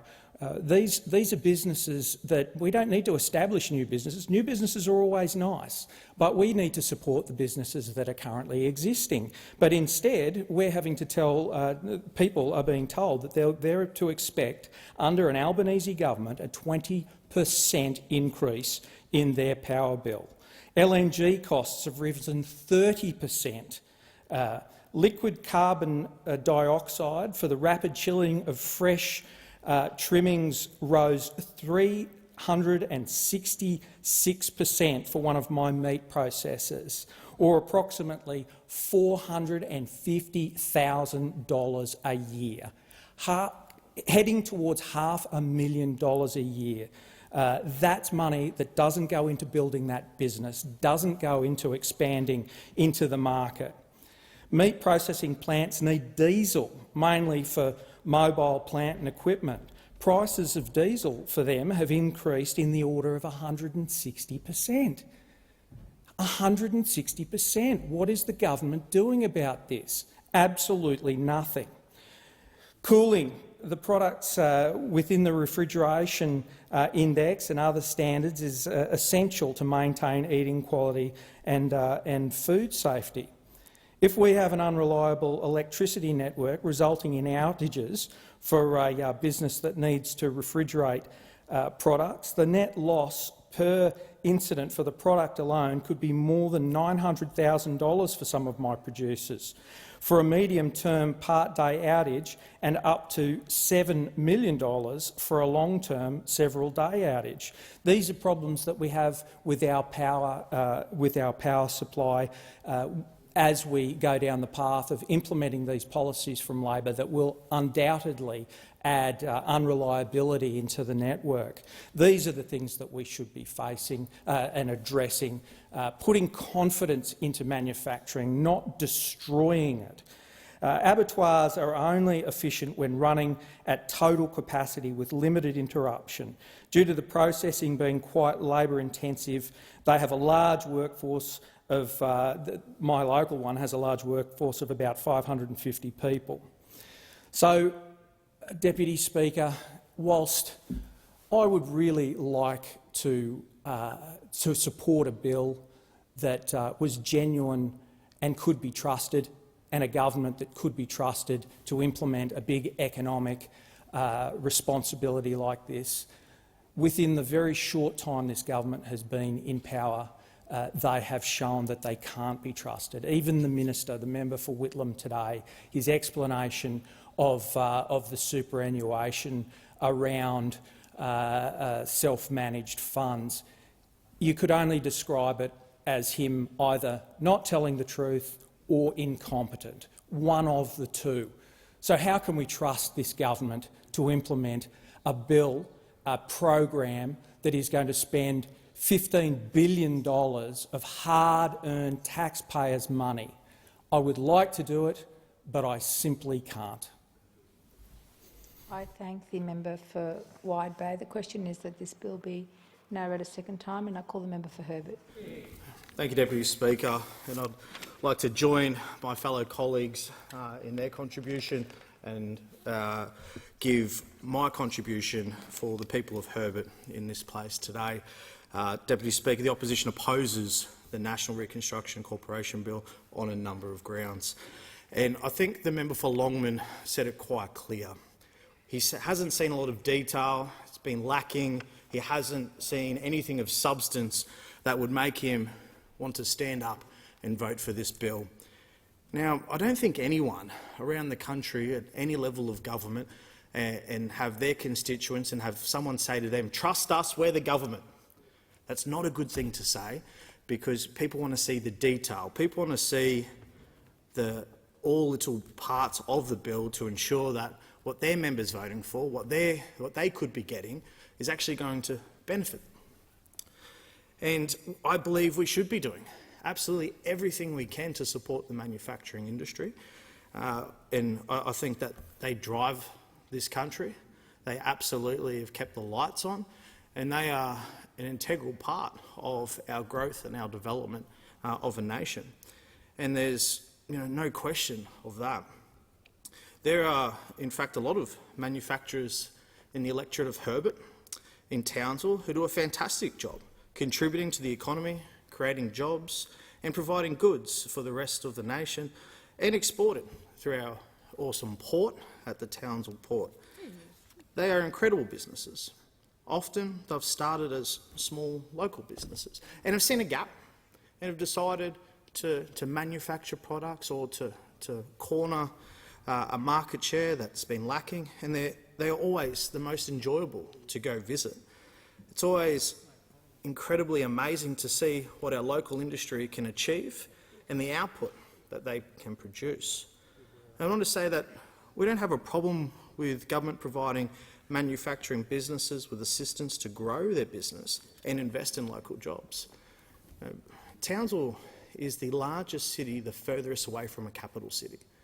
So if you're talking about creating jobs, if you're talking about ensuring that people have well-paid professions that they enjoy going to and that drive our nation, we get behind.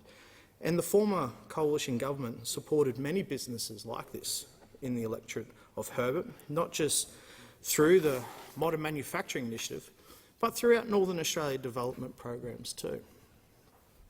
For example, the former government invested in a fantastic local manufacturer by the name of Goff Plastics. This is a family-owned business that provides plastic products for domestic, environmental, engineering and rural applications. Through a nearly $5 million grant, the business is going to be able to build a new facility to expand their operations and build more products. This is a really good local, homegrown manufacturing organisation. And when I go out and visit the brothers out there, I saw these fancy, different coloured high-vis shirts that they would wear.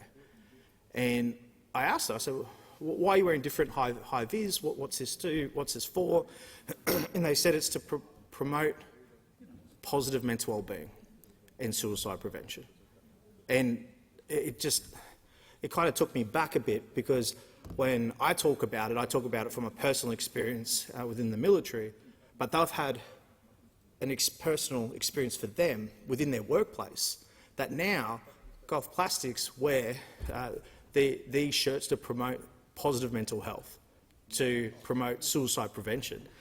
And it really resonated with me. And it's one of those moments where you kind of, everything else is going on, but I just wanted to know more about their business. And at the end of it, one of the directors actually gave me a hug, and he could see that it affected me. And I think that it's appropriate to say thank you to them and to everyone else that does their bit around the nation for promoting positive mental health and suicide prevention in the manufacturing, construction and all other industries as well. I'll get back to the what they're doing now. Through a nearly $5 million grant, the business is going to build this new facility and will increase the output of Aussie-made products. That gives an injection of confidence, but it immediately go on the hunt for 10 new apprentices. Now, we know that building the apprentice workforce and growing it is something that's needed. I did a traineeship, I didn't do an apprenticeship.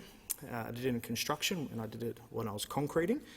And I think that apprenticeships are a fantastic way to build the workforce and but give another option for our young people as whether they're in school, whether they're leaving at a certain age or even post Year 12 graduation, or even some that have graduated or gone through university have gone back and done trades. It should never be viewed as university or a trade, or one's better or the other. They're both equally as important to drive this nation, and I know that we need more trades to be able to continue to grow these sort of industries. So that's more jobs for our region, but it's also more training jobs. Another investment of $11 million is helping Woolgaroo Steel grow and expand its manufacturing operations. So I don't think, make no mistake, we're not against manufacturing, and we don't think it's a bad thing to support small business and industry to grow and expand. And that's why on this side of the House we took a very conservative approach in the context of an economy that was performing well because of good economic management. But we do think this $15 billion new fund is a bad way of going about it. And I want to run through some of the reasons. Firstly, the government is failing to provide the right economic environment for this initiative to have any chance of succeeding. It's like starting a fire. You might have the match and the kindling, but if you starve it from oxygen, you're not going to be able to keep the flame going. It's the same with this initiative. The economy needs to be in a position of strength for us to get a strong outcome. But what's happened in only 9 months of this government?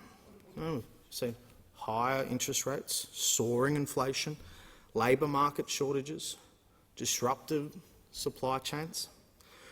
Without policies that create strong economic conditions, any government spending is in vain.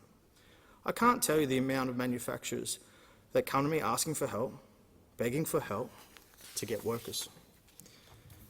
That's why.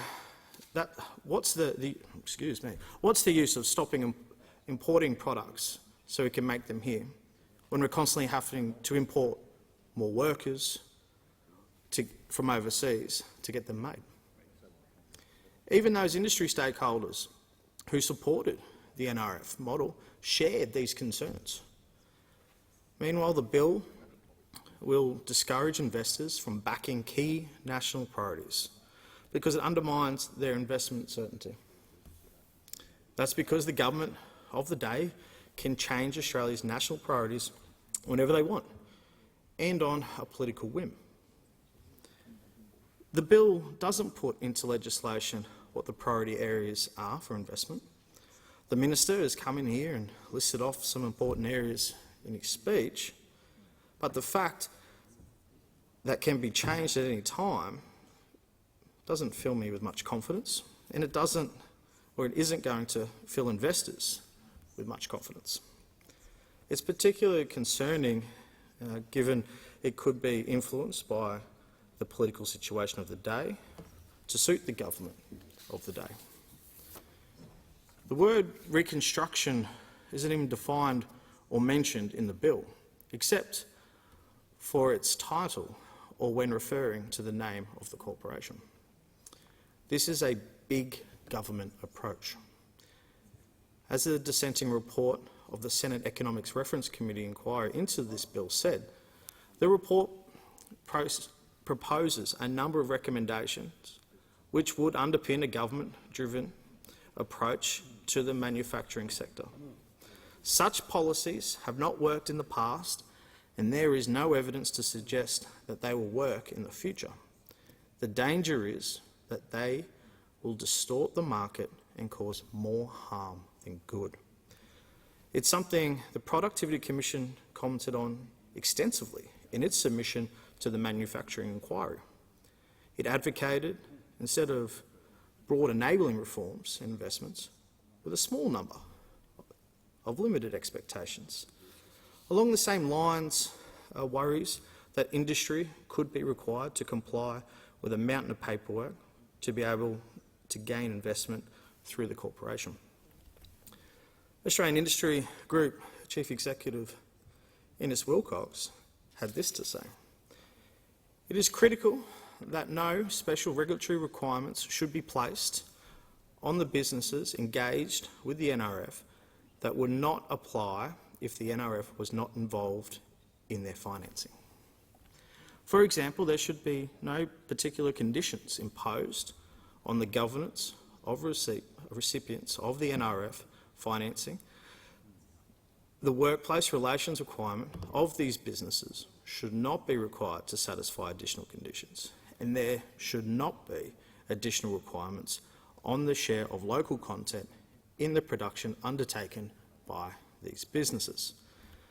On the workplace relations point, that's essentially enshrining compulsory unionism in legislation for businesses that want to participate.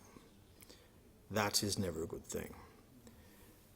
It's also incredibly concerning that the Minister can appoint the Chair and the board members who will oversee the corporation and its funds. We know that the Minister has already appointed a union mate to a board and has rejected recommendations his department has made on appointments. And we've already seen the unions calling on their Labor mates to give them a seat at the table. The ACTU said the bill puts forward a model of independent directors that are appointed by the Minister. The ACTU does not support this model. The board of the NRFC should have equal representation from trade unions, industry and other expertise. If the unions are saying that, that's something that we should be worried about. This government, I believe, has stooped to a new low, regulating Australia's allies and our defence pact, AUKUS, as a bargaining chip for their rushed National Reconstruction Fund bill. AUKUS should be above politics, but for the Prime Minister, it is not. The Prime Minister promised bipartisanship on AUKUS. It should sit above the day-to-day politics of any specific legislation. But the Minister for Industry has broken that today. The government should be embarrassed of this shameful and desperate attempt to pass this flawed bill. The act of desperation from Labor makes it clear the National Reconstruction Fund isn't about national security, it's all about politics. The Minister for Industry introduced the National Reconstruction Fund bill. He didn't mention the words AUKUS or national security, not once, not at all. This is a desperate politics from a desperate government. The National Reconstruction Fund if the National Reconstruction Fund was about national security, then why did Labor cut space industry out of its priorities? And if Labor is so concerned about defence manufacturing, why have they held up millions of dollars in funding to critical defence manufacturing projects funded through the modern manufacturing strategy? And if Labor was so concerned about the defence and national security, then why have they held up the Land 400 deal? And now the price that it was set to has been halved or some thereabout. We've got the 3rd Battalion, the Royal Australian Regiment in Townsville, using the APC, which is an armoured tracked personnel carrier, that is literally in museums as a relic. Land 400 would support them. It would give them the vehicles that they need to do, which their job is to fight and win wars, to have the kit to be able to do it correctly. I think that everyone wants to support manufacturing in this country, but this light on changing with the wind bill, trying to tie AUKUS into it to emotionally blackmail the coalition, because they know that AUKUS is something that we negotiated, that we took to the table and that we put in this position, tying this bill to AUKUS is nothing more than bad government, a lazy, tricky government, and that's all we've been seeing from this Prime Minister. I thank the honourable member for Herbert for his contribution, and the question is now that the bill be read a second time. I draw your attention to the state of the House. Can we still do that at this time? I think we could. Clerk, we can. Roger, I thank the honourable member. Quorum required. Ring the bells for. Ring the bells.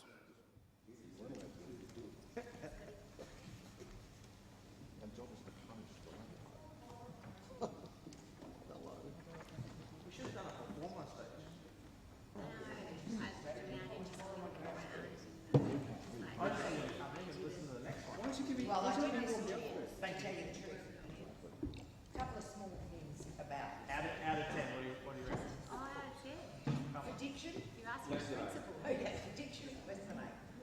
Reading fluency, less than 4. Oh, okay, let's not attack the guy who left school early. Come on. For ideas and content. I gave you more than 4 for that. For ideas and content, I'm really negative territory. Tell me you're going to do this. I would have thought this was a kind of gentle parliament. I think you suggested that we should manufacture in Australia because we don't have enough workers, so therefore you're suggesting we should import everything. Didn't we just learn something from the pandemic? About a supply chain?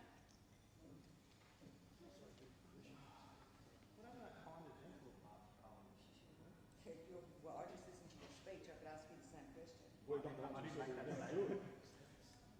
Was your leader? Angry at price there.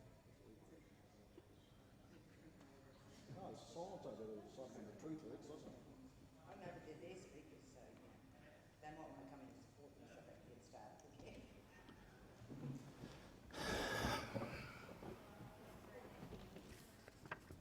They call it Laura on their own speakers. It's a new strategy. Gentlemen. Yeah, they're calling her on their own. And you haven't got to speak now. They're calling Cora on their own speakers. All right, until 4 minutes or until quorum is. Just keep Yeah.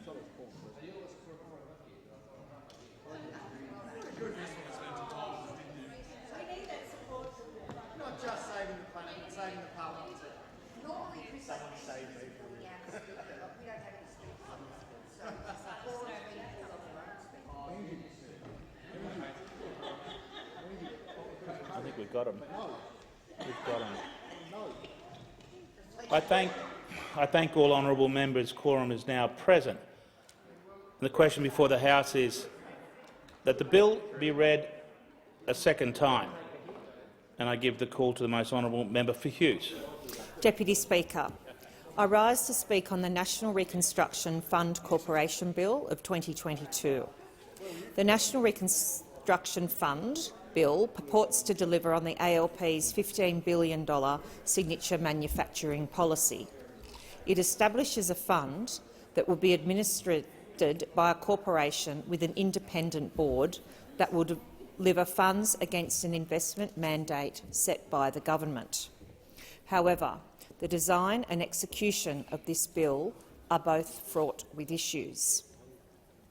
The first thing, Deputy Speaker, is the bill ignores key economic issues which drive our manufacturing industries.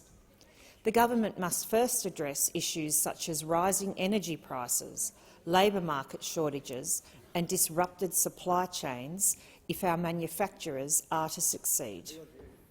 Without policies that create strong economic conditions, any government spending is in vain. Deputy Speaker, the Coalition is opposing this bill because this represents the Labor government telling our manufacturers what they think they need, rather than addressing what they actually want. The second main problem with this bill is it will create even more lost time for manufacturers. In this broken model, it will take significant time for money to start flowing through to the manufacturing industry.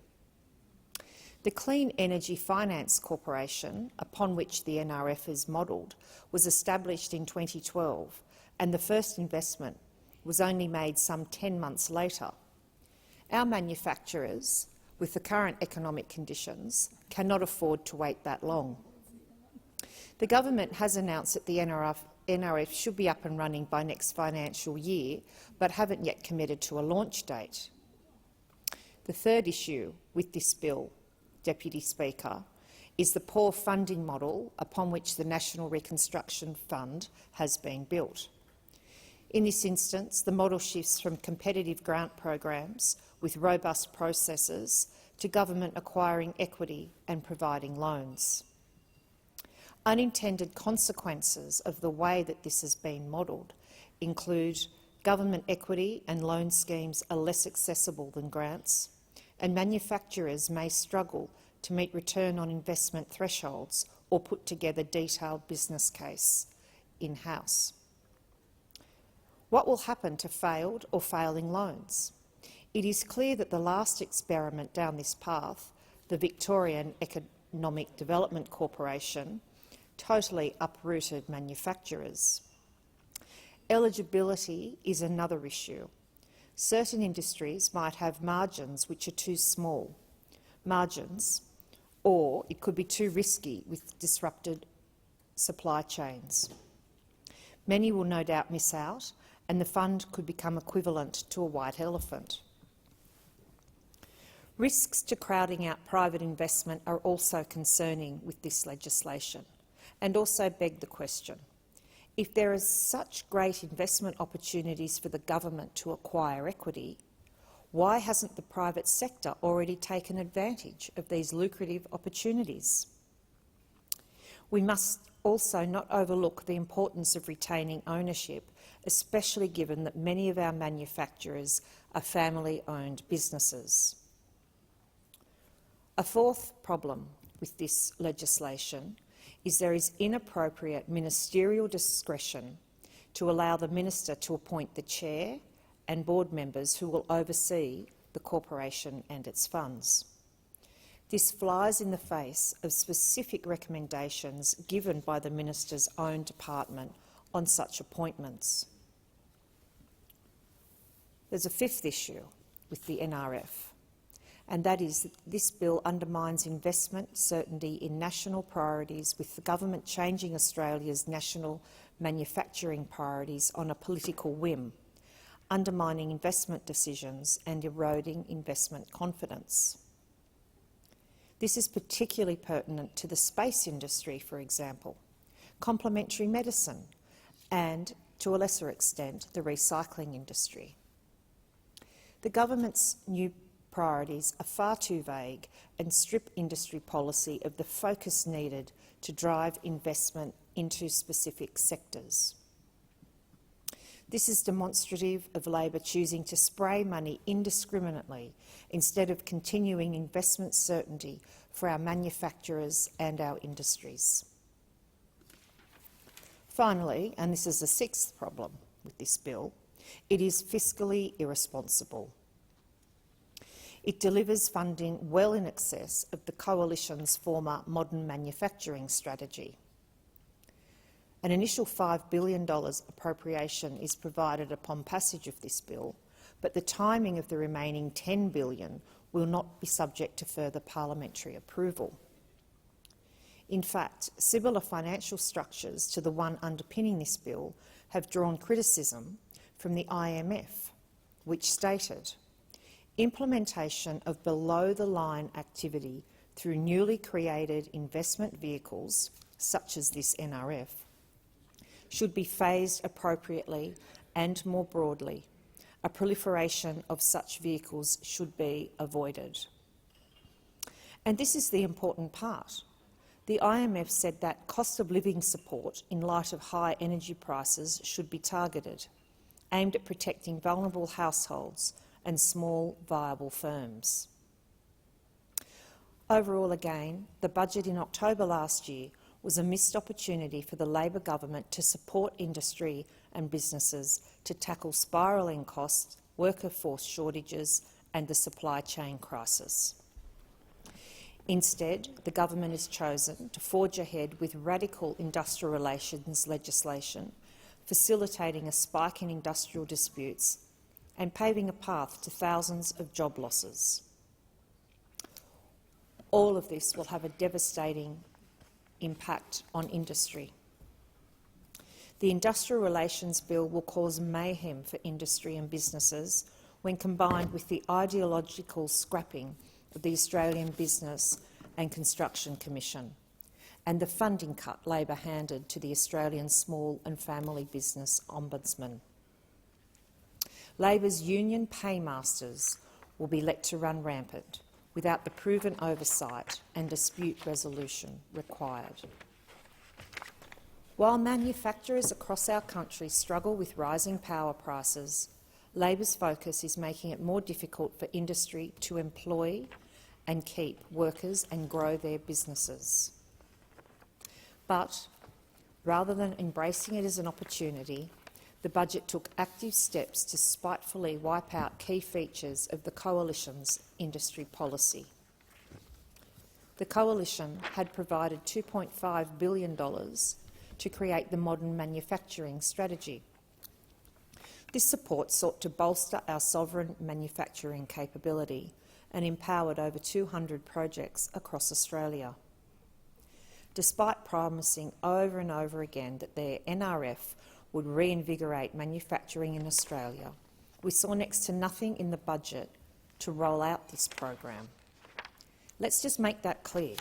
Labor has chosen to redirect the Modern Manufacturing Initiative without ever having rolled out their own National Reconstruction Fund.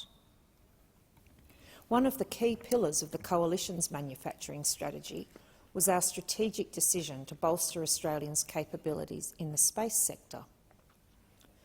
The Coalition supported funding to locally design, develop, manufacture and deploy specialised space products, equipment systems and services for export to international markets and to support national and international space missions. This Labor government chose to effectively wipe out the Coalition's efforts to develop our space industry manufacturing by removing it as a priority area. The space industry and the Australian public are yet to understand the basis upon which this shift in focus was made. The government must address the critical issues affecting our manufacturers, not simply tinker with a proven model. Deputy Speaker, the Labor government is rushing this bill through just like it rushed through its radical industrial relations agenda, sidestepping parliamentary scrutiny and avoiding appropriate consultation with industry. And the Australian taxpayer will end up wearing the bill for this recklessness. That's because the NRF delivers on what the Labor Party and the unions want and not what our struggling Australian manufacturers need. Labor is rushing this bill through because this bill is what put Labor in power. A chosen board to oversee $15 billion of taxpayer funds on Labor-chosen priorities. The bill hasn't passed, but unions are already salivating at the prospect of the NRF and have listed their demands as thus: a third of the board positions hand-picked by the Council of Trade Unions, positions which will determine who gets access to the funding. Enterprise agreements with unions, a precondition to make an application for any money under the fund. Applicants must not have engaged in conduct that treated workers unfairly, a very vague way of saying if you're not with them, you're against them. And finally, unions have demanded that applicants must commit to direct employment. And if contractors or indirect workforce is used, they must be employed on the same conditions as the direct workforce. This essentially enshrines compulsory unionism to a successful applicant. Again, Deputy Speaker, Labor rewards its union mates. Let us turn then to what some of the stakeholders have said about this. The ACTU. The bill puts forward a model of independent directors that are appointed by the minister. The ACTU does not support this model. The board of the National Reconstruction Fund should have equal representation from trade unions, industry and other expertise. The Australian Industry Group. It said cuts to the Modern Manufacturing Initiative and Entrepreneurs Program in 2022 deprived the NRF of two main pipelines of preparing innovative SMEs to be investment ready. The Australian Chamber of Commerce and Industry. It said there is no clear definition of what a priority area of the Australian economy is. The bill leaves it open to the minister to declare that each or any areas of the Australian economy can be identified as a priority area. The Australian Banking Association. Deputy Speaker. It said, it is noted that banks already invest in many of the priority areas identified by the consultation paper, such as renewables, transport and defence.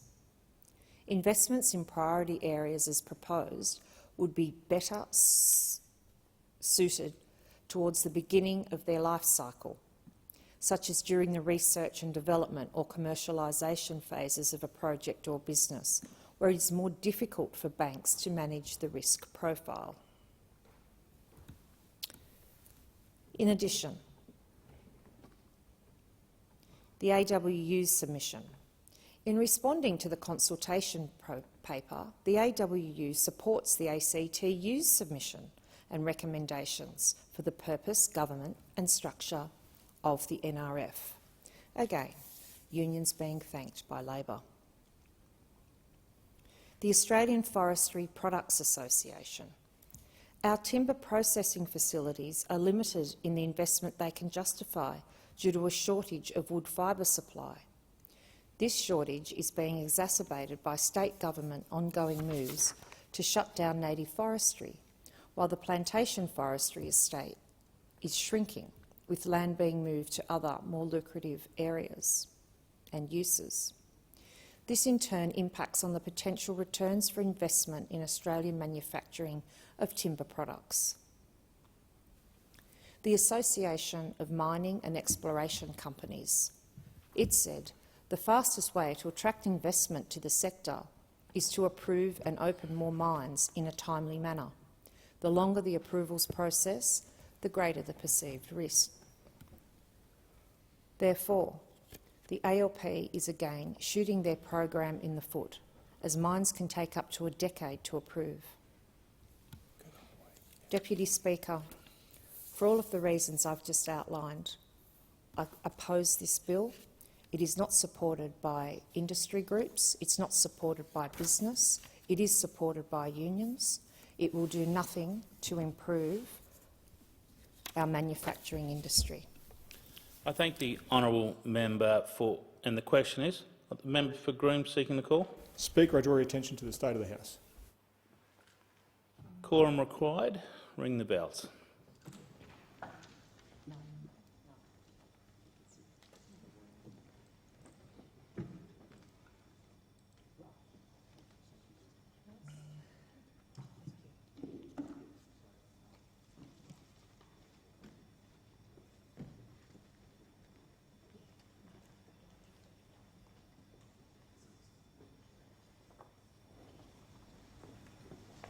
Get your water.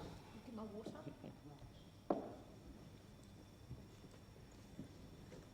You've got time.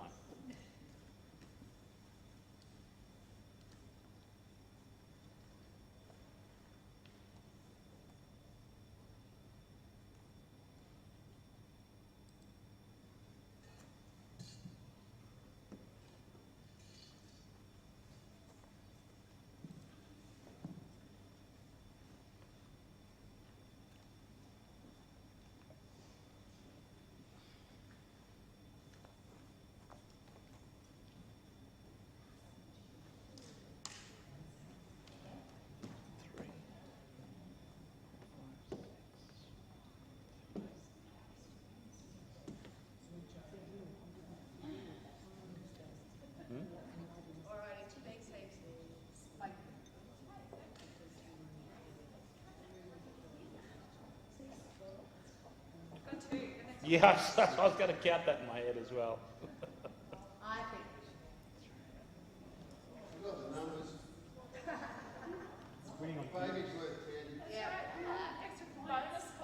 Absolutely.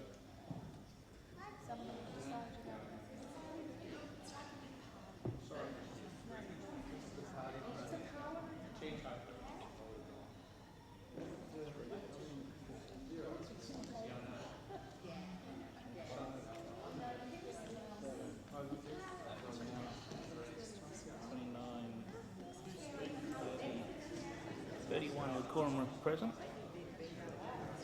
Got quorum present. I thank all honourable members. Quorum is now present. The question before the House is that the bill now be read a second time, and I give the call to the most honourable member for Flinders. Lindsay. Oh, sorry, Flinders. Flinders. My apologies. Flinders. Lindsay, but thank you, Lindsay. Mr Deputy Speaker. Oh, yes. Thank you, Mr Sorry, Deputy for Speaker. the Hansard, for the benefit of Hansard, I give the call to the honourable member for Lindsay. Thank you, Mr Deputy Speaker. The Albanese government is breaking promises, but it's also breaking the hearts of kids all across Australia who had the dream to be in the space industry. When I attend schools and when schools come to Canberra, I ask kids what would they like to do when they leave school. And one of the most popular choices, and when almost every child puts up their hand, is when I ask who wants to work in the space industry.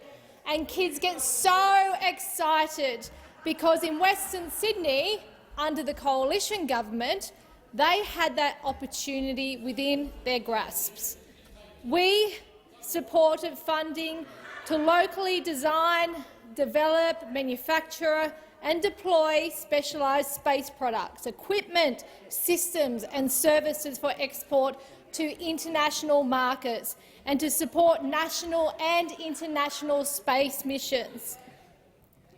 But the government has decided to remove space manufacturing from any of its plans for manufacturing in this country, therefore breaking the hearts of those kids who wanted those future careers. And for me in Western Sydney, that was about creating new and exciting jobs, so those kids didn't have to leave our local area for a job and do those long commutes, and they could have dreams. They could reach for the stars under the Coalition's modern manufacturing plan, but that is to be no longer. When I was elected as the federal representative to my community of Lindsay, I committed to working hard to ensure that we have more local jobs so people could live, work and stay in our community. And it is something I am extremely passionate about, and which is why I'm extremely sad for all those kids who did want to work in space manufacturing in Western Sydney. As someone who commuted out of the area for many years for work, one industry that I completely back and will always back is Australian manufacturing. To back Australian manufacturing, we must leverage the strengths that give our industry a competitive advantage, and we cannot compete with mass-producing nations on low-value products, and nor should we. The new era of manufacturing will focus on our strengths, where we can compete on quality and value and not just price. Western Sydney, I've always believed, can be at the forefront of this new era of Australian manufacturing. We have the existing network of established manufacturers, and the coalition government was making significant investment to support emerging capabilities in advanced manufacturing. As we look to our country's strengths, backing Australian-made is what would help us create more local jobs and to grow our economy. And that's why I established the Advancing Manufacturing Task Force to bring together our local manufacturers with leading scientists and entrepreneurs and representatives from schools and TAFE and universities to address the challenges facing local manufacturers and to grab hold of the opportunities. And I was particularly and still particularly focused on ensuring that our local kids are educated and trained in the jobs of the future that are coming to Western Sydney. From Baker and Proven in St Mary's to Grant Engineered in Penrith and Plustek in Emu Plains, we already have a strong local manufacturing industry.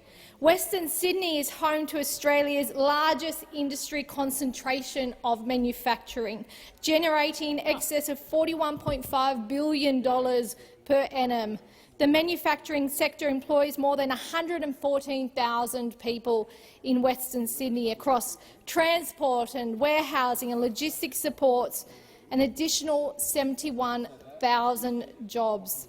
When the Coalition was in government, I was really excited about the future of Australian manufacturing in Western Sydney, and I knew that we were delivering what people and manufacturers in Western Sydney needed because we actually asked them.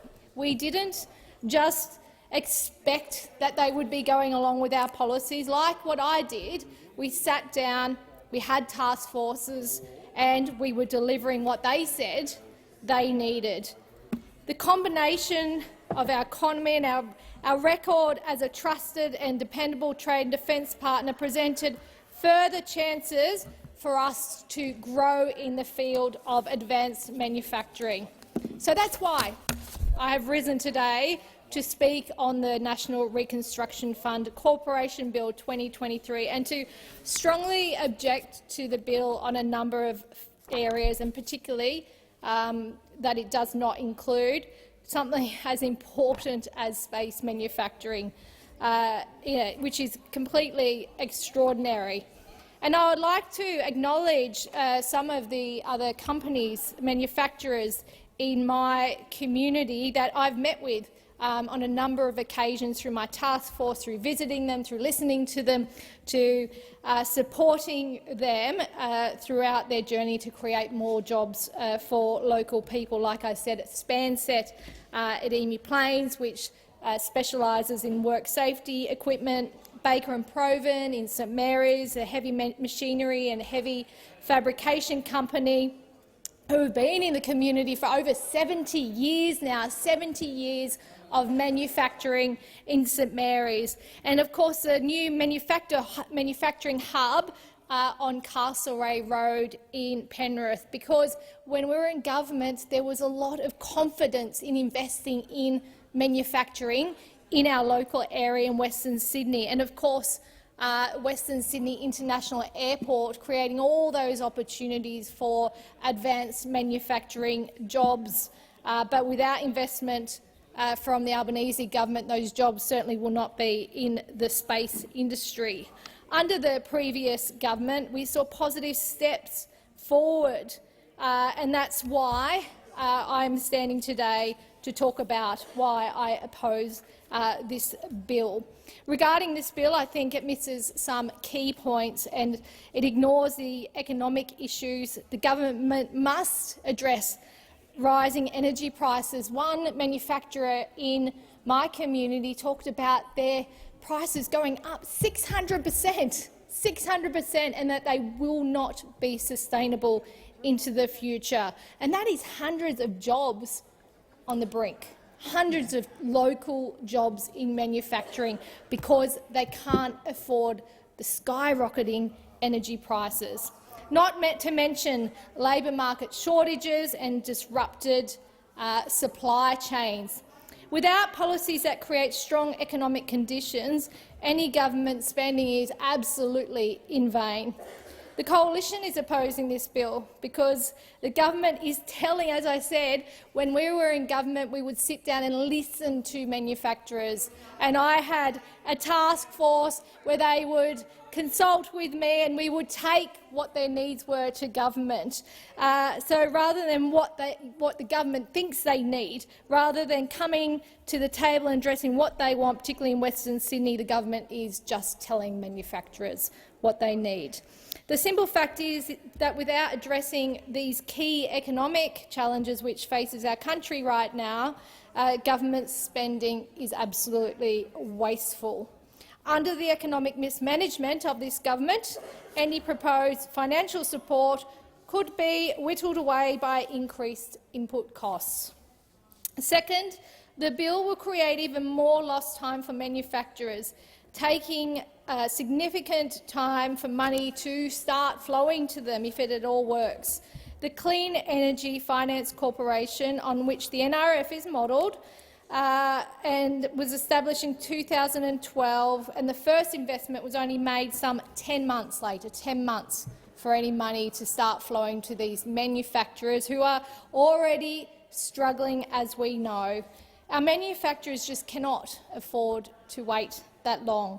Like I stated earlier, some manufacturing businesses in Lindsay and others close by Western Sydney could absolutely fold on the costs of energy prices. The government announced that the NRF should be up and running by the next financial year, but, like many things with this government, they have not committed to a launch date. It seems eerily similar to the commitment to have those Medicare urgent care clinics up and running by this May, which I am still yet to have any information on, because one of those was promised in my community of Lindsay.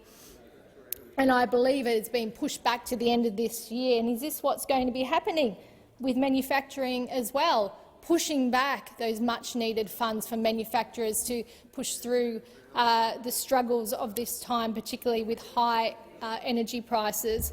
Industry feedback that the coalition has heard suggests that the type of funding the model the government is proposing takes years to get right, years, and those will be lost years for manufacturers, which we just can't afford.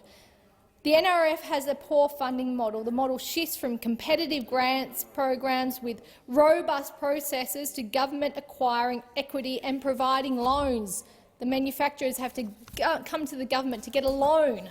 The unintended consequences include that government equity and loan schemes are less accessible than grants, and manufacturers may struggle to meet return on investment thresholds or put together detailed business cases in-house.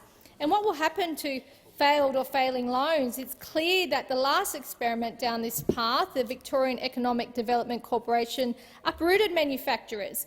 We do not want this to happen, and I certainly don't want to see any Western Sydney manufacturers impacted by this and to cause job disruption or, in fact, job losses. Eligibility is another issue. For example, certain industries might have margins which are too small, it could be too risky with disrupted supply chains. Many will no doubt miss out, and the fund could become equivalent to a big white elephant. Risks to crowding out private investment are also concerning, but also beg the question, if there's such great investment opportunities, the government will acquire equity, and why hasn't the private sector already taken advantage of these opportunities? We must not overlook the importance of retaining ownership, especially given that many of our manufacturers are indeed small to medium family businesses. The bill will also stifle innovation, as beneficiaries of the fund will be unlikely to invest in innovation with a guaranteed return, and this funding model does not entertain failure, which is an unfortunate reality for some firms developing capacities and engaging in innovation. There is an inappropriate ministerial discretion in this bill, which allows the minister to appoint the chair and board members who will oversee the corporation and its funds. And the government has already demonstrated in its earlier appointments that it cannot be trusted to make sensible, non-partisan decisions. And the bill also undermines investment certainty in national priorities, with the government changing Australia's national manufacturing priorities on a whim, absolutely on a whim, undermining investment decisions and eroding investment confidence. Think of all those investors that were investing in the space manufacturing industry. What are they thinking and doing now? The government's new priorities are too vague. The strict industry policy of the focus needed to drive investment into specific sectors. But this is absolutely typical of the Labor government, choosing to spray money indiscriminately instead of continuing investment certainty for our manufacturers and industry. And finally, the bill is fiscally irresponsible, delivering funding well in excess of the Coalition's modern manufacturing strategy and initial $5 billion appropriation is provided upon passage of the bill, but the timing of the remaining $10 billion will not be subject to further parliamentary approval. In fact, similar financial structures to the one underpinning this bill have drawn criticism internationally from the IMF, who stated that the implementation of below-the-line activity through newly created investment vehicles such as the NRF should be phased appropriately, and more broadly, a proliferation of such vehicles should be avoided. I started a petition in my community to bring back manufacturing to this country, and I think this petition is important now more than ever, and a petition to ensure that investment continues into our manufacturing industry. We should certainly bring back space manufacturing, because this is where the jobs of the future are for kids in communities like mine, when there was an international airport being built down the road and all this investment already lined up for an industry that's just now being stripped away. So I think having a petition, getting people behind it in Western Sydney, continuing the fight, because Australia deserves a strong manufacturing industry. And, Mr Deputy Speaker, I couldn't speak more strongly on opposing this bill. I thank the honourable member for Lindsay for her contribution on the question before the House. Is that the bill now be read a second time? And I give the call to the member for Flinders. Thank you, Mr Deputy Speaker. I rise to speak on the National Reconstruction Fund Corporation Bill of 2022, which establishes the National Reconstruction Fund Corporation with approximately $15 billion to invest in so-called priority areas of the Australian economy. However, at this juncture we have no really precise idea what those priority areas will be. The government has full discretion to define them by disallowable legislative instrument. We do have some idea about 7 priority areas that have been mentioned so far, those being renewables and low-emission technologies, medical science, transport, value-add in agriculture, forestry and fisheries, value-add in resources, defence capability, and we've heard AUKUS thrown around us, though Labor had come up with it, and enabling capabilities such as robotics, artificial intelligence and quantum. But it's fair to say in Labor's land anything could be a priority area, really, and nothing is ruled out. It's one of those speciality policy areas at which the Labor Party is so good, in which everyone thinks they're going to win a prize until they realise it's just the usual suspects who are going to take home the loot. In terms of spend by priority area, we aren't much clearer there either. There's been some suggestion that there will be $2 billion for renewables and low emissions technologies, $1.5 billion for medical manufacturing, $1 billion for value adding in resources, $1 billion for critical technologies, $1 billion for advanced manufacturing, and only $500 million for value adding in agriculture, forestries, fisheries, food and fibre. Makes you wonder what they did wrong.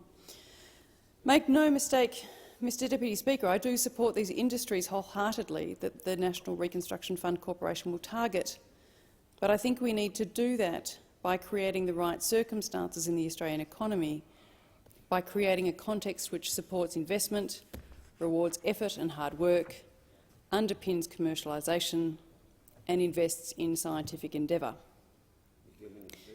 Governments should go down the path of picking winners only with caution, care and hesitation. As we have seen before, playing to and backing our natural advantages usually makes good sense in policy settings, as the former coalition government did from time to time, for example, when it established the senior investment specialists in the trade and investment portfolio back in 2013-14, whose responsibility it was to focus on national investment areas of food and agribusiness, resources and energy, economic infrastructure, tourism and education, and advanced services, manufacturing and technologies. Unsurprisingly, perhaps, these were also the industries in which we pursued enhanced market access through our free trade agreements at the time, so many of which were completed by the former government. But the coalition's policies put business, not government, in the driving seat of Australia's economic and industrial success. Let me talk to you of just a few in my electorate of Flinders which have thrived under the coalition's policy settings over the last few years. In Flinders alone, the Mornington Peninsula, a place that people often think of as hills, beaches, golf and great wine, We also have global leading manufacturers, such as BlueScope Steel, which provides ColourBond to the world. Farm and agricultural businesses like Gazzola Farms, whose broccoli and cos lettuce you'll find in all good supermarkets throughout the country, and Peninsula Fresh Organics for the best organic veggies, and resource companies like Esso, from whose endeavours your summer barbecue bottle will be filled. Let me talk to you about just one local manufacturer in some detail, Sealight, which the Leader of the Opposition recently visited with me when he came down to Flinders in late January. Sealight is a specialist in maritime transportation, headquartered in Somerville, that's in the northern part of my electorate, and it was founded back in 1982 by the remarkable Chris Proctor, among a few others, a local inventor and industrialist, in his garage, no less. Today, Sealight is a technology leader of a global scale in both the design and manufacture of marine aids to navigation equipment, including marine lighting, navigation buoys, marine floats, port entry lighting systems, lighthouse lighting equipment, and monitoring and control system software. Sealight designs and manufactures marine aids and navigation equipment with manufacturing and office locations not just in Australia now, but also Singapore, the United Kingdom, Colombia and the United States. Sealight and its distributors service over 100 countries across the globe. And when I visited their manufacturing base in Somerville in mid-2022, I could see they were about to send products and goods all over the world, the Gulf states, all through the Indo-Pacific, and of course to my personal favourite, the Maldives. The amazing, dedicated Sealight team services the global marine industry through the efficient design of solutions that withstand the toughest of ocean environments. And the company employs many locals in the Somerville and Hastings area of my electorate, some of whom have been with the company for decades. You'll be lucky to see their navigation buoys all over the world. When you look out port side or starboard in any kind of vessel, you'll often see a large round buoy with a big light on top, guiding you safely to shore. There's a good chance it's from Sealight and from my local town of Somerville. Avlight Systems is a subsidiary of Sealight, an award-winning manufacturer of aids to aviation navigation. You will see their white triangle markers along most runways and runway lights sparkled all around aviation and airports all across the world. In fact, I saw some just last week at the Tyabb airfield with member for Canning, Andrew Hastie, who kindly agreed to come across to Flinders from Avalon, where he was meeting with defence industry representatives at the International Air Show. He came across last week to visit HMAS Cerberus, but also the home of the other biannual air show, the famous Tyabb Air Show, the next one of which will be held in March 2024. It has one of the most important collections of historical aircraft and is home to about 100 Peninsula Aero Club enthusiasts in all things aviation. But importantly, it has Avlight's triangle markers down the side of the runway and also its lights guiding everyone safely home. Avlight operates purpose-built facilities and employs a highly trained team of engineers and production specialists in its operations. Through organic growth and strategic acquisitions, Sealight and Avlight have broad capabilities to meet the demands of new product design, manufacture and program delivery for aviation clients globally. When you go to visit them, as Leader of the Opposition and I did back in January, you will see their amazing purpose-built manufacturing plant in Somerville, which is now bursting at the seams, having acquired buildings down the street and across the road. You will see the amazing world-leading research and development they undertake. They are an amazing group of inventors. Indeed, they had to become amazing inventors when their supply chains collapsed under the COVID-19 pandemic. They are experts in in-house surface mount technology, electronics and robotic assembly lines. They have an in-house rotational moulding and injection moulding capability, which is a marvel to be seen. And they have in-house high-precision injection mould toolmaking as well. Sealight has recently become part of the global SPX Corporation, a manufacturer of products that guide vessels safely into ports and harbours all around the globe. That parent company, SPX, is based in Charlotte, North Carolina, and has approximately $1.5 billion annual revenue in 2019 and over 4,500 employees in 17 countries. I am so very grateful to Managing Director Michael Walker and his team for taking Peter Dutton and I on this amazing tour of their Somerville plant. And I also recognise and shout out to Chris Proctor and his fellow founders for creating such a magnificent local business, taking its wares to the world. Mike and Chris are indicative of the good folk of Flinders, who cry out for one thing, who tell us what they need, but are told by this government that they really need something different. In this case, they need the National Reconstruction Fund, which seems to deliver on what the Labor Party wants and potentially just what the union movement wants, not what our struggling and striving Australian manufacturers need. The model that Labor wishes to implement in a no doubt well-intentioned policy is not what is currently needed. This bill, much like everything else the Albanese government has presented to the constituents of my electorate, completely misses the mark. They get picking winners from Labor-friendly National Reconstruction Fund recipients, but at the same time my constituents lose some of the things that they had been planning for and looking forward to for years. I cite the National Centre for Coasts and Climate, which was going to put a globally recognised research institute in climate change and the study of flora and fauna of our waters and seas in the Point Nepean National Park. I cite the loss of the electrification of the Stony Point rail line to Baxter. We have the only metropolitan Melbourne train line that's still run on diesel. I cite the other thing they've lost, which is funding for the Jetty Road overpass, which has recently been deferred out to 2026-27, even though the good folk of Rosebud have been expecting that since at least 2019, if not earlier. They are losing funding for mobile black spots, they are getting no help with the cost of living, and all they are seeing is skyrocketing energy prices, land tax from the Andrews Labor government. The people of Flinders and its manufacturers and its agricultural businesses are not being given the support they need by this government, and nothing in this bill proves that statement wrong.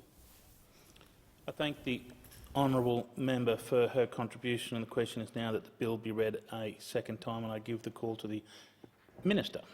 Thank you very much, Deputy Speaker, and I do want to thank members for their contribution. I'm grateful for the member for Flinders for giving a considered contribution to this debate, and I know there are a number of people in there that think deeply about, on that side of the House, what we need to do with respect to manufacturing, and some of them I see in this chamber right now. It's unfortunate we haven't had the ability to engage in a meaningful way through the course of this debate, but I remain optimistic that at some point we may productively re-engage, because this bill, Deputy Speaker, is about ensuring that we have the growth capital available for manufacturers in those key areas that we need to see longer-term economic growth be propelled. It is a $15 billion financing vehicle, and it will be one of the largest investments in manufacturing capability in living memory. It is important for the country long-term. It will make investments in projects that will support, diversify and transform Australian manufacturing. And it will also support economic reform by boosting participation and productivity. Now, it's very important to emphasise the $15 billion in growth capital that will be available for manufacturers across the 7 priority areas. These investment decisions will be determined by an independent board made up of people with a variety of skills. 1. They will be guided by an investment mandate. 2. They will not have, despite the suggestions of those opposite, ministerial intervention in any shape or form.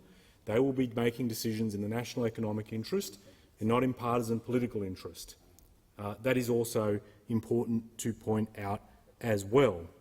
So there will be clear direction through that mandate in respect of risk, return, investment governance and core government policy priorities. We aim to crowd in investment.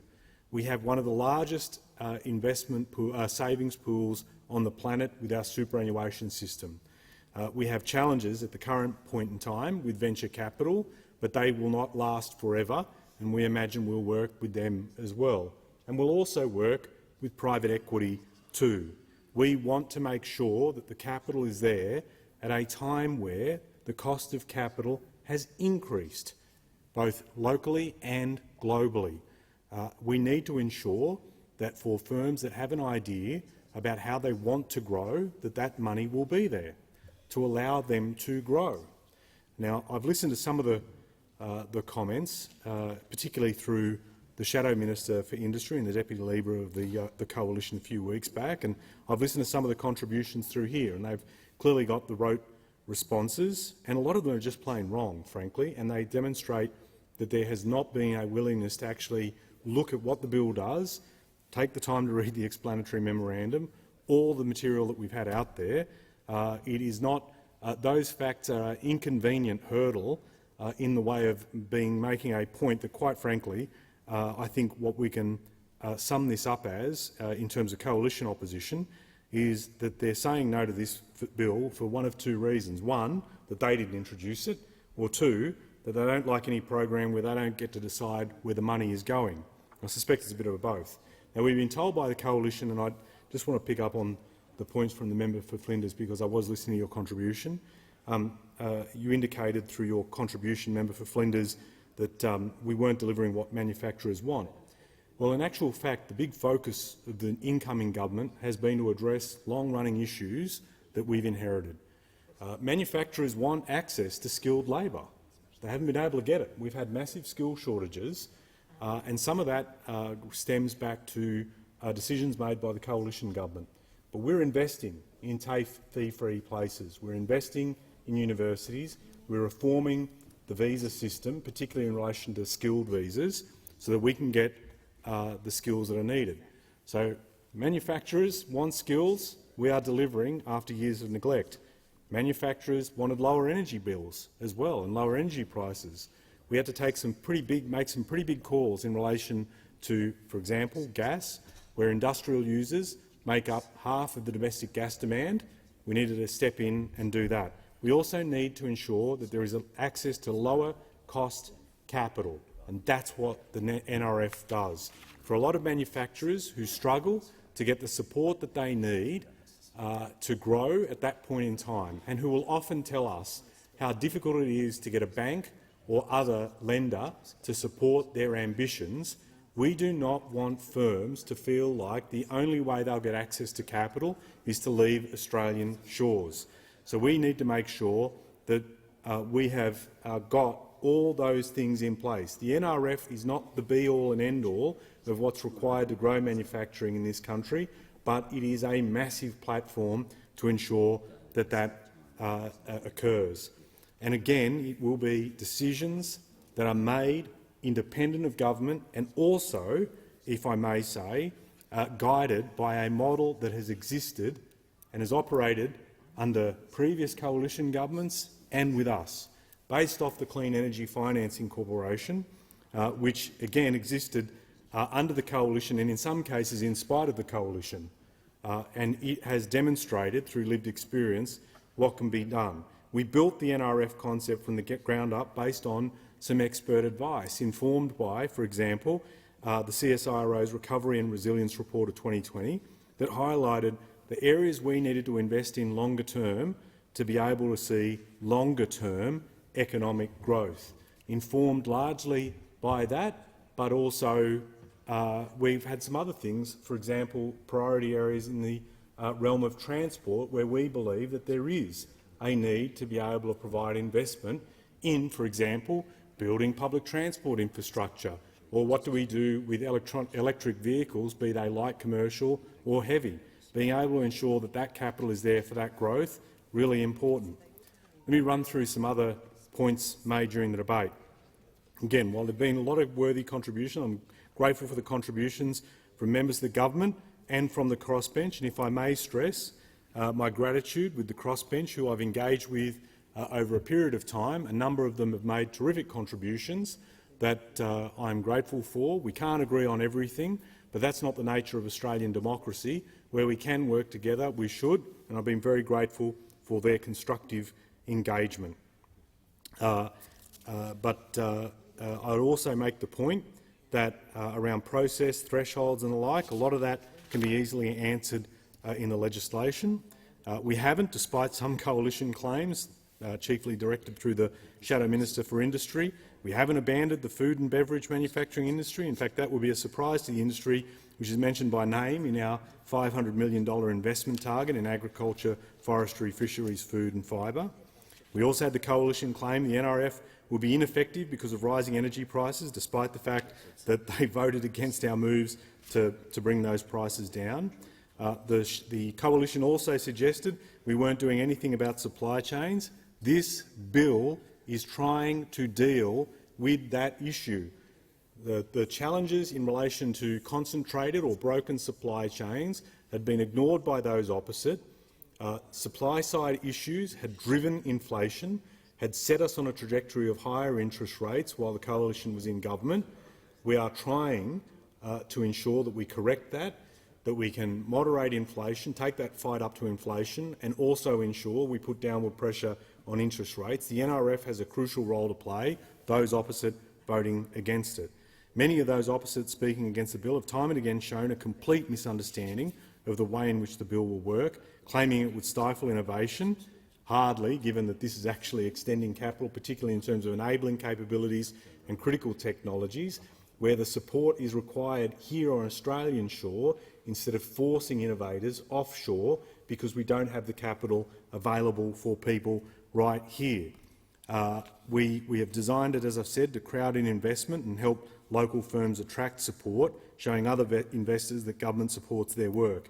And of course, the NRF will make decisions that appreciate risk and reward, and of course they'll take bigger risks on some projects than others, but it will not be a government minister making a decision on the basis of political interest. It will be on economic and national interest that those decisions will be made. Again, at arm's length from government, supported by advice from experts to support innovation, investment and opportunity in key growth sectors for the country. And this is our first step in revitalising Australia's industrial capability so that we can be a country that makes things again.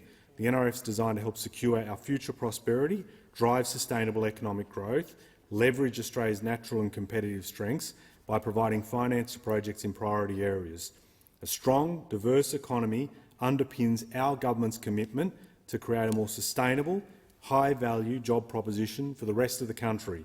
And I want to thank the House for their consideration of this absolutely vital bill and make the point that when the vote eventually comes on this bill, people will be asked to make a choice.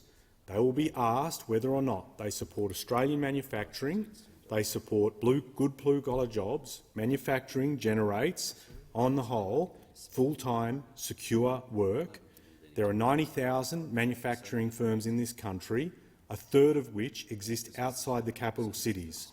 We can do better. We can certainly, and we certainly want to ensure that regional manufacturing grows and that it's not just in the regions but in remote Australia as well. And I note the presence of the member for Kennedy, and I note his interest in ensuring that manufacturing occurs in all parts of the country, not just in some.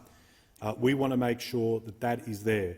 I cannot for the life of me understand, while I understand some Liberals may not necessarily get the value of manufacturing to modern economies and the capability and how important it is for economies to grow, the National Party certainly does. The National Party understands in their part of the world, not just in terms of agriculture, but the manufacturing activity that occurs across other sectors in their communities. It staggers me that the National Party would not support, knowing how hard it is to get access to capital for some of their businesses, that they would not back in the NRF. And it is simply astounding that they will go back to their communities and say that they will not back in growth capital for manufacturers who have struggled, from banks who occasionally will not provide that support. And it will be interesting to see how they reconcile that in their own communities. But you never know; they could have a change of heart, and we'll see. But I do commend the bill to the House. I note the disinterest of the Shadow Minister at the table, who's keen to move on to something else. But we will definitely make sure we do what we can to see Australia become a country that makes things, because a country that makes things generates good, long-term, full-time, secure work. I commend the bill to the House. I thank the honourable minister. The question is that this bill be now read a second time. All of those of that opinion say aye. Aye. To the contrary, no? No. I think the ayes have it. No. Division required.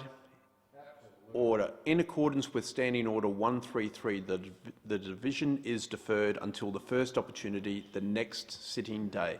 The debate on this item is therefore adjourned until that time. And I call the clerk. Government business. Order of the day number 3. Safeguard Mechanism Crediting Amendment Bill 2022. Resumption of debate on the second reading. Order. The question is that this bill be now read a second time, and I call the honourable member for Fairfax. Here. Thank you very much, Deputy Speaker. The Safeguard Mechanism Crediting Amendment Bill of 2022.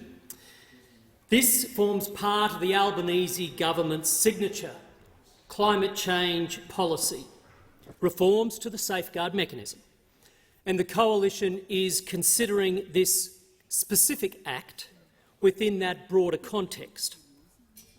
While there is bipartisanship in this parliament with respect to joining global efforts to reduce emissions to achieve carbon neutrality by mid-century, there is anything but a bipartisan agreement on how we go about reaching that goal. And the how matters, because how you seek to decarbonise the Australian economy, how you map a path to decarbonisation, will determine the future in which our children and their children live.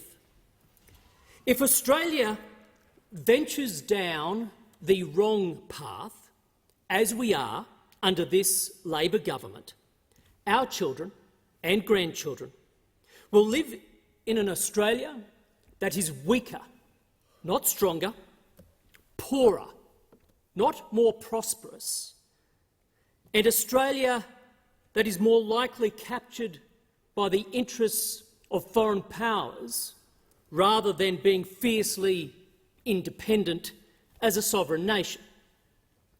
What's more, Labor's plans to reduce emissions will fail and will not make the substantial contribution we could be making as a nation to tackling global emissions. Once a successful, fit-for-purpose coalition framework, Labor is turning the Safeguard Mechanism on its head, reversing its intent and operation, changing it from one that incentivises businesses to one that punishes businesses, from one that's voluntary to one that's mandatory, from a scheme driven by technology to one that's driven by tax. Labor's Safeguard Mechanism is a Trojan horse for the carbon tax that Labor has longed for many, many years. Deputy Speaker, I was referring before to the question of how you decarbonise the Australian economy. This carbon tax proposed by the Labor government, hidden within the Safeguard Mechanism, accentuates a fundamental divide between the Liberal National Coalition and the Labor Greens coalition. For the Liberal National Coalition, our approach has always been to strike a balance. We have always sought a balance, and I underscore that word balance, because we have balanced both the reduction of emissions and the growth of the Australian economy. We met and exceeded our Kyoto targets. We reduced emissions by over 20% on the 2005 levels. We put Australia well on track to beat its Paris Treaty commitments, and we did so by concurrently, at the same time, improving the Australian economy. Up to 23% the economy grew over a 9-year period under the coalition government. Record GDP, record jobs, record investment. Investment, I might add, including in clean energy technologies. More investment than ever before. We struck a balance. And how did we strike that balance? Well, we did it by backing enterprise, by backing engineering, by working with industry and not against industry. We backed technology. We backed the search for solutions that were practical and could be executed and implemented. Labor, on the other hand. Labor has failed to strike the balance because instead Labor backs big government, Labor backs big unions, Labor backs big taxes. Indeed, Labor's safeguard mechanism is illustrative, especially when it comes to Labor's backing of big taxes. It is the most punitive policy of its kind in the world. Starting 1 July of this year, 215 Australian businesses will have to reduce their emissions by 4.9% each year to 2030. 4.9%. This is the fastest rate of decline imposed by any government, higher than even the European Union, which is renowned for having set such a high bar in this regard. Their rate is 4.4% under its emissions trading scheme. So Labor is setting a decline rate that is higher than even the EU. And as a reference point, Deputy Speaker, I think it's worth noting that the EU's emissions trading scheme includes the electricity sector, outside of which emissions of large industrial businesses fell by 1%. They fell by 1% between 2012 and 2018. Labor's scheme excludes the electricity sector, and it is putting the responsibility on large industrial businesses in Australia to reduce their emissions by 4.9%. That's nearly 5% every single year through to 2030. This is unachievable. It won't happen. Why?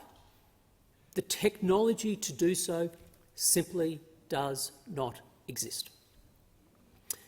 And Labor knows this, and I know Labor knows this, because the same companies that have been coming through my office have been going through the Minister's office, and they've been saying the exact same thing.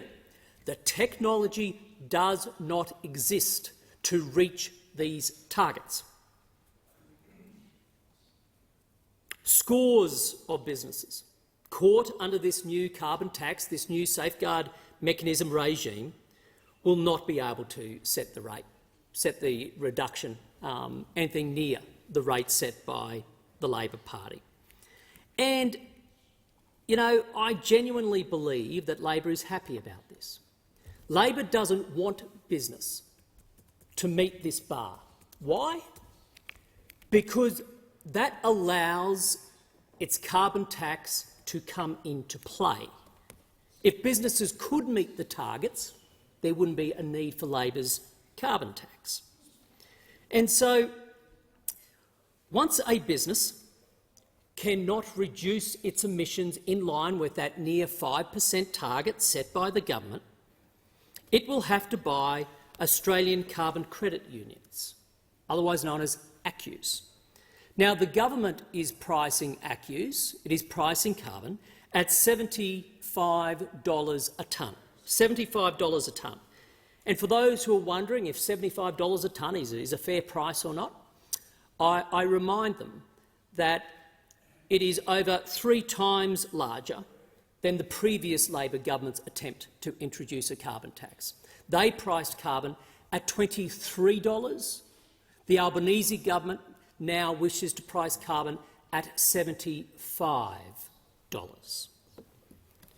It's also a price that is higher than 8 of Australia's top 10 two-way trading partners, the exceptions being the United Kingdom and New Zealand. 80% of Australia's two-way trade is with nations that are not covered by a national carbon price, or, if they are, their prices are substantially lower than the price Labor wishes to introduce. Australia's international competitors in alumina, cement, copper, coal, gas, iron ore do not pay a carbon price, including those from the United States, Malaysia, Thailand, Qatar, Russia, India. So much as Labor is clearly following the path of the EU, it's notable that the EU businesses receive billions of euros in support for its scheme annually, in the form of free credits. Some have estimated that around 50 billion euros have been handed out since the ETS started. Labor's $600 million support package doesn't even compare. But we know, Deputy Speaker, that Labor doesn't do detail very well. It never has. Labor is very happy to sell the dream. Labor will sell the dream even if that dream turns into a nightmare. You might recall the soaring rhetoric of the Prime Minister when he spoke about leading Australia into a new era of climate change. The Treasurer boasts that he is redefining capitalism. The Minister for Climate Change and Energy believes he is enabling the biggest economic transformation Australia has seen, as big as the Industrial Revolution. Well, they're a humble lot, this government, ushering new eras, redefining capitalism, facilitating the next industrial revolution. Economics has been replaced by egonomics with this lot, Deputy Speaker, and it is reflected in the safeguard mechanism, that policy that they wish to impose on the Australian economy. Now, with all Labor's chest beating on this policy, with everyone from the Prime Minister, the Treasurer and in particular the Climate Change and Energy Minister, screaming as loudly as they can, signalling their virtues, and with this safeguard mechanism apparently being the signature policy to enable all of this. This is their centrepiece policy. You would think that the government might have had Treasury, or at least the department, do some economic modelling on what its impact might be. But they didn't do that. Think about that. The government is talking about a new era, redefining capitalism, and this being as big as the Industrial Revolution. It's introducing its centrepiece policy that will enable all of this, facilitate it. And they don't even get it modelled by Treasury or the department on the impact. They don't know the impact. Now, that impact, of course, is on the economy. It's on individual companies, Aussie companies. It's on jobs, everyday Australians, their livelihoods, and it's on regional communities. They didn't model the impact. But what we did learn through the Senate inquiry into this bill, that apparently a little bit of modelling was done. Now, it wasn't disclosed by whom, but some modelling was done. And so we, together with the Greens, in fact, asked the minister to produce that modelling, at least reveal it. The government is refusing to disclose what little modelling was done, refusing to disclose the only modelling done. Treasury didn't do it, the department didn't do it, I don't know who did it. The Australian people don't know. As for what it said, this government will not tell the Australian people, despite looking them in the eye, saying this is going to be as big as the Industrial Revolution. We've done a bit of modelling, but we, the government, will not show you. That's the message from the Labor Party. Well, let me assure you, Deputy Speaker, and other members of this House that there is nothing safe about Labor's safeguard mechanism.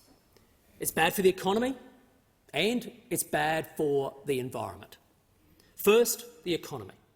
If Labor introduces one of the world's most punitive carbon taxes, one of two things will happen. Either businesses will pass on the additional cost impost to their customers, to consumers, or they'll close their doors. For those businesses that pass on the cost, it will become a hidden tax paid by everyday Australians. So let me put this in really clear terms. Due to Labor's policy, anyone running a car will pay more as the price of oil goes up. Due to this policy, anyone buying a new apartment, building a home, or even refencing a property, they will pay more as prices of steel goes up. Anyone replacing the window frames at home or fixing the roof, maybe of their garden shed, they will pay more as the price of aluminium goes up. Anyone laying a concrete slab at home so they can park their car on it, or maybe they're laying bricks to create a garden bed, well, they will pay more because the price of cement will go up. Anyone buying a loaf of bread, maybe a pack of rice, they will pay more as the price of gas and therefore fertiliser goes up. And it goes on and on and on. In the midst of a cost of living crisis, the Albanese Labor government is introducing the world's most punitive carbon tax that will be passed on and paid for by everyday Australians at a time when they can afford it least. And it should be noted that the Australians who will hurt most due to this are the ones who can least afford it. The ones who can least afford it at a time when some families are struggling like never before. The Labor Party, who will spruik values of social justice, are more than happy to pass legislation enabling a policy which is a hidden tax that will drive up the prices of everyday goods for everyday Australians. It is a disgrace. Now, there will be those businesses, however, Deputy Speaker, who just can't survive. They can't pass on the cost to their consumers. They will shut their doors. They will shut their doors. Now, I know that some businesses are genuinely looking at the possibility of shutting their doors. I know that because they've told me. They've told the minister too, by the way. Now, I think we all know the human impact when a business closes. We're not just talking about profits for the business owner, we're talking about jobs. We're talking about the livelihoods. We're talking about Australian families that can't put on the table what they need. Businesses are at risk of closing over this tax. The government knows about it, they've been told about it. If they can produce a skerrick of modelling, providing a guarantee at all that that won't happen, please do. But they won't. They've been asked to. They know businesses may close, they're likely to close, jobs will be lost and lives will be hurt. Now, I've probably said enough about the economic consequences of Labor's reformed safeguard mechanism, Deputy Speaker. But what probably hasn't received sufficient attention in this debate is the environmental consequences. When Australian businesses close their doors, operations in Australia close their doors, especially manufacturers, it's operations in higher emitting nations that will typically fill the void. I had steelmakers and smelters telling me months ago, due to the increase in energy prices under the Labor government, that they might need to close and their operations would likely move to India and China. Well, let's see what happens when you throw a carbon tax into the mix. And I have also subsequently spoken to companies and industry associations specifically about the safeguard mechanism that Labor is seeking to reform and introduce a carbon tax, and I can tell you businesses are at risk of closing, and when they do, it will be operations in high-emitting nations like China and India that will fill the void. According to a 2020 Climate Leadership Council analysis, Australian manufacturers are 3 to 4 times more emissions efficient than those in China and India. So let's think about that. Australian manufacturers are 3 to 4 times emissions efficient. So let's put that in the context of an example here. Labor introduces its safeguard mechanism, introduces its carbon tax. So if an average manufacturer caught under the scheme emits 1 million tonnes of CO2 each year, 1 million tonnes, has to close their doors, that gap in the market is filled by an operation in, let's say, India, then you are looking at four times that emissions. So instead of 1 million tonnes of emissions affecting the challenge of climate change, instead of 1, you now have 4 million, 4 times as bad. And yet this government claims that this policy is in fact a policy that will help tackle the challenge of climate change. This is greenwashing, Labor style. This is greenwashing, Labor style. Push it offshore, pretend it doesn't happen. It's someone else's problem, even though the net impact on the environment is worse. They know for a fact that is going to happen because, again, I've spoken to companies that have walked me through the same presentations the government has seen. That is what's going to happen. So let me close, if I can, Deputy Speaker, probably where I started. There is no question about the need for action to tackle the challenge of climate change in Australia. There is no question about that whatsoever. There's also no question about the need for Australian industry to continue reducing its emissions. There's no debate about that whatsoever. But on the question of how we should go about it as a nation, there is absolutely a debate. The climate change and energy debate in Australia has moved into a new phase, but that phase is all about how. Labor is answering the question of how in the wrong way and is setting Australia up to be weaker, to be poorer and to be more captive to interests of foreign powers and not our own. Carbon trading and ACCUs, they will play an important role. They'll continue to. But they should not be used by the Labor Party to facilitate a punitive taxation regime. That is not what it's all about. Government policy that decapitates the economy instead of decarbonising it should be rejected. And so too should the outsourcing of emissions that leaves the world worse off not better. And with that, Deputy Speaker, the Coalition opposes this policy and therefore opposes this bill.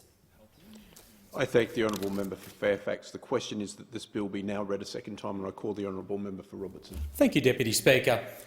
The member opposite just spoke about the how we decarbonise. A rich statement coming from a Liberal Party, that had no plans to reduce emissions, no plans for the transition for renewable energy, and absolutely no plans for energy sovereignty. It's quite spectacular. All they really have is a series of empty words and poor slogans that aren't really catching on.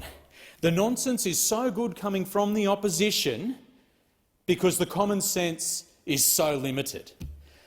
I was here in this chamber, Deputy Speaker, when the Climate Change Act passed through the parliament. It was a wonderful moment. It was a wonderful moment for the Central Coast.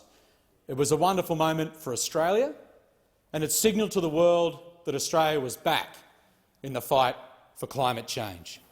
It was a moment where we as a government finally took climate change seriously, which had not happened from those opposite for the past decade.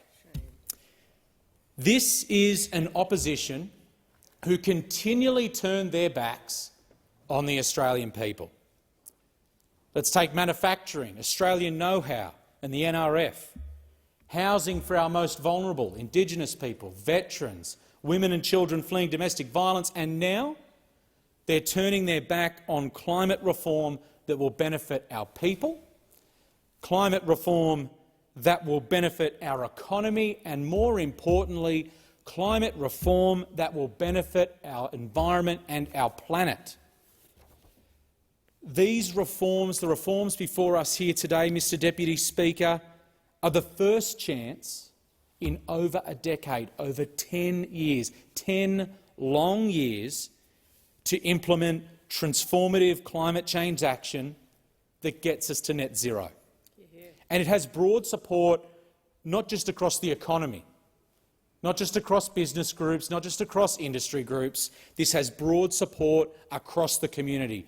We have constituents calling, emailing, contacting us on social media who are in support of this, who are in support of climate action, who are in support of the safeguard mechanism. And the Liberal Party today, just now, have made themselves quite spectacularly irrelevant, despite calls from across industry for bipartisan support for this reform.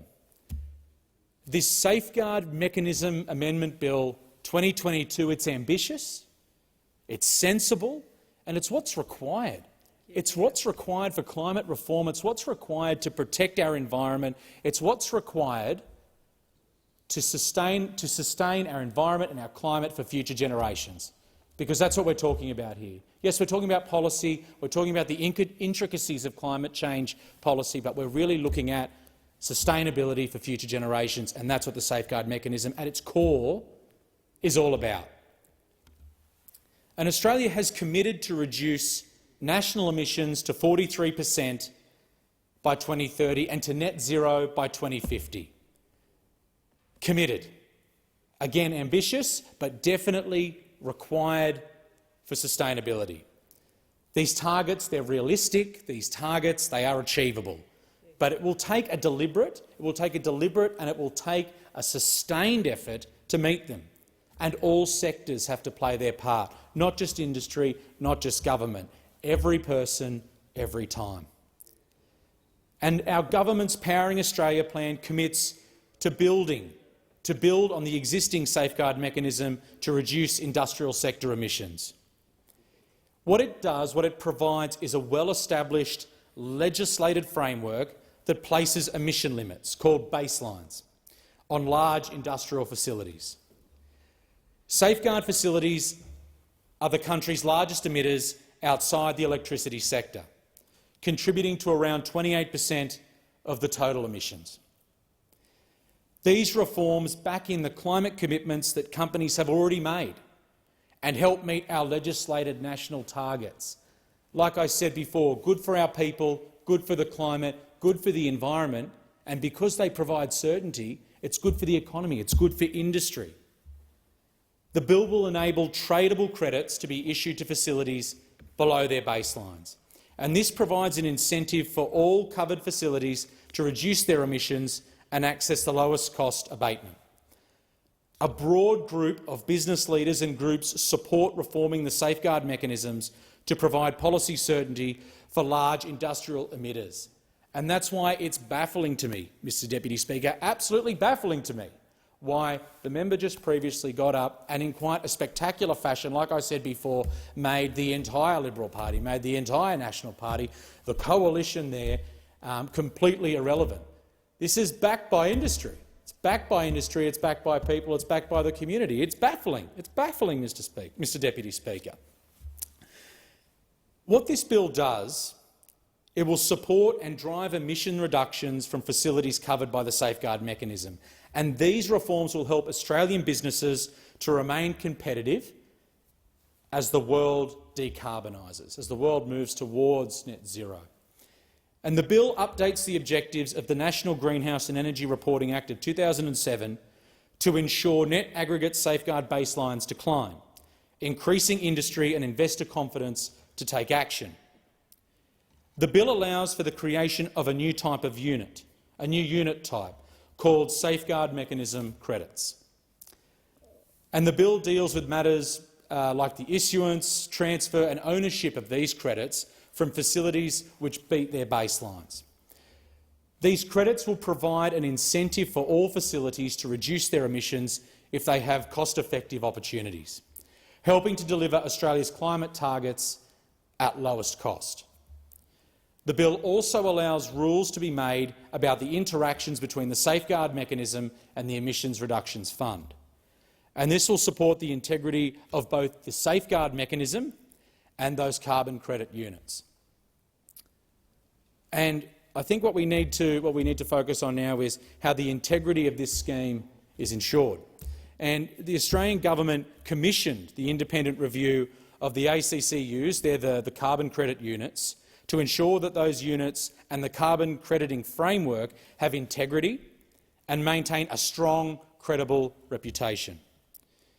That expert panel concluded that the credit scheme arrangements are sound, and the panel found that there are appropriate checks and balances at the scheme, method and project level to protect the integrity of the scheme and the credits created under it. Industrial emitters will have a strong incentive to reduce their emissions, but many in hard-to-abate sectors will need options to use credits from those facilities beating their baselines or high-integrity carbon offsets. The panel made sensible recommendations to ensure the scheme aligns with modern expectations of best practice, and these include separating functions of integrity assurance, regulation and administration of those credit units, maximising transparency of scheme information, encouraging innovation in method development and project implementation, and supporting greater participation, including by First Nations communities, by our Aboriginal and Torres Strait Islander brothers and sisters. The government has agreed in principle to the 16 recommendations of the review and is working with stakeholders on that implementation. And now let's look at the key reasons for these reforms. Australia has now legislated its emissions reduction targets, and the safeguard mechanism, what the safeguard mechanism is about now, it's about delivering. It's about delivering on those targets. It was announced in December 2021 as part of our Powering Australia plan, and it was endorsed at the election by the Australian people. I think that's an important thing to note, that our policies that we put forward at the election in May 2022 was endorsed by the Australian public. It was endorsed by the people of Robertson. It was endorsed by members on this side of the House and across the country.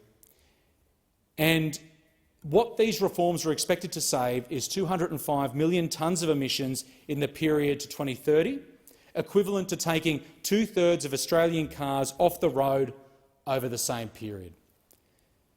Reforms to the safeguard mechanism have been consistently recommended and supported by business, and groups like the BCA, the AIG, the ACCI. And again, those opposite had grand plans for safeguard crediting when they announced in May 2020 with their King Review response in the May budget 2021, in their crediting consultation paper of August 2021 and in their long-term plan in October 2021. Reforms they never delivered and reforms that they now oppose. And it's after a decade of delay, it's after a decade of denial, a decade of dysfunction, particularly in the climate space, in the environment space. All they have to offer is the half-baked scare campaigns like we heard before, these fast and loose slogans that don't stick, all made up from the same old talking points that they seem to recycle every election. 80% of facilities, representing around 86% of covered emissions, are already covered by corporate net zero commitments because business knows that reducing emissions is essential to their long-term competitiveness in a global net zero economy. The safeguard mechanism covers around 215 large industrial facilities, accounting for around 28% of Australia's emissions. Emissions from covered sectors are among the fastest growing across the economy and are projected to overtake emissions from the electricity sector without policy action. And reducing emissions from safeguard facilities is therefore a crucial part of meeting our climate goals and maintaining Australia's industry competitiveness in a decarbonising global economy. So, in conclusion, Mr Deputy Speaker, I do think it's important that I reiterate the importance of the Safeguard Mechanism Crediting Amendment Bill 2022. It is the first chance in over 10 long years to finally get started on climate action that gets us towards net zero. It has broad support from multiple sectors across our population, multiple sectors across the community, multiple sectors across the economy. And that's why it's so important. And that is why it's so important. And like I said before, the industry is calling for bipartisan support. So what I'd say to the opposition is get on board. We've got a job to do. We've got a job to do to fix the climate, and this is the way we get there. Thank you, Deputy Speaker. I thank the honourable member for Robertson. The question is that this bill be now read a second time, and I call the honourable member for Ryan. Thank you, Deputy Speaker. A couple of Fridays ago, the Labor government approved 116 coal seam gas wells in Queensland, Santos gas wells. The approval is active until 2077. Now, Santos is a major long-term donor to the Labor Party, but I'll come back to that. The Labor government says they're taking action on climate change, but they've just approved a significant gas expansion till 2077. The Labor government says they're putting forward legislation that'll end a decade of inaction on addressing emissions, yet they've approved a significant gas expansion on prime agricultural land to run to 2077. The Labor government says they're going to end the climate wars, but what does that even mean if you're going ahead and approving 116 new gas projects to 2077, an expansion of a project that already has over 10,000 wells? The Labor government knows that we need rapid emissions reductions, and that means at least no new coal and gas mines. They've been briefed by the best of the best on the science on all this. Repeatedly, they know, and yet they've just approved 116 new coal seam gas wells for another 50 years. The government has seen the increasing bushfires and floods devastating our country, and they just approved 116 new gas wells for another 50 years. Forgive me for labouring that point, but this is absolutely crucial. A recent study by the International Energy Agency has shown that the methane emissions from coal and gas projects have been underestimated. They're in fact 60% higher than Australia has reported. Methane is far more potent a greenhouse gas than carbon dioxide, so this means there's a high chance that the domestic emissions of even existing projects could wreck our chances of achieving even Labor's weak emissions reductions target. And yet, the government has just gone ahead and approved more and has said they intend to keep doing so. There are 117 new projects in the approvals pipeline. Now, about those donations from Santos to the Labor Party that I mentioned. Over the last 10 years, Labor has taken over $700,000 in donations from Santos. In return, it seems Labor goes and approves their gas projects. And Santos's profits last year? They've doubled. $3.7 billion last year alone. In fact, Labor has taken over $6 million in donations from coal, oil and gas companies over the last decade. And it's not just donations. These corporations buy access to senior Labor staffers. These cash-for-access meetings and business forums mean that often senior Labor people are hearing more about the interests of coal and gas corporations than they're hearing about the interests of everyday people. And then there's personnel swapping between coal and gas corporations and the Labor Party, the revolving door as it's often called. Labor's Queensland Senator Anthony Chisholm worked for Santos between working as a strategist for the Labor Party and when he was elected to the Senate in 2016. You know what his role was? Providing advice on maintaining mainstream political support amid an ongoing campaign against the coal seam gas industry by environmental and landholder groups. That was his job description.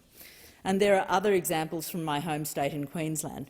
Cameron Milner, a senior Labor strategist for a few years, was, while in his role in Labor, a lobbyist for coal and gas companies, including Adani. He's now a columnist for The Australian, but that's another story. So with the donations, the cash-for-access meetings and the personnel swapping, well, perhaps none of us should be surprised when we get presented with a bill by the government that will be more in the interests of the coal and gas corporations than in the interests of the rest of us. More beneficial for the ongoing profits of coal and gas corporations than in line with what we know and what they know from the science we need to do to tackle the growing climate crisis. So, those who have approved of this bill, Origin, Rio Tinto, Shell, Woodside. The Prime Minister boasted about this. If it seriously affected the operations of these fossil fuel corporations, which is what any climate legislation worth the paper it's written on would have to do, would these corporations be lining up behind it? No. Who hasn't approved of this bill?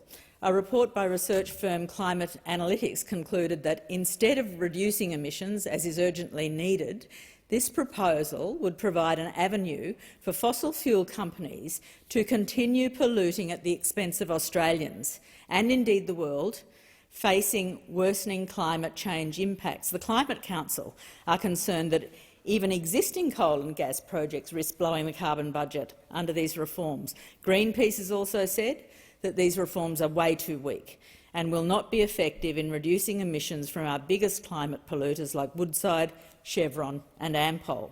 And from the Australia Institute, and I quote, "There is a huge risk that by designing the safeguard mechanism to skyrocket demand for junk carbon credits, total emissions will actually increase."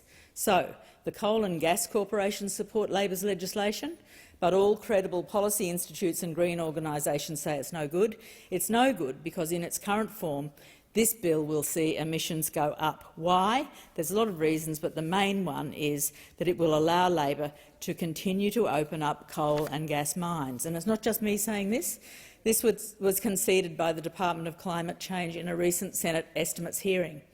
There are 117 new coal and gas projects in the pipeline, with their recent approval of 116 coal seam gas wells, their support for fracking in the Beetaloo Basin, their support for Scarborough, Pepper Levin. With all of these, it's very, very clear that Labor will continue to give practically unconditional support to future coal and gas projects. They've said it themselves. They plan to approve more and more coal and gas projects. And the domestic emissions from these alone will wreck our chances of reducing Australia's emissions. not to mention that they'll lead to a massive increase in the emissions overseas and hold back other countries from making the transition to renewable energy by shifting potential investment away from renewables. And we also, and let me be clear, do not need new coal and gas in this country.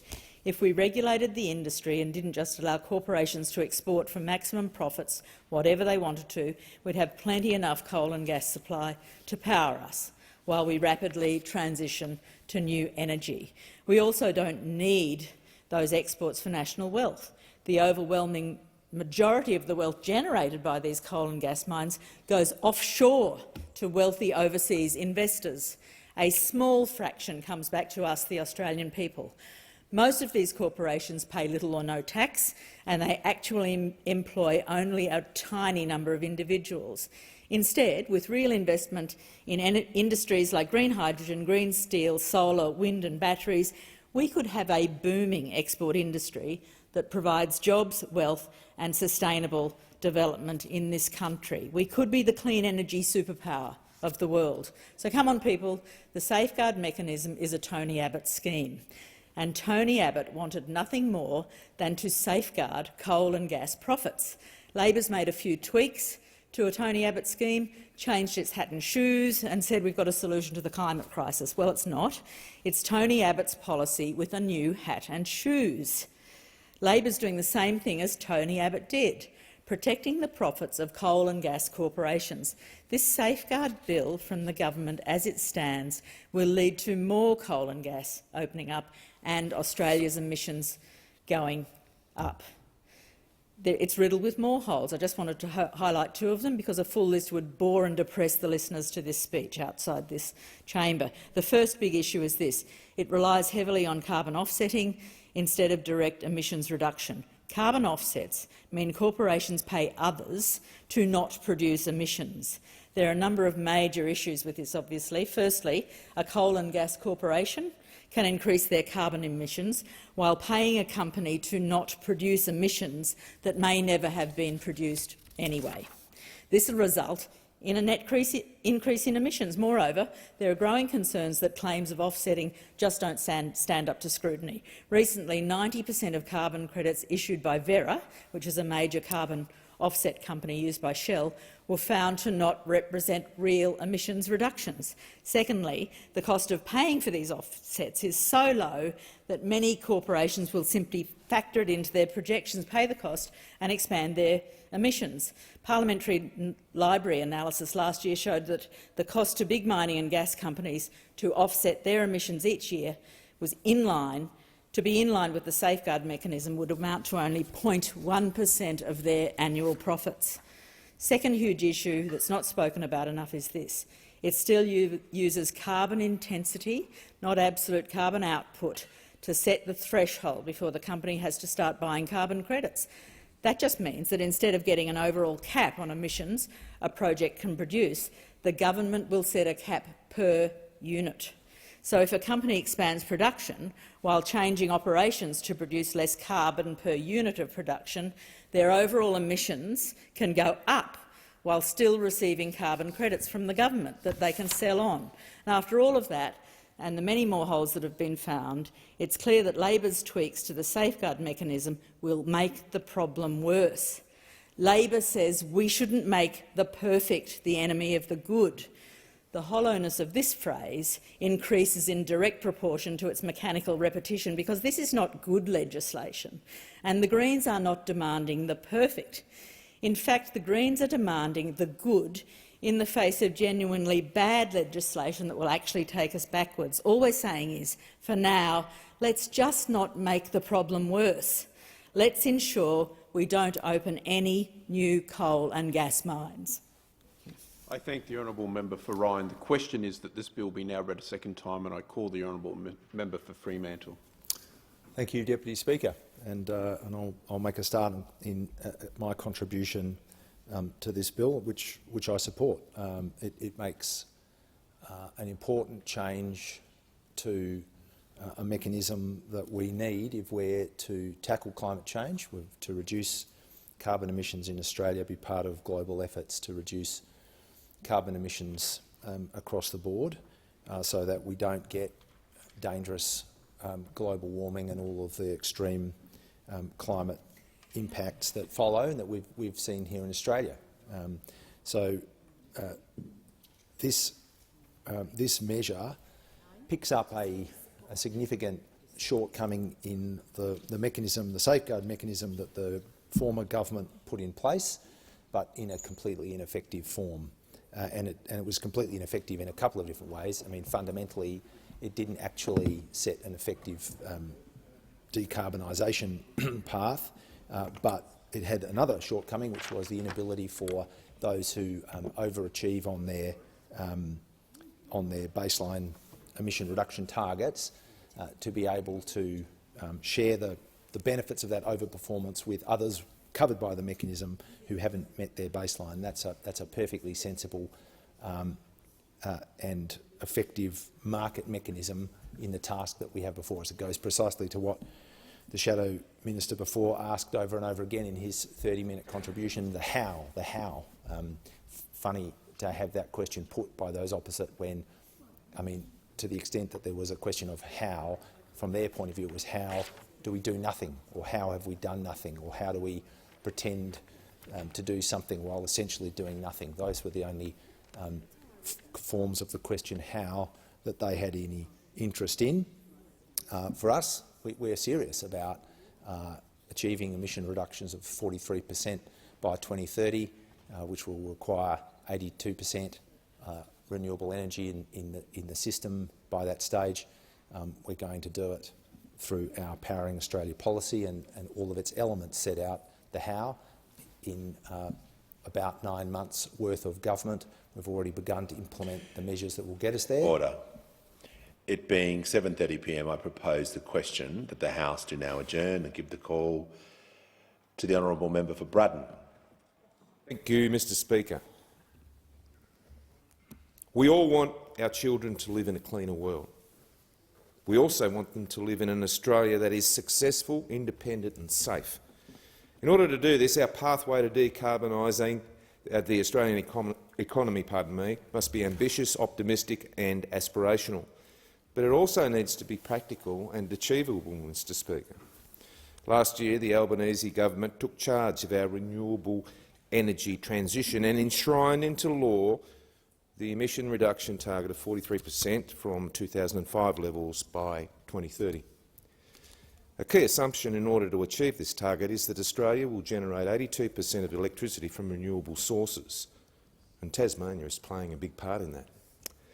We're a world leader down in Tassie in renewable energy generation, and we've been 100% self-sufficient and renewable since 2020, largely thanks to hydroelectric schemes. We've got 54 dams, 30 power stations which hold 26% of Australia's fresh water in storage, and they're generating clean, green hydroelectricity.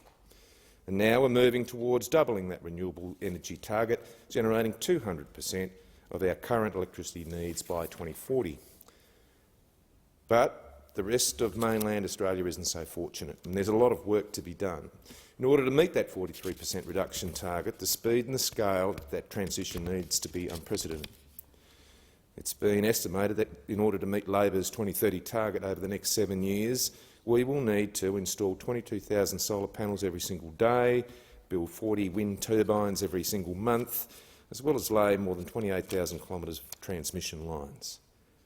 This estimate and these estimates assume that there will be no increase in demand for energy, and that seems highly unlikely. But when one also needs to factor in Labor's election promise to put 3.8 million new electric vehicles on the road by 2030, Mr Speaker, where will the components for these EVs come from? The wind turbines, where will the materials come from? The solar panels, the transmission lines, and where will all this stuff, this raw materials, where will they all come from? It may seem counterintuitive, but the answer is from our world-leading mineral sector, our mining industry. This emerging clean energy sector is set to become a major force in mineral markets. And until mid-2010s, for most minerals, the energy sector represented only a very small part of the total demand. However, global energy transition has gathered pace and clean energy technologies are becoming fast-growing and one of the fastest-growing segments of demand in the world. For example, a typical electric car requires 6 times the mineral inputs of a conventional car. And an onshore wind plant requires 9 times more mineral resources than a gas-fired plant. The average conventional car is comprised of 22.3 kilograms of copper and 11.2 kilograms of manganese. The average EV, on the other hand, Mr Speaker, contains 53.2 kilograms of copper per vehicle, 8.9 kilograms of lithium per vehicle, 39.9 kilograms of nickel per vehicle, 24.5 kilograms of manganese per vehicle, 13.3 kilograms of cobalt per vehicle, 63.3 kilograms of graphite per vehicle. Whether it's in Tasmania or any other state, we cannot afford to demonise the mining sector because they're the ones that are producing this stuff, and they are going to be a working force in our renewable energy future. The fact is that mining is absolutely crucial and underpins our prosperity when it comes to renewables. We must be open-minded and steadfast in our advocacy for world-leading mining practices and their role that they play in making our children's future better. The state of Tasmania has been a significant producer of minerals, particularly polymetallics, for more than 100 years. Mineral extraction and processing in Tasmania's largest export industry accounts for more than 50% of Tasmania's exports and 52% of our GDP in the state. And that's where the west coast of Tasmania, in my electorate of Braddon, does all the heavy lifting. The ongoing viability of mining on the west coast is being threatened by red and green tape, by over-regulation and by unjustified environmental activism. Our successful transition into a renewable energy future will require not only a change in mindset for many, but also an acceptance that we need to actively promote and to increase. The member's time has concluded. The question is the House to now adjourn and then give the call to the honourable member for Lingiari. Thank you, Speaker. This International Women's Day, I want to pay tribute to the incredible women who are in my life. I come from a family of incredible women. My mother, Claire Molamini, was a Tiwi woman. She stood strong in her community and always taught me to respect my culture. She called Wurrumianga on Tiwi her home, but her real country is over on Melville Island. The reason my mother called Bathurst Island her home has a long history and one that doesn't allow me the time allocated in this adjournment debate. I come from a strong matrilineal line, my mother's line and her country. My mother raised 8 daughters, each one who has gone out to shape and advocate on a range of different issues for their communities. Raising young girls was no easy task, in addition to 3 sons. She set about it with kindness, love and strength. She kept us grounded and humble. She also kept us in line when the street lights went out. Everyone knew that would be the time we sprinted home and was never allowed to be out on the street. My mother taught us the Tiwi way, to be respectful and to help lift others up. She also taught us to be strong and to stand firm in our beliefs and to never fear or run away from those beliefs. My sisters are incredible women who have faced their own discrimination, whether as my little sister Frankie as a police officer in the Northern Territory, my sister Helen, who is a lawyer representing the Catholic Church, Lorraine, a policy coordinator for the South Australian Government, Valerie and Mari, my older sisters running health and local government councils, my younger sister Wendy, who is working with Aboriginal men in the behavioural change in the correctional system in the Northern Territory, and Jackie, my younger sister, who is working hands-on with women escaping domestic and family violence. My mother had limited or no education, but her and my father compromised on all their children. My mother didn't give in, and she said to my father that she needed to strengthen our cultural language and identity as Tiwi. My father was the taskmaster in making sure that his children got what he didn't, and that was to go to school and get an education. There are many incredible women in our communities, and particularly in Lingiari. I know their strengths, and those women what they bring to the table but we must never forget that we stand here on the shoulders of those women, and I know that my mother, her sister and all of those Tiwi women, I stand on their shoulders, and the fights and the battles that they have had. I have seen many who have faced the challenges and the discrimination of being black women, in particular to the patriarchal system in our communities. I have faced that with my share of sexist taunts, slurs and the belief that I can't face up or match the men. But my mum, when she was alive, I used to express my anger and frustration, and she used to always pat the seat next to her and always said that I must deal with this with respect, respect our men, respect our culture, and not to undermine what that law was. And that is something that has driven me for a long time. But I want to give a big shout out to a number of young women who who have done a lot of, and that's my daughter Cherise, who is the senior psychologist for Top End Mental Health Services in Darwin, who does a fantastic job. Helen, my youngest daughter, who's governance and policy with the Tiwi Land Council, and my granddaughter Kiara, who is doing a double degree in psychology and law. These are young women who are the next future, who's my future, and who I know will go on to do bigger and better things. I have expressed how great it is to be part of a government that is to be part of a number of women in this chamber from a diverse range of cultural backgrounds. And I am so proud to be part of this government, to be part of a number of really strong women who have done the hard yards in this place, and I hope that I can certainly walk in those shoes and match what they have done in this place for such a long time. So, to all of those women, and particularly those Aboriginal women throughout the Lingiari electorate, I hope you have had some celebrations in this great International Women's Day. The question is the House do now adjourn and give the call to the honourable member for Durack. Thank you, Mr Speaker, and I rise today to update the House on the devastating floods that hit the Kimberley region in my electorate of Durack. I was recently briefed by the Department of Fire and Emergency Services about the ongoing recovery efforts, and it is clear that this is a continuing crisis that will require a significant amount of resources to manage. Roads, bridges and other key infrastructure have been destroyed. Many of the residents living in Fitzroy Crossing and the surrounding Indigenous communities were displaced, and small business owners have watched on as a lifetime of hard work literally washed down the drain. The flood is one of the worst catastrophes the Kimberley has faced in recent times, and if it were not for the hard work of DFES, Main Roads Department, the ADF, whose personnel travelled from all parts of our nation to lend a hand, together with the very hard-working local community organisation, the result could have been far worse.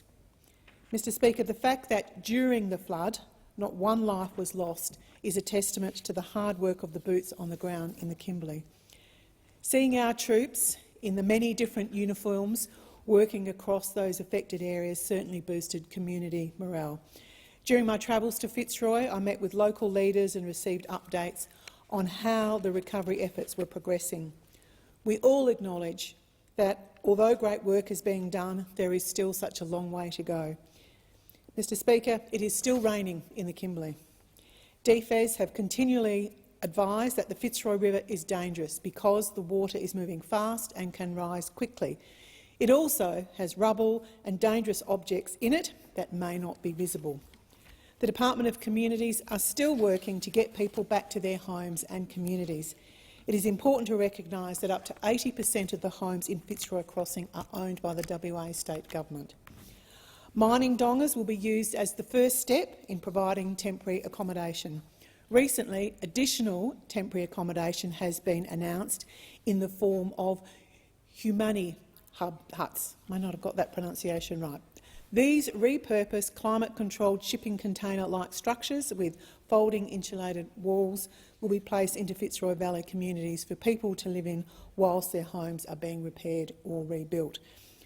Rebuilding may take some time, but my hope is that we can rebuild Fitzroy Crossing and the surrounding areas to suit the community needs and to avoid future flood damage. Mr Speaker, we are talking about some of the most vulnerable Australians here, people who need our ongoing support to help rebuild their lives after suffering from this natural disaster. And I must stress that the economic recovery from this devastating flood event will be prolonged and challenging. An example of the roll-on effects from these floods is the very valid concerns regarding current workforce shortages. We're seeing this all around Australia. This is not a new topic of conversation. But local industry stakeholders are concerned existing shortages will be exacerbated by the floods, and rightly so. The East Kimberley Chamber of Commerce and Industry have submitted a request for a deed of variation to their designated area migration agreement, known as ADAMA, to extend this service across the whole of the Kimberley. I fully support this request, knowing that even prior to the floods, we desperately required more workers in the Kimberley. I have spoken directly to the Immigration Minister on this issue in support of this extension. I want to acknowledge the current logistical nightmare that's being caused by the recent flooding in the Northern Territory. This is not the flooding of Fitzroy Crossing, but this is the recent flooding in the Northern Territory, which has impacted people on both sides of the NT-WA border. The wet season in the Kimberley is always a time of both heat and heavy rainfall, and as we expected, river levels have risen once again. Intense rainfall and bad weather have disrupted the supply of goods into the region since the start of the year, with many Kimberley businesses impacted. Kununurra is experiencing a severe food shortage after being cut off by this recent flooding. The East Kimberley sole freight route has now been blocked, leaving the town's supermarkets battling with shortages and panic buying. I'm pleased to hear that the ADF is going to provide aerial support, and also DFES will provide food by Wyndham. Coles has a supermarket in Kununurra. Being one of our largest national supermarket chains, it has a continuing responsibility to ensure food supplies to the vulnerable residents of Kununurra and surrounding areas. So I say to Coles, please, please treat the East Kimberley with respect. Do everything you can to ensure a consistent supply of food into Kununurra that will help to curb the panic buying and go some way to normalise the town and this wonderful community. Coles, please do better. The question is the House to now adjourn. I give the call to the honourable member for Reid. Thanks, Speaker. There is a card that I have in my office in Parliament House that is significant to me. It's a card that Senator Penny Wong sent me after I delivered my first speech in this place.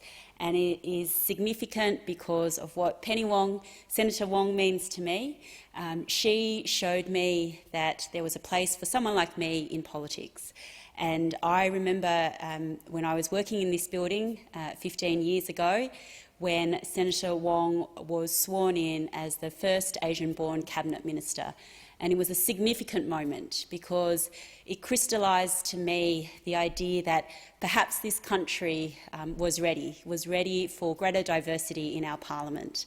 And I am floored by the idea that 15 years later, I now get to step into this place to be part of a majority female federal government. The first time we've had a majority female federal government in our country's history. And so on this International Women's Day, that is what I would like to celebrate, as well as the record number of women in our cabinet. And I think it is significant that it comes some years after the Labor Party delivered our first female Prime Minister as well. And those achievements were not by accident, they were deliberate. And it was a contentious debate that the party had in the 90s, and it was one that we resolved in 1994, and that was to introduce quotas in our party. And it was a hard decision, but I think it was the right decision, and it has been borne out in the makeup of our parliament today. And it is important from a symbolic point of view, absolutely, but more than that. It is important because of all the things that we have been able to achieve by having more women in our parliament. It is no accident that it was during the Rudd and Gillard years that Jenny Macklin, the Minister for Community Services, introduced our country's first statutory paid parental leave. And it was a policy that I then directly benefited from a few years later when I had my own son. And it made the world of difference, because any parent will tell you that those first couple of years are the most rewarding but also the hardest. So the ability to combine paid parental leave from my workplace as well as that provided by the government meant that I could take a full year off and spend time with my son. And now, a majority female federal government, the first 9 months of this Albanese Labor government, what we have been able to achieve for women across the country is an expanded paid parental leave, improved affordability for childcare, we've made gender equity an object of the Fair Work Act, and we've introduced paid family and domestic violence leave. And it gives me incredible pleasure, and it's a great honour to be able to serve alongside people like Senator Katie Gallagher, the Minister for Finance and the Minister for Women, the first time we've had a minister who has held both of those portfolios, and it's a deliberate decision to put women's economic equality at the heart of the decision-making in this government. I get to serve alongside people like the member for Newcastle, who has guided the federal parliament through the implementation of the Jenkins Review to clean up the work culture in this building, and I think we all benefit from that. I get to serve alongside the member for Lingiari, who spoke so beautifully just then about the experiences that she has had, and the member for Swan, Senator Payman, the member for Higgins, all incredible, extraordinary women from diverse backgrounds. And I'm really excited to call these women my colleagues and my friends. But what excites me most is the knowledge that Labor women will come after me, and that they will build on the incredible legacy that the first majority female federal government has been able to lay. So that card that Senator Wong sent me is significant to me, but what is more significant was an interaction that I had in my electorate where a mum came up to me and said that she was proud of me because I gave her daughter someone to look up to. Thank you. The question is the House do now adjourn and give the call to the honourable member for Barker. Thank you, Mr Speaker. Mr Speaker, I rise to update the House on what has been a once-in-a-generation high water event in the river communities of South Australia. In fact, the Murray-Darling Basin Authority says that the volume of water that has flown through the Murray between November and December of last year was the greatest recorded in 127 years. Whilst this additional flow has had huge environmental benefits for the lower lakes and for the Coorong ecosystems, the high water levels have had some quite devastating impacts on property and community infrastructure. The South Australian State Emergency Service estimates 1,200 kilometres of roads have been impacted, almost 3,300 properties along the river corridor. That includes 360 principal homes. Some river towns are almost unrecognisable, as once small but thriving communities now resemble something of a ghost town, with residents unable to return or stay in their properties. As a member for Barker, I've been keeping a close eye on emergency management of the flood. I took the approach that I would ensure that no one was left behind in the lead-up to it. I met with many people in smaller communities who felt that state government agencies weren't providing them with the necessary information or support to prepare sufficiently. My office and I acted to support those who were feeling left behind, to ensure that they had what they needed to be as prepared as possible. From a broader community point of view, and in my capacity as the Assistant Shadow Minister for Infrastructure and Transport, impacted roads continue to be my focus. While I was keeping the Leader of the Opposition updated here in Canberra with the situation in the lead-up to peak flows, I was keen to show him firsthand the impact on the region's infrastructure once the peak had passed. And I thank the Leader of the Opposition for taking my invitation and spending 2 days with me along the river corridor in January. Approximately 1,200 kilometres of road have been damaged by the floodwaters, as I said earlier. As the Mayor of the Mid-Murray Council recently put it, it feels like when you're on some of these roads you're playing leapfrog. You're leaping from one section of bitumen to another section of bitumen as you drive down the road. My focus is to see flood mitigation on major roads that connect communities, and that's why I was pleased to be able to explain this position to the opposition leader when he visited. Roads like Bookpurnong Road, that's a major Riverland thoroughfare connecting townships of Berry and Loxton. This road was cut off because of floodwaters for weeks. Approximately 5,000 vehicles a day usually travel along the road, and its closure meant that these vehicles had to take inconvenient detours, increasing travel times by approximately an hour or 50 kilometres. So while the flood peak has passed and the communities are getting on with the clean-up, I'm advocating for significant infrastructure upgrades to roads that connect these communities. I want to see Bookpurnong Road raised to flood-proof it for the future. The Kingston Road through Marook is in the same situation. This request is for a long-term strategic plan, but it seems to be falling on deaf ears of the officers occupied by the South Australian Department of Infrastructure and Transport. While our Premier is focused on cost blowouts on the North-South corridor, I'm asking that the state government puts the same effort into the long-term infrastructure needs of our regional communities. I thank the Leader of the Opposition for spending 2 days out of his busy schedule to focus on South Australia's river communities at their time of need. I thank him for listening, both to the community and to my long-term vision to address infrastructure needs of this region, including, importantly, the duplication of the Sturt Highway. The Sturt Highway is a major freight route connecting Adelaide to Sydney. The highway is of national economic importance, and ensuring efficient, productive and, above all, safe transport of goods is a priority. Mr Speaker, it may have been a once-in-a-generation flood, but let's not just get on with business as usual. Let's learn the lessons of this event. Let's ensure that we're better prepared next time, and there will be a next time. Let's ensure that government agencies are better coordinated and residents are better supported with more accurate and timely information. And let's ensure our road network is in the best possible condition it can be to support communities to keep them connected.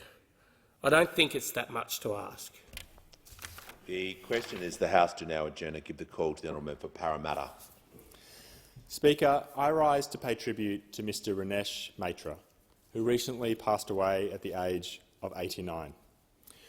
Ranesh is remembered as a lifelong warrior for social justice, a veteran of the Bangladesh language movement, and as a father who instilled in his children a sense of purpose in their political activism.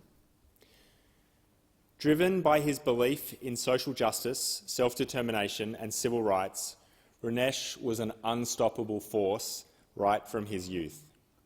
As a student, Ranesh helped found the East Pakistan Students Association, a leading progressive student organisation with over 10,000 members united in the fight for student and youth rights. Ranesh quickly rose through its ranks, becoming the Vice President of its first committee and laying the groundwork for the organisation's modern-day success, and thus began a long career as a political activist. In the decades that followed, Ranesh held several senior political offices as part of his mission to bring justice for people in the face of oppression and persecution. For his work, Ranesh would often be the target of oppression himself. He spent much of his life in Pakistan as a political prisoner. In fact, he spent a staggering 14 years in total as a prisoner for his activism. But even while in prison, Ranesh refused to be silenced. From his cell, he continued to advocate for the freedom of others. He studied law and learned to write powerful messages to help realise his dream of a Bangladesh where all people, irrespective of their creed and caste, would be treated equally. His dedication to this cause even impressed his cellmates, one of whom was Sheikh Mujibur Rahman, the founding father of Bangladesh. And Rahman wrote in his memoirs of Ranesh of his passion and his idealism, recognising Ranesh's place in the founding story of the Bangladeshi nation. His idealism, his drive and his talent were a potent combination and served him well, as an activist and as a journalist. And throughout his life, Ronesh combined his political goals with his interest in journalism, becoming a prolific writer by the early 1950s, even serving as the former Pabna district correspondent of the Daily Star newspaper. By the end of his life, Ronesh had authored over a dozen books and was recognised in 2018 with the second highest civilian award in Bangladesh, the Ekushe Padak.